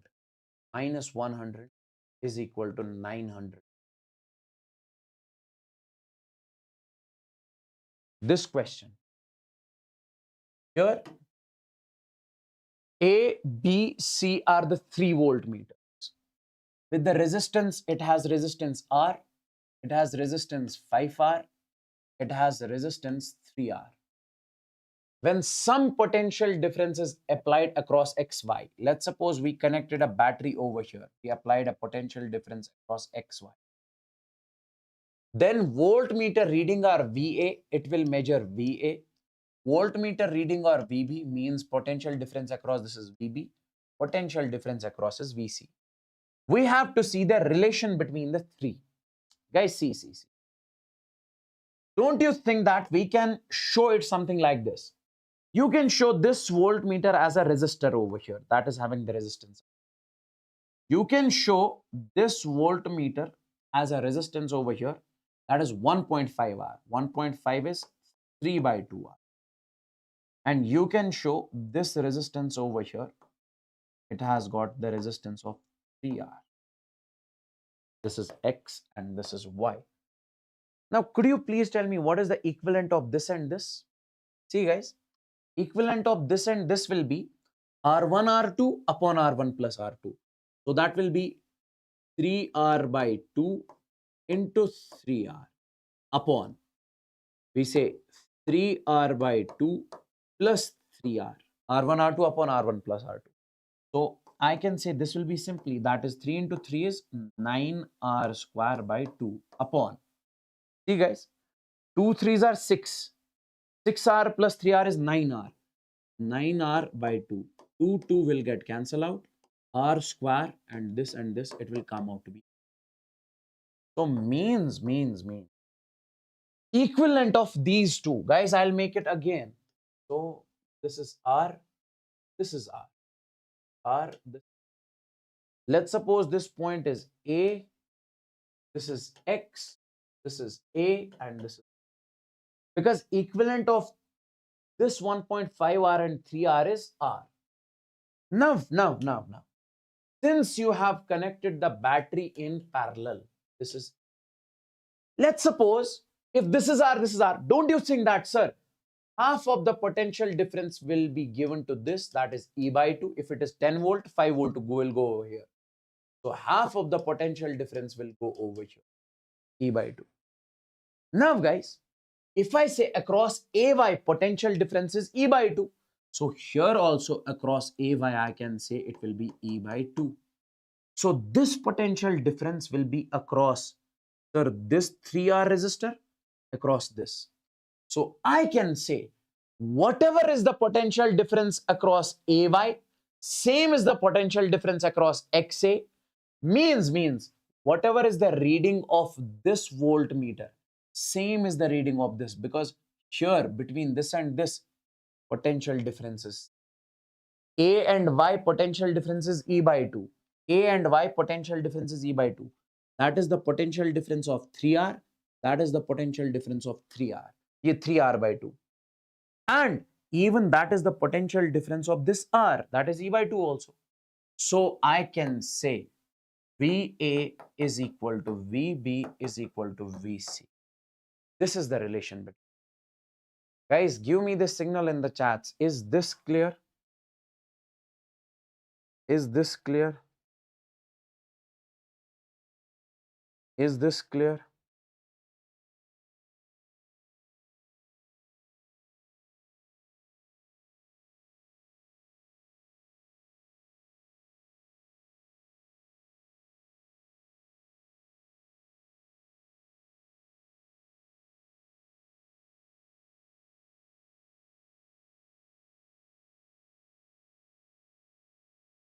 Great.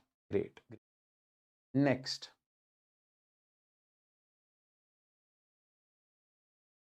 Now, guys, take a look over here. See, ammeter. It is formed using galvanometer. Okay, we can make the ammeter using galvanometer by connecting a small resistance in parallel with the galvanometer. I hope I'm not making any mistake. Okay. And when it comes to that resistance, that is called the shunt. The value of that shunt is, ignore this. You can write it over here.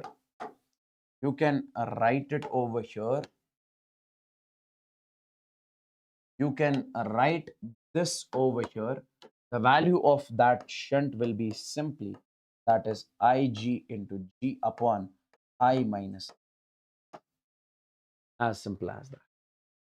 And in this particular case,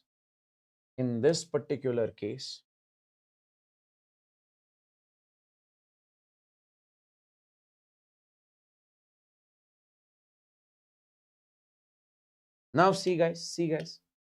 So we say an ammeter is connected in series where we have to measure the current. As I told you, ammeter itself is connected in the series in the circuit. Voltmeter, formed using galvanometer by connecting the large resistance in series with the galvanometer. Means the shunt resistance you connect with the galvanometer should be in series in case of voltmeter. Voltmeter is connected in parallel with the resistance. Okay. So means voltmeter, when it is connected in the circuit, it is connected in parallel. Keep that thing in your. Okay. Then for an ideal ammeter where error is almost zero, if I say the ammeter is, for an ideal ammeter, if I say ammeter is very good, what does that mean? Its error is very less, zero almost. That is what we call the ideal ammeter, not possible to make. Okay. We say error is zero. So means the resistance of the galvanometer is zero. Guys. If I say, come over here.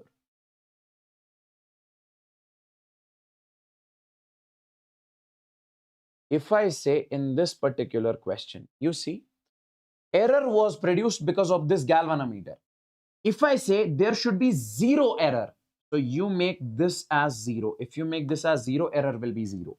So that's what I'm saying. If you want the, for an ideal ammeter, galvanometer resistance is zero, then only error will be zero. Galvanometer resistance is zero, okay, then only error will be zero. Means it will behave like a simple wire. This is important. So we say it behaves like a simple wire. Because if I say there is a wire, its resistance is zero, means it's a simple wire, no resistance, no resistor is present. So it behaves. So can I say from now onwards, an ideal ammeter behaves like a simple wire? Yes, sir. No resistance. Resistance is zero. When it comes to the ideal voltmeter, we say ideal voltmeter means where resistance is infinite. Ideal ammeter means where resistance is zero, then only error is zero. And ideal voltmeter is, we say, where resistance is infinite. Okay. Because I told you, if you have got this galvanometer over here, then you connect a resistance over here in parallel. If you make the value of this resistance very large, we say and then if you connect it across this resistance, resistance will be very less. So we say, in this particular case, we say for an ideal voltmeter, resistance will be infinite. If resistance will be infinite, R equivalent across this resistance will be very less. So we say it behaves like an open wire.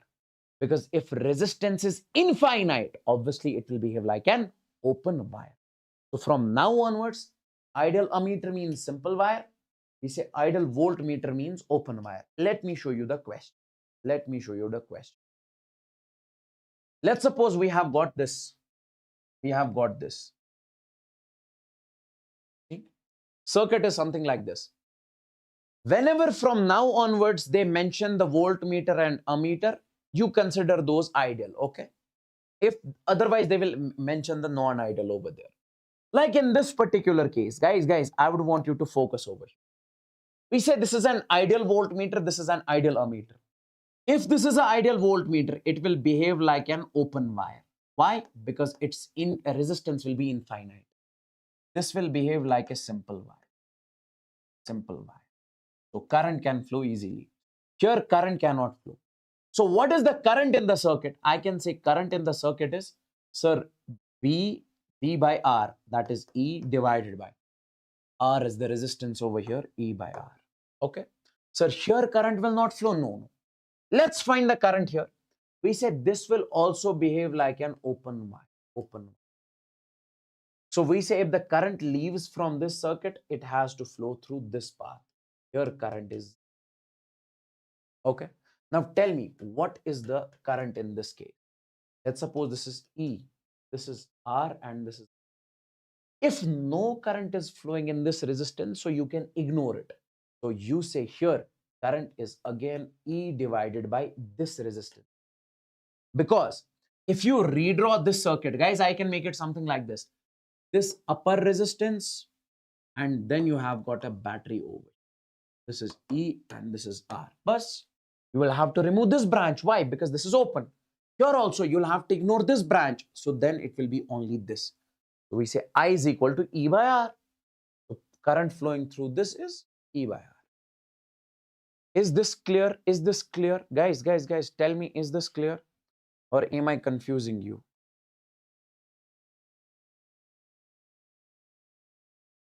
Is this clear?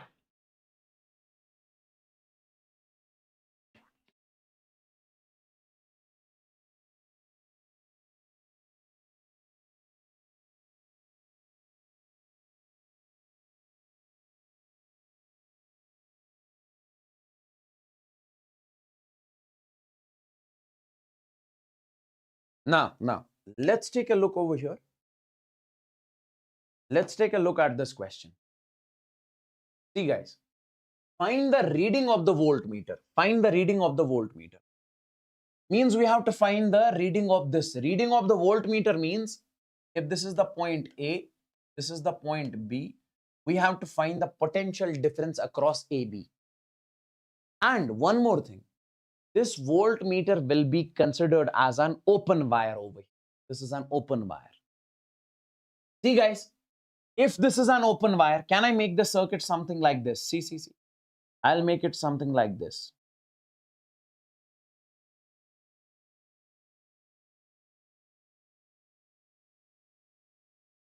This is A.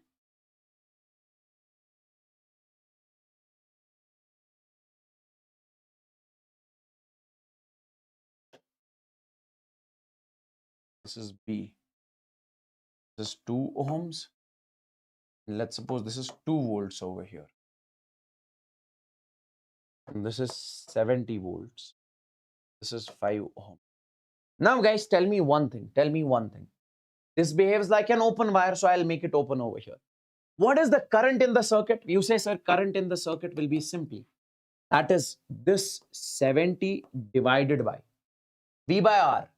R is how much? This 5 plus 2 is 7. Okay, that is 7.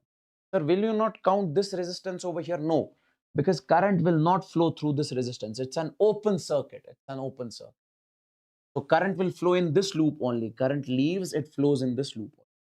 So it will come out to be, we say, sir, 10 ampere. Now, we say this 10 ampere will flow something like this.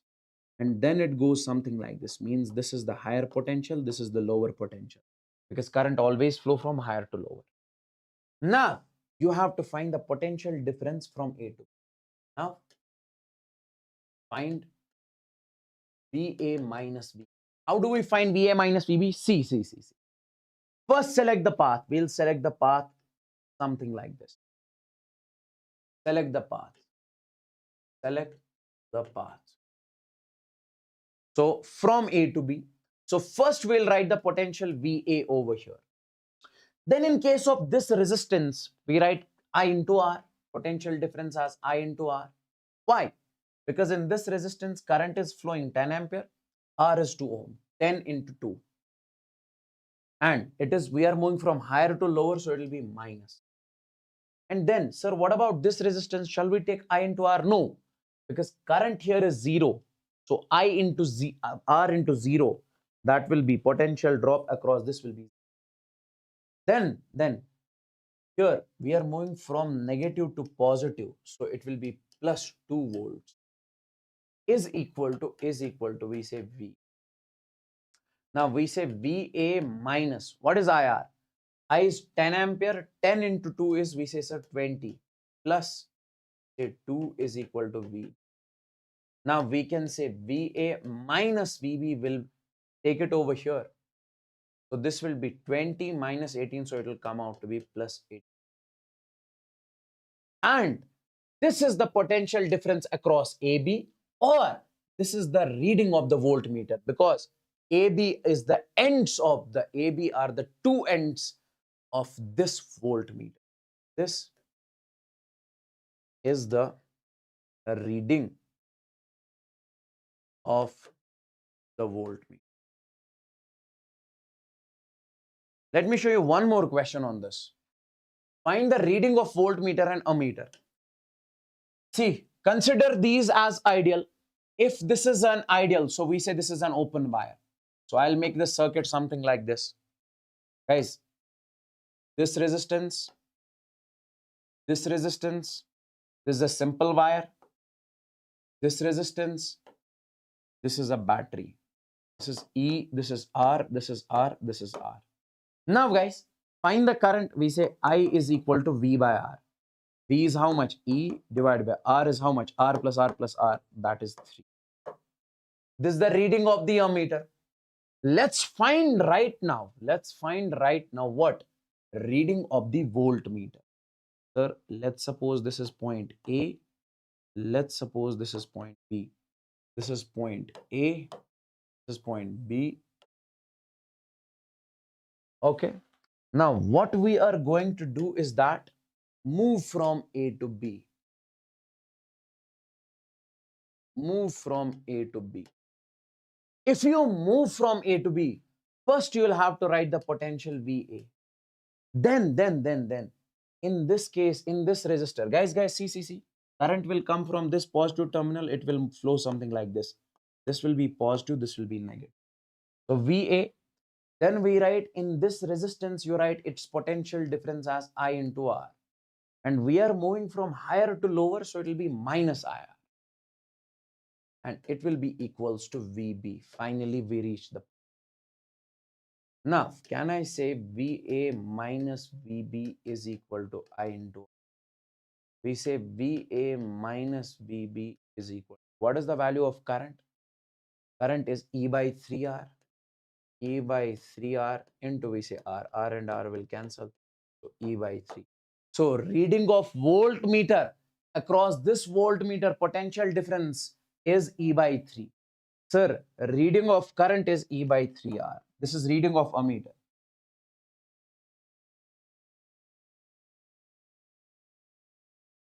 This is reading of voltmeter.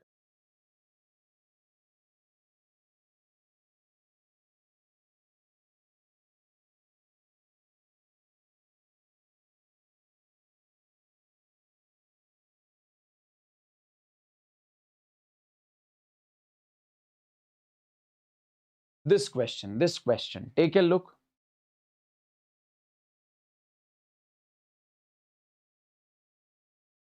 Take a look. An ammeter reads 2 ampere and voltmeter reads 20 volt. The value of resistance is. It says that an ammeter reads 2 ampere, means 2 ampere current is flowing in the ammeter. Voltmeter reads 20 volt, means 20 volt potential differences across this. The value of resistance is, we have to find the value of resistance, and options are exact 10 ohm, less than 10 ohm, greater than 10 ohm. Guys, see. If we have to find the resistance across this, guys, see, we say V is equal to I into R. Resistance will be simply V divided by I. Tell me one thing. This voltmeter and resistance, this voltmeter and resistance, they are connected in parallel. Whatever is the potential difference across this voltmeter, same will be across this. So voltmeter across resistance is equal to, we say, sir, 20 volt. So R is equal to, we say, sir, 20 divided by. Now current. Guys, see, if 2 ampere current is coming from this side, we know some part of the current will go over here, some part will go over here. Let's suppose if I say all the 2 ampere will go over here, we say, so 20 divided by 2, it will come out to be exact 10. But that is not the case. We say some part will go over here, some will go over here. Means less than 2 ampere current will go over here. If let's suppose less than 2 ampere, let's suppose 1 ampere will go in this, 1 ampere will go in this. So 20 by 1 will come out to be 20. So basically, it is less than 2 ampere. If you keep it less than 2 ampere, we say resistance will come out to be greater than 10 ohm. So greater than 10 ohm is the option. Is this question clear? Guys, he is asking us to find this resistance. He asking us find this resistance. I am saying that resistance is put V by R. R is equal to V by I. So V across it, this is 20 volts. Now what will be the current? Current will be less than 2 ampere only. Na? Why? Because 2 is total. Some part will go over here, some will go over here. So if it is less than 2, so resistance will be greater than 10. Resistance will be greater than. Okay. Sir, what did you do with this 4 ohm resistor?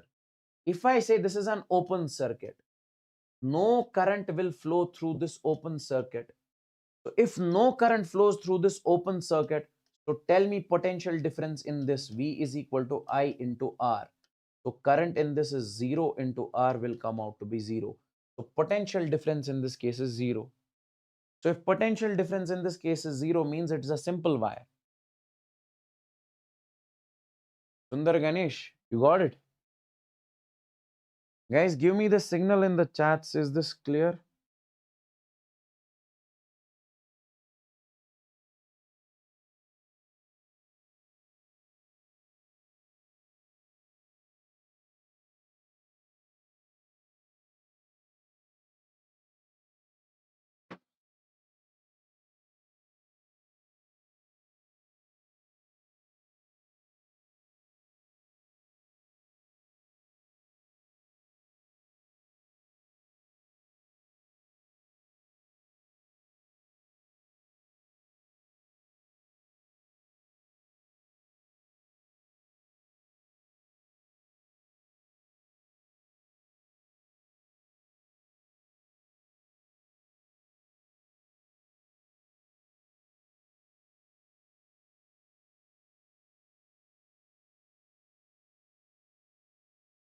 Now, guys, take a look over here. Wheatstone bridge. See, what does the Wheatstone bridge concept say? Let's suppose we have got a resistance over here. Let's suppose we have got one more resistance. And let's suppose we have got a resistance over here. Let's suppose we have got one more resistance. Okay. And in this particular case, we have got one more resistance over. Okay. Let's suppose by any chance, guys, this is R1, this is R2, this is R3, this is R4, and this is R5. What does the Wheatstone bridge say? We say this concept says that if R1 by R2, this resistance divided by this resistance came out to be equal to this resistance by this resistance, R3 by R4, then potential difference across R5, this middle resistor, is same. So if potential difference across this and this is same, so we can remove it from the circuit because no current will flow through this. So no current flows through R5. So remove it. So remove. Sir, can you please give us the example? Yes, let's suppose this is 2 ohm, this is 4 ohm. This is 2 ohm, 4 ohm. 2 by 4 is equal to 2 by 4. So I can say in that case, potential difference across this and this will be same. So you can remove it. So my dear friends, I can say, let's suppose if I take the example. Let's suppose I have a Wheatstone bridge, something like this.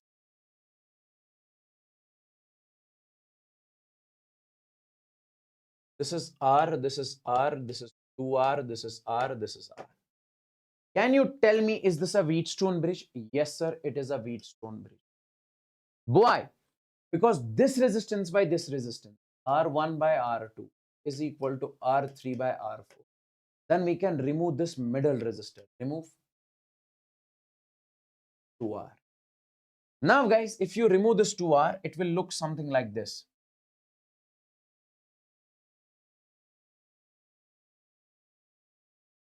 It will look something like this. So we say this is R, this is R, this is R, this is. This R and R becomes R by 2. This R and, sorry, this R and R becomes 2R. This R and R becomes 2R. Okay. So I can say here it is 2R, here it is 2R, 2R, 2R. Now this 2R and 2R are in parallel. So what will be the equivalent? That is 2R divided by 2, because it is R by 2. So because if you have n resistors in parallel, so it will be R by n. 2 resistors in parallel identical, 2R by 2. 2 will get cancelled. Net resistance will come out to be R. So Wheatstone bridge simply says that if R1 by R2 is equal to R3 by R4, then remove R5. Or if no current flows through R5, then potential difference across R5 is same, then this divided by this will be equal to this divided by. It's one and the same. It is one and the same.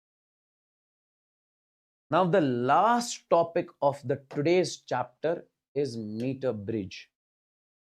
Last topic of the today's chapter is meter bridge.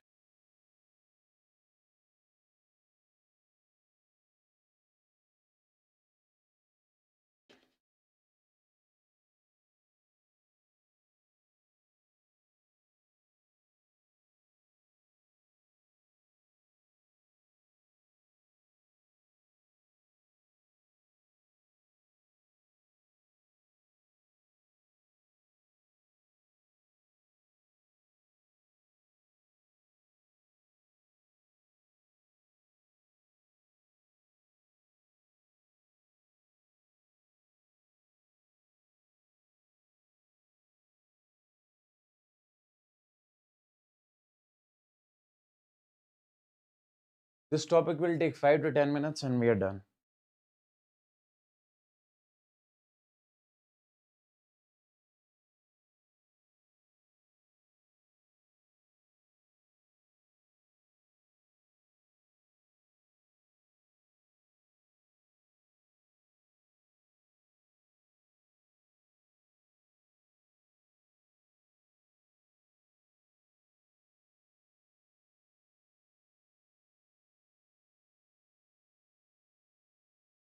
Kirchhoff's law not needed, because I have told you the midpoint potential formula, and one law I have already told you, that sum of all the currents going into the junction is equal to the sum of the current leaving the junction. Okay. And second one is the change in potential in a closed loop is equal to 0. Not needed at all. Midpoint potential formula I have told you, and other methods I have told you, that is more.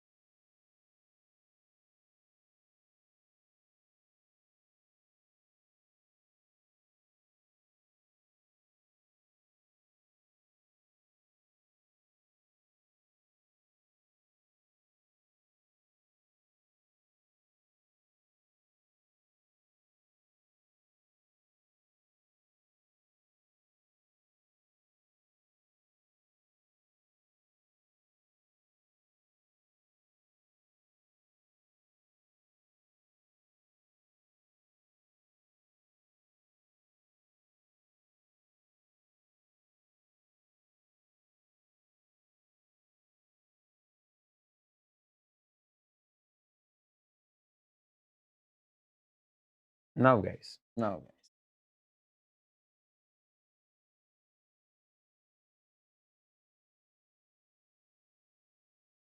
see, meter bridge. We say an instrument used to measure the unknown resistance. It is that instrument which is used to measure the unknown resistance. See guys, I say in this particular case, When we make the meter bridge over here, we take an unknown resistance. Means that resistance which we have to find out what is the value of this resistance. And another one we take as a known resistance. We know its value. Okay. And then we connect it. This is a wire over here that is 100 centimeter. Okay. That is 1 meter long. That's why we call it the meter bridge. 1 meter long. Okay. Okay. And we connect a jockey over here. This jockey is slidable on this one. This jockey, and there is a galvanometer connected over here. Okay. And then we connect a battery to this entire setup. This is what we call the meter bridge. We say it's an instrument to measure the unknown resistance. I will show you that. It is based on the concept of Wheatstone bridge. It is based on the concept of Wheatstone. See guys. The very first thing in this particular case is, I'll just write over here. We have this wire. This is 100 centimeter long. This is 100 centimeter long wire. 100. In this particular case, I am saying that this jockey on the wire is slidable. Okay. And let's suppose the length of the wire is L and the resistance of the wire is R. Okay. Now we say length of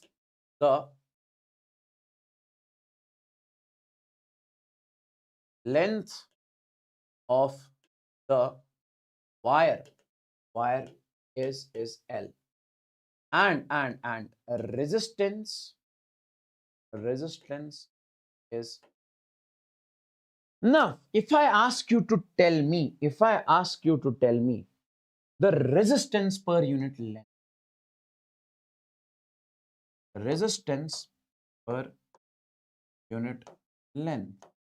let's call this as lambda. Guys, we say L length, total length, L has got how much resistance? R. What is the resistance of the unit length? You say, sir, total resistance divided by total length.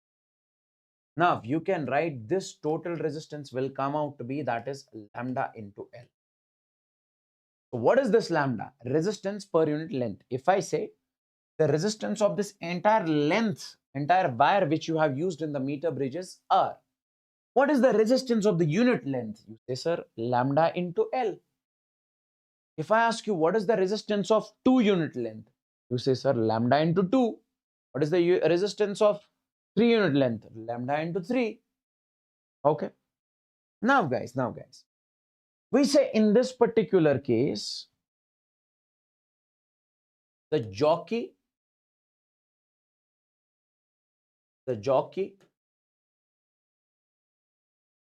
on the wire is slidable. I hope you are getting me what I'm trying to say. We have a setup over here, known resistance, unknown resistance, and there we have got a jockey and this wire. This jockey on this wire is slidable. Okay. And we slide it.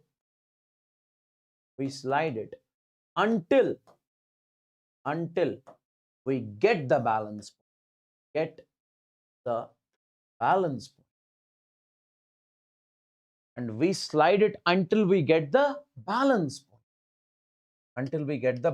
point. We slide it until we get the balance point. Sir, what is balance point? I'll tell you what is balance point. We say, suppose we got the balance point at x is equal to L. Okay. Suppose we got the balance point at what distance? We say, sir, L. At this distance, we got the balance point. If this is L, could you please tell me how much will be this? We say this length will be, that is 100 minus L. Okay. Now, guys, balance point means no current is flowing through this wire. Galvanometer shows zero deflection.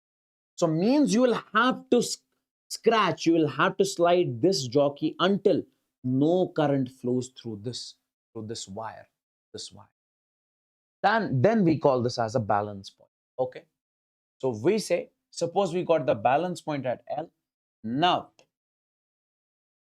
no current will flow through the galvanometer,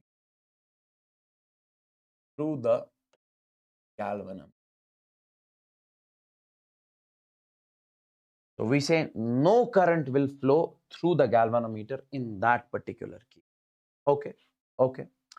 Now guys, can I say if this is length L, could you please tell me what will be the resistance of this part of the length? Guys, R is equal to lambda into L. We say resistance of this part will be lambda into L. And what will be the resistance of this part? That will be 100 minus L into lambda. This length multiplied by lambda. Okay. Now I'll write this point only. We say resistance of L length, resistance of L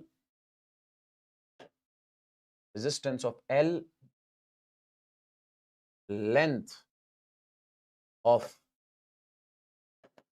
wire is, I can say, lambda into L, and a resistance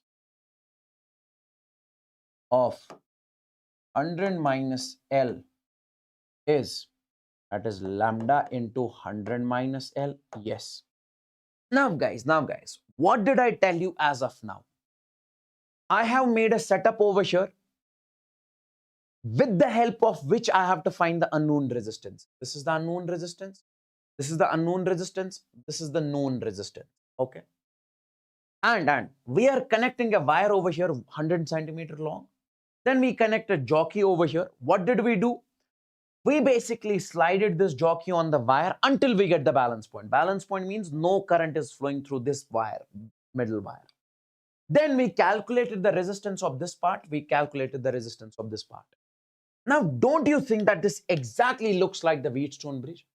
Now, it looks like a Wheatstone bridge. Let me show you how. I'll make this resistance and this resistance over here something like this. Something like this. And then I'll make this resistance, this part of the wire, because this is also, it has got resistance lambda into L. Then I'll make this resistance over here. I'll make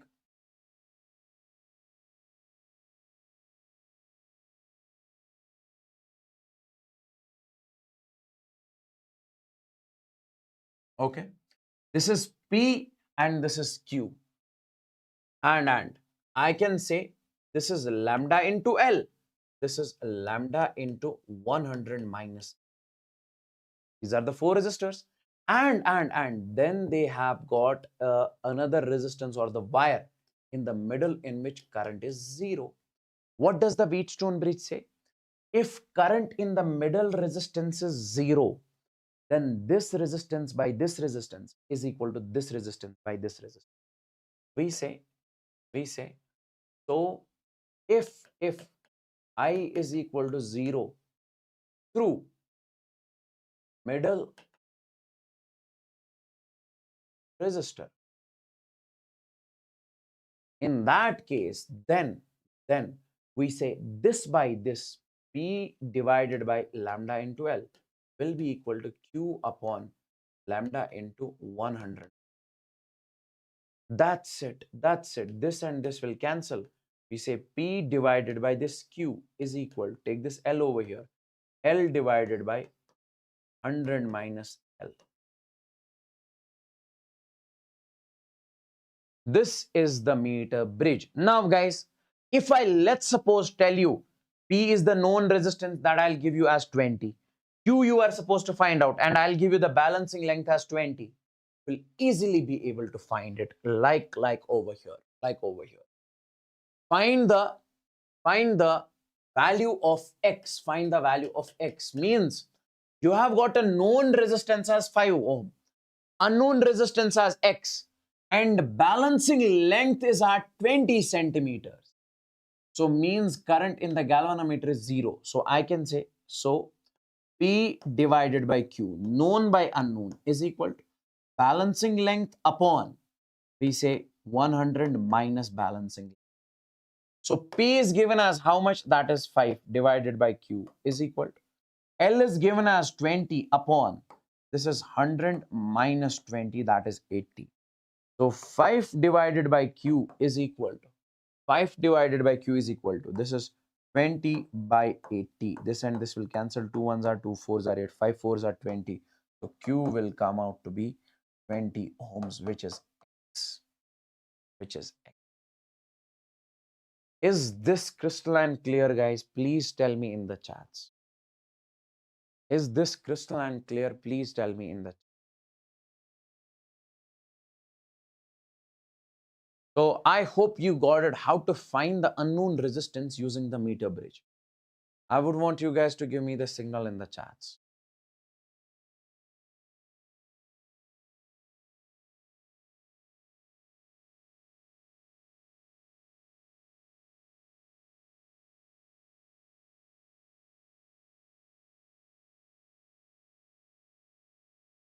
In the following circuit, a meter bridge is shown its balanced state. The meter bridge wire has a resistance of 1 ohm per centimeter. Okay. Calculate the value of unknown resistance X and the current drawn from the battery of negligible internal resistance. You guys are supposed to find the value of the current over here. Guys, in this particular case, it say first, this is a meter bridge. It says that balancing length is at 40 centimeters. Okay. Now, could you please tell me in this particular case, you are supposed to find, see, value, you are supposed to find current in the circuit. Can I say in this particular case, guys, this is the meter bridge wire. It has the resistance per unit length as 1 ohm per centimeter. So means every centimeter has how much resistance? 1 ohm. So 40 centimeters will have how much resistance? 40 ohms. 60 centimeters will have how much resistance? 60 ohms. Now, make it over here. I'll make it in the form of meter bridge. So this is something like this.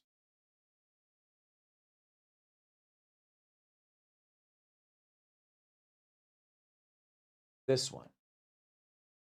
Okay. So in this particular case, this in the middle branch current is 0. And this is given as X, this is given as 6, this is given as 40, this is given as 60. Okay. Now tell me, can I say in this particular case as current in the middle branch is 0? So we say this X by 40, X divided by 40 is equal to this 6 divided by 60, 6 divided by 6. Okay. In this particular, this and this will go, this and this will go. So X will come out to 4 ohms. So X will come out to be 4 ohms. Okay. And if you got the value of X in this particular case, you got the value of X in this particular case. Now, you guys are supposed to tell me what is the current in this. Now, guys, now this is 4, this is 6. Okay, now find current. So current is simply that is V divided by R equivalent. V in this case is given as 6. R equivalent will be how much? Guys. R equivalent is 6 and X will be in 6 and 4 will be in series. 6 and 40, 60 and 40 will be in series. So that is 100 into 10 upon 100 plus 10. So then you will put it over here and you will get, this is your homework. One more thing I would like to tell you over here. What is that? Is one small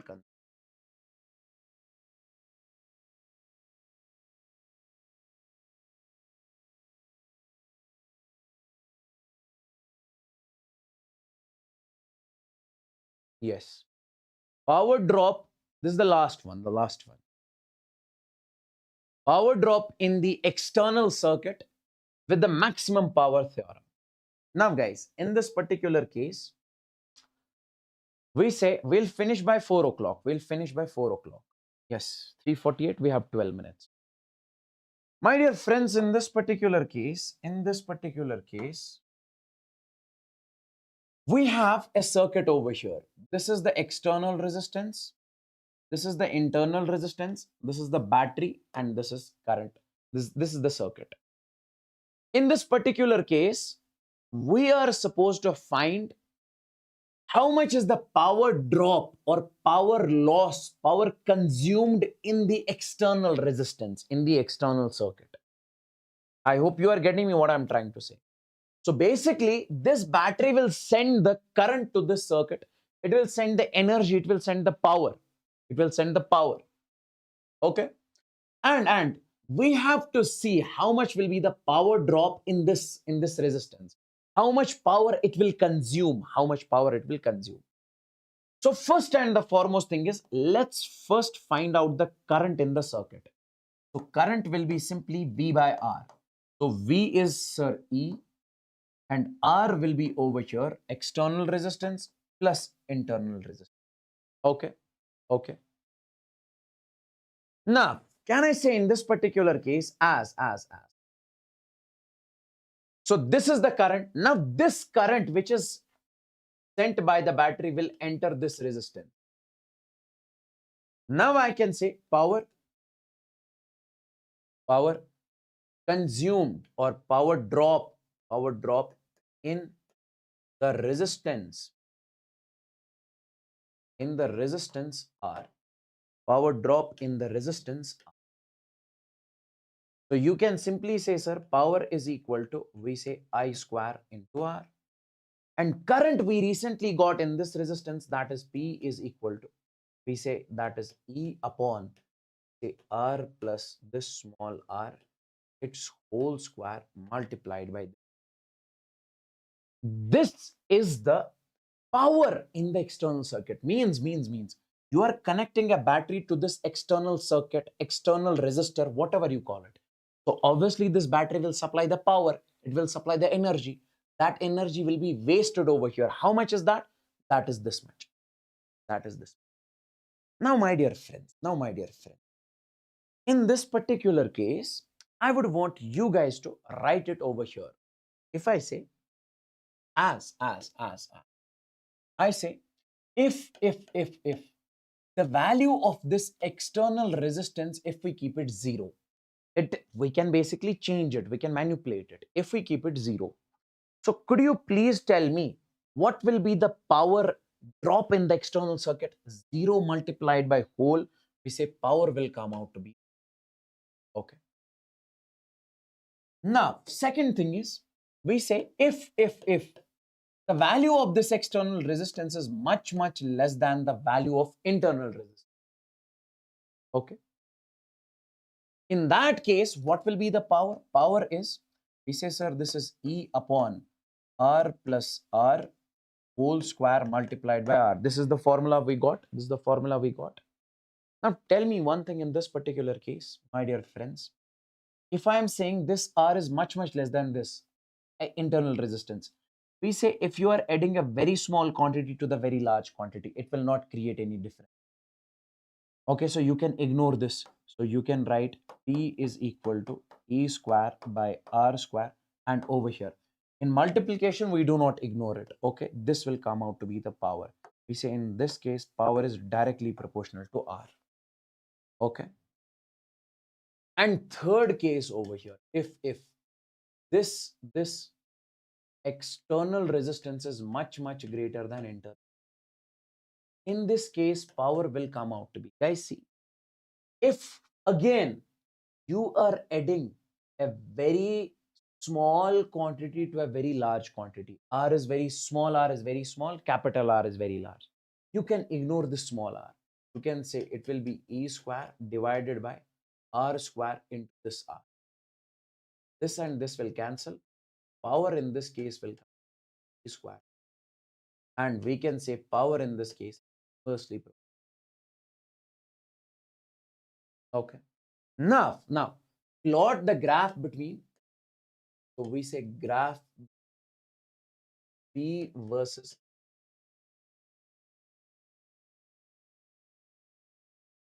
this P and this. Guys, when R is 0, when R is 0, we say in that case power is 0. Graph starts from the origin. And when the value of R is less, so value of external resistance R is less over here, 1, 2, 3, 4, where it is 30, 40, 50, 60. So we say power is directly proportional to the resistance. Okay. We say power is directly proportional to the resistance when R is much, much less than small.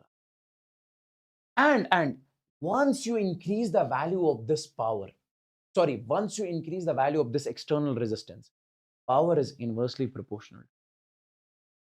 So we say becomes power is inversely proportional to R. Once capital R is much, much greater. And these two you guys are supposed to join with a smooth curve. These two you guys are supposed to join with a smooth curve. And unfortunately, we say power will be maximum when small r will be power max. Okay. So if you keep the internal resistance and external resistance same, we say in that particular case, power will come out to be maximum. Power will. Tell me in the chats, is this crystal and clear?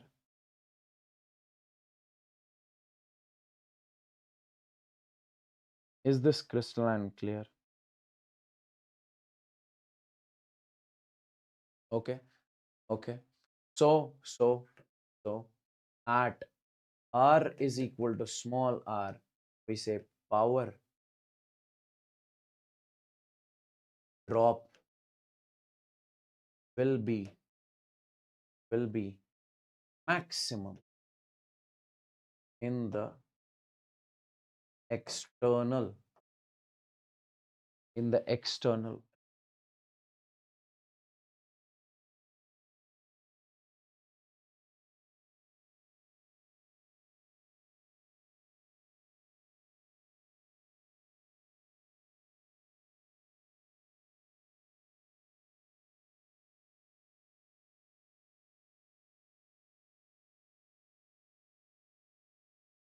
So done, ladies and gentlemen.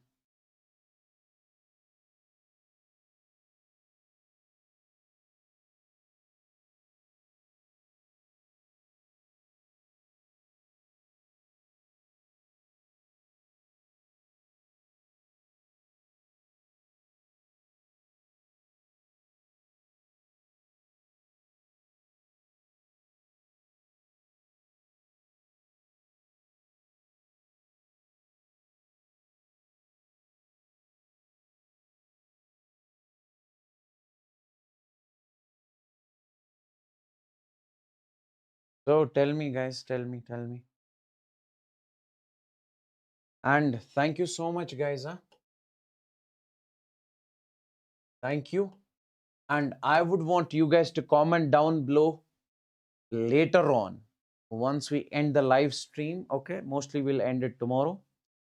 Okay, tomorrow, not tomorrow, in the morning today itself. Okay, so after that, you will have to basically comment down how was the session. Okay, each and every single thing. Let me first export your notes. Current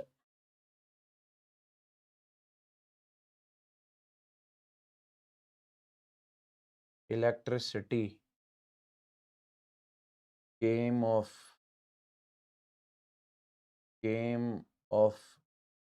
NEET Yawar sir.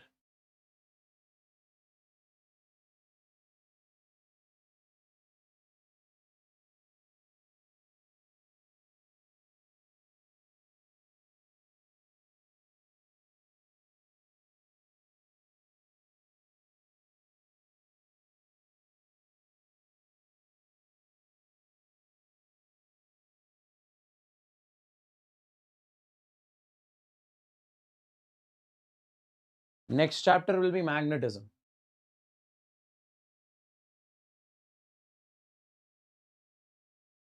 Next chapter will be magnetism. Yes.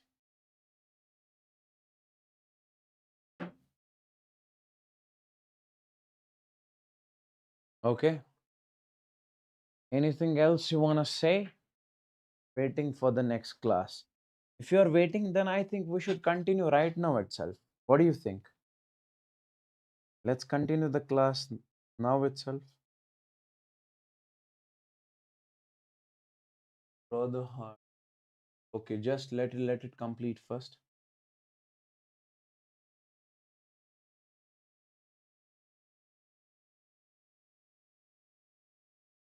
Later on, comment down below on this session, okay? I don't want you guys to write done and dusted. Okay, I don't want that comment.